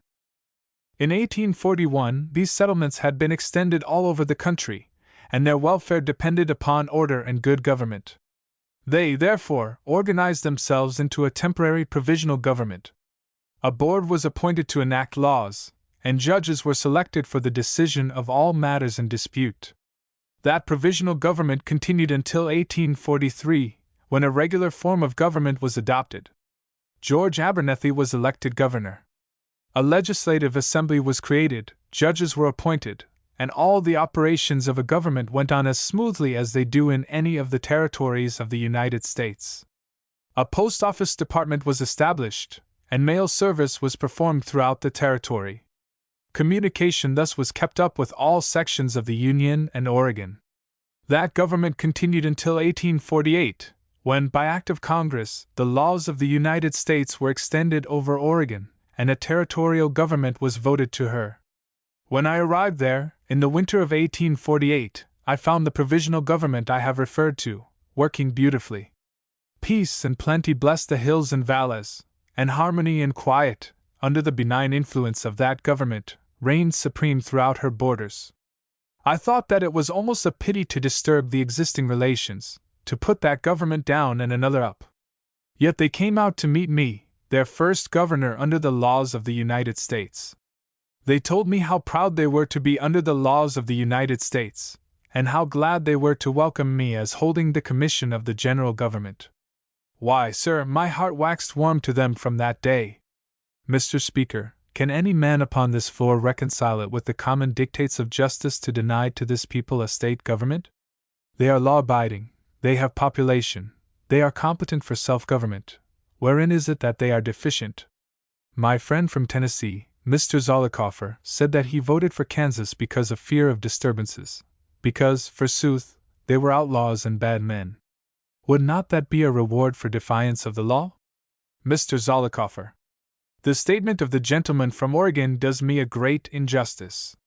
On the Kansas question there was great excitement, connected with the question of slavery, which agitated the public mind of the whole Union to such an extent that I regarded it my duty to aid to bring Kansas into the Union, and at once settle the agitation attaching to that territory. This consideration was, to my mind, paramount to that of population. Mr. Zollicoffer: Mr. Davis, of Mississippi. I desire to ask the gentleman from Oregon whether, from his knowledge of the country, he believes there are 93,420 people there? Mr. Davis: Mr. Lane: I do. From my knowledge of the country, from the rapid increase of population there, I believe that there are 93,420 inhabitants there, 93,420 white people, no Chinamen or Negroes counted. I am not only satisfied of that, but I can show, I think, that Oregon, before the apportionment in 1870, will stand here with her representatives representing 300,000 people. Mr. Lane: Mr. Speaker, she comes here with a constitution regularly framed and adopted by her people. It is the wish of those people that they shall assume the responsibilities of state government. Are they not entitled to it? Now I would ask the friends of her admission to vote down all amendments. If the bill is to stand, let it stand as it came from the Senate. If it is to fall, then let it fall upon that bill. Do not refuse her request by indirection. Let the issue be fairly and openly made. She has been fair and honest in her dealings with us, and why should we be otherwise to her? My Northern friends will believe me when I say that the rights of every state of the Union are as dear to me as those of Oregon. If I have a seat in Congress, I will be, at all times, prompt to resent any trespass on the rights of the states as secured by the Constitution. My affection rests on every inch of this Union, east and west, north and south. The promotion of the prosperity of this great country is the strongest desire of my heart. I then ask, gentlemen, on all sides of the House, on what principle of justice or right, the application of Oregon can be refused. In his personal appearance Mr. Lane is dignified and commanding. He is uniformly good-natured, and his intimate friends assert that in his judgments of men and political parties he is very fair. He is tall, with a fine forehead, grayish hair, and florid complexion. As a speaker, we have remarked, he is not distinguished, though he is perfectly at his ease while delivering a speech in Congress. John McLean. John McLean, or rather Judge McLean, for by the last name he is everywhere known, has been Member of Congress, Postmaster General, General Land Office Commissioner, Judge in the State of Ohio, and finally Judge of the Supreme Court of the United States. We can add that the man so prominent, so successful, is worthy of all his advancement, for he has ever been a man of unswerving integrity, and of lofty character. He was born in Morris County, New Jersey, on the 11th of March, 1785. 4 years later, his father, who was poor, removed to the West, first to Morgantown, Virginia, next to Jessamine, Kentucky, and finally to what is now Warren County, Ohio. This was then a wild country, and the hardy pioneer went at work and cleared up a farm in it, whereon he resided 40 years, and died in the home which he had made in the wilderness. Here, too, lived John McLean, the subject of this sketch, and worked upon the farm which he afterward owned. There were few opportunities within his reach to obtain a good education. This was at the beginning of the present century, but to such schools as were to be found near home he was sent, and made such rapid progress that when he was 16 years of age he was put under the care of a neighboring clergyman that he might study the languages, and as his father's means were still somewhat limited, he entirely supported himself, and paid his tuition expenses by his labor. He was already ambitious, and determined to study the law. When he was 18 years old, he made an engagement to write in the clerk's office of Hamilton County, in Cincinnati, and entered the law office of Arthur St. Clair, then an eminent lawyer of Cincinnati. His writing in the clerk's office supported him, though he was obliged to practice the closest economy. He took part in a debating society, and by practice fitted himself for his future business. In the spring of 1807, he married a Miss Edwards, before he was admitted to the bar, which was doubtless in the eyes of all his prudent friends a very foolish act. But so it did not turn out to be. Miss Edwards made him an excellent wife, and the early marriage saved him from vice and dissipation into which so many young men of his profession plunge at his age. In the fall of the same year, Mr. McLean was admitted to the bar, and returned to Warren County, where he speedily secured a large legal business. In 1812, he became a candidate for Congress, his district then including Cincinnati. He had 2 competitors, but was chosen by a large majority. One of his friends writes, "From his first entrance upon public life, John McLean was identified with the Democratic Party.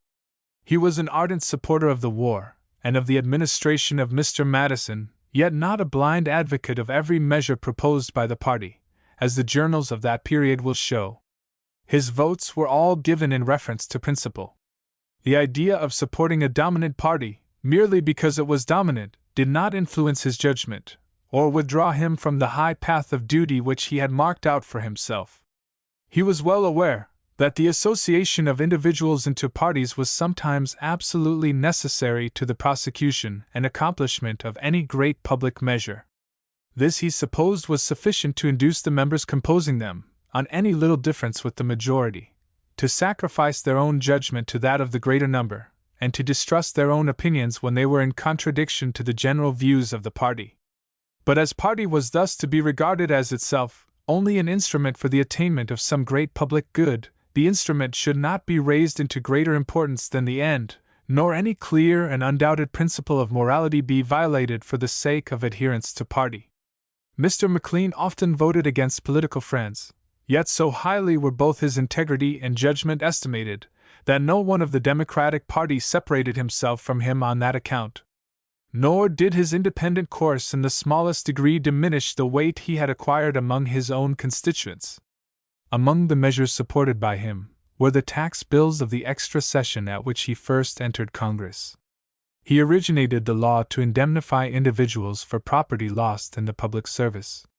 A resolution instructing the proper committee to inquire into the expediency of giving pensions to the widows of the officers and soldiers who had fallen in their country's service was introduced by him, and the measure was afterwards sanctioned by congressional enactment. By an able speech he defended the war measures of the administration, and by the diligent discharge of his duties in respect to the general welfare of the country, and the interests of his people and district, he continued to rise in public estimation. In 1814, he was re-elected to Congress by the unanimous vote of his district, receiving not only every vote cast in the district for representative, but every voter that attended the polls voted for him, a circumstance that has rarely occurred in the political history of any man. His position as a member of the Committee of Foreign Relations and of the Public Lands indicates the estimation in which he was held, and his familiarity with the important questions of foreign and domestic policy which were in agitation during the eventful period of his membership. In 1815, he was urgently solicited to become a candidate for the U.S. Senate, but he declined. He was then but 30 years of age. In 1816, he was unanimously elected judge of the Supreme Court of the state of Ohio, and he resigned his seat in Congress. While in Congress, he voted for a bill giving to each member a salary of $1,500 a year instead of the per diem allowance. Judge McLean presided on the bench in Ohio for 6 years, during which time he won for himself an enviable judicial reputation. In 1822, he was appointed Commissioner of the General Land Office by President Monroe, and in 1823 he entered the Cabinet as Postmaster General. As Postmaster General, he secured a fine reputation, improving its finances and in every possible way improving the postal facilities of the country. By an almost unanimous vote of Congress, his salary was increased from $4,000 to $6,000. The distribution of the public patronage of his department exhibited in another respect his qualities as an executive officer, and manifested the rule of action that has always marked his character. The principle upon which executive patronage should be distributed has been one of the most important questions in this government, and has presented the widest variation between the profession and practice of individuals and parties. In the administration of the Post Office Department by Judge McLean, an example was presented in strict consistence with sound principles of Republican government and just party organization. During the whole time that the affairs of the department were administered by the judge, he had necessarily a difficult part to act. The country was divided into two great parties, animated by the most determined spirit of rivalry, and each bent on advancing itself to the lead of public affairs. A question was now started, whether it was proper to make political opinions the test of qualification for office. Such a principle had been occasionally acted upon during the preceding periods of our history, but so rarely as to constitute the exception rather than the rule. It had never become the settled and systematic course of conduct of any public officer. Doubtless every one is bound to concede something to the temper and opinions of the party to which he belongs, otherwise party would be an association without any connecting bond of alliance. But no man is permitted to infringe any one of the great rules of morality and justice, for the sake of subserving the interests of his party. It cannot be too often repeated, nor too strongly impressed upon the public men of America, that nothing is easier than to reconcile these two apparently conflicting views. The meaning of party is an association of men for the purpose of advancing the public interests. Men thrown together indiscriminately, without any common bond of alliance, would be able to achieve nothing great and valuable. While united together, to lend each other mutual support and assistance, they are able to surmount the greatest obstacles and to accomplish the most important ends. This is the true notion of party. It imports combined action, but does not imply any departure from the great principles of truth and honesty. So long as the structure of the human mind is so varied in different individuals, there will always be a wide scope for diversity of opinion as to public measures. But no foundation is yet laid in the human mind for any material difference of opinion as to what constitutes the great rule of justice. The course which was pursued by Judge McLean was marked by the greatest wisdom and moderation. Believing that every public officer holds his office in trust for the people, he determined to be influenced by no other principle in the discharge of his public duties than a faithful performance of the trust committed to him. No individual was removed from office by him on account of his political opinions. In making appointments where the claims and qualifications of persons were equal, and at the same time one was known to be friendly to the administration, he felt himself bound to appoint the one who was his friend. But when persons were recommended to office, it was not the practice to name, as a recommendation, that they had been or were warm supporters of the dominant power. In all such cases, the man who was believed to be the best qualified was selected by the department. In 1829, General Jackson appointed Mr. McLean to the bench of the Supreme Court of the United States, he having previously declined the War and Navy departments, although the two men differed somewhat in their ideas of public policy. In January 1830, he took his seat upon the bench, and since that time the only indications of Judge McLean's opinions on the political issues of modern times which the public could notice have been afforded by his published decisions involving the question of slavery.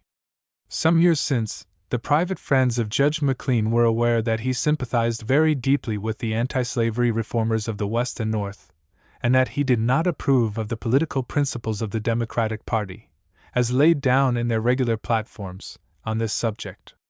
He may be safely set down as a conservative opponent of Negro slavery, and its extension into the territories of the Republic. In the last presidential election he voted for John C. Fremont, which would seem to settle the question as to his political affinities. He is a Republican. From Judge McLean's opinion, delivered in the Dred Scott case, we gather his views upon some of the more prominent political issues of the day. As to the locality of slavery, the civil law throughout the continent of Europe, it is believed, without an exception, is that slavery can exist only within the territory where it is established, and that, if a slave escapes, or is carried beyond such territory, his master cannot reclaim him, unless by virtue of some express stipulation. There is no nation in Europe which considers itself bound to return to his master a fugitive slave, under the civil law or the law of nations. On the contrary, the slave is held to be free where there is no treaty obligation, or compact in some other form, to return him to his master. The Roman law did not allow freedom to be sold. An ambassador or any other public functionary could not take a slave to France, Spain, or any other country in Europe, without emancipating him. A number of slaves escaped from a Florida plantation, and were received on board of ship by Admiral Cochrane. By the King's Bench, they were held to be free. In the great and leading case of Prigg v. the State of Pennsylvania, this court says that, by the general law of nations, no nation is bound to recognize the state of slavery, as found within its territorial dominions, where it is in opposition to its own policy and institutions, in favor of the subjects of other nations where slavery is organized. If it does it, it is as a matter of comity, and not as a matter of international right. The state of slavery is deemed to be a mere municipal regulation, founded upon and limited to the range of the territorial laws. This was fully recognized in Somerset's case, which was decided before the American Revolution. There was some contrariety of opinion among the judges on certain points ruled in Prigg's case, but there was none in regard to the great principle, that slavery is limited to the range of the laws under which it is sanctioned. No case in England appears to have been more thoroughly examined than that of Somerset. The judgment pronounced by Lord Mansfield was the judgment of the Court of King's Bench. The cause was argued at great length, and with great ability, by Hargrave and others, who stood among the most eminent counsel in England. It was held under advisement from term to term, and a due sense of its importance was felt and expressed by the bench. In giving the opinion of the court, Lord Mansfield said, "The state of slavery is of such a nature that it is incapable of being introduced on any reasons, moral or political, but only by positive law, which preserves its force long after the reasons, occasion, and time itself, from whence it was created, are erased from the memory. It is of a nature that nothing can be suffered to support it but positive law." In relation to the connection between the federal government and slavery, Judge McLean remarks, "The only connection which the federal government holds with slaves in a state arises from that provision in the Constitution which declares that no person held to service or labor in one state, under the laws thereof, escaping into another, shall in consequence of any law or regulation therein, be discharged from such service or labor, but shall be delivered up, on claim of the party to whom such service or labor may be due. This being the fundamental law of the federal government, it rests mainly for its execution, as has been held, on the judicial power of the Union, and so far as the rendition of fugitives from labor has become a subject of judicial action, the federal obligation has been faithfully discharged. In the formation of the federal Constitution, care was taken to confer no power on the federal government to interfere with this institution in the states. In the provisions respecting the slave trade, in fixing the ratio of representation, and providing for the reclamation of fugitives from labor, slaves were referred to as persons, and in no other respect are they considered in the Constitution. We need not refer to the mercenary spirit which introduced the infamous traffic in slaves, to show the degradation of Negro slavery in our country. This system was imposed upon our colonial settlements by the mother country, and it is due to truth to say that the commercial colonies and states were chiefly engaged in the traffic. But we know as a historical fact that James Madison, that great and good man, a leading member in the Federal Convention, was solicitous to guard the language of that instrument so as not to convey the idea that there could be property in man. I prefer the lights of Madison, Hamilton, and Jay, as a means of construing the Constitution in all its bearings, rather than to look behind that period, into a traffic which is now declared to be piracy, and punished with death by Christian nations. I do not like to draw the sources of our domestic relations from so dark a ground. Our independence was a great epoch in the history of freedom, and while I admit the government was not made especially for the colored race, yet many of them were citizens of the New England states, and exercised the rights of suffrage when the Constitution was adopted, and it was not doubted by any intelligent person that its tendencies would greatly ameliorate their condition. Many of the states, on the adoption of the Constitution, or shortly afterward, took measures to abolish slavery within their respective jurisdictions, and it is a well-known fact that a belief was cherished by the leading men, South as well as North, that the institution of slavery would gradually decline, until it would become extinct. The increased value of slave labor, in the culture of cotton and sugar, prevented the realization of this expectation. Like all other communities and states, the South were influenced by what they considered to be their own interests. But if we are to turn our attention to the dark ages of the world, why confine our view to colored slavery? On the same principles, white men were made slaves. All slavery has its origin in power, and is against right. In reference to the power of Congress to prohibit slavery in the territories, we quote the subjoined paragraphs from Judge McLean's opinion. On the 13th of July, the Ordinance of 1787 was passed, for the government of the United States territory northwest of the River Ohio, with but one dissenting vote. This instrument provided there should be organized in the territory not less than 3 nor more than 5 states, designating their boundaries.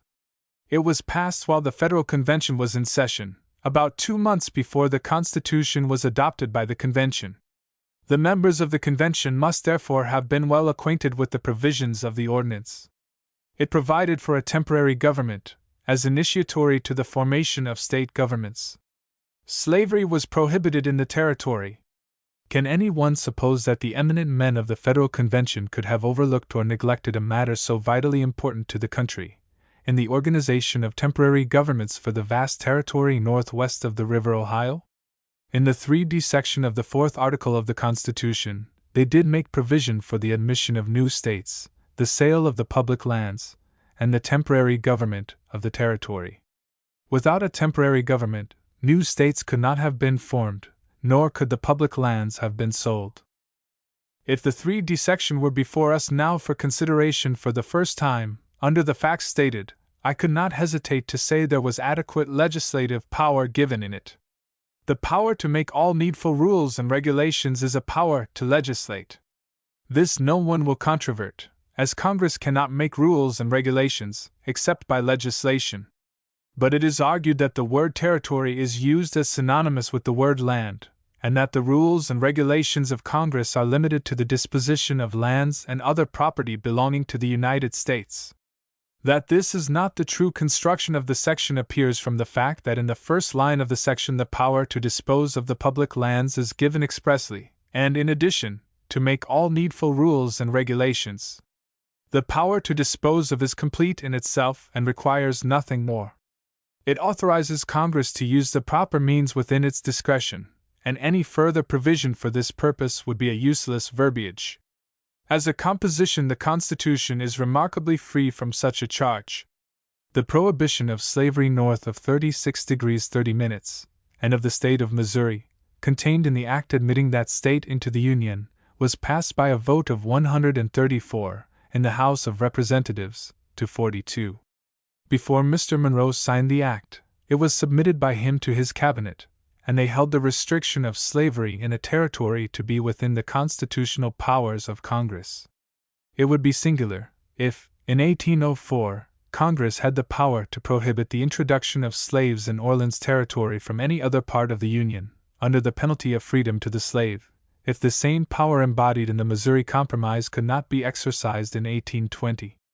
But this law of Congress, which prohibits slavery north of Missouri and of 36°30', is declared to have been null and void by my brethren. And this opinion is founded mainly, as I understand, on the distinction drawn between the Ordinance of 1787 and the Missouri Compromise line. In what does the distinction consist? The ordinance, it is said, was a compact entered into by the Confederated States before the adoption of the Constitution, and that in the cession of territory, authority was given to establish a territorial government. It is clear that the ordinance did not go into operation by virtue of the authority of the Confederation, but by reason of its modification and adoption by Congress under the Constitution. It seems to be supposed, in the opinion of the Court, that the Articles of Cession placed it on a different footing from territories subsequently acquired. I am unable to perceive the force of this distinction. That the ordinance was intended for the government of the Northwestern Territory, and was limited to such territory, is admitted. It was extended to southern territories, with modifications by acts of Congress, and to some northern territories. But the ordinance was made valid by the act of Congress, and without such act could have been of no force. It rested for its validity on the act of Congress, the same, in my opinion, as the Missouri Compromise line. If Congress may establish a territorial government in the exercise of its discretion, it is a clear principle that a court cannot control that discretion. This being the case, I do not see on what ground the act is held to be void. It did not purport to forfeit property, or take it for public purposes. It only prohibited slavery, in doing which, it followed the Ordinance of 1787. In 1840, Judge McLean lost his wife, and in 1843 married his present wife, Mrs. Sarah Bella Girard of Cincinnati. In his personal appearance, Judge McLean is imposing, for he is tall and well-proportioned, and his face is one of the finest among the list of American jurists. As a judge, he is above reproach, and as a Christian, he is a member of a Christian church. He has won the esteem of all who know him in that relation. Henry A. Wise. Governor Wise is certainly one of the ablest of the Southern Democrats. He may lack judgment and that balance of character which is necessary in the truly great man, but he is a decided genius.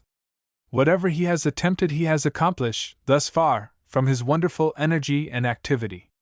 Whether he has reached that bound in his political triumphs beyond which he cannot pass, remains to be seen. We will very briefly glance at his past history and his present views upon the great political issues of the country. Henry A. Wise was born in Drummondtown, Accomack County, Virginia, December 3, 1806. He was a precocious lad, for he graduated at Washington College, PA, when he was but 19 years old. He then studied law, and was admitted to the bar of Winchester, Virginia, in 1828. With a Western fever in his bones, and desirous of a new field in a new country, he emigrated to Nashville, Tennessee, where he practiced law for 2 years. He soon grew homesick for old Virginia, and returned to Accomack County. The district showed its estimation of the young man by returning him to Congress in 1833. He continued to represent it in the House of Representatives for 10 years. In 1843, he resigned his place and took the mission to Brazil. He remained there for a presidential term. In 1848, he was a presidential elector in Virginia. In 1850, was a member of the Reform Convention which adopted the present constitution of the state.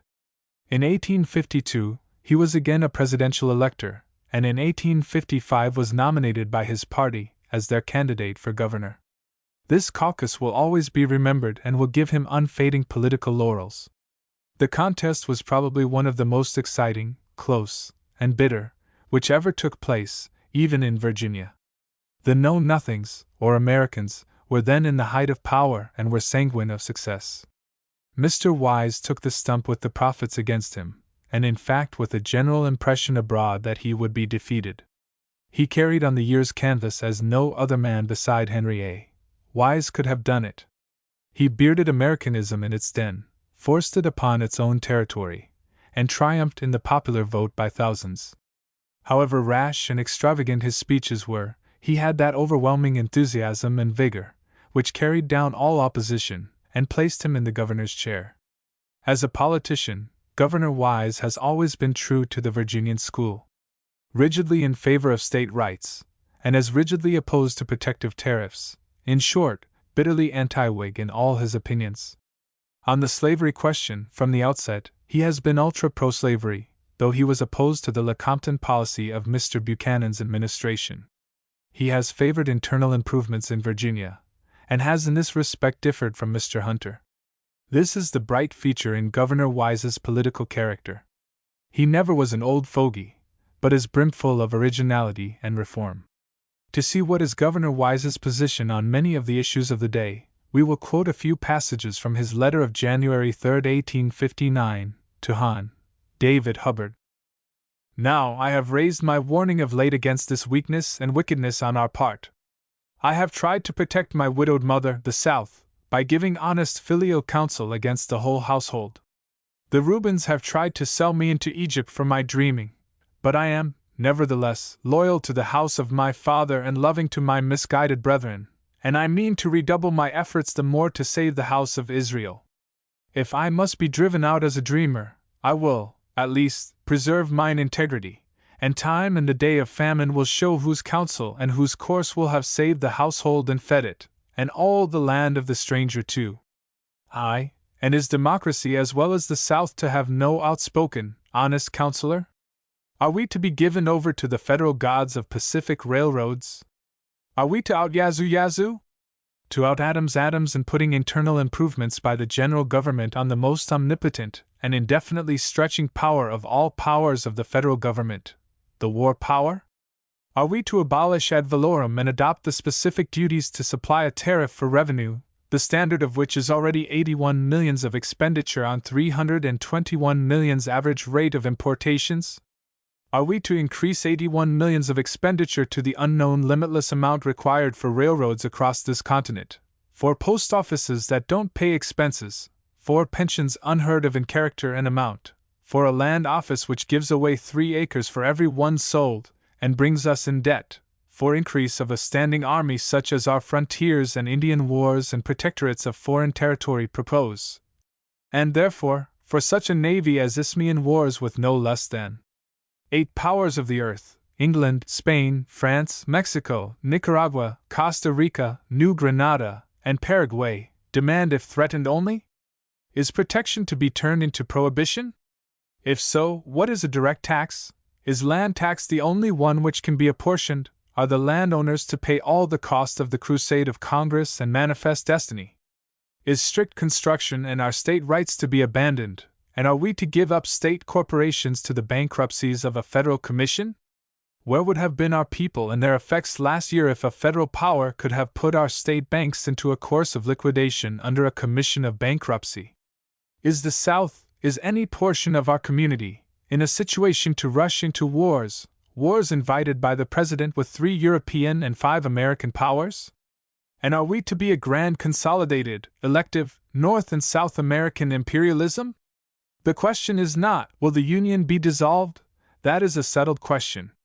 But the question is the old Virginia Democratic faith to be abandoned, and are we to rush on with the President into a full scheme of federal policy which in its outline and filling up exceeds any federalism, in all its points, which a Hamilton, or Adams, or any other latitudinarian ever dared to project or propose? For my part, I take ground now firmly and at once against the war power. I am for the Washington policy of peace, and against all entangling alliances and protectorates, and the Jackson rule of demanding nothing but what is right, and submitting to nothing that is wrong, and for preserving and protecting the South and whole country from ambitious and buccaneering wars, of which the landed and planting interests would have to bear the burden, at a great sacrifice of present prosperity. I am against internal improvements by the general government, more than ever since their construction is put on the war power. If we could beard England up to 54 degrees 40 minutes, 10 years ago, without a road or known route to Oregon, why can't we wait for emigrants to beat a path on their way to gold mines, and hold California, without cutting a military road in time of peace? I am for retrenchment and reform of all expenditures, and for revenue only for economical administration, on a scale of pure, old-fashioned Republican simplicity, discriminating no more than is necessary to prevent prohibition on non-dutiable articles.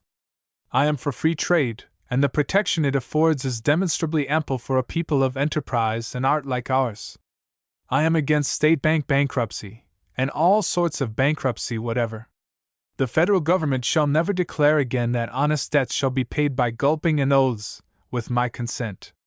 But my paper is run out. The President bids high. To filibusters he offers Cuba and the Isthmus and North Mexico, to the West a Pacific Railroad, to the North protection to iron and coarse woolens, and to the great commercial countries the power of centralization by obvious uses and abuses of a bankrupt act to supply to state banks.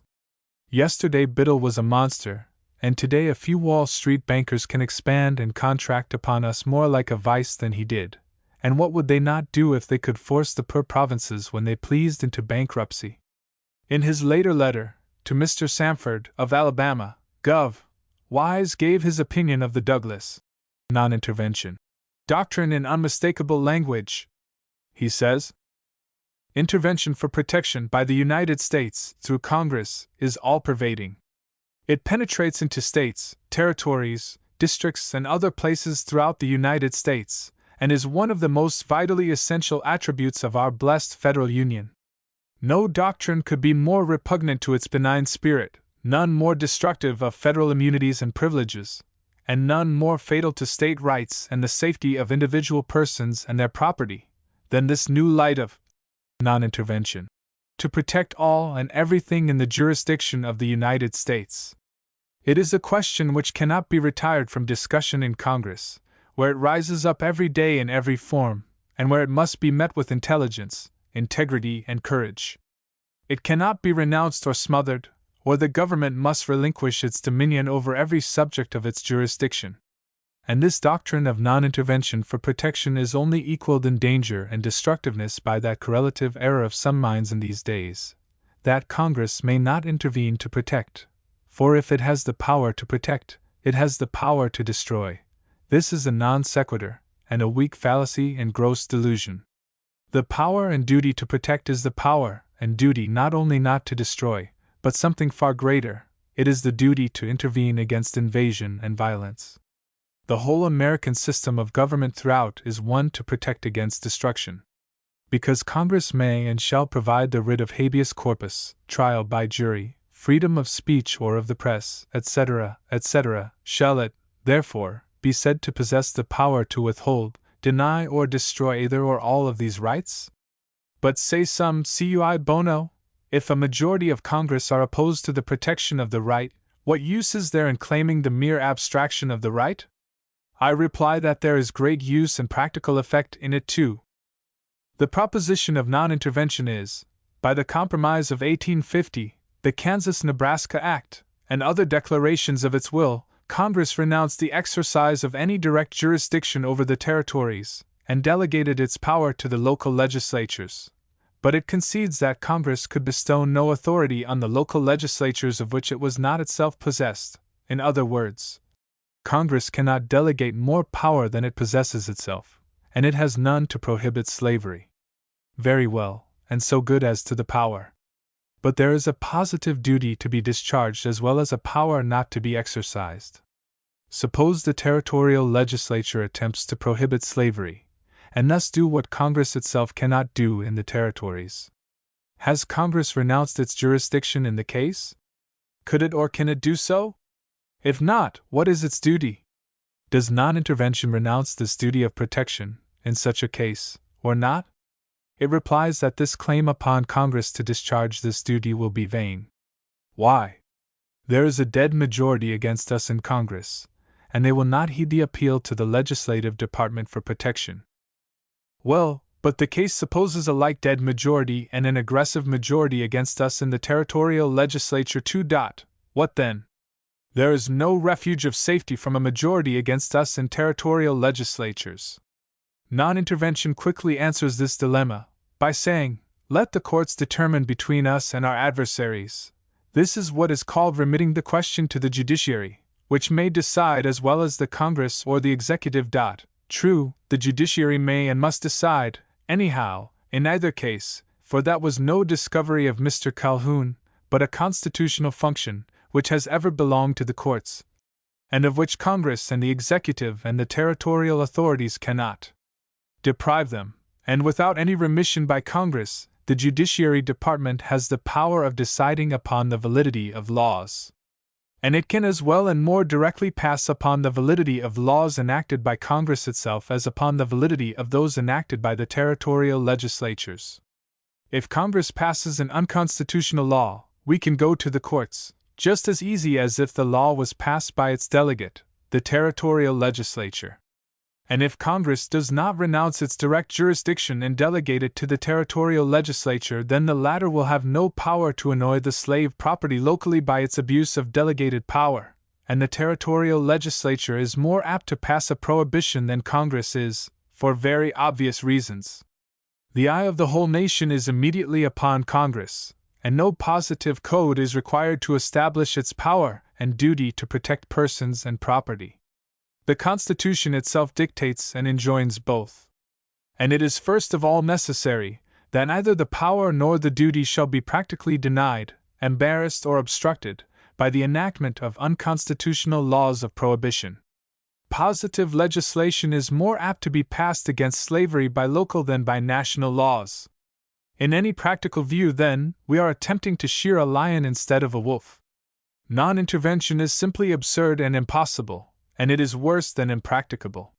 Such are the teachings to me of our past history, and I trust that I have now demonstrated in the second place that the inhabitants or people of a territory are sovereign to form themselves a constitution and state government, as I have shown in the first place, that in their territorial condition they are within the entire control and jurisdiction, or under the entire rule or regulation of Congress, subject to the Constitution of the United States, and that the citizens of each and all of the states are alike equally entitled to protection in all the privileges and immunities of persons and property, common to equal confederates.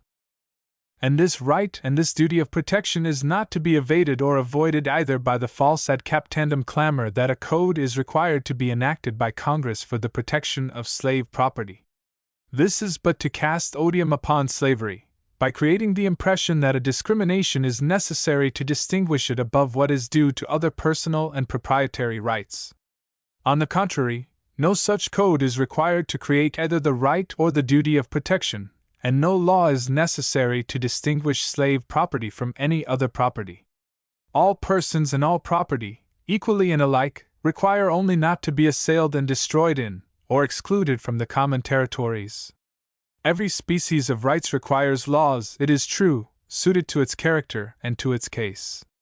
Personal property, for example, must have a law that it shall not be taken and carried away, and land, which cannot be taken and carried away, must have a law that it shall not be trespassed upon in some other way, and so with slaves and everything else, they must have provisions according to their kind.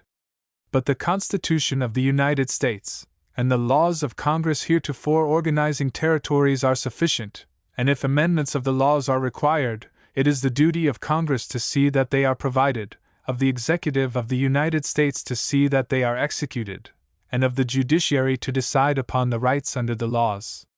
The slave states should never pretend to any peculiar privileges, and do not, so far as I know.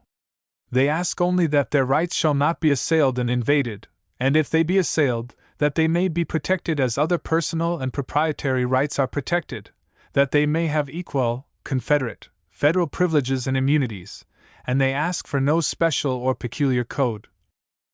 To escape danger or disaster to themselves, your Congress, and executives, and judiciary, and state legislatures shall not, with my consent, be allowed to drop the reins of government and leap from the seats of power and responsibility, and renounce the duty of protection and preservation to all within their care by the ignoring and stultifying and disqualifying plea of negation, non-intervention. There are too many elements of discord in this country which require to be restrained by the most active and positive, but prudent intervention.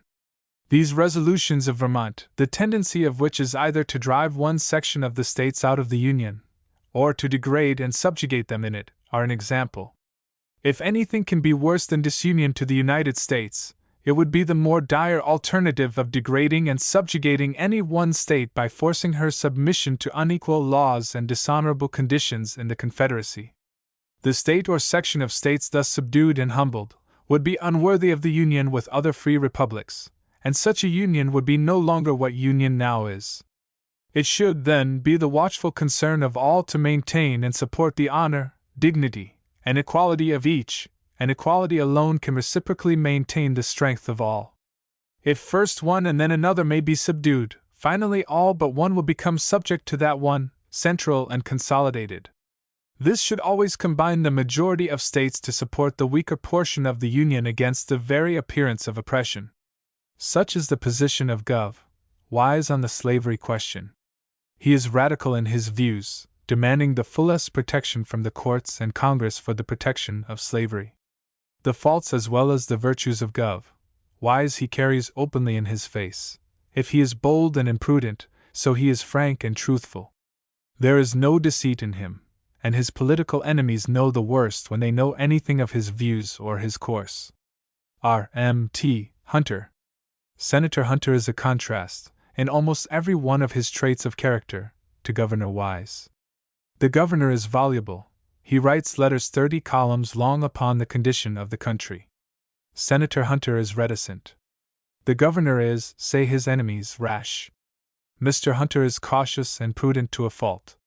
Governor Wise, again, is a reformer in his way. Senator Hunter is set down as an old fogey in politics. Yet both are Democrats, and agree in essentials, as a matter of course. Few members of the Senate enjoyed to such an extent the respect of the entire body as Mr. Hunter. His manners, his bearing, his style of speaking, and his deportment in social circles are such as to win him the esteem of all who know him, even in spite of political opposition. In the Senate, he resembles some quiet, unpretending farmer, who might have come up from a rural district to sit in a state legislature. He dresses plain, is dignified without the least particle of pretension, speaks plainly, slowly, but clearly. Never tries to ride down a political opponent by declamation, but coolly argues the point of difference. During the most exciting debates he keeps his temper, and though in political matters, especially upon the slavery question, he is ultra-Southern in his views, he is so watchful, so prudent, so mild in his speech, that he contrives to win the esteem of his Northern associates, and to be very popular with them. Mr. Hunter is a native of Essex County, Virginia, was liberally educated, and adopted the law as a profession. His first political experience was gained in the Virginian state legislature, where he remained 3 years. But in 1837, he was elected to Congress as a member of the House of Representatives, where he remained 4 years. In 1845, he was re-elected to Congress, and was made Speaker of the 26th Congress. In 1847, he was elected United States Senator, where he still remains, and has been for years the able chairman of the Finance Committee. Mr. Hunter's political views are known to the country at large. He is a Southern Democrat, with the views of a Southern Democratic politician, anti-tariff, of course, anti-homestead law, in the last Congress voting in the Senate against bringing up the bill for consideration. His views on popular sovereignty, we will give, shortly, from his own lips. He supported the Lecompton Bill through thick and thin, though he did it as he does all his work, in a modest, quiet way, without bluster or any attempt to intimidate. In the non-intervention debate of March, 1839, Senator Hunter gave his views of the question under discussion, in the following language. It is with extreme reluctance that I say a word on this subject so unhappily sprung up on the appropriation bill, of which I stand here as the guardian, a very insufficient one, as it seems, but the course of the debate has made it necessary for me, in my own vindication, to say a word or two in regard to this Nebraska-Kansas Act. I differ from the senator from Illinois in regard to the bill, the history of its inception, and what was intended by it. As I understand it, we stood in this position, the Southern senators, I believe, almost without an exception, who spoke upon that question. I know I did for one, as I have always done from the time I first made my appearance on this floor, maintained that the South had the right, under the Constitution, of protection of this property in the territories. On the other hand, senators from the free states denied that right. None of them would vote to give it to us, but there were a portion of the Northern democracy who were willing to do this. They were willing to repeal the Missouri restriction and establish a territorial government there. A bill was immediately drawn which left this right to the territories to legislate for the prohibition of slavery in abeyance. It neither affirmed nor disaffirmed the power of the territorial legislature to legislate upon this subject of slavery, but it provided very carefully and cautiously that any question arising out of it might be referred to the judiciary. The case then stood thus. Whilst the Southern men maintained on one side, and I was amongst them, that they had the right to the protection of their property under the Constitution, those from the free states maintained the opposite opinion. There could have been no accord between them on that point, but the Southern men, with some objection and reluctance, in order to harmonize, did agree, as the only mode of getting the Missouri Compromise repealed, if the territorial legislature attempted to exercise the power, that the court should decide, and this they could do with perfect consistency. because they provided that whatever powers were delegated to the territorial legislature should be exercised under the Constitution. In their opinion, the Constitution not only prohibited Congress from delegating a power to abolish slavery to the territories, but from exercising it itself. Whilst they maintained that Congress had the power to govern in the territories, they maintained that there was an obligation on Congress, imposed by the equality of the states, that they should not prohibit the institutions of one state while they allowed those of another, and that was the mode in which it was passed. The bill in itself was, in my opinion, a compromise in which neither sacrificed principles, but left the whole question in abeyance to be decided by the courts without taking from Congress the power to resume jurisdiction, if they should choose to do so afterward. They retained as much good as they could without raising those questions upon which there could have been no accord of opinion. Now, sir, I say it never was understood, so far as I had anything to do with the bill, by the Southern men who maintained the class of opinions of which I am speaking, that they were conferring on the territorial legislature the absolute power to deal with this subject. They did not, but they were secured to vote for a bill which would organize a territorial legislature which should leave this question in abeyance, and this bill decided nothing, but only provided that the question should go to the courts, to be decided under that jurisdiction. Nor did the bill, although everybody consented to strike out the phrase to which the senator from Illinois alludes, nor did the bill ever mean to say that Congress absolutely gave up jurisdiction over the subject. Inasmuch as it was a common point which accomplished good, which repealed what all the branches of the democracy thought unconstitutional, the Missouri Compromise, they passed a bill which did that, without deciding absolutely on other differences of opinion, but merely providing a tribunal to decide them when they should come up. That Senator Hunter stated the truth in reference to himself is evident from the subjoined quotation from a speech of his, delivered during the discussion of the Kansas-Nebraska Act in 1854. But it has been often said by those who admit that Congress has the power of governing the territories, that it is a power to be exercised, not in reference to the rights of the states, but in reference to the good and welfare of the people of the territories. Now, if in exercising this power we are to be confined to the single consideration of the good and welfare of the people of the territories, then, I say, the whole subject of government ought to be left to the people of the territories. That is the true American principle. If the only consideration which is to apply to their government be the good and welfare of the people of the territories, then they ought to determine all questions in regard to their domestic institutions and laws. But, in my opinion, the government of these territories ought to be administered with the double object of securing the rights of the states as well as those of the people of the territories, and to these last should be given all the rights of self-government which are consistent with the limitation that they shall not interfere with the equal rights of the states, or violate the provisions of the Constitution. With those limitations, all the power that could possibly be given to the people of that territory ought to be given to them. All that portion of the power which is to be exercised with a view to their interests ought to be exercised as they wish it. That, in my opinion, is the true principle. I know we have most high, distinguished, and respectable authority for the opinion that the people of the territories have a sort of natural right to exercise all power within those territories. It is not my purpose to raise an issue upon that question. I do not mean to argue it. I do not wish to raise an issue with the friends of this bill, with those whom I am assisting, and who are assisting me, to pass this measure. Nor will I do it unless it should be absolutely necessary, which is not now the case. For, happily, the bill is so framed that it can be maintained, not only by those who entertain such opinions as I have referred to, but by those, also, who entertain opinions like my own. The bill provides that the legislatures of these territories shall have the power to legislate over all rightful subjects of legislation, consistently with the Constitution.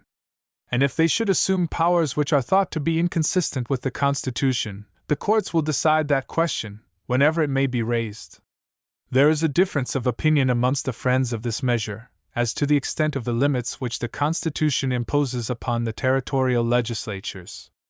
This bill proposes to leave these differences to the decision of the courts.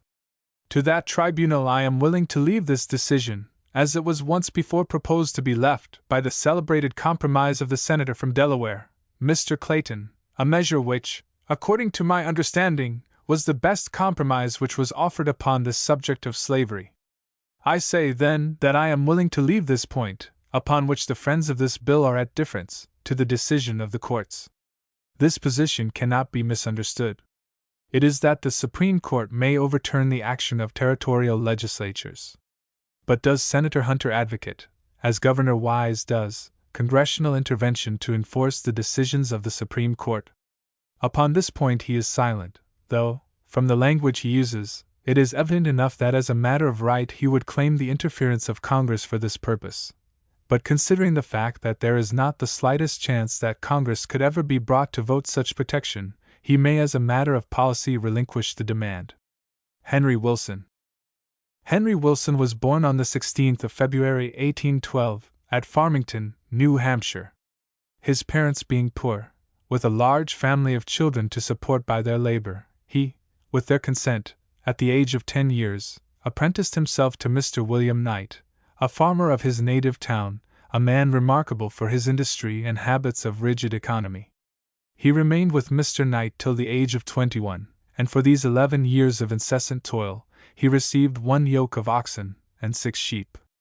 During this period, he was annually allowed to attend the public school 4 weeks. Throughout these years of unremitting, severe, and scantily rewarded toil, he devoted his Sabbaths, and as much of his evenings as he could command, to reading.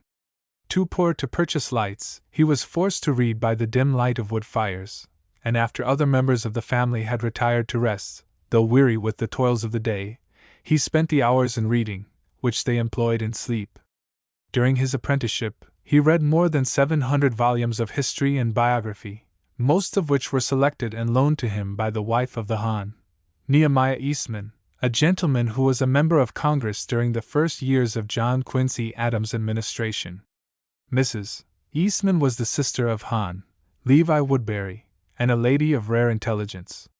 To the judicious kindness of this accomplished lady, who thus early discovered and appreciated his talents, he was indebted for the means of acquiring a fund of solid and useful knowledge, and of forming habits of study and reflection, which have largely contributed to his subsequent success. To Judge Whitehouse, of his native town, he was also largely indebted for the use of many valuable books. Poverty and toil were the companions of his boyhood. His means of mental culture were very limited, and his education, on attaining his majority, was very deficient, yet very few young men at the age of 21 were better read in history, especially in the history of the United States, England, and modern France. After attaining his majority, Mr. Wilson, for 8 months, worked on a farm, receiving $9 a month. Hoping to better his condition, in December 1833, he left Farmington, and with a pack on his back, made his way, on foot, to the town of Natick, Massachusetts, his present residence. Here he hired himself to a shoemaker, who agreed, for 5 months' service, to teach him the art of bottoming shoes. At the end of 6 weeks, Mr. Wilson bought his time, and went to work on his own account, at which employment he continued for more than 2 years, working so hard and incessantly that his health became seriously injured, and he was at length compelled to quit for a time the shoemaker's bench, and in May 1836 he made a visit to Washington, where he remained for several weeks in regular attendance upon the debates in Congress. During his stay at the metropolis, Pinckney's gag resolutions were passed by the House of Representatives, and Calhoun's incendiary publication bill passed the Senate by the casting vote of the Vice President, Martin Van Buren. The exciting debates to which he listened during this memorable period, and the scenes which he witnessed at William's slave pen, to which he paid a visit, made Henry Wilson an anti-slavery man, and he returned to New England with the fixed resolution to do all in his power to advance the anti-slavery cause, and overthrow the influence of slavery in the nation. How steadily he has adhered to that resolution, his subsequent career bears ample witness. From Washington, Mr. Wilson returned to New Hampshire, and entered Stafford Academy as a student, on the 1st of July, 1836. In the autumn of that year, he attended the academy at Wolfsboro, and during the winter of 1837, taught school in that town. In the spring of 1837, he entered Concord Academy, where he remained 6 months. While there, he was chosen a delegate to the Young Men's Anti-Slavery State Convention, before which body he made his first public speech in behalf of freedom. In the autumn, he returned to Wolfsboro Academy, and at the close of the academic term, went again to Natick, Massachusetts, where he taught school during the winter of 1837-8. He had intended to continue for some time longer at school, and to commence a course of classical studies, but the failure of a friend, to whom he had entrusted the few $100 his own hands had earned, left him penniless, and he was compelled to change his plans of life. In the spring of 1838, he engaged in the shoe manufacturing business, in which he continued till the autumn of 1848. During these 10 years he annually manufactured from 40,000 to 130,000 pairs of shoes, a large portion of which he sold to Southern merchants. One of his Southern customers, who owed him more than $1,000, having failed, wrote to him that he could pay him 50% of his debt, and asked to be discharged. On examining his statement, Mr. Wilson found that several slaves were included in his assets. Here was a question to test his anti-slavery professions. Mr. Wilson promptly signed the papers discharging him from all obligations, and wrote to him never to send him $1 of the dividend if it included the money received for slaves. In November 1839, Mr. Wilson was a candidate for representative to the legislature from the town of Natick, but being a zealous temperance man, and an advocate of the 15-gallon law, he was defeated by the opponents of that measure. In the spring of 1840, he took the stump for General Harrison, and during that memorable campaign, made upward of 60 speeches. In 1840, he was married to Miss Harriet M. Howe of Natick. In 1840, and again in 1841, the people of Natick elected him their representative to the legislature. In 1842, he was a candidate for the state senate, for Middlesex County, but in that year the Whig ticket was defeated. The next year, however, and in that following, 1844, he was chosen senator. During the session of 1845, the state was deeply agitated by the discussion of the annexation of Texas. In February of that year, a state convention was called to be held in Faneuil Hall, to protest against the annexation. Mr. Wilson drew up the paper calling the convention, for the signatures of the members of the legislature, and applied to every Whig member for his name. The President of the Senate, Hon. Levi Lincoln, and other Whig members, refused to sign the call. Mr. Abbott Lawrence, Mr. Nathan Appleton, Mr. John Davis, Mr. Winthrop, and other eminent Whigs also declined to unite in, or to approve the movement.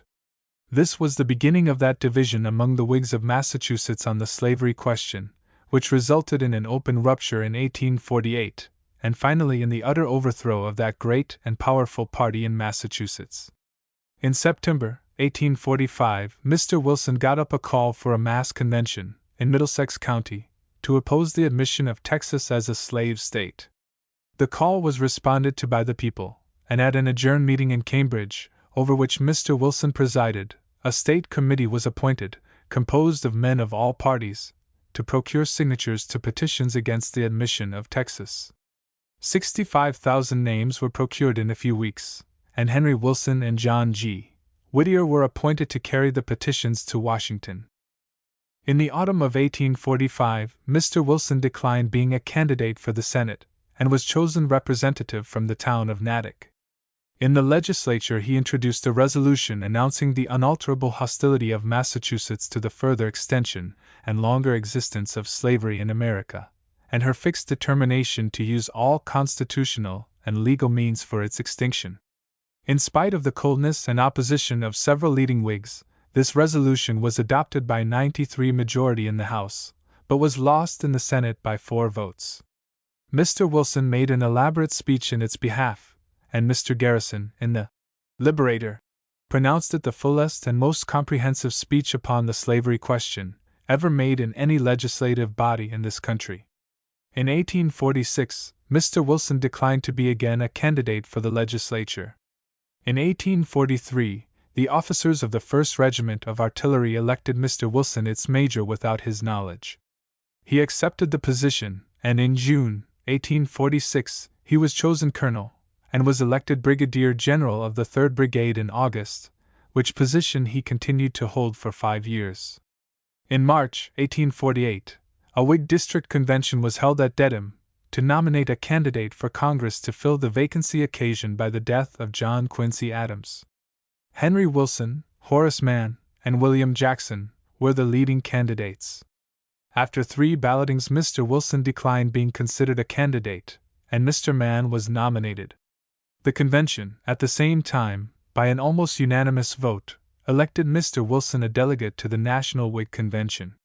That the vote was not unanimous was owing to the fact that he had stated in public and in private that if General Taylor should be fixed upon by the Whig party as its candidate, unpledged to the Wilmot Proviso, he not only would not support him, but would do all in his power to defeat him. When General Taylor was nominated, and the Wilmot Proviso voted down by the Whig National Convention, in June 1848, General Wilson and his colleague, Hon. Charles Allen, denounced the action of the convention, and left it. Gen. Wilson then got up a meeting of a few Northern men, which was held in the evening, to consider what steps should be taken.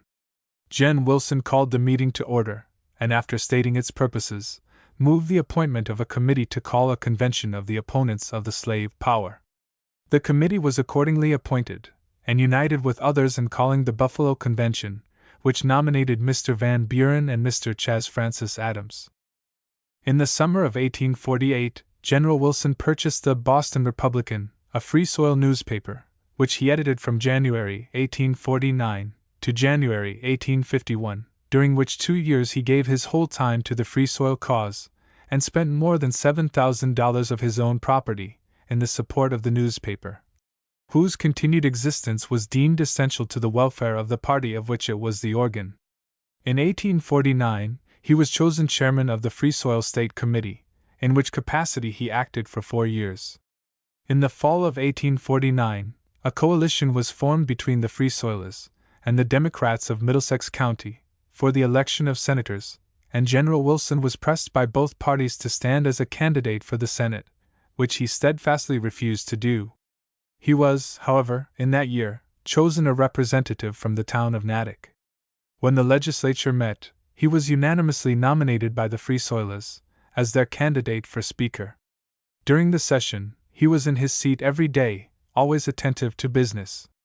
After Mr. Webster made his 7th of March speech, an effort was made to instruct him to vote for the doctrines embodied in the resolutions pending before the legislature, but the proposition was resisted and voted down by the Whig majority. General Wilson told the House that the people would repudiate that speech, and the men who endorsed it, and that at the coming election, the men who had deserted the cause of freedom would be crushed by the people. This prediction, which was received with defiance by the Whig leaders, was fulfilled, and no one in Massachusetts contributed more to its fulfillment than the man who made it. In the summer of 1850, General Wilson called together, at the Adams House in Boston, the State Committee, and the leading men of the Free Soil Party, to the number of about 70. He stated to the meeting that the people would make a coalition, that it would be successful if the committee would aid it, that Mr. Webster's 7th of March speech could be rebuked, the Fillmore administration condemned, a Free Soilist sent to the United States Senate in place of Mr. Webster for the long term, and an anti-compromise Democrat for the short term, and in short, that by coalition, Massachusetts could be placed in such a position that the anti-slavery men could control her policy. After a debate of 5 hours, in which Messrs. Marcus Morton, Samuel Hoare, J. G. Palfrey, C. F. Adams, R. H. Dana, Jr., and others took part, the meeting declined to sanction the coalition, only 9 gentlemen, and they the youngest present, advocating the coalition. The people, however, made it, in spite of the disapprobation of the eminent men, and the state was carried against the Whigs, and Gos. Boutwell made governor, and Charles Sumner and Robert Rantoul sent to the United States Senate. In 1850, General Wilson was unanimously nominated for senator from Middlesex County by the Free Soil and Democratic conventions, and elected by 2,100 majority. When the legislature met, he was chosen president of the Senate. In 1851, he was re-elected and again chosen president. While president of the Senate, he was made chairman of the committee to welcome President Fillmore to Massachusetts, and also chairman of the committee to welcome Kossuth.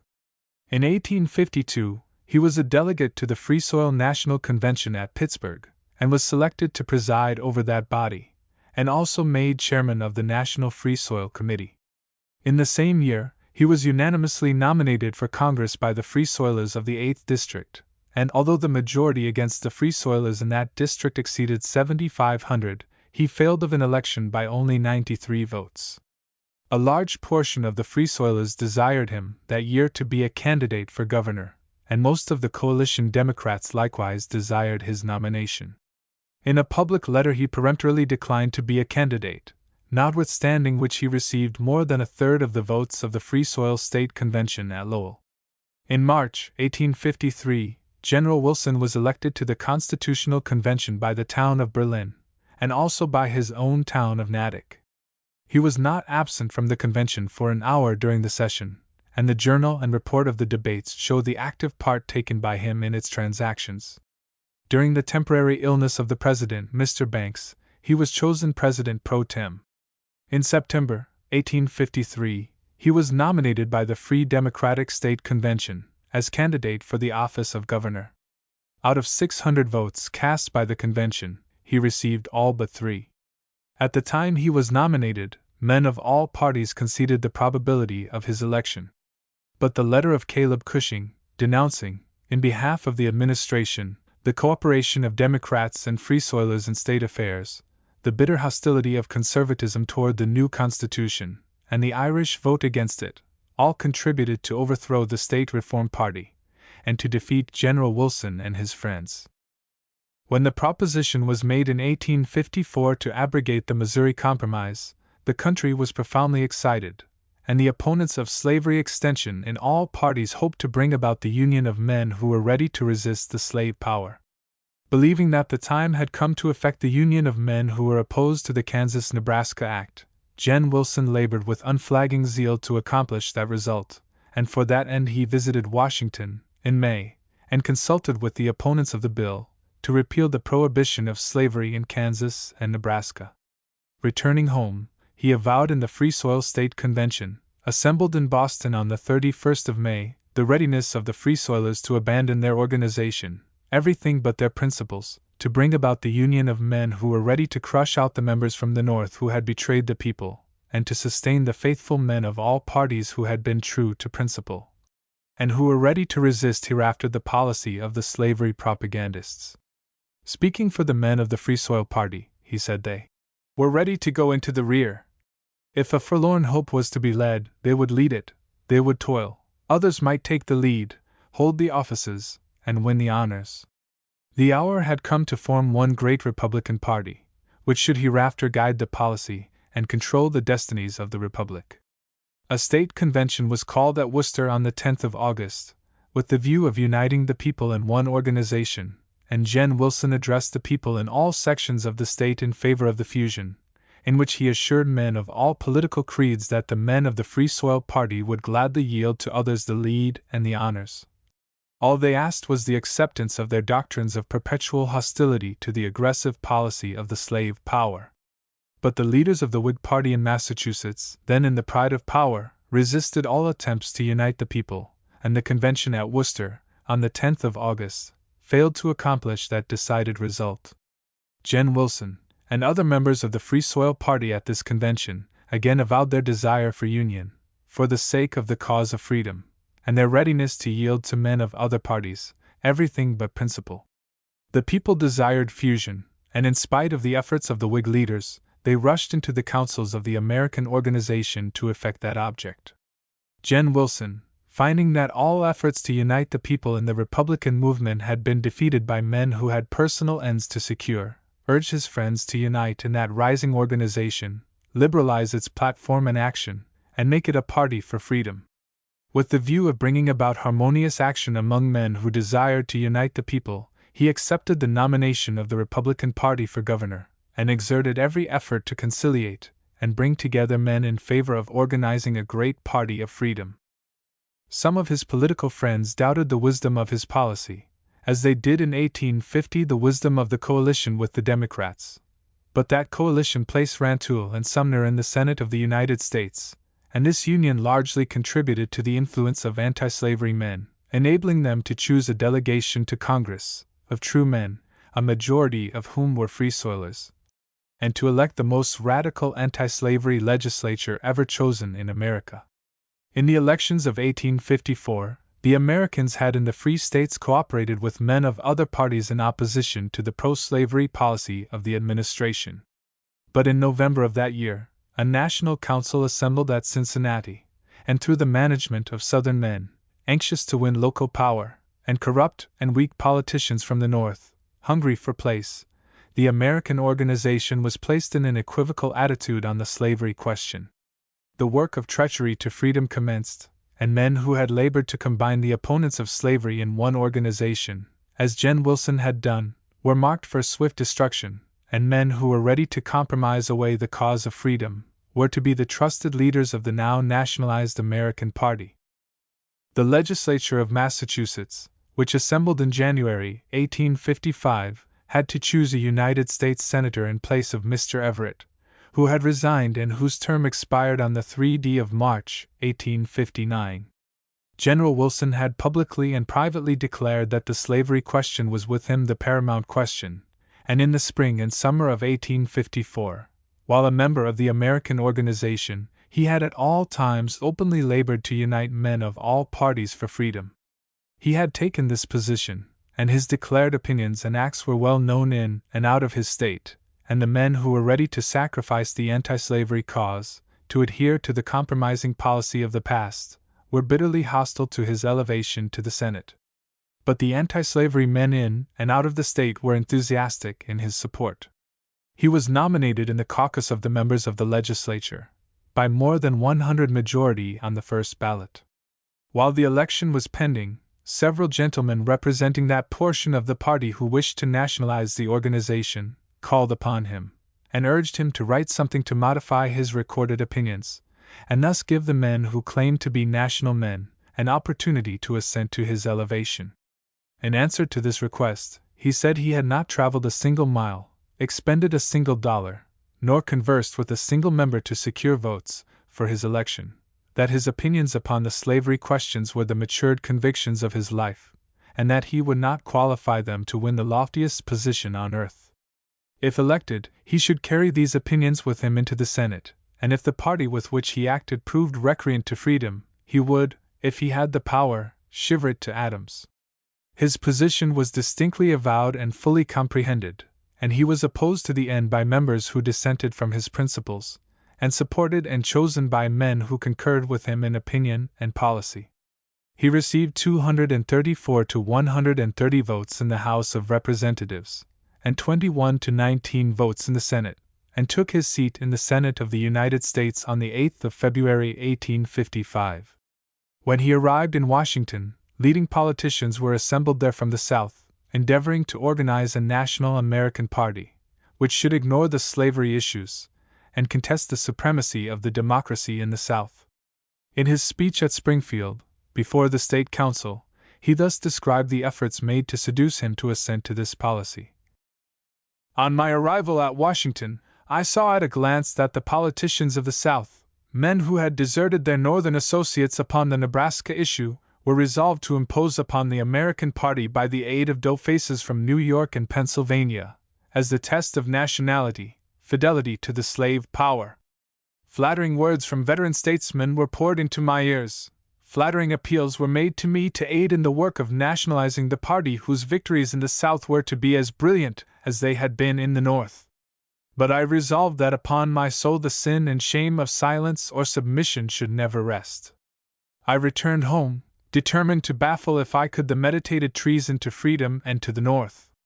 2 weeks after taking his seat, he addressed the Senate upon Mr. Towsey's bill to protect persons executing the Fugitive Slave Act from prosecution by state courts. Extracts from this speech show that his sentiments had undergone no change in Washington, under the pressing influences of political leaders. Now, sir, I assure senators from the South that we of the free states mean to change our policy. I tell you, frankly, just how we feel and just what we propose to do. We mean to withdraw from these halls that class of public men who have betrayed us and deceived you, men who have misrepresented us, and not dealt frankly with you. And we intend to send men into these halls who will truly represent us and deal justly with you. We mean, sir, to place in the councils of the nation men who, in the words of Jefferson, have sworn on the altar of God eternal hostility to every kind of oppression of the mind and body of man. Yes, sir, we mean to place in the national councils men who cannot be seduced by the blandishments, or deterred by the threats of power, men who will fearlessly maintain our principles. I assure senators from the South that the people of the North entertain for them and their people no feelings of hostility, but they will no longer consent to be misrepresented by their own representatives, nor proscribed for their fidelity to freedom. This determination of the people of the North has manifested itself during the past few months in acts not to be misread by the country. The stern rebuke administered to faithless Northern representatives, and the annihilation of old and powerful political organizations, should teach senators that the days of waning power are upon them. This action of the people teaches the lesson, which I hope will be heeded, that political combinations can no longer be successfully made to suppress the sentiments of the people. We believe we have the power to abolish slavery in all the territories of the Union, that, if slavery exists there, it exists by the permission and sanction of the federal government, and we are responsible for it. We are in favor of its abolition wherever we are morally or legally responsible for its existence. I believe conscientiously that if slavery should be abolished by the national government in the District of Columbia, and in the territories, the Fugitive Slave Act repealed, the federal government relieved from all connection with, or responsibility for the existence of slavery, these angry debates banished from the halls of Congress, and slavery left to the people of the states, that the men of the South who are opposed to the existence of that institution would get rid of it in their own states at no distant day. I believe that if slavery is ever peacefully abolished in this country, and I certainly believe it will be, it must be abolished in this way. The senator from Indiana, Mr. Pettit, has made a long argument tonight to prove the inferiority of the African race. Well, sir, I have no contest with the senator upon that question. I do not claim for that race intellectual equality, but I say to the senator from Indiana that I know men of that race who are quite equal in mental power to either the senator from Indiana or myself, men who are scarcely inferior, in that respect, to any senators upon this floor. But, sir, suppose the senator from Indiana succeeds in establishing the inferiority of that despised race, is mental inferiority a valid reason for the perpetual oppression of a race? Is the mental, moral, or physical inferiority of a man a just cause of oppression in Republican and Christian America? Sir, is this democracy? Is it Christianity?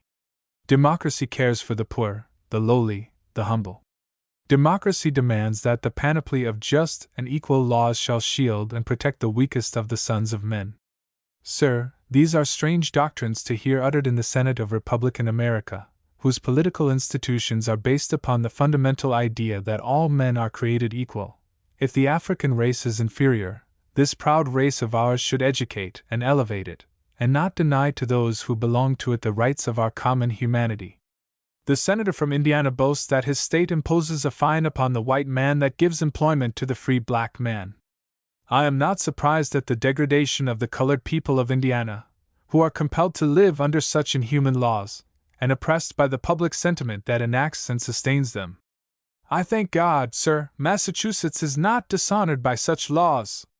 In Massachusetts we have about 7,000 colored people. They have the same rights that we have.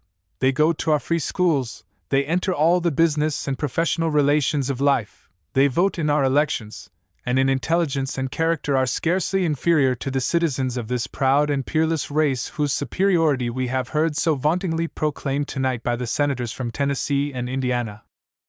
Returning home at the close of the session, he warned his personal friends and political associates that the American organization, which had acted with the anti-Nebraska men in the North, was to be seduced by the South, and betrayed by men in the North, who assumed to control its actions.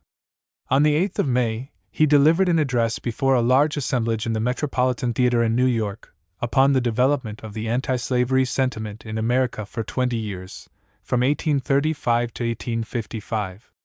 On this occasion he declared that he owed it to truth to speak what he knew, that the anti-slavery cause was in extreme peril, that a demand was made upon us of the North to ignore the slavery question, to keep quiet, and go into power in 1856.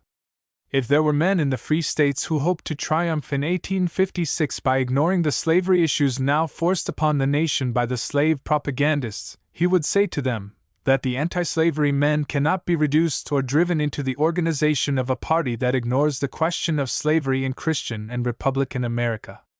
Let such men read and ponder the history of the Republic. Let them contrast anti-slavery in 1835 and anti-slavery in 1855. Those periods are the grand epochs in the anti-slavery movement, and the contrast between them cannot fail to give us some faint conception of the mighty changes that 20 years of anti-slavery agitation have wrought in America. Anti-slavery in 1835 was in the nadir of its weakness. Anti-slavery in 1855 is in the zenith of its power. Then, a few unknown, nameless men were its apostles and leaders. Now, the most profound and accomplished intellects of America are its chiefs and champions.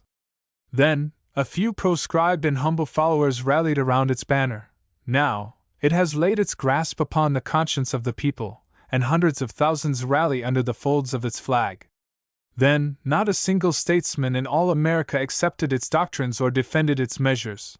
Now, it has a decisive majority in the National House of Representatives, and is rapidly changing the complexion of the American Senate. Then, every state in the Union was arrayed against it. Now, it controls 15 sovereign states by more than 300,000 popular majority. Then, the public press covered it with ridicule and contempt. Now, the most powerful journals in America are its instruments. Then, the benevolent, religious, and literary institutions of the land repulsed its advances, rebuked its doctrines, and persecuted its advocates. Now, it shapes, molds, and fashions them at its pleasure, compelling the most powerful benevolent organizations of the Western world, upon whose mission stations the sun never sets, to execute its decrees. And the oldest literary institution in America to cast from its bosom a professor who had surrendered a man to the slave hunters. Then, the political organizations trampled disdainfully upon it. Now, it looks down with the pride of conscious power upon the wrecked political fragments that float at its feet. Then, it was impotent and powerless. Now it holds every political organization in the hollow of its right hand. Then, the public voice sneered at and defied it. Now it is the master of America and has only to be true to itself to grasp the helm and guide the ship of state hereafter in her course. This brief contrast, he said, would show the men who hope to win power by ignoring the transcendent issue of our age in America, how impotent would be the efforts of any class of men to withdraw the mighty questions involved in the existence and expansion of slavery on this continent, from the consideration of the people. To the idea of going into power by sacrificing the anti-slavery cause, he replied, "Now, gentlemen, I say to you frankly, I am the last man to object to going into power, laughter, and especially to going into power over the present dynasty that is fastened upon the country. But I am the last man that will consent to go into power by ignoring or sacrificing the slavery question." Applause.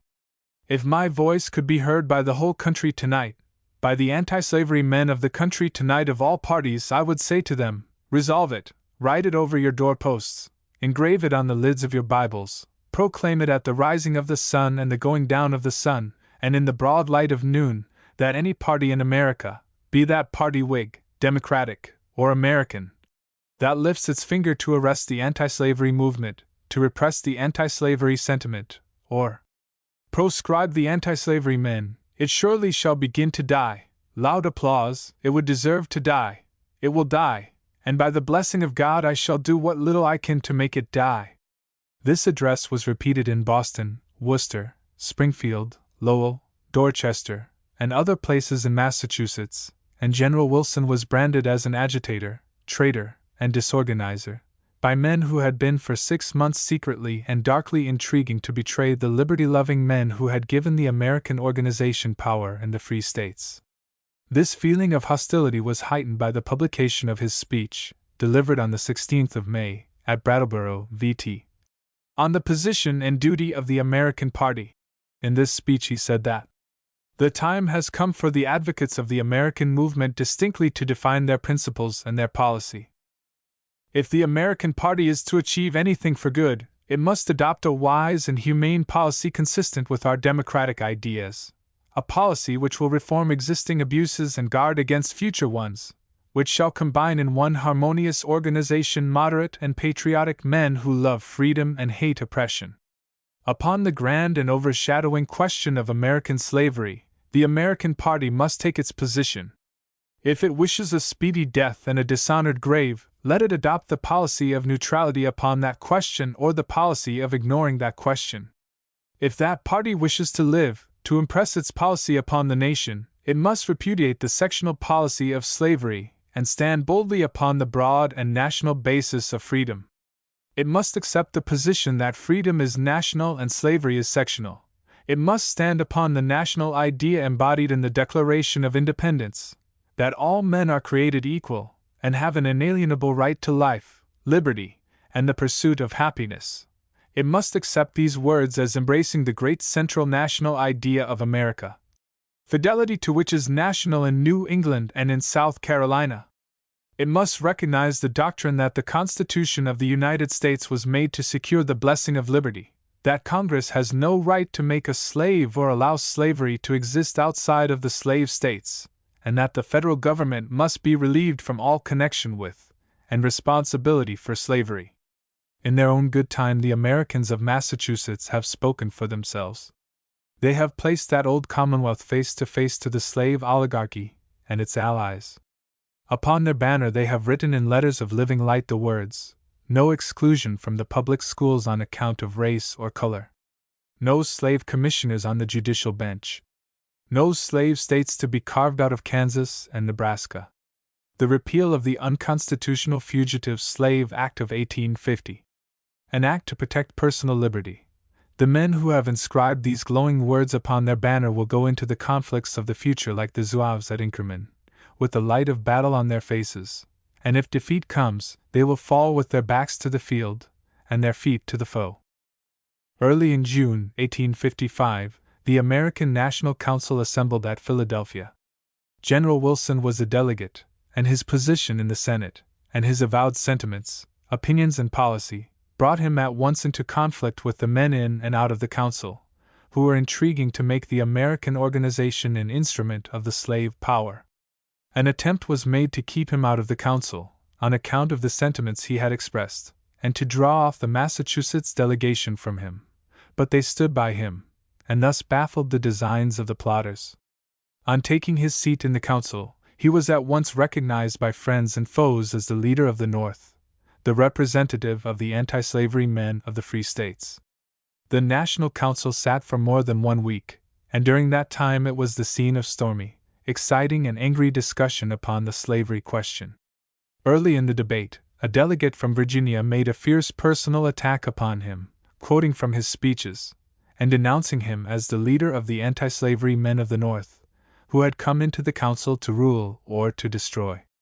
General Wilson promptly replied to this assault, and defiantly told the delegate from Virginia and his compeers that his threats had no terrors for free men, that he was then and there ready to meet argument with argument, scorn with scorn, and if need be, blow with blow, for God had given him an arm ready and able to protect his head. It was time the champions of slavery in the South should realize the fact that the past was theirs, the future ours. The debate went on, and on the 12th of June, General Wilson made an elaborate speech in reply to the assaults made upon the North and upon the anti-slavery men, by both Southern and Northern delegates. To the assaults made upon Massachusetts by some of the delegates from New York, he said, "When Massachusetts pleads to any arraignment before the nation, she will demand that her accusers are competent to draw the bill." To the men of the South who had denounced the action of Massachusetts, he replied, "But gentlemen of talents and of character have undertaken here to arraign Massachusetts. To those gentlemen I have to say, that Massachusetts means to go to the very verge of her constitutional powers, to protect the personal rights of her people.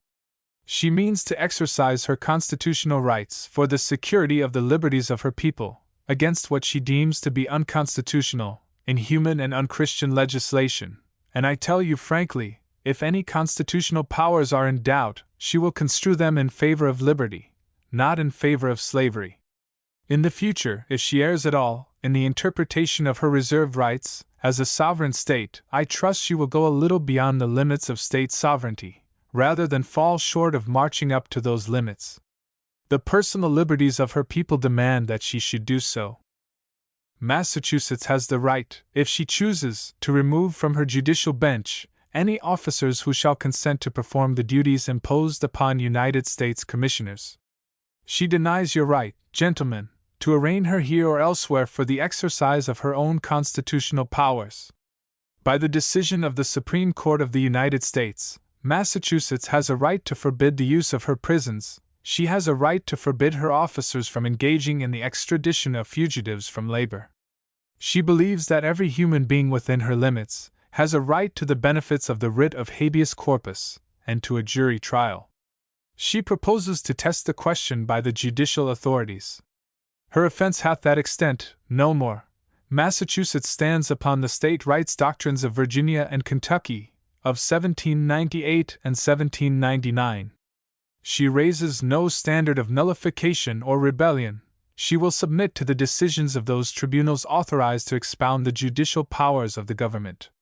The gentleman from Alabama, Judge Hopkins, has hinted to us that the southern states may find it necessary to protect themselves against this action of Massachusetts, by legislation that shall touch her material interests. Threats of that kind, sir, have no terrors for Massachusetts. Her people will laugh to scorn all such idle threats, by whomsoever made. Massachusetts, with 1 million of intelligent people, with free schools, free churches, free labor, is competent to take care of her own material interests. Her goods are for sale, not her principles. If gentlemen from the South expect to intimidate Massachusetts by such threats, I tell them here and now that we scorn, spurn, and defy your threats. Of the proposed national platform, he said. The adoption of this platform commits the American party unconditionally to the policy of slavery, to the iron dominion of the Black Power.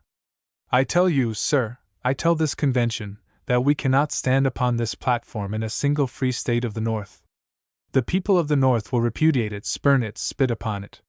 For myself, sir, I here and now tell you to your faces that I will trample with disdain on your platform. I will not support it. I will support no man who stands upon it. Adopt that platform, and you array against you everything that is pure and holy, everything that has the elements of permanency in it, the noblest pulsations of the human heart, the holiest convictions of the human soul, the profoundest ideas of the human intellect, and the attributes of Almighty God. Your party will be withered and consumed by the blasting breath of the people's wrath. There is an old Spanish proverb, which says that the feet of the avenging deities are shod with wool. Softly and silently these avenging deities are advancing upon you.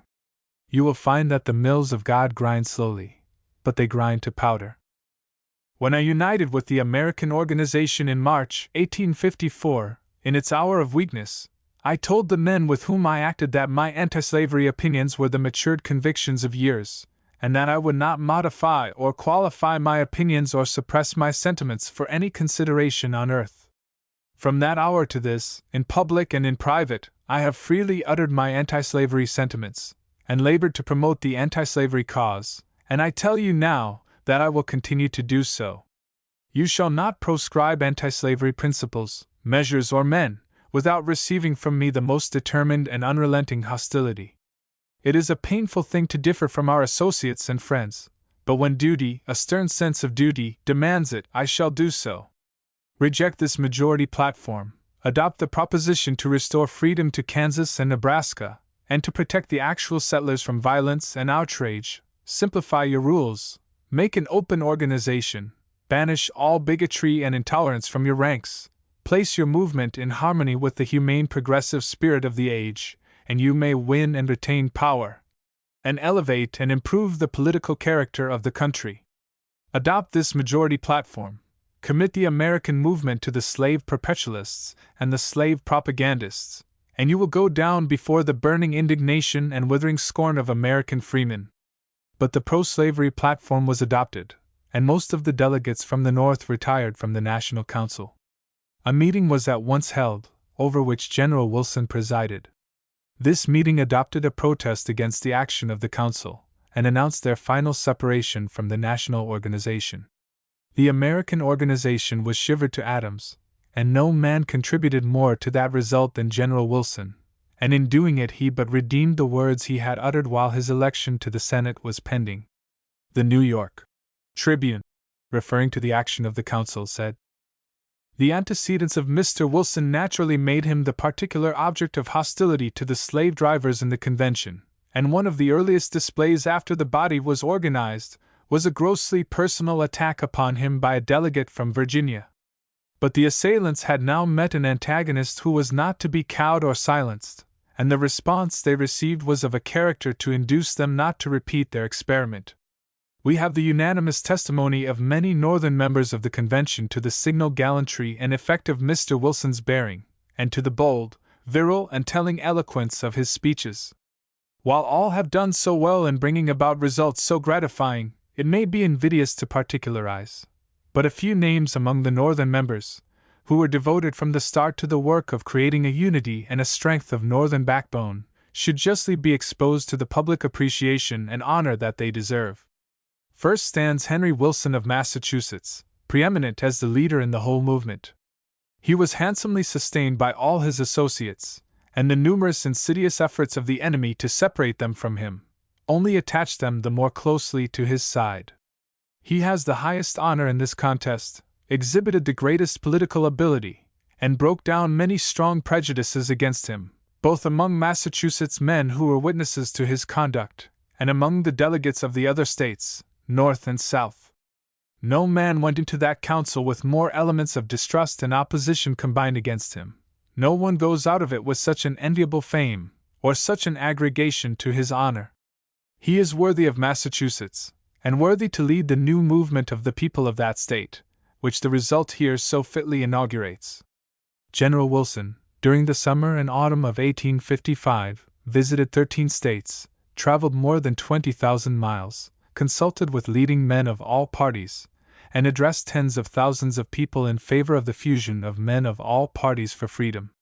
In the State Council of the Americans of Massachusetts, at Springfield, on the 7th of August, he made an elaborate speech on the necessity of the fusion of parties, in which he invoked the members to sustain the resolution announcing the readiness of the Americans to unite and cooperate with men of other parties in forming a great party of freedom. On that occasion he said, "The gathering hosts of Northern freemen, of every party and creed, are banding together to resist the aggressive policy of the Black Power. Freedom, patriotism, and humanity demand the union of the freemen of the Republic, for the sake of liberty now periled.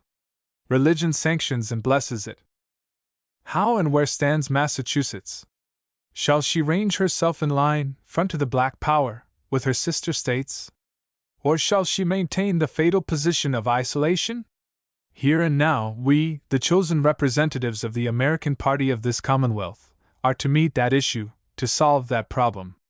The American Party of Massachusetts, dashing other organizations into powerless fragments, had grasped the reins of power, placed an unbroken delegation in Congress pledged to the policy of freedom, ranged this ancient Commonwealth front to front with the slave power, and written, with the iron pen of history, upon her statutes, declarations of principles and pledges of acts hostile to the aggressive policy of the slave-holding power.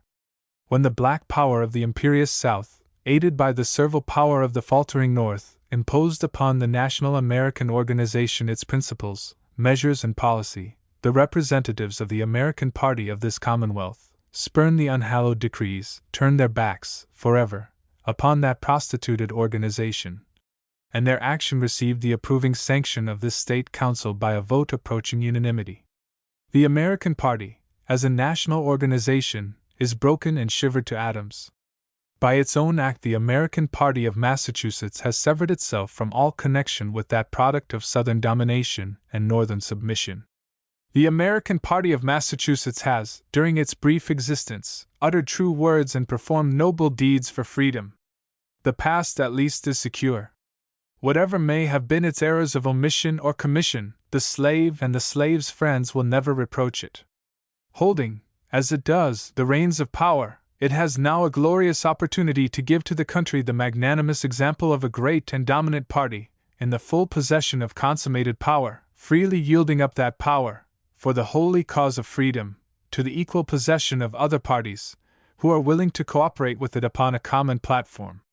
Here and now we, its representatives, are to show by our acts whether we can rise above the demands of partisan policy, to the full comprehension of the condition of public affairs, to the full realization of the obligations which fidelity to freedom now imposes upon us.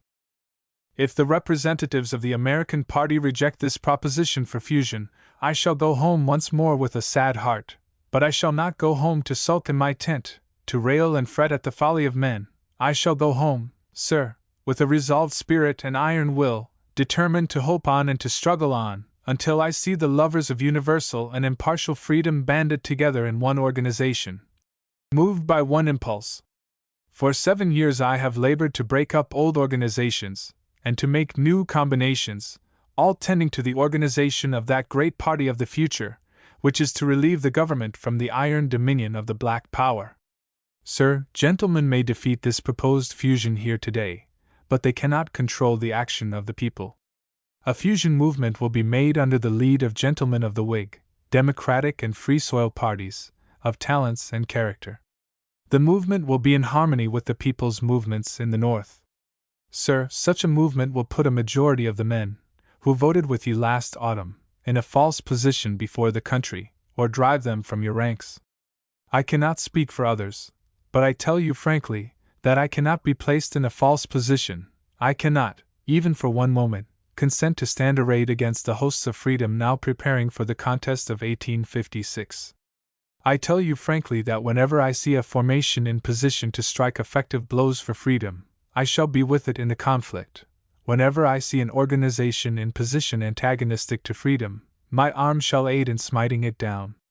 The proposition for a union of the people was lost by a small vote, and the 21 Years Amendment adopted by a small majority. Against the 21 Years proposition, General Wilson said, "Sir, the American movement is not based upon bigotry, intolerance, or proscription. If there is anything of bigotry, intolerance, or proscription in the American movement, if there is any disposition to oppress or degrade the Briton, the Scot, the Celt, the German, or any one of another clime or race, or to deny to them the fullest protection of just and equal laws, it is time such criminal fanaticism was sternly rebuked by the intelligent patriotism of the state and country.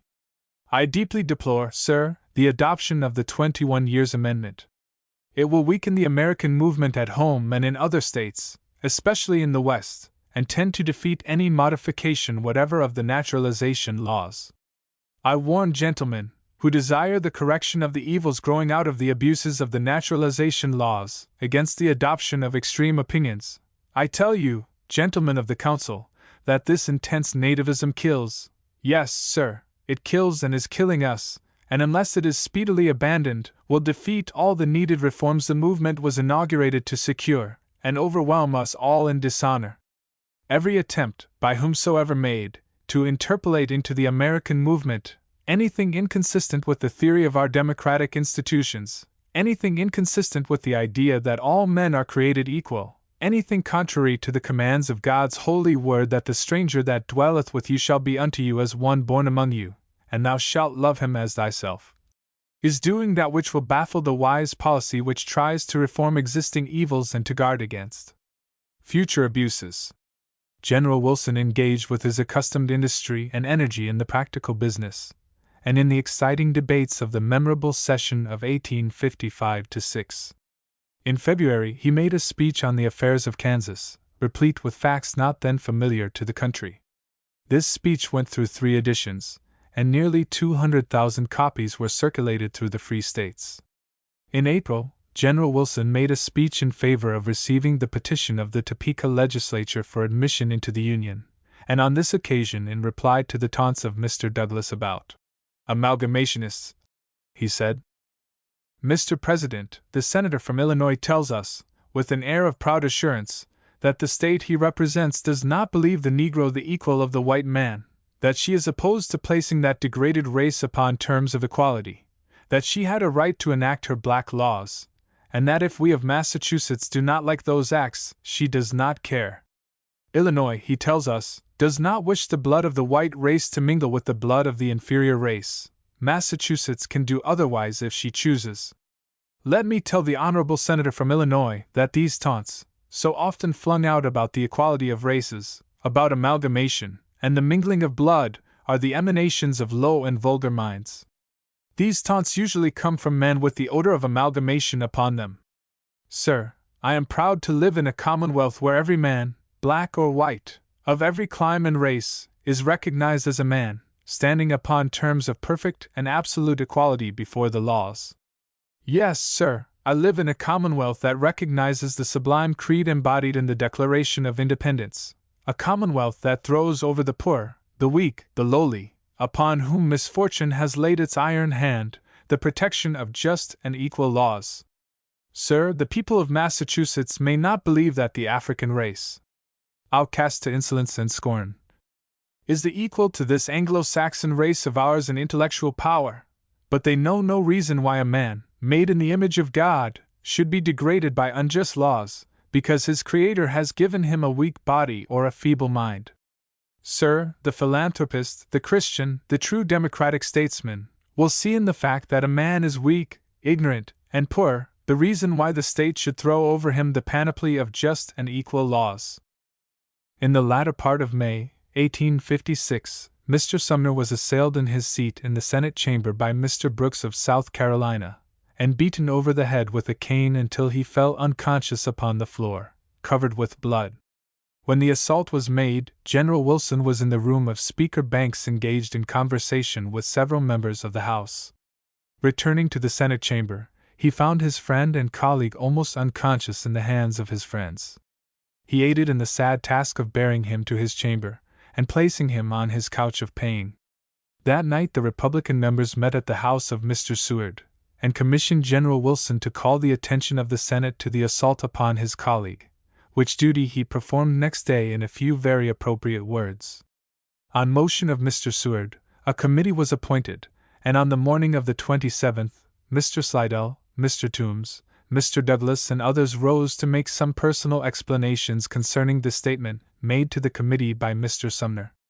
The floor and galleries were crowded, and every word was listened to with the most intense interest. General Wilson rose to defend his absent colleague, who was confined to his room, as he declared, from the effects of a brutal, murderous, and cowardly assault. He was instantly interrupted by an exclamation from Mr. Butler, and cries of order increased the intense excitement which prevailed in the crowded chamber. Threats of personal violence were made by Mr. Brooks' friends, and several members of both houses assured General Wilson that they would stand by him in any emergency. That evening, after the adjournment of Congress, he was compelled to leave Washington for Trenton, to address the Republican State Convention of New Jersey. On his return, on the morning of the 29th, he was called upon by General Lane, of Oregon, and a challenge from Mr. Brooks placed in his hands. General Wilson promptly responded by placing in the hands of General Lane, through his friend, Mr. Buffington, the following note: Washington, May 29th, 10:30 o'clock. Washington. Hon. P.S. Brooks. Hon. P.S. Brooks. Sir, your note of the 27th inst. was placed in my hands by your friend General Lane, at 20 minutes past 10 o'clock today. Sir, I characterized, on the floor of the Senate, the assault upon my colleague as brutal, murderous, and cowardly. I thought so then, I think so now. I have no qualifications whatever to make in regard to those words. I have never entertained or expressed in the Senate or elsewhere the idea of personal responsibility in the sense of the duelist. I have always regarded dueling as the lingering relic of a barbarous civilization, which the law of the country has branded as a crime. While, therefore, I religiously believe in the right of self-defense in its broadest sense, the law of my country and the matured convictions of my whole life alike forbid me to meet you for the purpose indicated in your letter. Your obedient servant, Henry Wilson. Henry Wilson. This prompt and emphatic response, declining to fight a duel, but at the same time avowing his readiness to maintain the right of self-defense, was most enthusiastically approved and applauded by the people and presses of the North, and he received many letters, from men of the highest character, warmly commending his noble and dignified course. On the 13th of June, General Wilson made a full and elaborate reply to Mr. Butler, and in defense of Mr. Sumner. This speech and his speeches on the bill to admit Kansas, his speech in defense of the acts of Colonel Fremont, and against using the Army to enforce the acts of the territorial legislature of Kansas, were largely circulated through the country. On the adjournment of Congress, General Wilson entered into the presidential campaign, and gave all his energies to secure the triumph of the Republican cause. During the sessions of July 8, 1856 and 1858-9, General Wilson was in constant attendance upon Congress, and his duties, owing to the prolonged absence of his colleague, were very arduous and pressing. In those sessions he took his full share of labor in the committee rooms, on the floor of the Senate, and on matters of legislative action. He took part in the debates during these sessions, upon all questions of importance, and on most of the questions before the Senate he delivered elaborate speeches. Those upon the affairs of Kansas exhibit an amount of information concerning that territory surpassed by no other member of either House of Congress, and his speeches on the Treasury Note Bill, the expenses of the government, the revenue collection appropriations, the tariff, the President's message, and the Pacific Railroad are remarkable for fullness and accuracy of facts, and clearness and force of statement. His speech in March 1850 in reply to Mr. Hammond of South Carolina is one of the most effective speeches ever delivered in Congress, in defense of free labor. It is full of facts and points of great power, and few speeches ever made in Congress have had a wider circulation, or received warmer approval, in the free states. Mr. Hammond characterized the manual laborers as slaves, the mudsills of society. This extract is quoted from General Wilson's reply. Mr. President, the senator from South Carolina tells us that all the powers of the world cannot abolish the thing he calls slavery. God only can do it when he repeals the fiat. The poor ye have always with you. For the man who lives by daily labor, and your whole class of hireling manual laborers and operatives, are essentially slaves. Our slaves are black, happy, content, unaspiring. Yours are white, and they feel galled by their degradation. Our slaves do not vote, yours do vote, and being the majority, they are the depositaries of all your political power, and if they knew the tremendous secret, that the ballot box is stronger than an army with banners, and could combine, your society would be reconstructed, your government overthrown, and your property divided. The poor ye have always with you, this fiat of Almighty God, which Christian men of all ages and lands have accepted as the imperative injunction of the common Father of all, to care for the children of misfortune and sorrow, the senator from South Carolina accepts as the foundation stone, the eternal law of slavery, which all the powers of earth cannot abolish. These precious words of our Heavenly Father, the poor ye have always with you, are perpetually sounding in the ears of mankind, ever reminding them of their dependence and their duties. These words appeal alike to the conscience and the heart of mankind. To men blessed in their basket and their store, they say property has its duties as well as its rights. To men clothed with authority to shape the policy or to administer the laws of the state, they say, lightened by wise, humane, and equal laws, the burdens of the toiling and dependent children of men. To men of every age and every clime they appeal, by the divine promise that he that giveth to the poor lendeth to the Lord. Sir, I thank God that I live in a commonwealth which sees no warrant in these words of inspiration to oppress the sons and daughters of toil and poverty. Over the poor and lowly she casts the broad shield of equal, just, and humane legislation. The poorest man that treads her soil, no matter what blood may run in his veins, is protected in his rights and incited to labor by no other force than the assurance that the fruits of his toil belong to himself, to the wife of his bosom, and the children of his love. The senator from South Carolina exclaims, the man who lives by daily labor, your whole class of manual laborers, are essentially slaves. They feel galled by their degradation. What a sentiment is this to hear uttered in the councils of this democratic republic! The senator's political associates who listen to these words which brand hundreds of thousands of the men they represent in the free states, and hundreds of their neighbors and personal friends as slaves, have found no words to repel or rebuke this language. This language of scorn and contempt is addressed to senators who were not nursed by a slave, whose lot it was to toil with their own hands, to eat bread earned, not by the sweat of another's brow, but by their own. Sir, I am the son of a hireling manual laborer who, with the frosts of 70 winters on his brow, lives by daily labor. I, too, have lived by daily labor. I, too, have been a hireling manual laborer. Poverty cast its dark and chilling shadow over the home of my childhood, and want was there sometimes, an unbidden guest. At the age of 10 years, to aid him who gave me being, in keeping the gaunt spectre from the hearth of the mother who bore me, I left the home of my boyhood, and went to earn my bread by daily labor. Many a weary mile have I traveled, to beg a brother of the earth to give me leave to toil. Sir, I have toiled as a hireling manual laborer in the field and in the workshop, and I tell the senator from South Carolina that I never felt galled by my degradation. No, sir, never. Perhaps the senator who represents that other class which leads progress, civilization, and refinement, will ascribe this to obtuseness of intellect and blunted sensibilities of the heart. Sir, I was conscious of my manhood. I was the peer of my employer. I knew that the laws and institutions of my native and adopted states threw over him and over me alike the panoply of equality.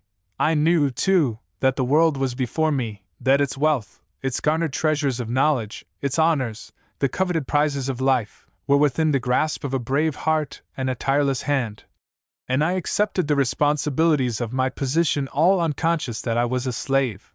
I have employed others, hundreds of hireling manual laborers. Some of them then possessed, and now possess, more property than I ever owned. Some of them were better educated than myself. Yes, sir, better educated, and better read, too, than some senators on this floor, and many of them, in moral excellence and purity of character, I could not but feel, were my superiors.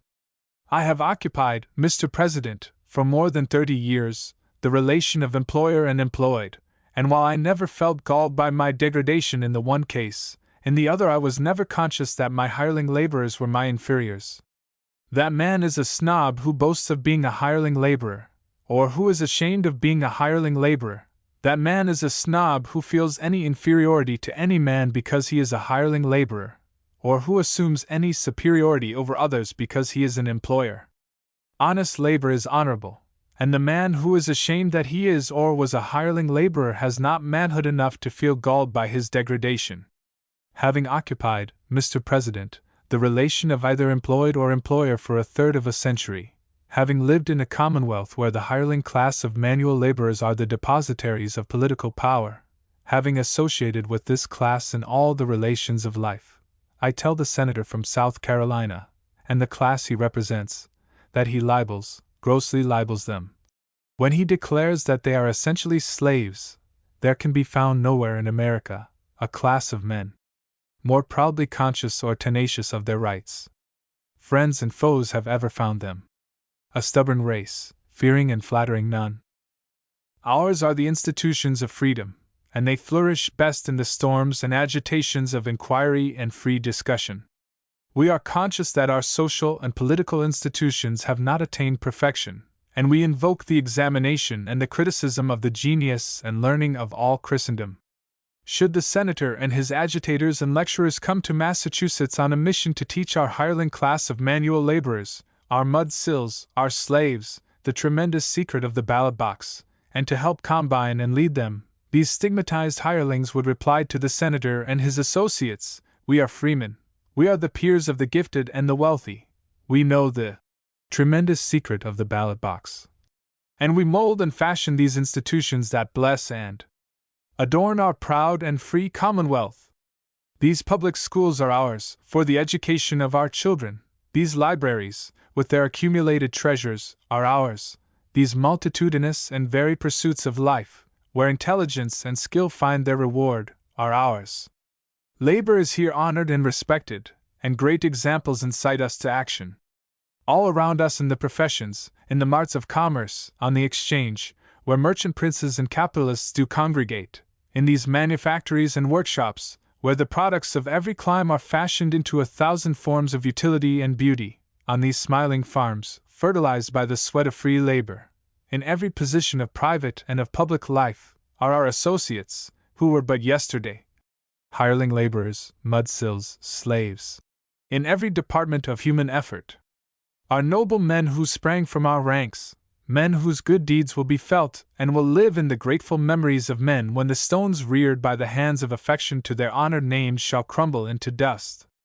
Our eyes glisten and our hearts throb over the bright, glowing and radiant pages of our history that records the deeds of patriotism of the sons of New England who sprang from our ranks and wore the badges of toil. While the names of Benjamin Franklin, Roger Sherman, Nathanael Greene and Paul Revere live on the brightest pages of our history, the mechanics of Massachusetts and New England will never want illustrious examples to incite us to noble aspirations and noble deeds. Go home, say to your privileged class, which, you vauntingly say, leads progress, civilization and refinement, that it is the opinion of the hireling laborers of Massachusetts, if you have no sympathy for your African bondmen, in whose veins flows so much of your own blood, you should at least sympathize with the millions of your own race, whose labor you have dishonored and degraded by slavery. You should teach your millions of poor and ignorant white men, so long oppressed by your policy, the tremendous secret that the ballot box is stronger than an army with banners. You should combine and lead them to the adoption of a policy which shall secure their own emancipation from a degrading thraldom. Early in January 1859, Jen Wilson was re-elected United States Senator for 6 years from March 3, 1859. He had in the Senate 35-5 votes, and in the House of Representatives 199-36 votes. Before the people and in the legislature, he was without a competitor in the ranks of his own party, and the unity of sentiment in favor of his re-election was a noble tribute of which any public man might justly be proud. Jefferson Davis. Jefferson Davis is a native of Kentucky. His father took him, when he was an infant, to Mississippi Territory, about the year 1806. His father was moderately wealthy and gave his son an excellent education. He had the ordinary course at the schools, and then entered Transylvania University College, Kentucky. There he remained till his father removed him to West Point as a cadet. This was in 1822, and in 1828 he left it with honor as brevet second lieutenant, and was at once placed in active service. He served in the Indian War of the times so ably as to gain almost immediately a first lieutenant's commission.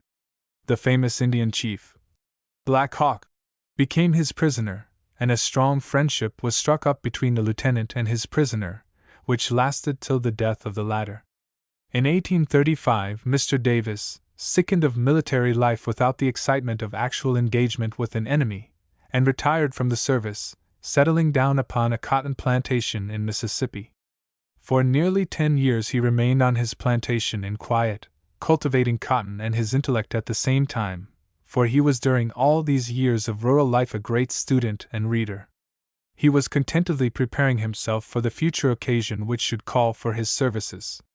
In 1843, he took the stump from Mr. Polk, and such was his ability before the people that they sent him to Congress in 1845. When he had been in Washington but a few months, the war with Mexico broke out, and his constituents raised a regiment of volunteers, who elected Mr. Davis as their colonel. He immediately resigned his seat in Congress, and went with his regiment to join General Taylor in Mexico. The history of Colonel Davis's career in Mexico is full of interest, but we cannot stay to elaborate it. At Buena Vista he won laurels of glory, in the parlance of the soldier. Says a friend of his, his men, though volunteers, showed a steadiness which equaled anything that might have been expected of veteran troops, and they were handled in so masterly a way that, if the glory of that day were to be assigned to any one corps rather than any other, they would probably bear away the palm. Every one remembers the proud appeal of Colonel Davis to another regiment of volunteers, who were finding the fire rather warm, to stay and reform behind that wall, pointing to his Mississippians. Throughout the war, he and his brave riflemen loom up at intervals whenever the fire grows hot or the emergency grave, and never without good effect. They were armed with a peculiar rifle, now best known as the Mississippi rifle, chosen by their colonel himself. It was scarcely less deadly than the Mini. Their colonel set the example of intrepidity and recklessness of personal injury. At Buena Vista he was badly wounded at an early part of the action, but he sat his horse steadily till the day was won, and refused even to delegate a portion of his duties to his subordinate officers. The term of service for which his regiment was enlisted having expired, his medical advisers insisted upon his going home and curing himself of his wounds.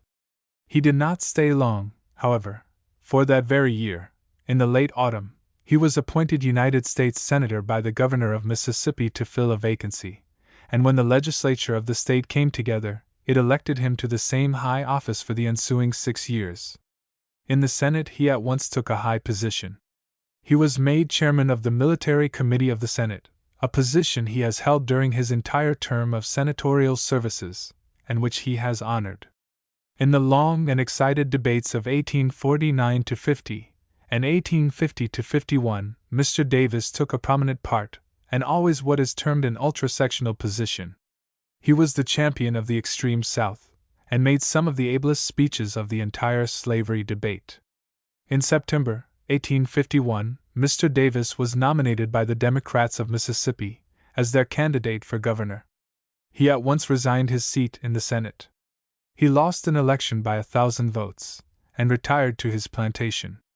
Upon the nomination of Franklin Pierce to the presidency, he took the stump for him in several of the more doubtful Southern states, and with great success. His popularity before the people as a speaker was great, and his success was in due proportion. Mr. Pierce rewarded Mr. Davis for his eminent services in the campaign by the offer of the Secretaryship of War, an office which he was peculiarly qualified to fill. He was quite successful as Secretary of War, though his unfortunate quarrel with General Scott, about the merits of which we are incompetent to pronounce an opinion, damaged his popularity with a portion of his friends. When the Pierce administration went out, Mr. Davis was re-elected United States Senator, and he has latterly been looked upon as a Democratic leader in the Senate. In his personal appearance in the Senate room, Mr. Davis has few equals. Tall, upright, stern, and with the bearing of a prince, he at once commands the admiration of the stranger so far as his personal appearance is concerned. His military manners have followed him from the camp into the Senate.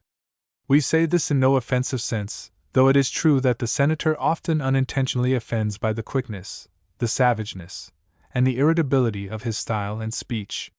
This is not intentional, and though it now and then gives offense, it at the same time gives great force to the sentiment which the senator may be uttering at the time. He has a peculiar voice, keyed high yet musical, and his words come flowing out like so many cannonballs with the force of gunpowder behind them. The political position of Mr. Davis cannot be misunderstood. He is ultra-Southern. Not a disunionist at all events, but a disunionist in a certain event. He stands by the extreme Southern men, occupies an extreme Southern position for a man who claims yet to stand by the National Democratic Party. His views upon the non-intervention doctrines of Mr. Douglas, we shall quote that we may not do him injustice. He is an enthusiastic and consistent advocate of utter free trade. Nothing short of absolute free trade will suit him or satisfy him. He is also opposed to the Homestead Bill, and all like appropriations of the public lands. He is in favor of the acquisition of Cuba, but opposed the Senate resolution, proposed, giving Mr. Buchanan power to make war upon the Southern republics when he should think the occasion demanded it. If Mr. Davis's position be thought to be extremely Southern, it must be remembered that he is an honest, upright man, much more so than some who clamor after office, and that such a man can be trusted generally, in spite of his prejudices, to deal fairly even with his opponents. An honest man, however ultra his position, if he have intellect, is safer to be trusted with a high office than the mere twaddling politician, who will execute the party's bidding, however iniquitous it may be. In the great non-intervention debate of the Senate in February 1859, Mr. Davis said, "Now the senator asks, will you make a discrimination in the territories? I say yes, I would discriminate in the territories wherever it is needful to assert the right of a citizen, wherever it is proper to carry out the principle, the obligation, the clear intent and meaning of the Constitution of the United States. I have heard many a siren song on this doctrine of non-intervention, a thing shadowy and fleeting, changing its color as often as the chameleon, which never meant anything fairly unless it was that Congress would not attempt to legislate on a subject over which they had no control, that they would not attempt to establish slavery anywhere nor to prohibit it anywhere. And such was the language of the compromise measures of 1850 when this doctrine was inaugurated. Since that, it has been woven into a delusive gauze thrown over the public mind, and presented as an obligation of the Democratic Party to stand still, withholding from an American citizen the protection he has a right to claim, to surrender their power, to do nothing, to prove faithless to the trust they hold at the hands of the people of the states. If the theory of the senator be correct, and if Congress has no power to legislate in any regard upon the subject, how did you pass the fugitive slave law? He repeats, again and again, that you have no power to legislate in regard to slavery either in the states or in the territories, and yet the fugitive slave law stands on the statute book, and although he did not vote for it, he explained to the country why he did not, and expressed his regret that his absence had prevented him from recording his vote in favor of it. From the plain language of the Constitution, as I have read it, how is it possible for one still claiming to follow the path of the Constitution to assert that Congress has no power to legislate in relation to the subject anywhere? He informs us, however, that by the Kansas-Nebraska bill, the full power of the inhabitants of a territory to legislate on all subjects not inconsistent with the Constitution was granted by Congress. If Congress attempted to make such a grant, if Congress thus attempted to rid themselves of a trust imposed upon them, they exceeded their authority. They could delegate no such power. The territorial legislature can be but an instrument, through which the Congress of the United States execute their trust in relation to the territories. Therefore it was, that notwithstanding the exact language of that bill which the Senator has read, the Congress of the United States did assume, and did exercise, the power to repeal a law passed in that very territory of Kansas, which they clearly could not have done if they had surrendered all control over its legislation. Whether the Senator voted for that report or not, I do not know. I presume he did, but whether he did or not does not vary the question, except so far as it affects himself. The advocates of the Kansas-Nebraska bill were generally the men who most promptly claimed the repeal of those laws, because they said they were a violation of those rights which every American citizen possessed under the Constitution. But the Senator says territorial laws can only be set aside by an appeal to the Supreme Court of the United States. If so, then they have a power not derived from Congress. They are not the instruments of Congress. But in the course of the Senator's remarks, and quite inconsistent with this position, he announced that they possessed no power save that which they derived from the Organic Act and the Constitution.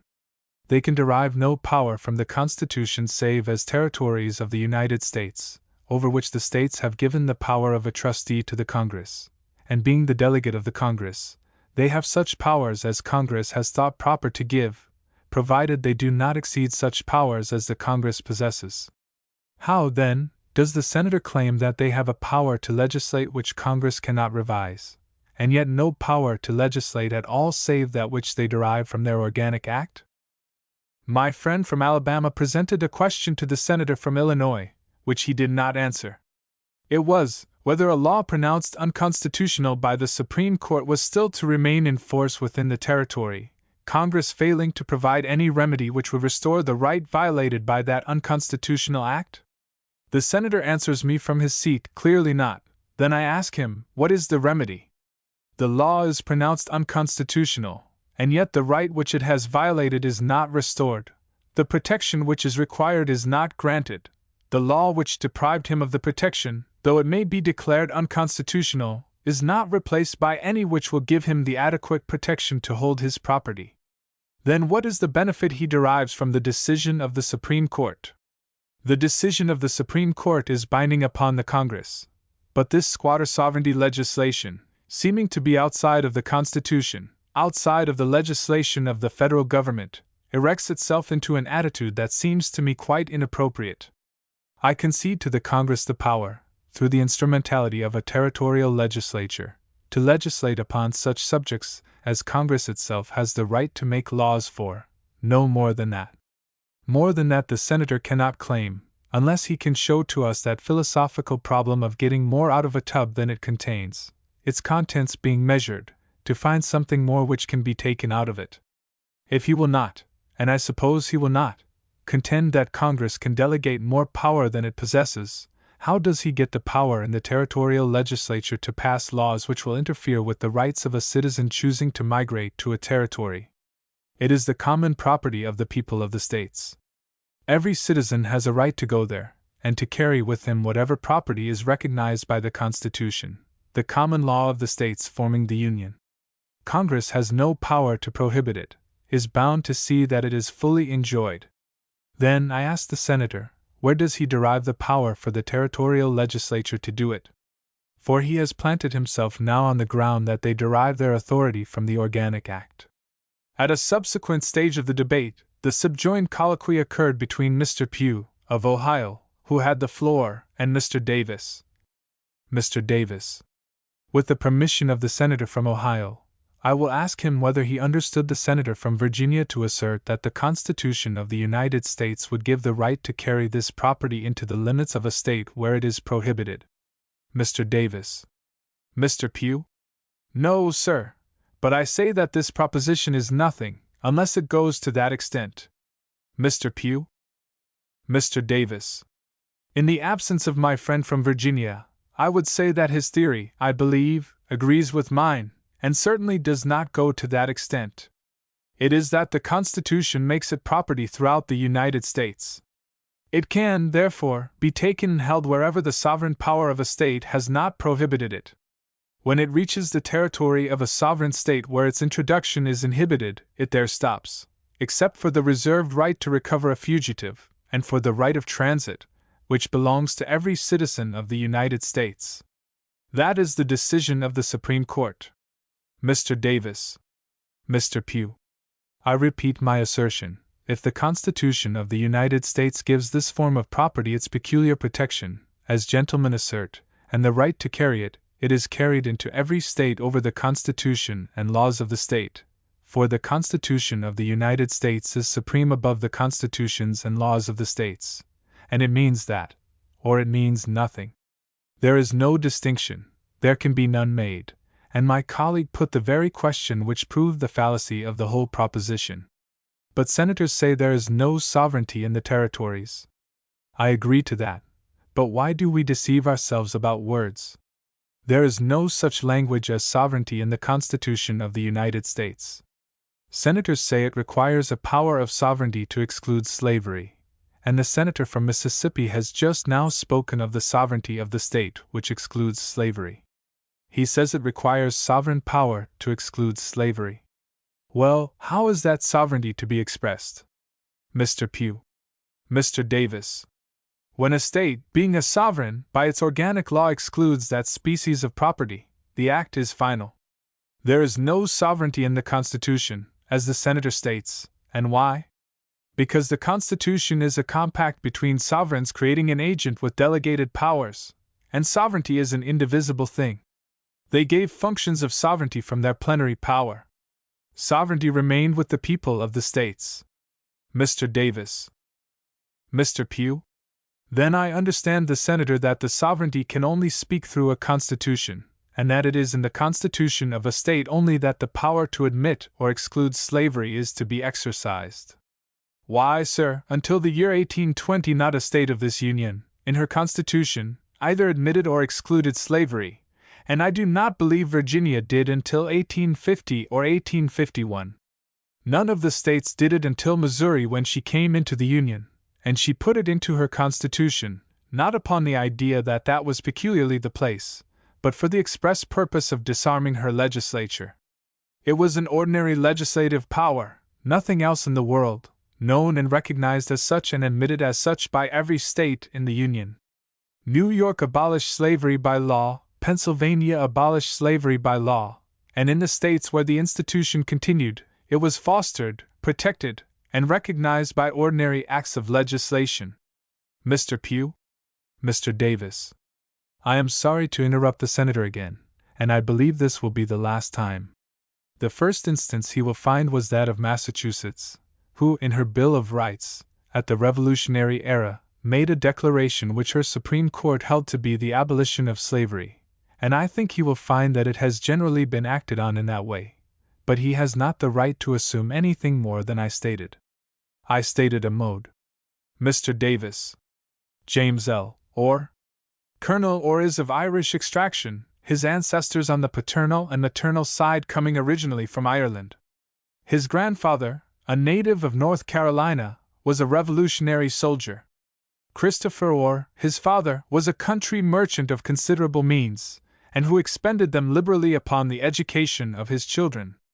James L. Orr was born May 12, 1822, at Creightonville, Anderson District, South Carolina.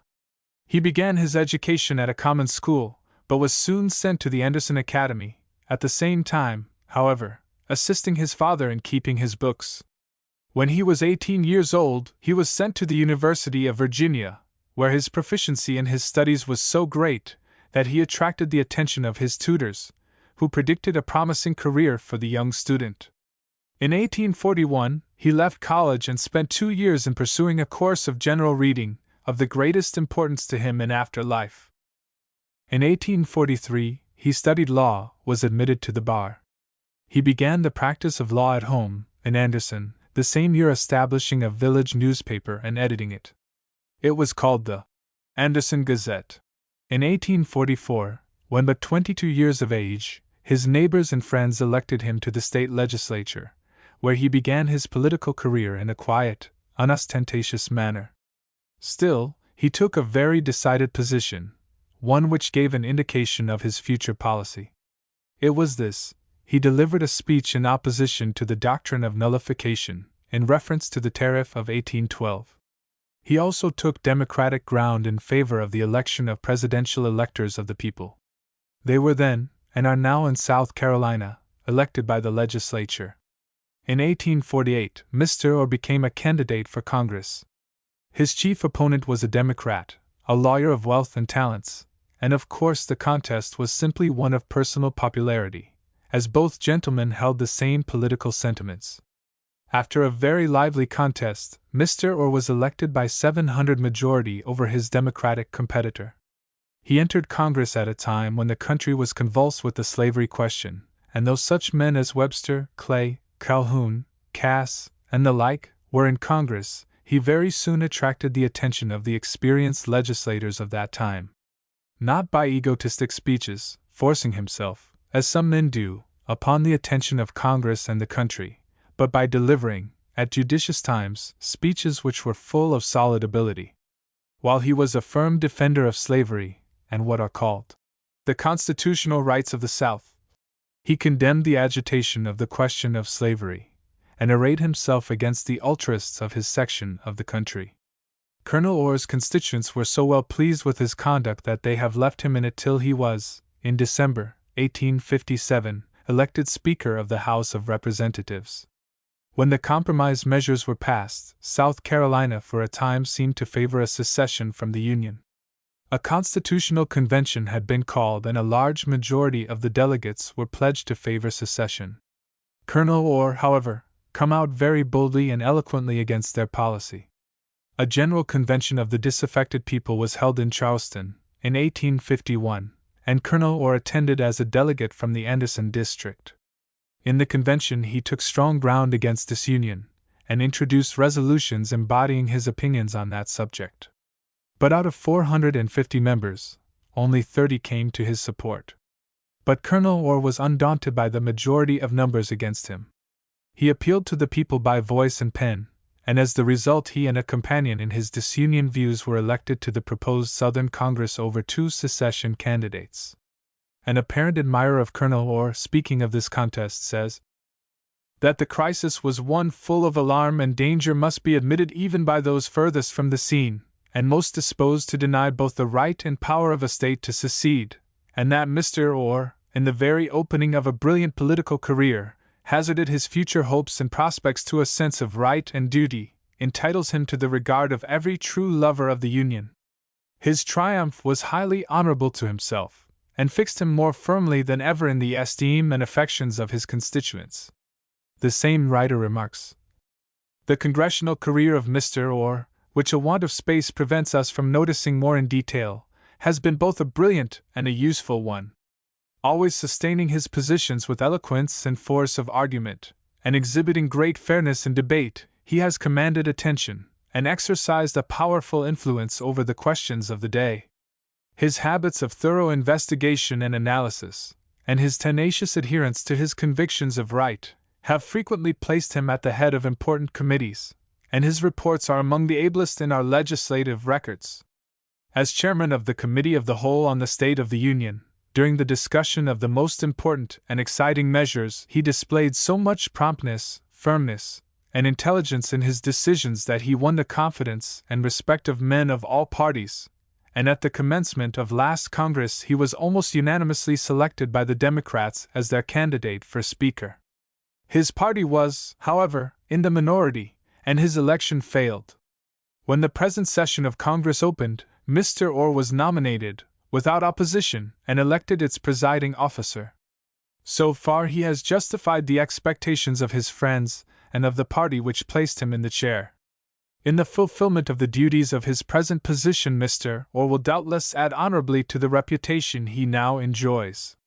He is too wise a man not to perceive that while fidelity to party was the best ladder for him to rise to his present height, impartial neutrality will now serve his fame and ambition better. Upon the whole, Mr. Orr made an admirable speaker to the 35th Congress. If he was not always rigidly impartial, the exceptional cases were rare, and when he was swerved from the straight line of duty by his sectional prejudices. In November 1855, to go back a little, Colonel Orr published a letter in reference to the duty of South Carolina toward the Democratic Party of the North. The people of that state were then, as they seem almost always to be, in a state of high excitement on the slavery question. Many leading politicians counseled secession and non-action in reference to the presidential canvass. But Colonel Orr took different ground. In his letter to Hon. C. W. Dudley, dated Anderson, Nov. 23, 1855, he said, "A convention is merely a method of finding out what the popular opinion is, and giving to it a more conspicuous and imposing expression. It has been steadily and uniformly pursued by the democracy of all the states, except our own, for 15 years or more, and the selection of delegates, manner of voting and nominating, has been defined by a usage well understood and acquiesced in, as if regulated by law. Hence, we know that such a convention will assemble in Cincinnati in May next, and that it will nominate candidates for the presidency and vice presidency, adopt a platform of principles, and it is nearly certain that the nominees will receive the votes of the Democratic Party of every state in the Union. Shall the democracy of this state send delegates? It is our privilege to be represented there, and at the present time I believe it to be a high and solemn duty to meet our political allies, and to aid, by our presence and counsels, in selecting suitable nominees and constructing a platform, which will secure our rights and uphold the Constitution. There has never been a time since the convention policy was adopted, if, indeed, there has been such a time since the government was inaugurated, when the success of the Democratic Party in the Electoral College was so vitally important as now. If that party should be defeated in the election before the people, every patriot's mind must be filled with gloomy forebodings of the future.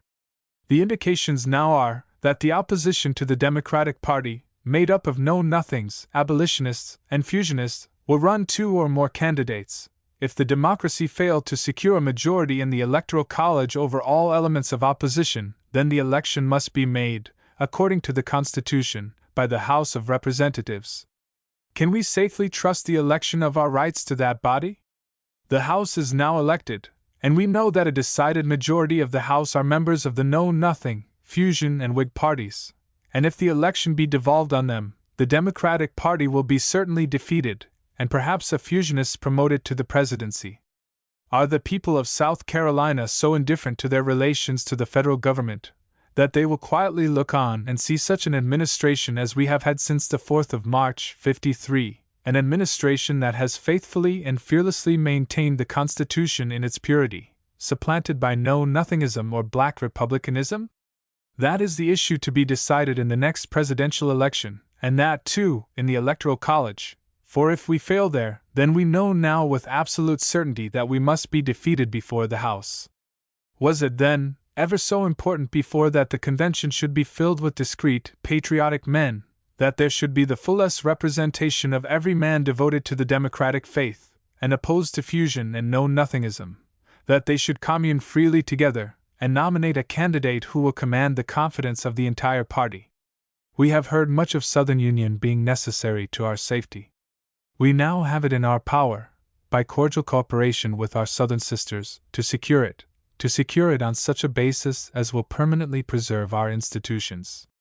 We can here make our demand, and with a united South, we can offer it to the true men of the North. If we act wisely and present such an ultimatum, I doubt not that thousands, perhaps millions, at the North, will espouse and maintain it, for it is a platform of the Constitution, and there are hosts of conservative men who I know are prepared to maintain the Constitution of our fathers.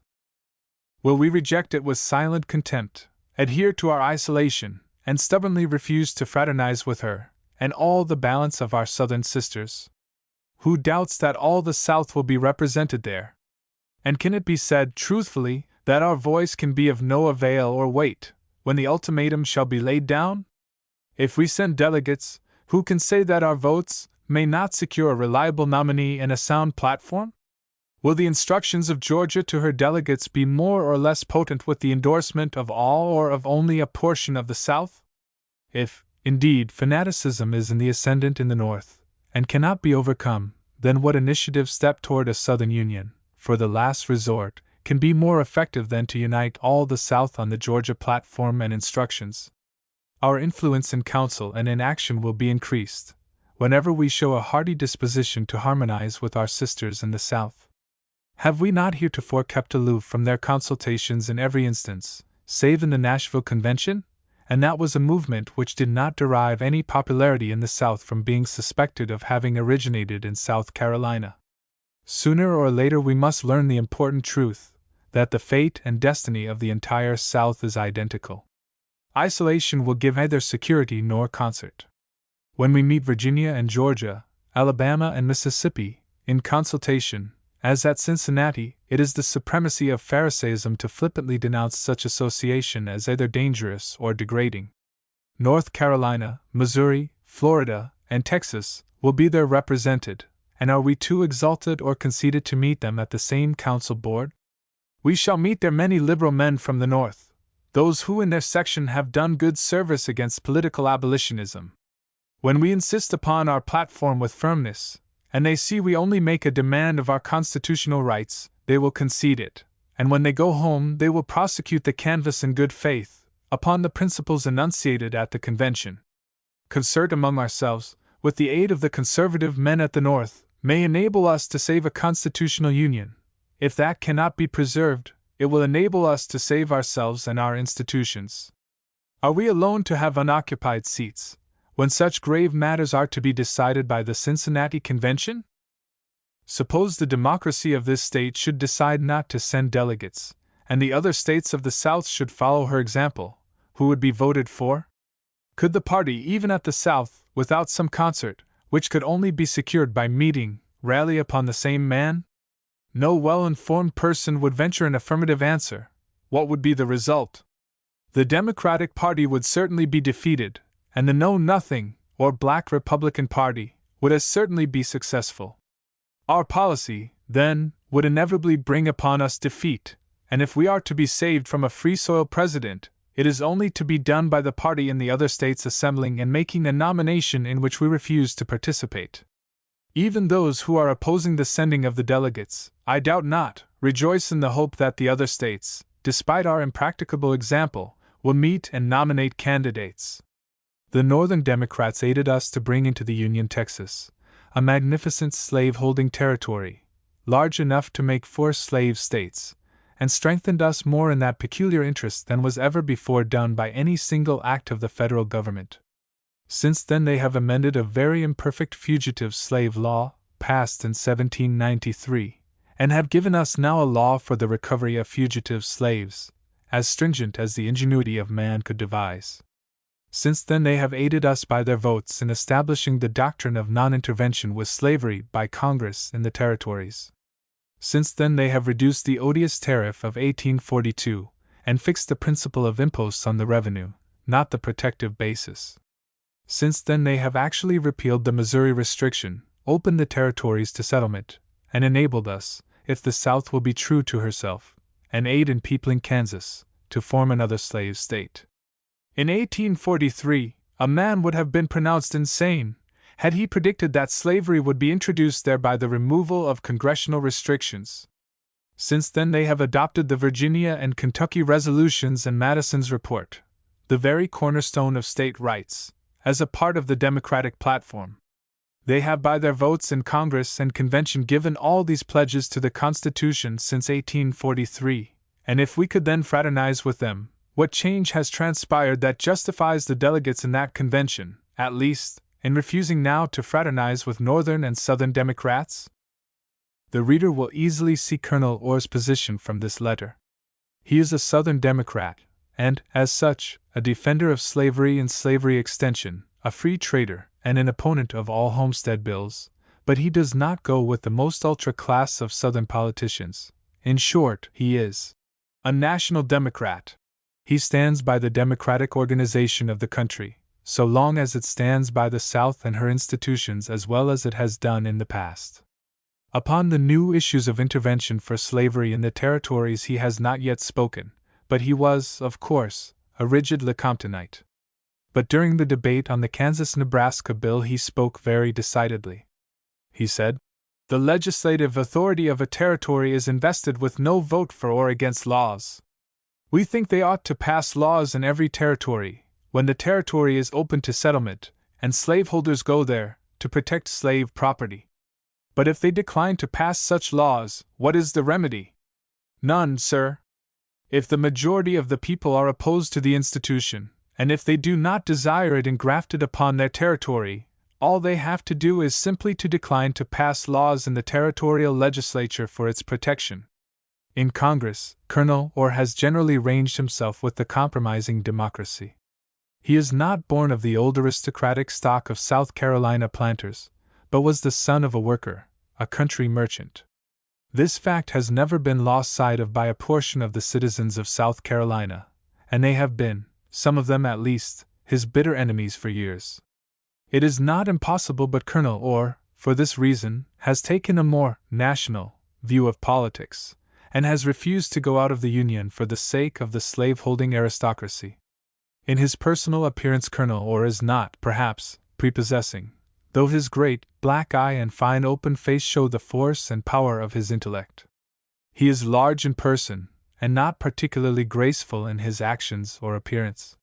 He has a certain dignity, however, which enforces attention if he is the order of the occasion, and obedience if he is the presiding officer. John Minor Botts. We have no extended sketch of Mr. Botts to present to the reader, but a few leading facts in reference to the political man. Mr. Botts is a native of Dumfries, Prince William County, Virginia, and was born in September 1802. As early as 1834, he joined the Whig Party, and in 1839, he came to Congress as a Whig. He was known in the House as a follower of Mr. Clay, or rather a supporter of Mr. Clay and his peculiar doctrines. Mr. Botts, in other words, was in favor of a highly protective tariff, the distribution of the public lands, and internal improvements. He is today in favor of these measures of what he would call reform. So strong was he in his devotion to the tenets of the Whig Party, that when President Tyler disappointed his friends by his tariff policy, Mr. Botts, though a friend of years, at once terminated the friendship. He could not hold in respect the man who, it seemed to him, had betrayed his friends. Mr. Botts was opposed to the Kansas-Nebraska Act and to the passage of the Lecompton Bill. Nevertheless, he is a slaveholder and a defender of the institution as it now exists in Virginia. But he is not a believer in the finality of the present system, nor is he afraid to express his opinions of slavery. This will be seen at once by the perusal of a letter to the Richmond Whig from Mr. Botts, from which we quote. It is dated April 18, 1859. I have recently received many letters from different parts of the state, asking for a copy of my Powhatan speech, delivered in 1850, which it is impossible for me to furnish, as I have only some half-dozen copies left.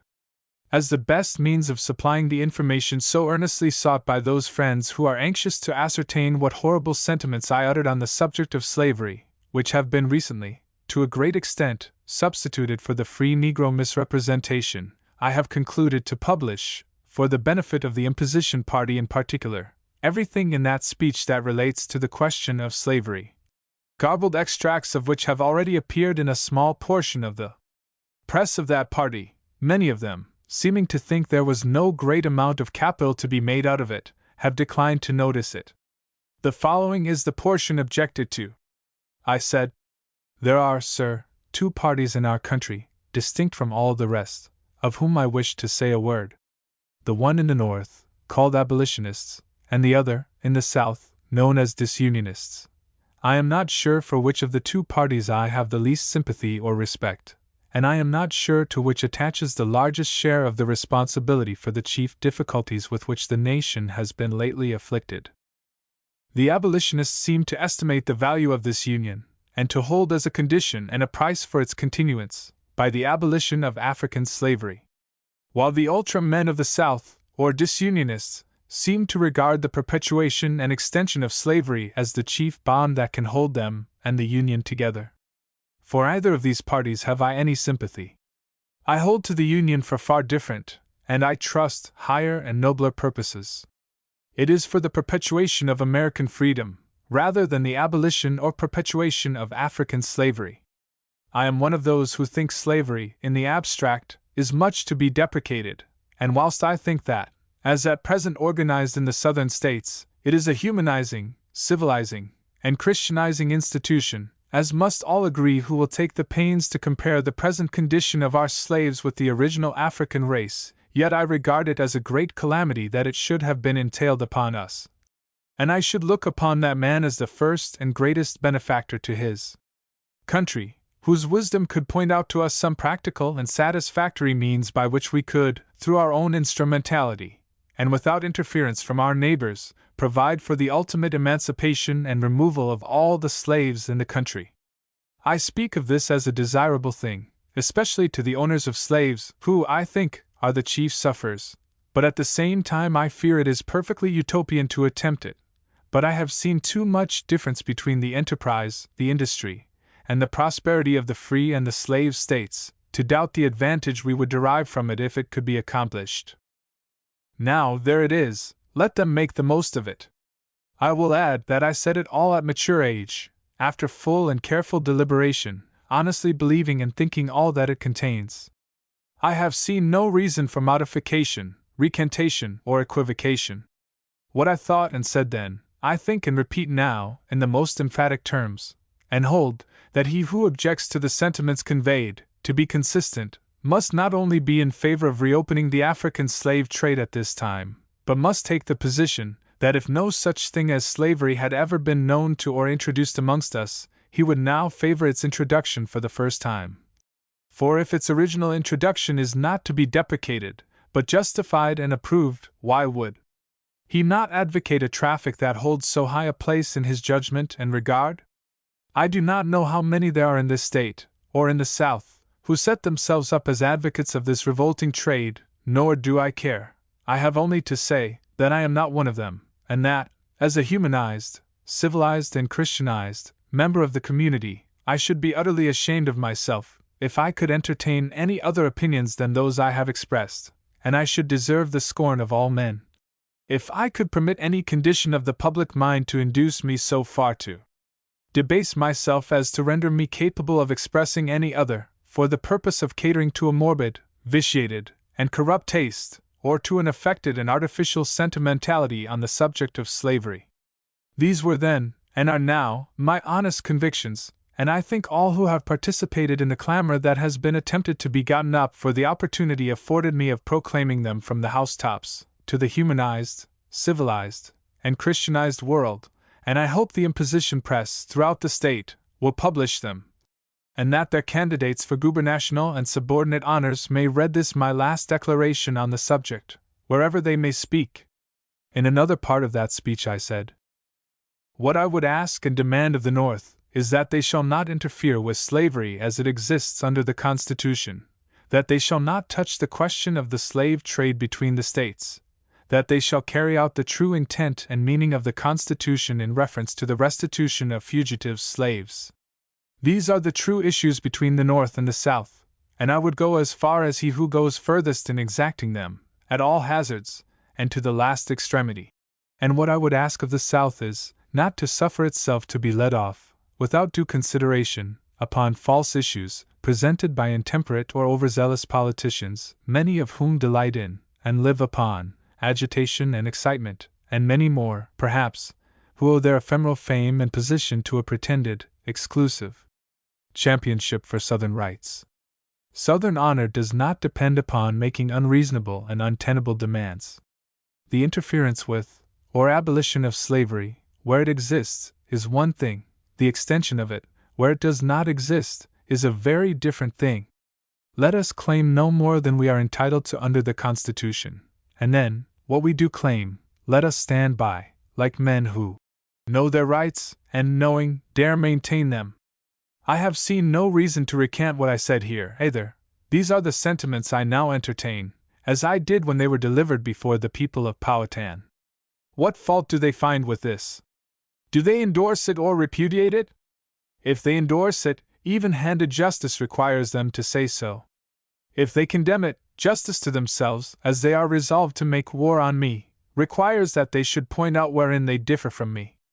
In this connection it may be proper to add, for the information of all who feel an interest in my record, one short paragraph from my African Church speech, in 1856, relating to the same subject, and from the several extracts herewith furnished, I think few will have any difficulty in ascertaining my position on the slavery question.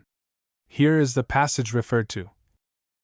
My position on the question of slavery is this, and so far from wishing to conceal it, I desire it should be known to all.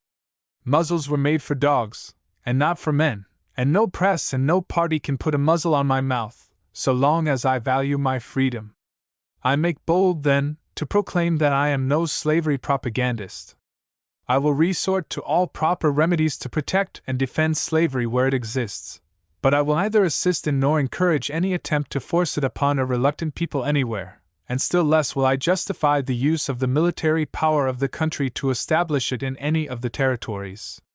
If it finds its way there by legitimate means, it is all well, but never by force, through any instrumentality of mine. I am myself a slaveholder, and all the property my children have in the world is slave property, inherited from their mother, and he who undertakes to connect my name, or my opinions, with abolitionism, is either a knave or a fool, and not unfrequently both. And this is the only answer I have to make to them. I have not connected myself with any sectional party or sectional question, and so help me God, I never will. James H. Hammond. The moderate political views which Gov. Hammond, of South Carolina, has within a couple of years given publicity to, has given him a somewhat national reputation among the adherents of the Democratic Party. He came to Congress as a politician of the Southern Right School, and it was generally supposed that he would be found acting with the ultra wing of the Southern Party in Congress. He brought with him the reputation of a scholar and an orator, and mingled at once in the Lecompton fray. He took sides with the administration against Mr. Douglas, though it was noticed at the time that the senator had very little to say about the Lecompton Constitution and the real issue then before Congress. His speeches were upon the general question of slavery. The new senator from South Carolina attracted the universal attention of Congress and the strangers then present in Washington, and the impression he made was generally a happy one. His manners were quiet, unostentatious, gentlemanly. His style of speech was smooth, pleasant, and sometimes eloquent. As a man he was liked. Genial in his nature and pleasant in his conversation, he soon made warm friends at the Capitol, even among some of the very men whom he had in his South Carolina home regarded as little less than monsters in human shape. Senator Hammond at first tried his lance with the Illinois giant, but either from personal considerations or other he soon desisted. To show Gov. Hammond's position on the slavery question in the winter of 1847-8, we quote a few passages from his celebrated speech delivered in the Senate in the Lecompton debate. We have, in the following passage, his opinion of squatter sovereignty. If what I have said be correct, then the will of the people of Kansas is to be found in the action of her constitutional convention. It is immaterial whether it is the will of a majority of the people of Kansas now, or not. The convention was, or might have been, elected by a majority of the people of Kansas. A convention, elected in April, may well frame a constitution that would not be agreeable to a majority of the people of a new state, rapidly filling up in the succeeding January. And if legislatures are to be allowed to put to vote the acts of a convention, and have them annulled by a subsequent influx of immigrants, there is no finality. If you were to send back the Lecompton Constitution, and another was to be framed, in the slow way in which we do public business in this country, before it would reach Congress and be passed, perhaps the majority would be turned the other way. Whenever you go outside of the regular forms of law and constitutions to seek for the will of the people, you are wandering in a wilderness of thorns. If this was a minority constitution, I do not know that that would be an objection to it. Constitutions are made for minorities. Perhaps minorities ought to have the right to make constitutions, for they are administered by majorities. The constitution of this government was made by a minority, and as late as 1840 a minority had it in their hands, and could have altered or abolished it, for, in 1840, 6 out of the 26 states of the Union held the numerical majority. In all countries and in all time, it is well understood that the numerical majority of the people could, if they chose, exercise the sovereignty of the country. But for want of intelligence, and for want of leaders, they have never yet been able successfully to combine and form a stable popular government. They have often attempted it, but it has always turned out, instead of a popular sovereignty, a populist sovereignty, and demagogues, placing themselves upon the movement, have invariably led them into military despotism. I think that the popular sovereignty which the senator from Illinois would derive from the acts of his territorial legislature, and from the information received from partisans and partisan presses, would lead us directly into populace, and not popular sovereignty. Genuine popular sovereignty never existed on a firm basis except in this country. The first gun of the Revolution announced a new organization of it, which was embodied in the Declaration of Independence, developed, elaborated, and inaugurated forever in the Constitution of the United States. The two pillars of it were representation and the ballot box. In distributing their sovereign powers among the various departments of the government, the people retained for themselves the single power of the ballot box, and a great power it was. Through that they were able to control all the departments of the government. It was not for the people to exercise political power in detail. It was not for them to be annoyed with the cares of government, but from time to time, through the ballot box, to exert their sovereign power and control the whole organization. This is popular sovereignty, the popular sovereignty of a legal constitutional ballot box, and when spoken through that box, the voice of the people, for all political purposes, is the voice of God. But when it is heard outside of that, it is the voice of a demon, the tocsin of the reign of terror. Speaking of the South and slavery, he said, "If we never acquire another foot of territory for the South, look at her. 850,000 square miles. As large as Great Britain, France, Austria, Prussia, and Spain. Is not that territory enough to make an empire that shall rule the world? With the finest soil, the most delightful climate, whose staple productions none of those great countries can grow, we have 3,000 miles of continental shore line, so indented with bays and crowded with islands, that, when their shore lines are added, we have 12,000 miles. Through the heart of our country runs the great Mississippi, the father of waters, into whose bosom are poured 36,000 miles of tributary streams, and beyond we have the desert prairie wastes, to protect us in our rear. Can you hem in such a territory as that? You talk of putting up a wall of fire around 850,000 square miles so situated. How absurd! But in this territory lies the great valley of the Mississippi, now the real, and soon to be the acknowledged, seat of empire of the world. The sway of that valley will be as great as ever the Nile knew in the earlier ages of mankind. We own the most of it.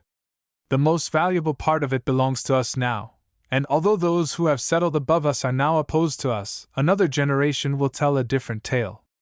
They are ours by all the laws of nature. Slave labor will go over every foot of this great valley where it will be found profitable to use it, and some of those who may not use it are soon to be united with us by such ties as will make us one and inseparable.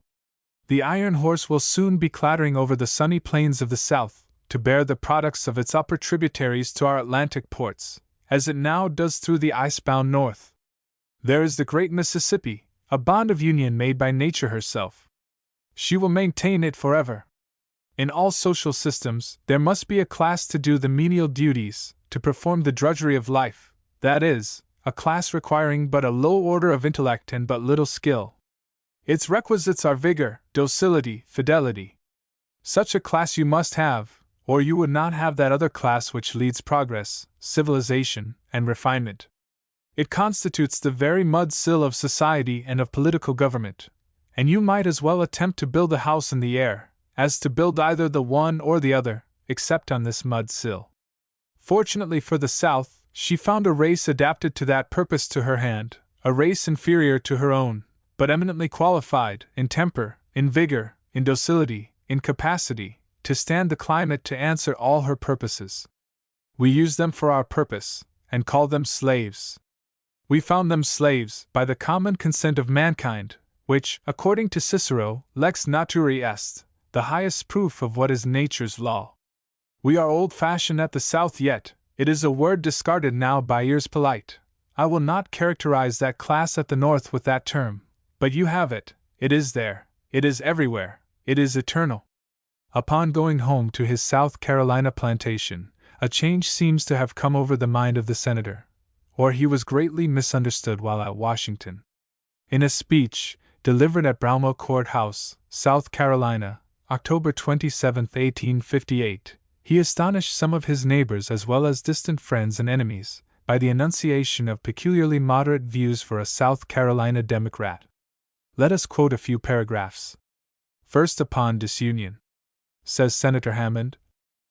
But I will not detain you longer with what belongs to the past. The present and the future are what concern us most. You desire to know my opinion of the course the South should pursue under existing circumstances. I will give you, frankly and fully, the results of my observations and reflections on this all-important point.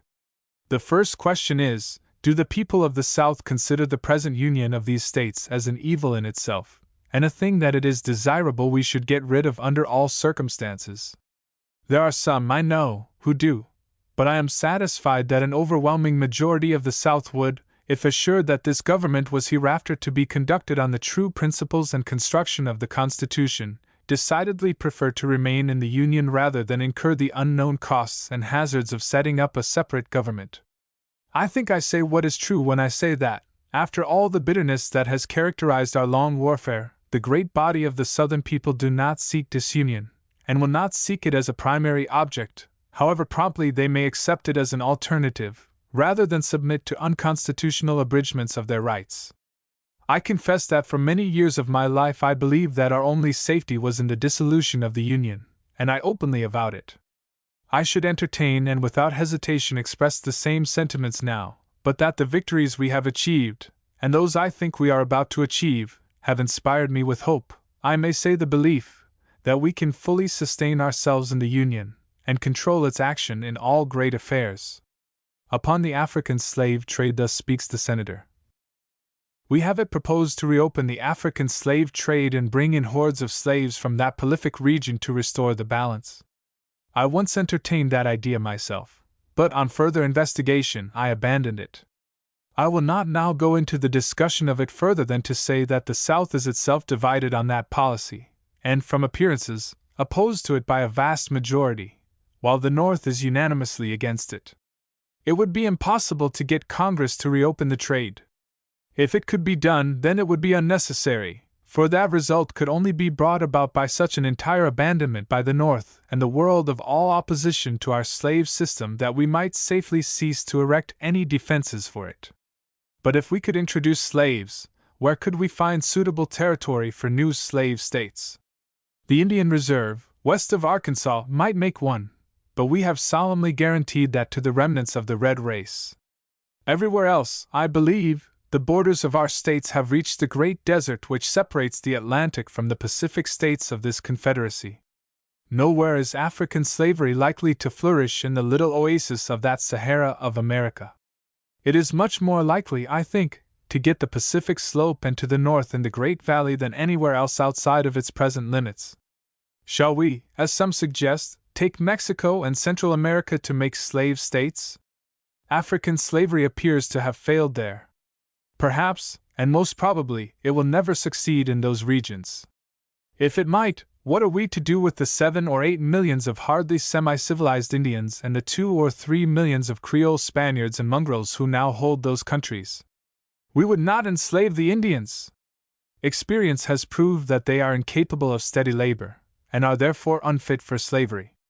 We would not exterminate them, even if that inhuman achievement would not cost ages of murder and incalculable sums of money. We could hardly think of attempting to plant the black race there, superior for labor, though inferior, perhaps, in intellect, and expect to maintain a permanent and peaceful industry, such as slave labor must be to be profitable, amid those idle, restless, demoralized children of Montezuma, scarcely more civilized, perhaps more sunk in superstition, than in his age, and now trained to civil war by half a century of incessant revolution. What, I say, could we do with these people or these countries to add to Southern strength? Nothing. Could we degrade ourselves so far as to annex them on equal terms, they would be sure to come into this Union Free States all. To touch them in any way is to be contaminated. England and France, I have no doubt, would gladly see us take this burden on our back if we would secure for them their debts and a neutral route across the isthmus. Such a route we must have for ourselves, and that is all we have to do with them. If we cannot get it by negotiation or by purchase, we must seize and hold it by force of arms. The law of nations would justify it, and it is absolutely necessary for our pacific relations. The present condition of those unhappy states is certainly deplorable, but the good God holds them in the hollow of His hand and will work out their proper destinies. Upon the Cuban question, we might expand the area of slavery by acquiring Cuba, where African slavery is already established. Mr. Calhoun, from whose matured opinions, whether on constitutional principles or Southern policy, it will rarely be found safe to depart, said that Cuba was forbidden fruit to us unless plucked in an exigency of war.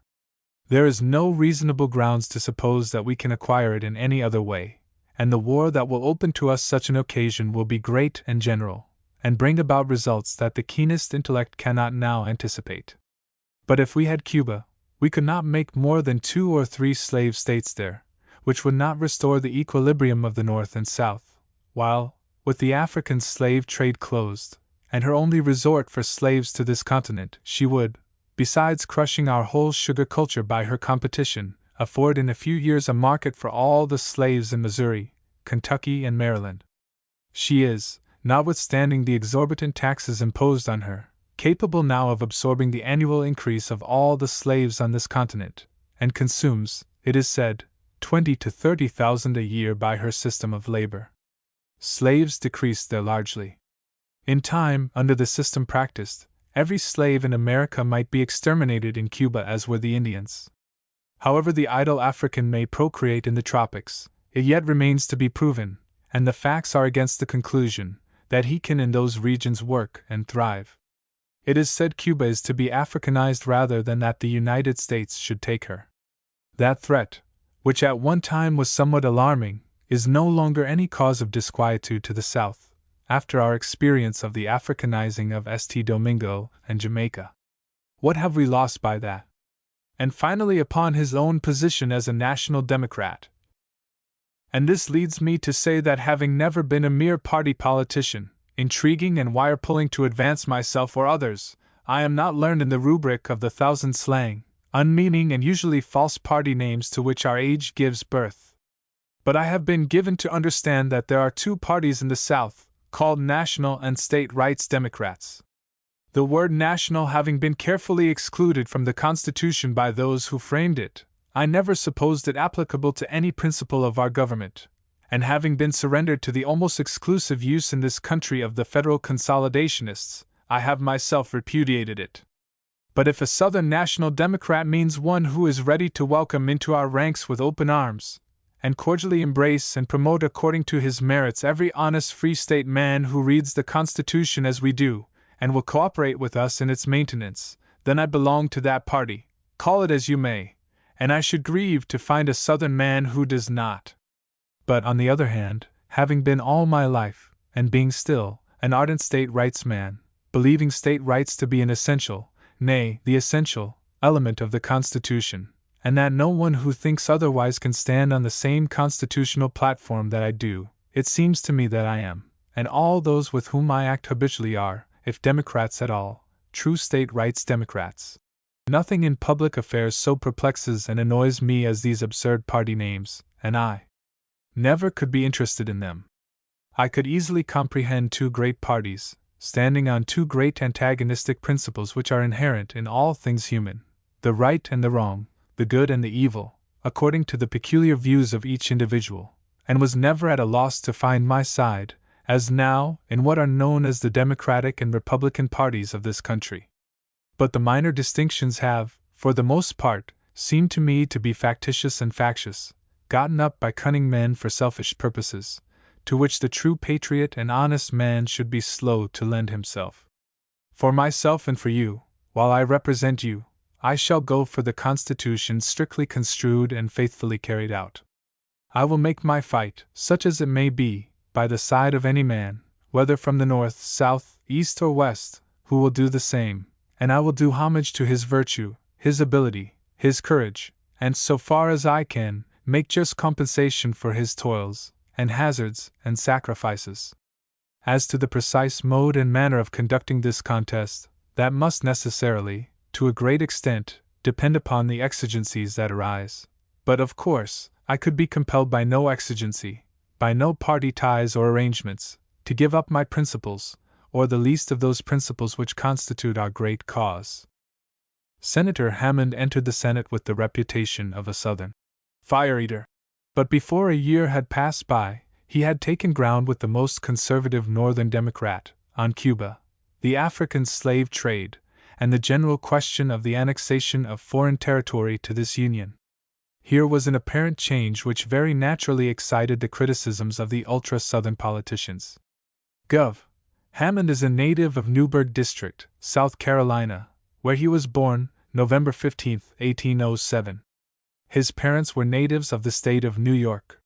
He graduated at Columbia College, SC, practiced law from 1828 to 1830, afterward became editor of the Southern Times, came to Congress a single term in 1835, and when the 2 years were over, made the trip of Europe. In 1841, he was made a militia general, yet something of an honor in South Carolina, and a year later was elected governor of the Palmetto State. After a single term he retired to his extensive estate upon the Savannah River, where he remained in quiet, raising cotton and reading books till in 1857 he was elected by the state legislature to represent, in part, South Carolina in the United States Senate. In his personal appearance Senator Hammond is prepossessing. He is of medium height, has a fine, open face, sparkling black eyes and black hair, what there is left, a broad forehead and the manners of a pleasant gentleman. Howell Cobb. Mr. Cobb is a native of Cherry Hill, Georgia, where he was born, in September, 1815. His father was in affluent circumstances, and the family one of distinction. He was educated at Franklin College, Georgia, where he graduated at the age of 19, in the year 1834. His uncle, Howell Cobb, after whom he was named, was in Congress during the War of 1812, and still later a cousin was U.S. Senator. So the young man had examples in his own family of political distinction which were calculated to fire his ambition. In 1834, Mr. Cobb was married, which was set down, we dare say, by his elderly friends as a very imprudent step, for he was but 19 and had no profession. Nevertheless, he established his household gods at that time, and 2 years after was admitted to the bar. The very next year he was made Solicitor General of the western part of Georgia, so finely had he succeeded in his profession. For the next 3 years he applied himself very closely to the duties of his profession, and being naturally shrewd and quick-witted, he at once attained unusual success. To this day, in Upper Georgia, Mr. Cobb has a reputation unsurpassed by no local favorite. Early in life, Mr. Cobb was known as a Jackson or Union man, in the thick of the nullification agitation. Either from education or nature he seems from the first to have had a repugnance for ultraism, and has therefore never agreed with that class of Southern politicians usually termed fire-eaters. In 1842, Mr. Cobb was elected to Congress, where he, in a short time, rose to a prominent position as one of the party leaders among the Democratic members. He was especially great on parliamentary questions, and was in his way a party oracle in these matters. Though he never sympathized with the disunionists of the South, he has been a consistent as well as an ardent supporter of the institution of Negro slavery. His entire course in Congress showed his strong and persistent opposition to any of the movements of the Friends of Freedom. He voted against the right of petition on the 3d of May, 1844, and made a strong speech in favor of utter free trade. Mr. Cobb also favored the Mexican War. In 1849, he underwent a severe contest in Georgia. While in Congress, he supported the famous compromise measures, which secured to him the opposition and enmity of the Southern fire-eaters. The greatest contest of his life ensued. The Union Democrats put him in nomination for governor of Georgia, and he took the stump and was elected by a tremendous majority. In 1855, he was re-elected to Congress and was soon known as a Buchanan man. He labored for Mr. Buchanan's nomination, and when he was nominated canvassed the county in favor of his election. This secured, Mr. Cobb was rewarded for his services by a seat in the cabinet, and as he was thought to be peculiarly fitted for the Treasury Department, he was made Secretary of the Treasury. As a member of the cabinet, Mr. Cobb used his influence in favor of the Lecompton Bill and made war upon Mr. Douglas. During the winter of 1858-9, his recommendations on the tariff question were thought to indicate a change of opinion. Formerly he was in favor of free trade, and lacking that, he was in favor of the nearest possible approach to it. But in his communications to Congress as Secretary of the Treasury, Mr. Cobb admitted that the revenues of the country were not sufficient for its expenses, and he recommended a revision of the tariff to meet the emergency. It is not probable, however, under present circumstances, that he would favor any change in the tariff. As a man, socially speaking, we mean, Mr. Cobb is a favorite. Good-natured and intelligent, he is surrounded by scores of friends, who like him all the better for the fact that he has been independent enough in his political career to make enemies.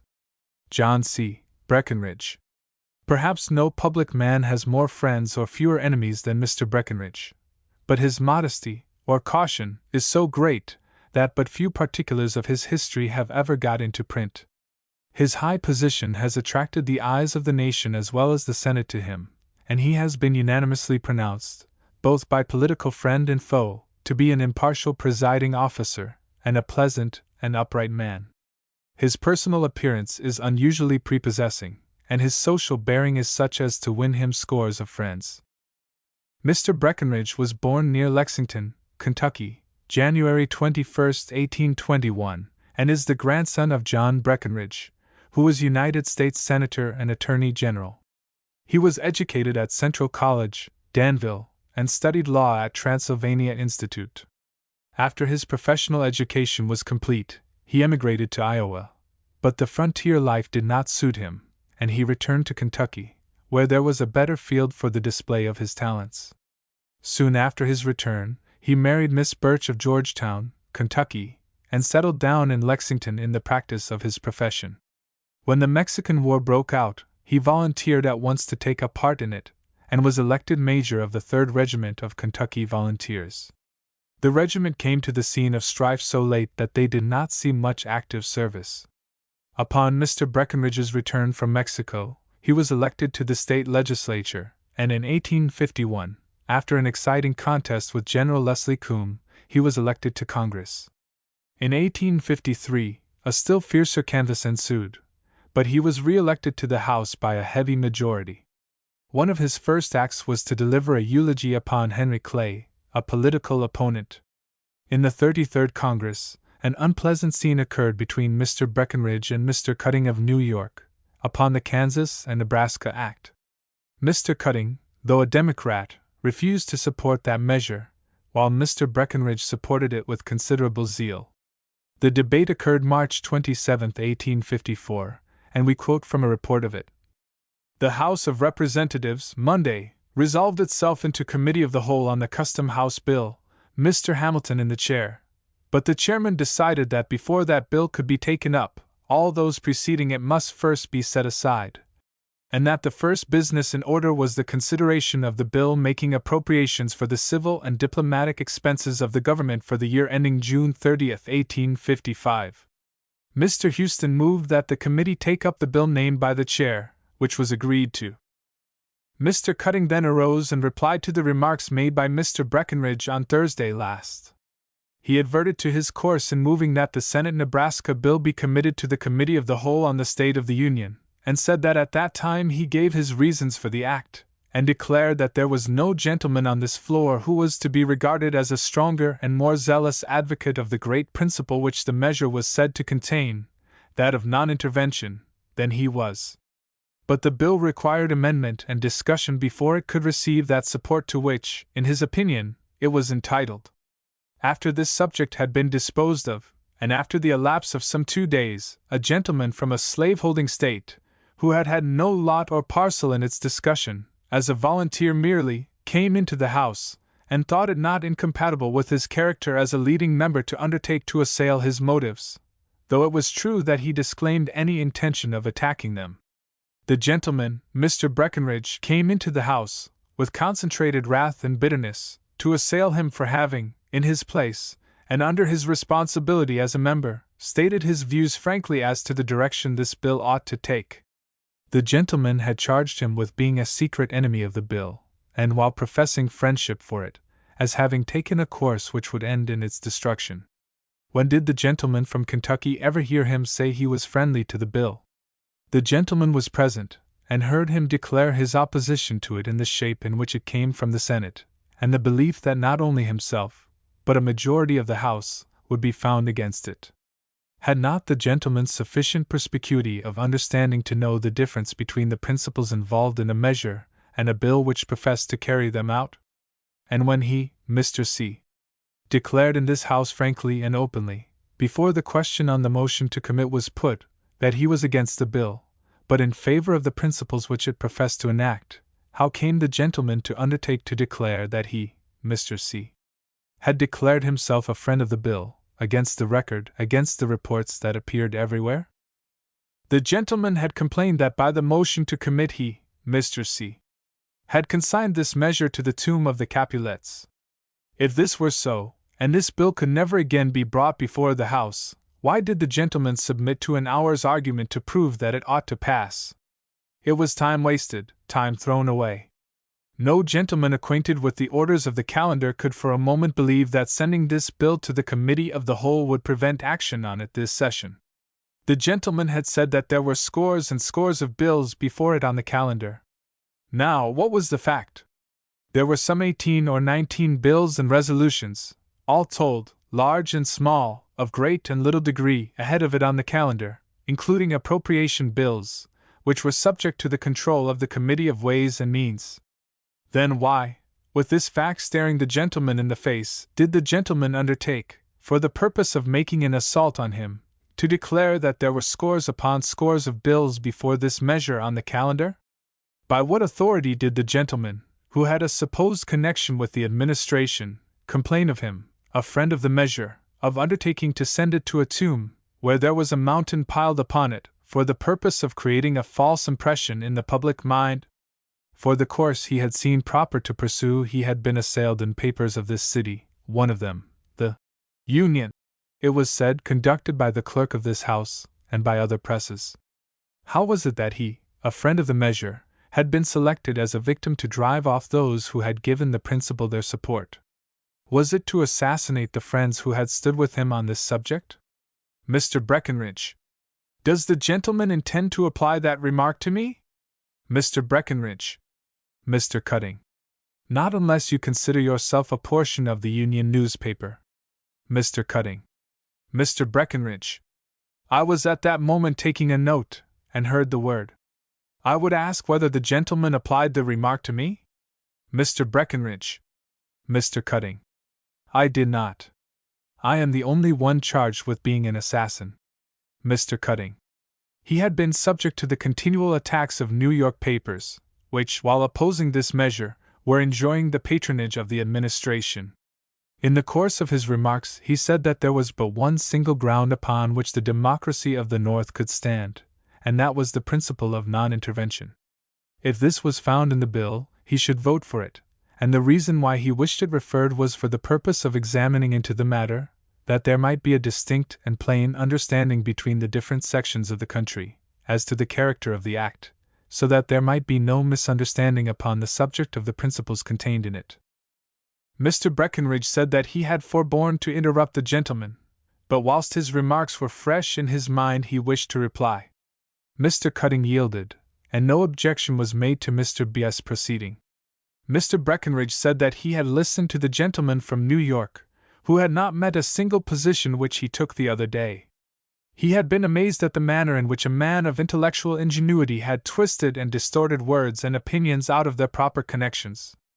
He explained that the reason why he permitted 2 days to elapse before he replied to the gentleman was because the gentleman himself, after making his speech the other day on the motion to commit, put down the hatchway of the previous question, so that he was denied an opportunity of responding to him.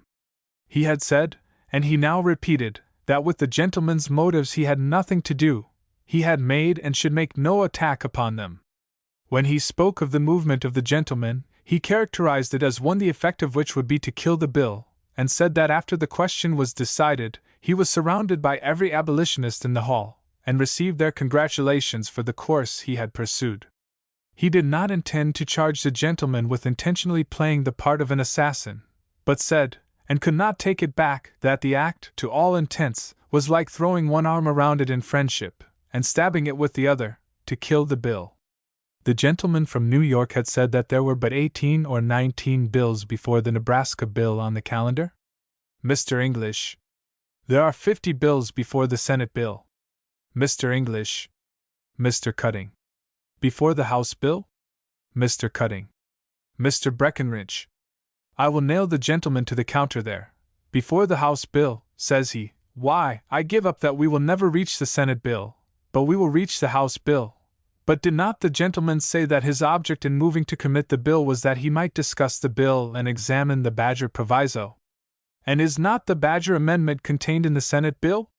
Thus it would be seen that the bill which the gentleman moved to commit for the purpose of examining into could never be reached.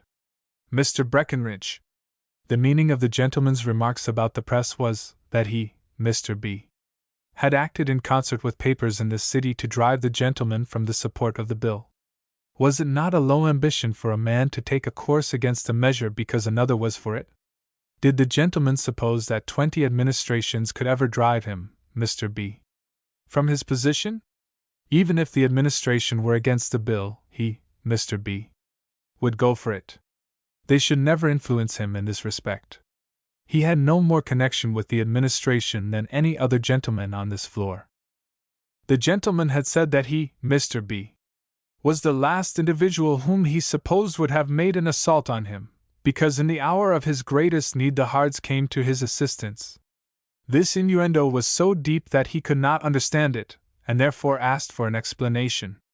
Mr. Cutting replied, that he had been informed that during the canvass in Kentucky, it having been intimated that the gentleman's friends needed assistance to accomplish his election, his friends in New York made up a subscription of some $1,500, and transmitted it to Kentucky, to be employed for the benefit of the gentleman, who is now the peer of presidents and cabinets. Laughter. Mr. Cutting: Mr. Breckenridge: and not only the peer of presidents and cabinets, but the peer of the gentleman from New York, fully and in every respect. Mr. Breckenridge: Mr. Breckenridge, resuming, said that the gentleman should have known the truth of what he uttered before he pronounced it on this floor. He, Mr. B., was not aware that any intimations were sent from Kentucky that funds were needed to aid in his election, nor was he aware that they were received. He did not undertake to say what the fact might be in regard to what the gentleman had said, but he had no information whatever on that fact. He, Mr. B., came here not by the aid of money, but against the use of money. Applause. The gentleman could not escape by any subtlety, or by any ingenuity, a thorough and complete exposure of any ingenious device to which he might resort for the purpose of putting gentlemen in a false position, and the sooner he stopped that game, the better. Mr. Breckenridge: Mr. Cutting said that he had given the gentleman an opportunity of indulging in one of the most violent, inflammatory, and personal assaults that had ever been known upon this floor, and he would ask, how could the gentleman disclaim any attack upon him when he followed it up by declaring that his, Mr. C.'s, intention and motive was to destroy a measure for which he professed friendship? Mr. Cutting. Mr. Breckenridge asked the gentleman to point to the occasion when he made such a remark. Mr. Breckenridge. Mr. Cutting submitted to the committee that the whole tenor and scope of the speech of the gentleman from Kentucky was an attack upon his motives in moving to commit the bill. It was in vain for the gentleman to attempt to escape by disclaiming it. The fact was before the committee. But he would say to the gentleman that he scorned his imputation. How dare the gentleman undertake to assert that he had professed friendship for the measure, with a view to kill it, to assassinate it by sending it to the bottom of the calendar? And then, when he said that the committee of the whole had under its control the House bill upon this identical subject, which the committee intended to take up, discuss, amend, and report to the House, the gentleman skulked behind the Senate bill, which had been sent to the foot of the calendar. Mr. Cutting. Mr. Breckenridge. I asked the gentleman to withdraw that last word. Mr. Breckenridge. Mr. Cutting. I withdraw nothing. I have uttered what I have said in answer to one of the most violent and most personal attacks that has ever been witnessed upon this floor. Mr. Cutting. Mr. Breckenridge. Then, when the gentleman says I skulk, he says what is false. Mr. Breckenridge. The chair. The gentleman is not in order. The chair. Mr. Cutting. I do not intend upon this floor to answer the remark which the gentleman from Kentucky has thought proper to employ. It belongs to a different region. It is not here that I will desecrate my lips with undertaking to retort in that manner. Mr. Cutting. Mr. C. then declared that in moving to commit the bill, his object was to get it in such a shape as would be satisfactory to the country, and put at rest the outcries of fanaticism which now prevailed throughout the land. He desired peace and harmony, and would suggest to gentlemen who were anxious for the passage of the bill that it was not the best mode of accomplishing their object by assailing those who proclaimed themselves favorable to its principles and its great cardinal outlines. It seemed to him, if gentlemen desired the success of the bill, it would answer a better purpose if they would turn their batteries upon its enemies, rather than attempt to destroy those who were its friends. The result was that the preliminaries of a duel were arranged, but fortunately, by the interposition of friends, an amicable adjustment of the difficulty was arrived at. When Mr. Pierce was in power, he offered Mr. Breckenridge the Spanish mission, but he refused it. In 1856, he was put upon the Democratic ticket and elected Vice President of the United States. The official position of Mr. Breckenridge has been such as to render his position on some of the present political issues somewhat doubtful. He is, of course, a believer in the old Democratic creed, and is a moderate supporter of the South and her institutions. It was generally understood at Washington, during the Lecompton struggle, that he sided with the President against Mr. Douglas. In other words, was in favor of the bill. He was a warm supporter of Mr. Douglas in 1854, and his great measure, the Kansas Act. In the last session of Congress, Mr. Breckenridge gave his casting vote to postpone the consideration of the Homestead Bill, which gives an indication of his hostility to the measure. He is a very fair politician, of unspotted integrity as a man, and is possessed of talents of high order, such as fit him to occupy with ability any office within the gift of the people. John C. Fremont. The leadership of Mr. Fremont in a presidential campaign has doubtless made his name and history familiar to all intelligent men, but the fact that he is a prominent candidate for the presidency in 1860 makes it proper to give in this volume an outline sketch of his life. Aside from this, such men as Fremont, whether presidential candidate or not, whether president or not, are the great, daring, characteristic men of our times, and their deeds should always be held in remembrance. Mr. Fremont is a native of Savannah, Georgia, where he was born, June 21, 1813. At an early age he entered the law office of John W.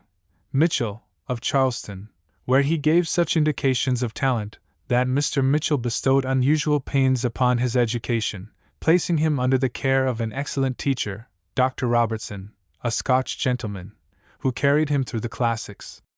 At the age of 16, young Fremont was confirmed in the Protestant Episcopal Church. In 1833, the sloop of war Natchez entered the port of Charleston and was ordered from there to South America. Fremont, just 20 years old, got the situation of teacher of mathematics aboard of her, and made a cruise of 2.5 years. Upon his return, he was made professor of mathematics and appointed to the frigate Independence. He afterward made one of a corps of topographical engineers to explore a route of a railway from Charleston to Cincinnati. It was here that Fremont got his first experience of camp life. He went next to the upper Mississippi on a similar undertaking. In 1841, Mr. Fremont was ordered to examine the Des Moines River, in Iowa, then a wilderness, and when it was performed, he returned to marry Jessie Benton, the young daughter of Thomas H. Benton. The next year he projected his first great exploring expedition to the Rocky Mountains, setting out from Washington, May 2, 1842. The results of the expedition were great and made a deep impression upon the government and nation, and a second expedition was ordered, much more complete in preparation than the first. The party left Kansas in May, 1843, and did not get back to the United States until August of 1844. The tour was full of dangers and thrilling incidents, and the results were still more striking than those of the first expedition. Colonel Benton sketched the expedition in a few eloquent words, as follows. The government deserves credit for the zeal with which it has pursued geographical discovery. Such is the remark which a leading paper made upon the discoveries of Fremont, on his return from his second expedition to the Great West, and such is the remark which all writers will make upon all his discoveries who write history from public documents and outside views. With all such writers, the expeditions of Fremont will be credited to the zeal of the government for the promotion of science, as if the government under which he acted had conceived and planned these expeditions, as Mr. Jefferson did that of Lewis and Clark, and then selected this young officer to carry into effect the instructions delivered to him. How far such history would be true in relation to the first expedition, which terminated in the Rocky Mountains, has been seen in the account which has been given of the origin of that undertaking, and which leaves the government innocent of its conception, and therefore not entitled to the credit of its authorship, but only to the merit of permitting it.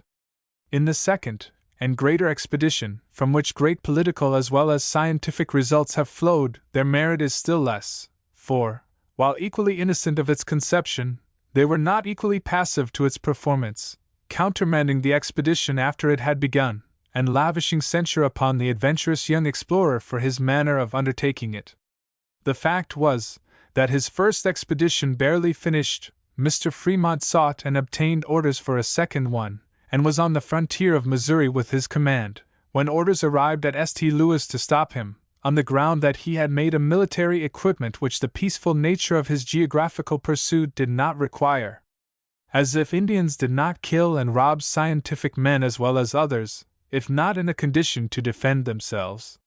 The particular point of complaint was that he had taken a small mountain howitzer, in addition to his rifles, and which, he was informed, was charged to him, although it had been furnished upon a regular requisition on the commandant of the arsenal at St. Louis, approved by the commander of the military department, Colonel, afterward General Kearney.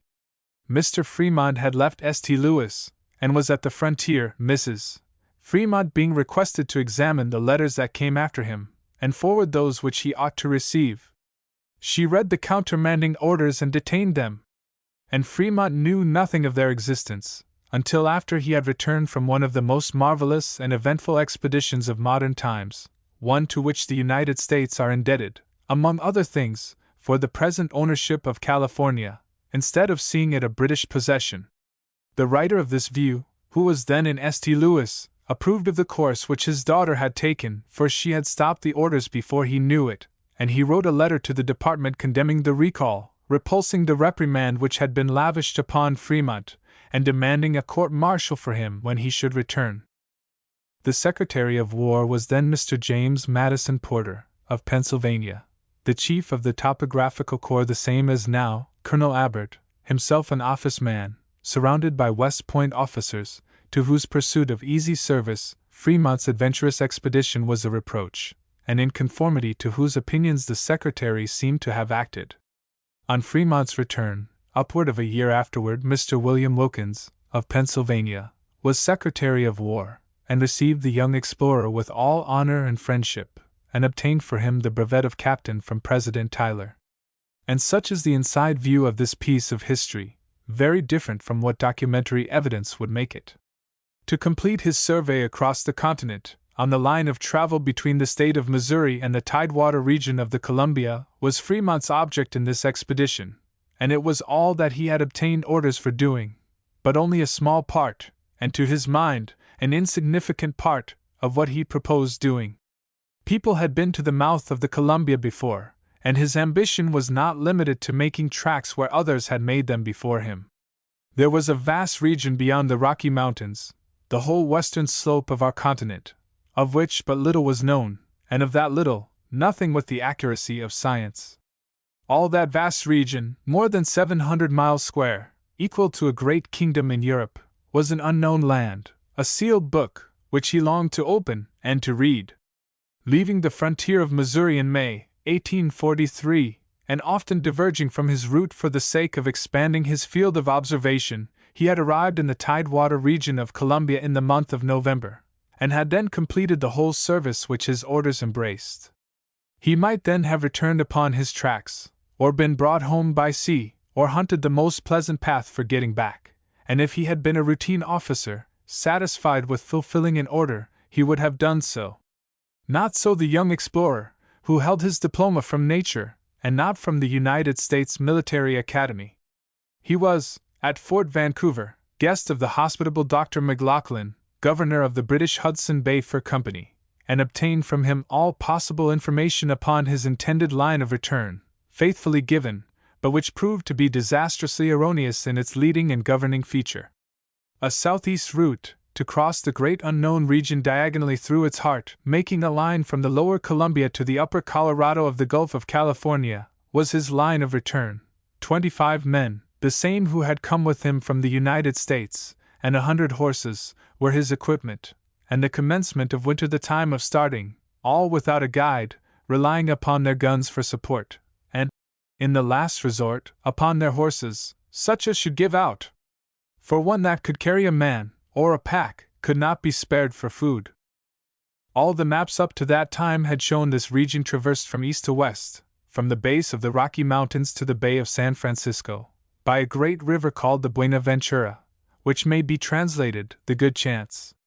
Governor McLaughlin believed in the existence of this river, and made out a conjectural manuscript map to show its place and course. Fremont believed in it, and his plan was to reach it before the dead of winter, and then hibernate upon it. As a great river, he knew that it must have some rich bottoms, covered with wood and grass, where the wild animals would collect and shelter, when the snows and freezing winds drove them from the plains, and with these animals to live on, and grass for the horses, and wood for fires, he expected to avoid suffering, if not to enjoy comfort, during his solitary sojourn in that remote and profound wilderness. He proceeded, soon encountered deep snows, which impeded progress upon the highlands, descended into a low country to the left, afterward known to be the Great Basin, from which no water issues to any sea, skirted an enormous chain of mountain on the right, luminous with the glittering white snow, saw strange Indians, who mostly fled, found a desert, no Buenaventura, and death from cold and famine staring him in the face. The failure to find the river, or tidings of it, and the possibility of its existence seeming to be forbid by the structure of the country, and hibernation in the inhospitable desert being impossible, and the question being that of life and death, some new plan of conduct became indispensable. His celestial observations told him that he was in the latitude of the Bay of San Francisco, and only 70 miles from it. But what miles? Up and down that snowy mountain which the Indians told him no men could cross in the winter, which would have snow upon it as deep as the trees, and places where people would slip off and fall half a mile at a time, a fate which actually befell a mule, packed with the precious burden of botanical specimens, collected along a travel of 2,000 miles. No reward could induce an Indian to become a guide in the perilous adventure of crossing this mountain. All recoiled and fled from the adventure, It was attempted without a guide, in the dead of winter, accomplished in 40 days, the men and surviving horses, a woeful procession, crawling along one by one, skeleton men leading skeleton horses, and arriving at Sutter's settlement in the beautiful valley of the Sacramento, and where a genial warmth, and budding flowers, and trees and foliage, the grassy ground, and flowing streams, and comfortable food, made a fairy contrast with the famine and freezing they had encountered, and the lofty Sierra Nevada which they had climbed. Here he rested and recruited, and from this point, and by way of Monterey, the first tidings were heard of the party since leaving Fort Vancouver. Another long progress to the south, skirting the western base of the Sierra Nevada, made him acquainted with the noble valley of the San Joaquin, counterpart to that of the Sacramento. When crossing through a gap, and turning to the left, he skirted the Great Basin, and by many deviations from the right line home, levied incessant contributions to science from expanded lands, not described before. In this eventful exploration, all the great features of the western slope of our continent were brought to light, the Great Salt Lake, the Utah Lake, the Little Salt Lake, at all which places, then deserts, the Mormons now are, the Sierra Nevada, then solitary in the snow, now crowded with Americans, digging gold from its flanks, the beautiful valleys of the Sacramento and San Joaquin, then alive with wild horses, elk, deer, and wild fowls, now smiling with American cultivation, the Great Basin itself, and its contents, the 3 parks, the approximation of the great rivers which, rising together in the central region of the Rocky Mountains, go off east and west, toward the rising and the setting sun. All these, and other strange features of a new region, more Asiatic than American, were brought to light and revealed to public view in the results of this exploration. 11 months he was never out of sight of snow, and sometimes, freezing with cold, would look down upon a sunny valley, warm with genial heat. Sometimes, panting with the summer's heat, would look up at the eternal snows which crowned the neighboring mountain. But it was not then that California was secured to the Union, to the greatest power of the New World, to which it of right belonged, but it was the first step toward the acquisition, and the one that led to it. The second expedition led to a third, just in time to snatch the golden California from the hands of the British, ready to clutch it. But of this hereafter. Fremont's second expedition was now over. He had left the United States a fugitive from his government, and returned with a name that went over Europe and America, and with discoveries bearing fruit which the civilized world is now enjoying. In 1845, the third expedition of Colonel Fremont was made, principally intended to explore the Great Basin and country of Oregon and California. He approached these settlements in the winter of 1845-6, aware of the critical state of affairs between the United States and Mexico, and determined to give no cause of offense to the authorities of the province. With commendable prudence he halted his command on the frontier, 100 miles from Monterey, and proceeded alone to that city to explain the object of his coming to the Commandant General, Castro, and to obtain permission to go to the valley of the San Joaquin, where there was game for his men and grass for his horses and no inhabitants to be molested by his presence. The leave was granted, but scarcely had he reached the desired spot for refreshment and repose, before he received information from the American settlements, and by express from our consul at Monterey, that General Castro was preparing to attack him with a comparatively large force of artillery, cavalry and infantry, upon the pretext that, under the cover of a scientific mission, he was exciting the American settlers to revolt. In view of this danger and to be in a condition to repel an attack, he then took a position on a mountain overlooking Monterey, at a distance of about 30 miles, entrenched it, raised the flag of the United States, and with his own men, 62 in number, awaited the approach of the Commandant General. From the 7th to the 10th of March, Colonel Fremont and his little band maintained this position. General Castro did not approach within attacking distance, and Colonel Fremont, adhering to his plan of avoiding all collisions, and determined neither to compromise his government nor the American settlers, ready to join him at all hazards, if he had been attacked, abandoned his position, and commenced his march for Oregon, intending by that route to return to the United States. Deeming all danger from the Mexicans to be past, he yielded to the wishes of some of his men who desired to remain in the country, discharged them from his service, and refused to receive others in their stead, so cautious was he to avoid doing anything which would compromise the American settlers or give even a color of offense to the Mexican authorities. He pursued his march slowly and leisurely, as the state of his men and horses required, until the middle of May, and had reached the northern shore of the greater Tlamath Lake, within the limits of the Oregon Territory, when he found his further progress in that direction obstructed by impassable snowy mountains and hostile Indians, who, having been excited against him by General Castro, had killed and wounded 4 of his men, and left him no repose either in camp or on his march. At the same time, information reached him that General Castro, in addition to his Indian allies, was advancing in person against him with artillery and cavalry, at the head of 400 or 500 men, that they were passing around the head of the Bay of San Francisco to a rendezvous on the north side of it, and that the American settlers in the valley of the Sacramento were comprehended in the scheme of destruction meditated against his own party. Under these circumstances, he determined to turn upon his Mexican pursuers, and seek safety both for his own party and the American settlers, not merely in the defeat of Castro, but in the total overthrow of the Mexican authority in California, and the establishment of an independent government in that extensive department. It was on the 6th of June, and before the commencement of the war between the United States and Mexico could have there been known, that this resolution was taken, and by the 5th of July, it was carried into effect by a series of rapid attacks by a small body of adventurous men, under the conduct of an intrepid leader, quick to perceive and able to direct the proper measures for accomplishing such a daring enterprise. On the 11th of June, a convoy of 200 horses for Castro's camp, with an officer and 14 men, were surprised and captured by 12 of Fremont's party. On the 15th, at daybreak, the military post of Sonoma was also surprised and taken, with 9 brass cannon, 250 stand of muskets, and several officers and some men and munitions of war. Leaving a small garrison at Sonoma, Colonel Fremont went to the Sacramento to rouse the American settlers, but scarcely had he arrived there, when an express reached him from the garrison at Sonoma, with information that Castro's whole force was crossing the bay to attack that place. This intelligence was received in the afternoon of the 23rd of June, while he was on the American fork of the Sacramento, 80 miles from the little garrison at Sonoma, and, at 2 o'clock on the morning of the 25th, he arrived at that place with 90 riflemen from the American settlers in that valley. The enemy had not yet appeared.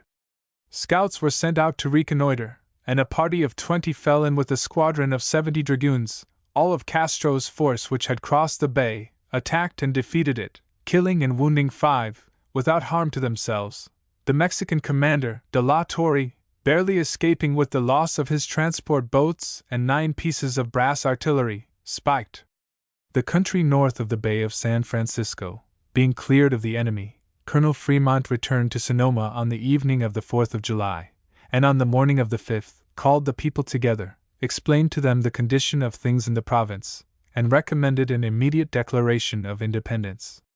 The declaration was made, and he was selected to take the chief direction of affairs. The attack on Castro was the next object.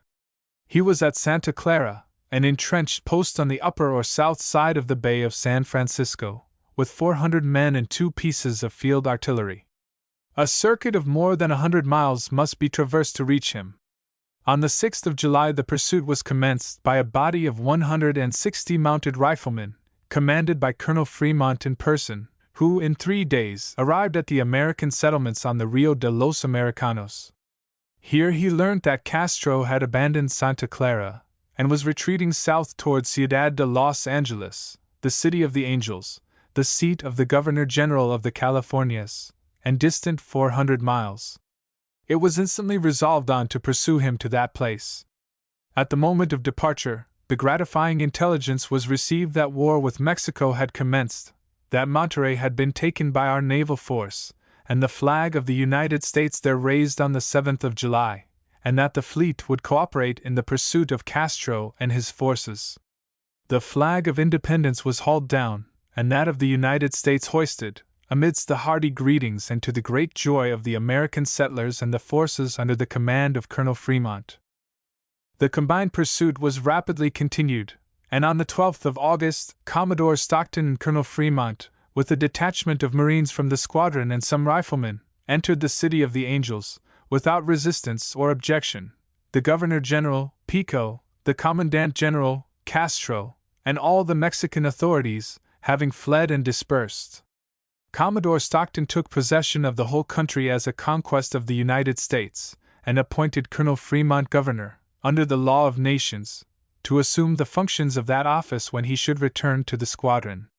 Thus, in the short space of 60 days from the first decisive movement, this conquest was achieved by a small body of men, to an extent beyond their own expectation, for the Mexican authorities proclaimed it a conquest, not merely of the northern part, but of the whole province of the Californias.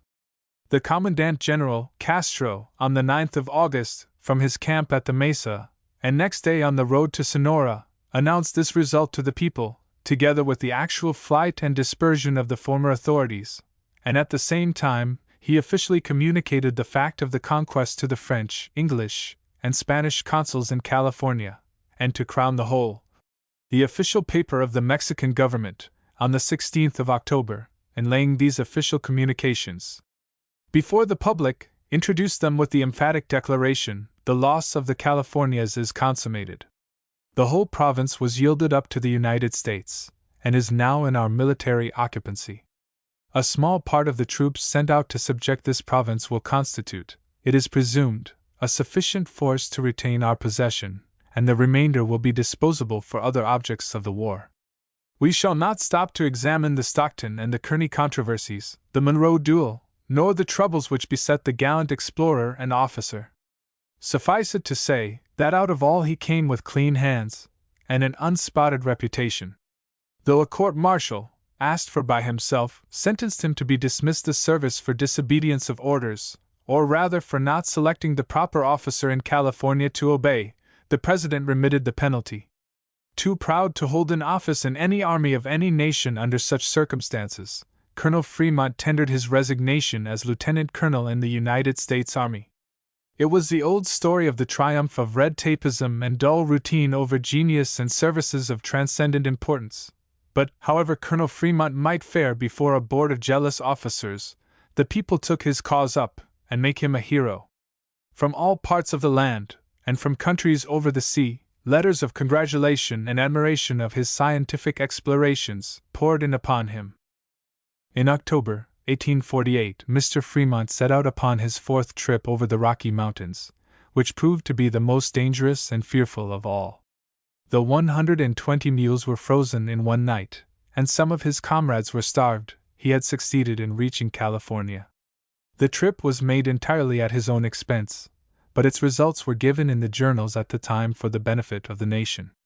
The year previous to his fourth overland expedition, Colonel Fremont had, for $3,000, bought the since famous Mariposa estate, which will eventually make him a very wealthy man, if he succeeds in establishing his rights in California. In 1849, General Taylor appointed Fremont commissioner to run the boundary line between the United States and Mexico. But while he was deliberating upon an acceptance or declination, the new legislature of California, assembled at San Jose, elected him United States Senator. In the Senate his course was distinguished by great industry and indefatigable exertion in favor of his constituents, and it was much regretted by those who knew the youthful senator, that he chose the short term, so that his term of office expired in March 1851. In the Constitutional Convention in California, Colonel Fremont had taken a very decided part against slavery, and in Congress his course had been so unpartisan that he lost the support of his party, and a re-election was out of the question. His subsequent history is known to every man. He was nominated in 1856 by the Republican Party as its candidate for the presidency, and polled a tremendous vote. The enthusiasm in his favor in the East and the Northwest was intense, and in the opinion of many, nothing but the intervention of a third candidate, Mr. Fillmore, prevented his election. Mr. Fremont, as a politician, is little known to the country, for he has had little to do with politics, and is uncorrupted. He is, however, known to favor, first of all things, a Pacific Railroad, is opposed to lawless filibusterism, and thoroughly in favor of the supremacy of free labor over slave labor. He unhesitatingly endorsed the Philadelphia platform, and can always be relied on to oppose the schemes of the slavery propagandists. As a man, Colonel Fremont is known to the country to be fearless, brave, devoted to fulfilling all his duties, and ready to brave the frowns of millions, if necessary, in redeeming a pledge. Such a man can be trusted, whether in or out of office. The end.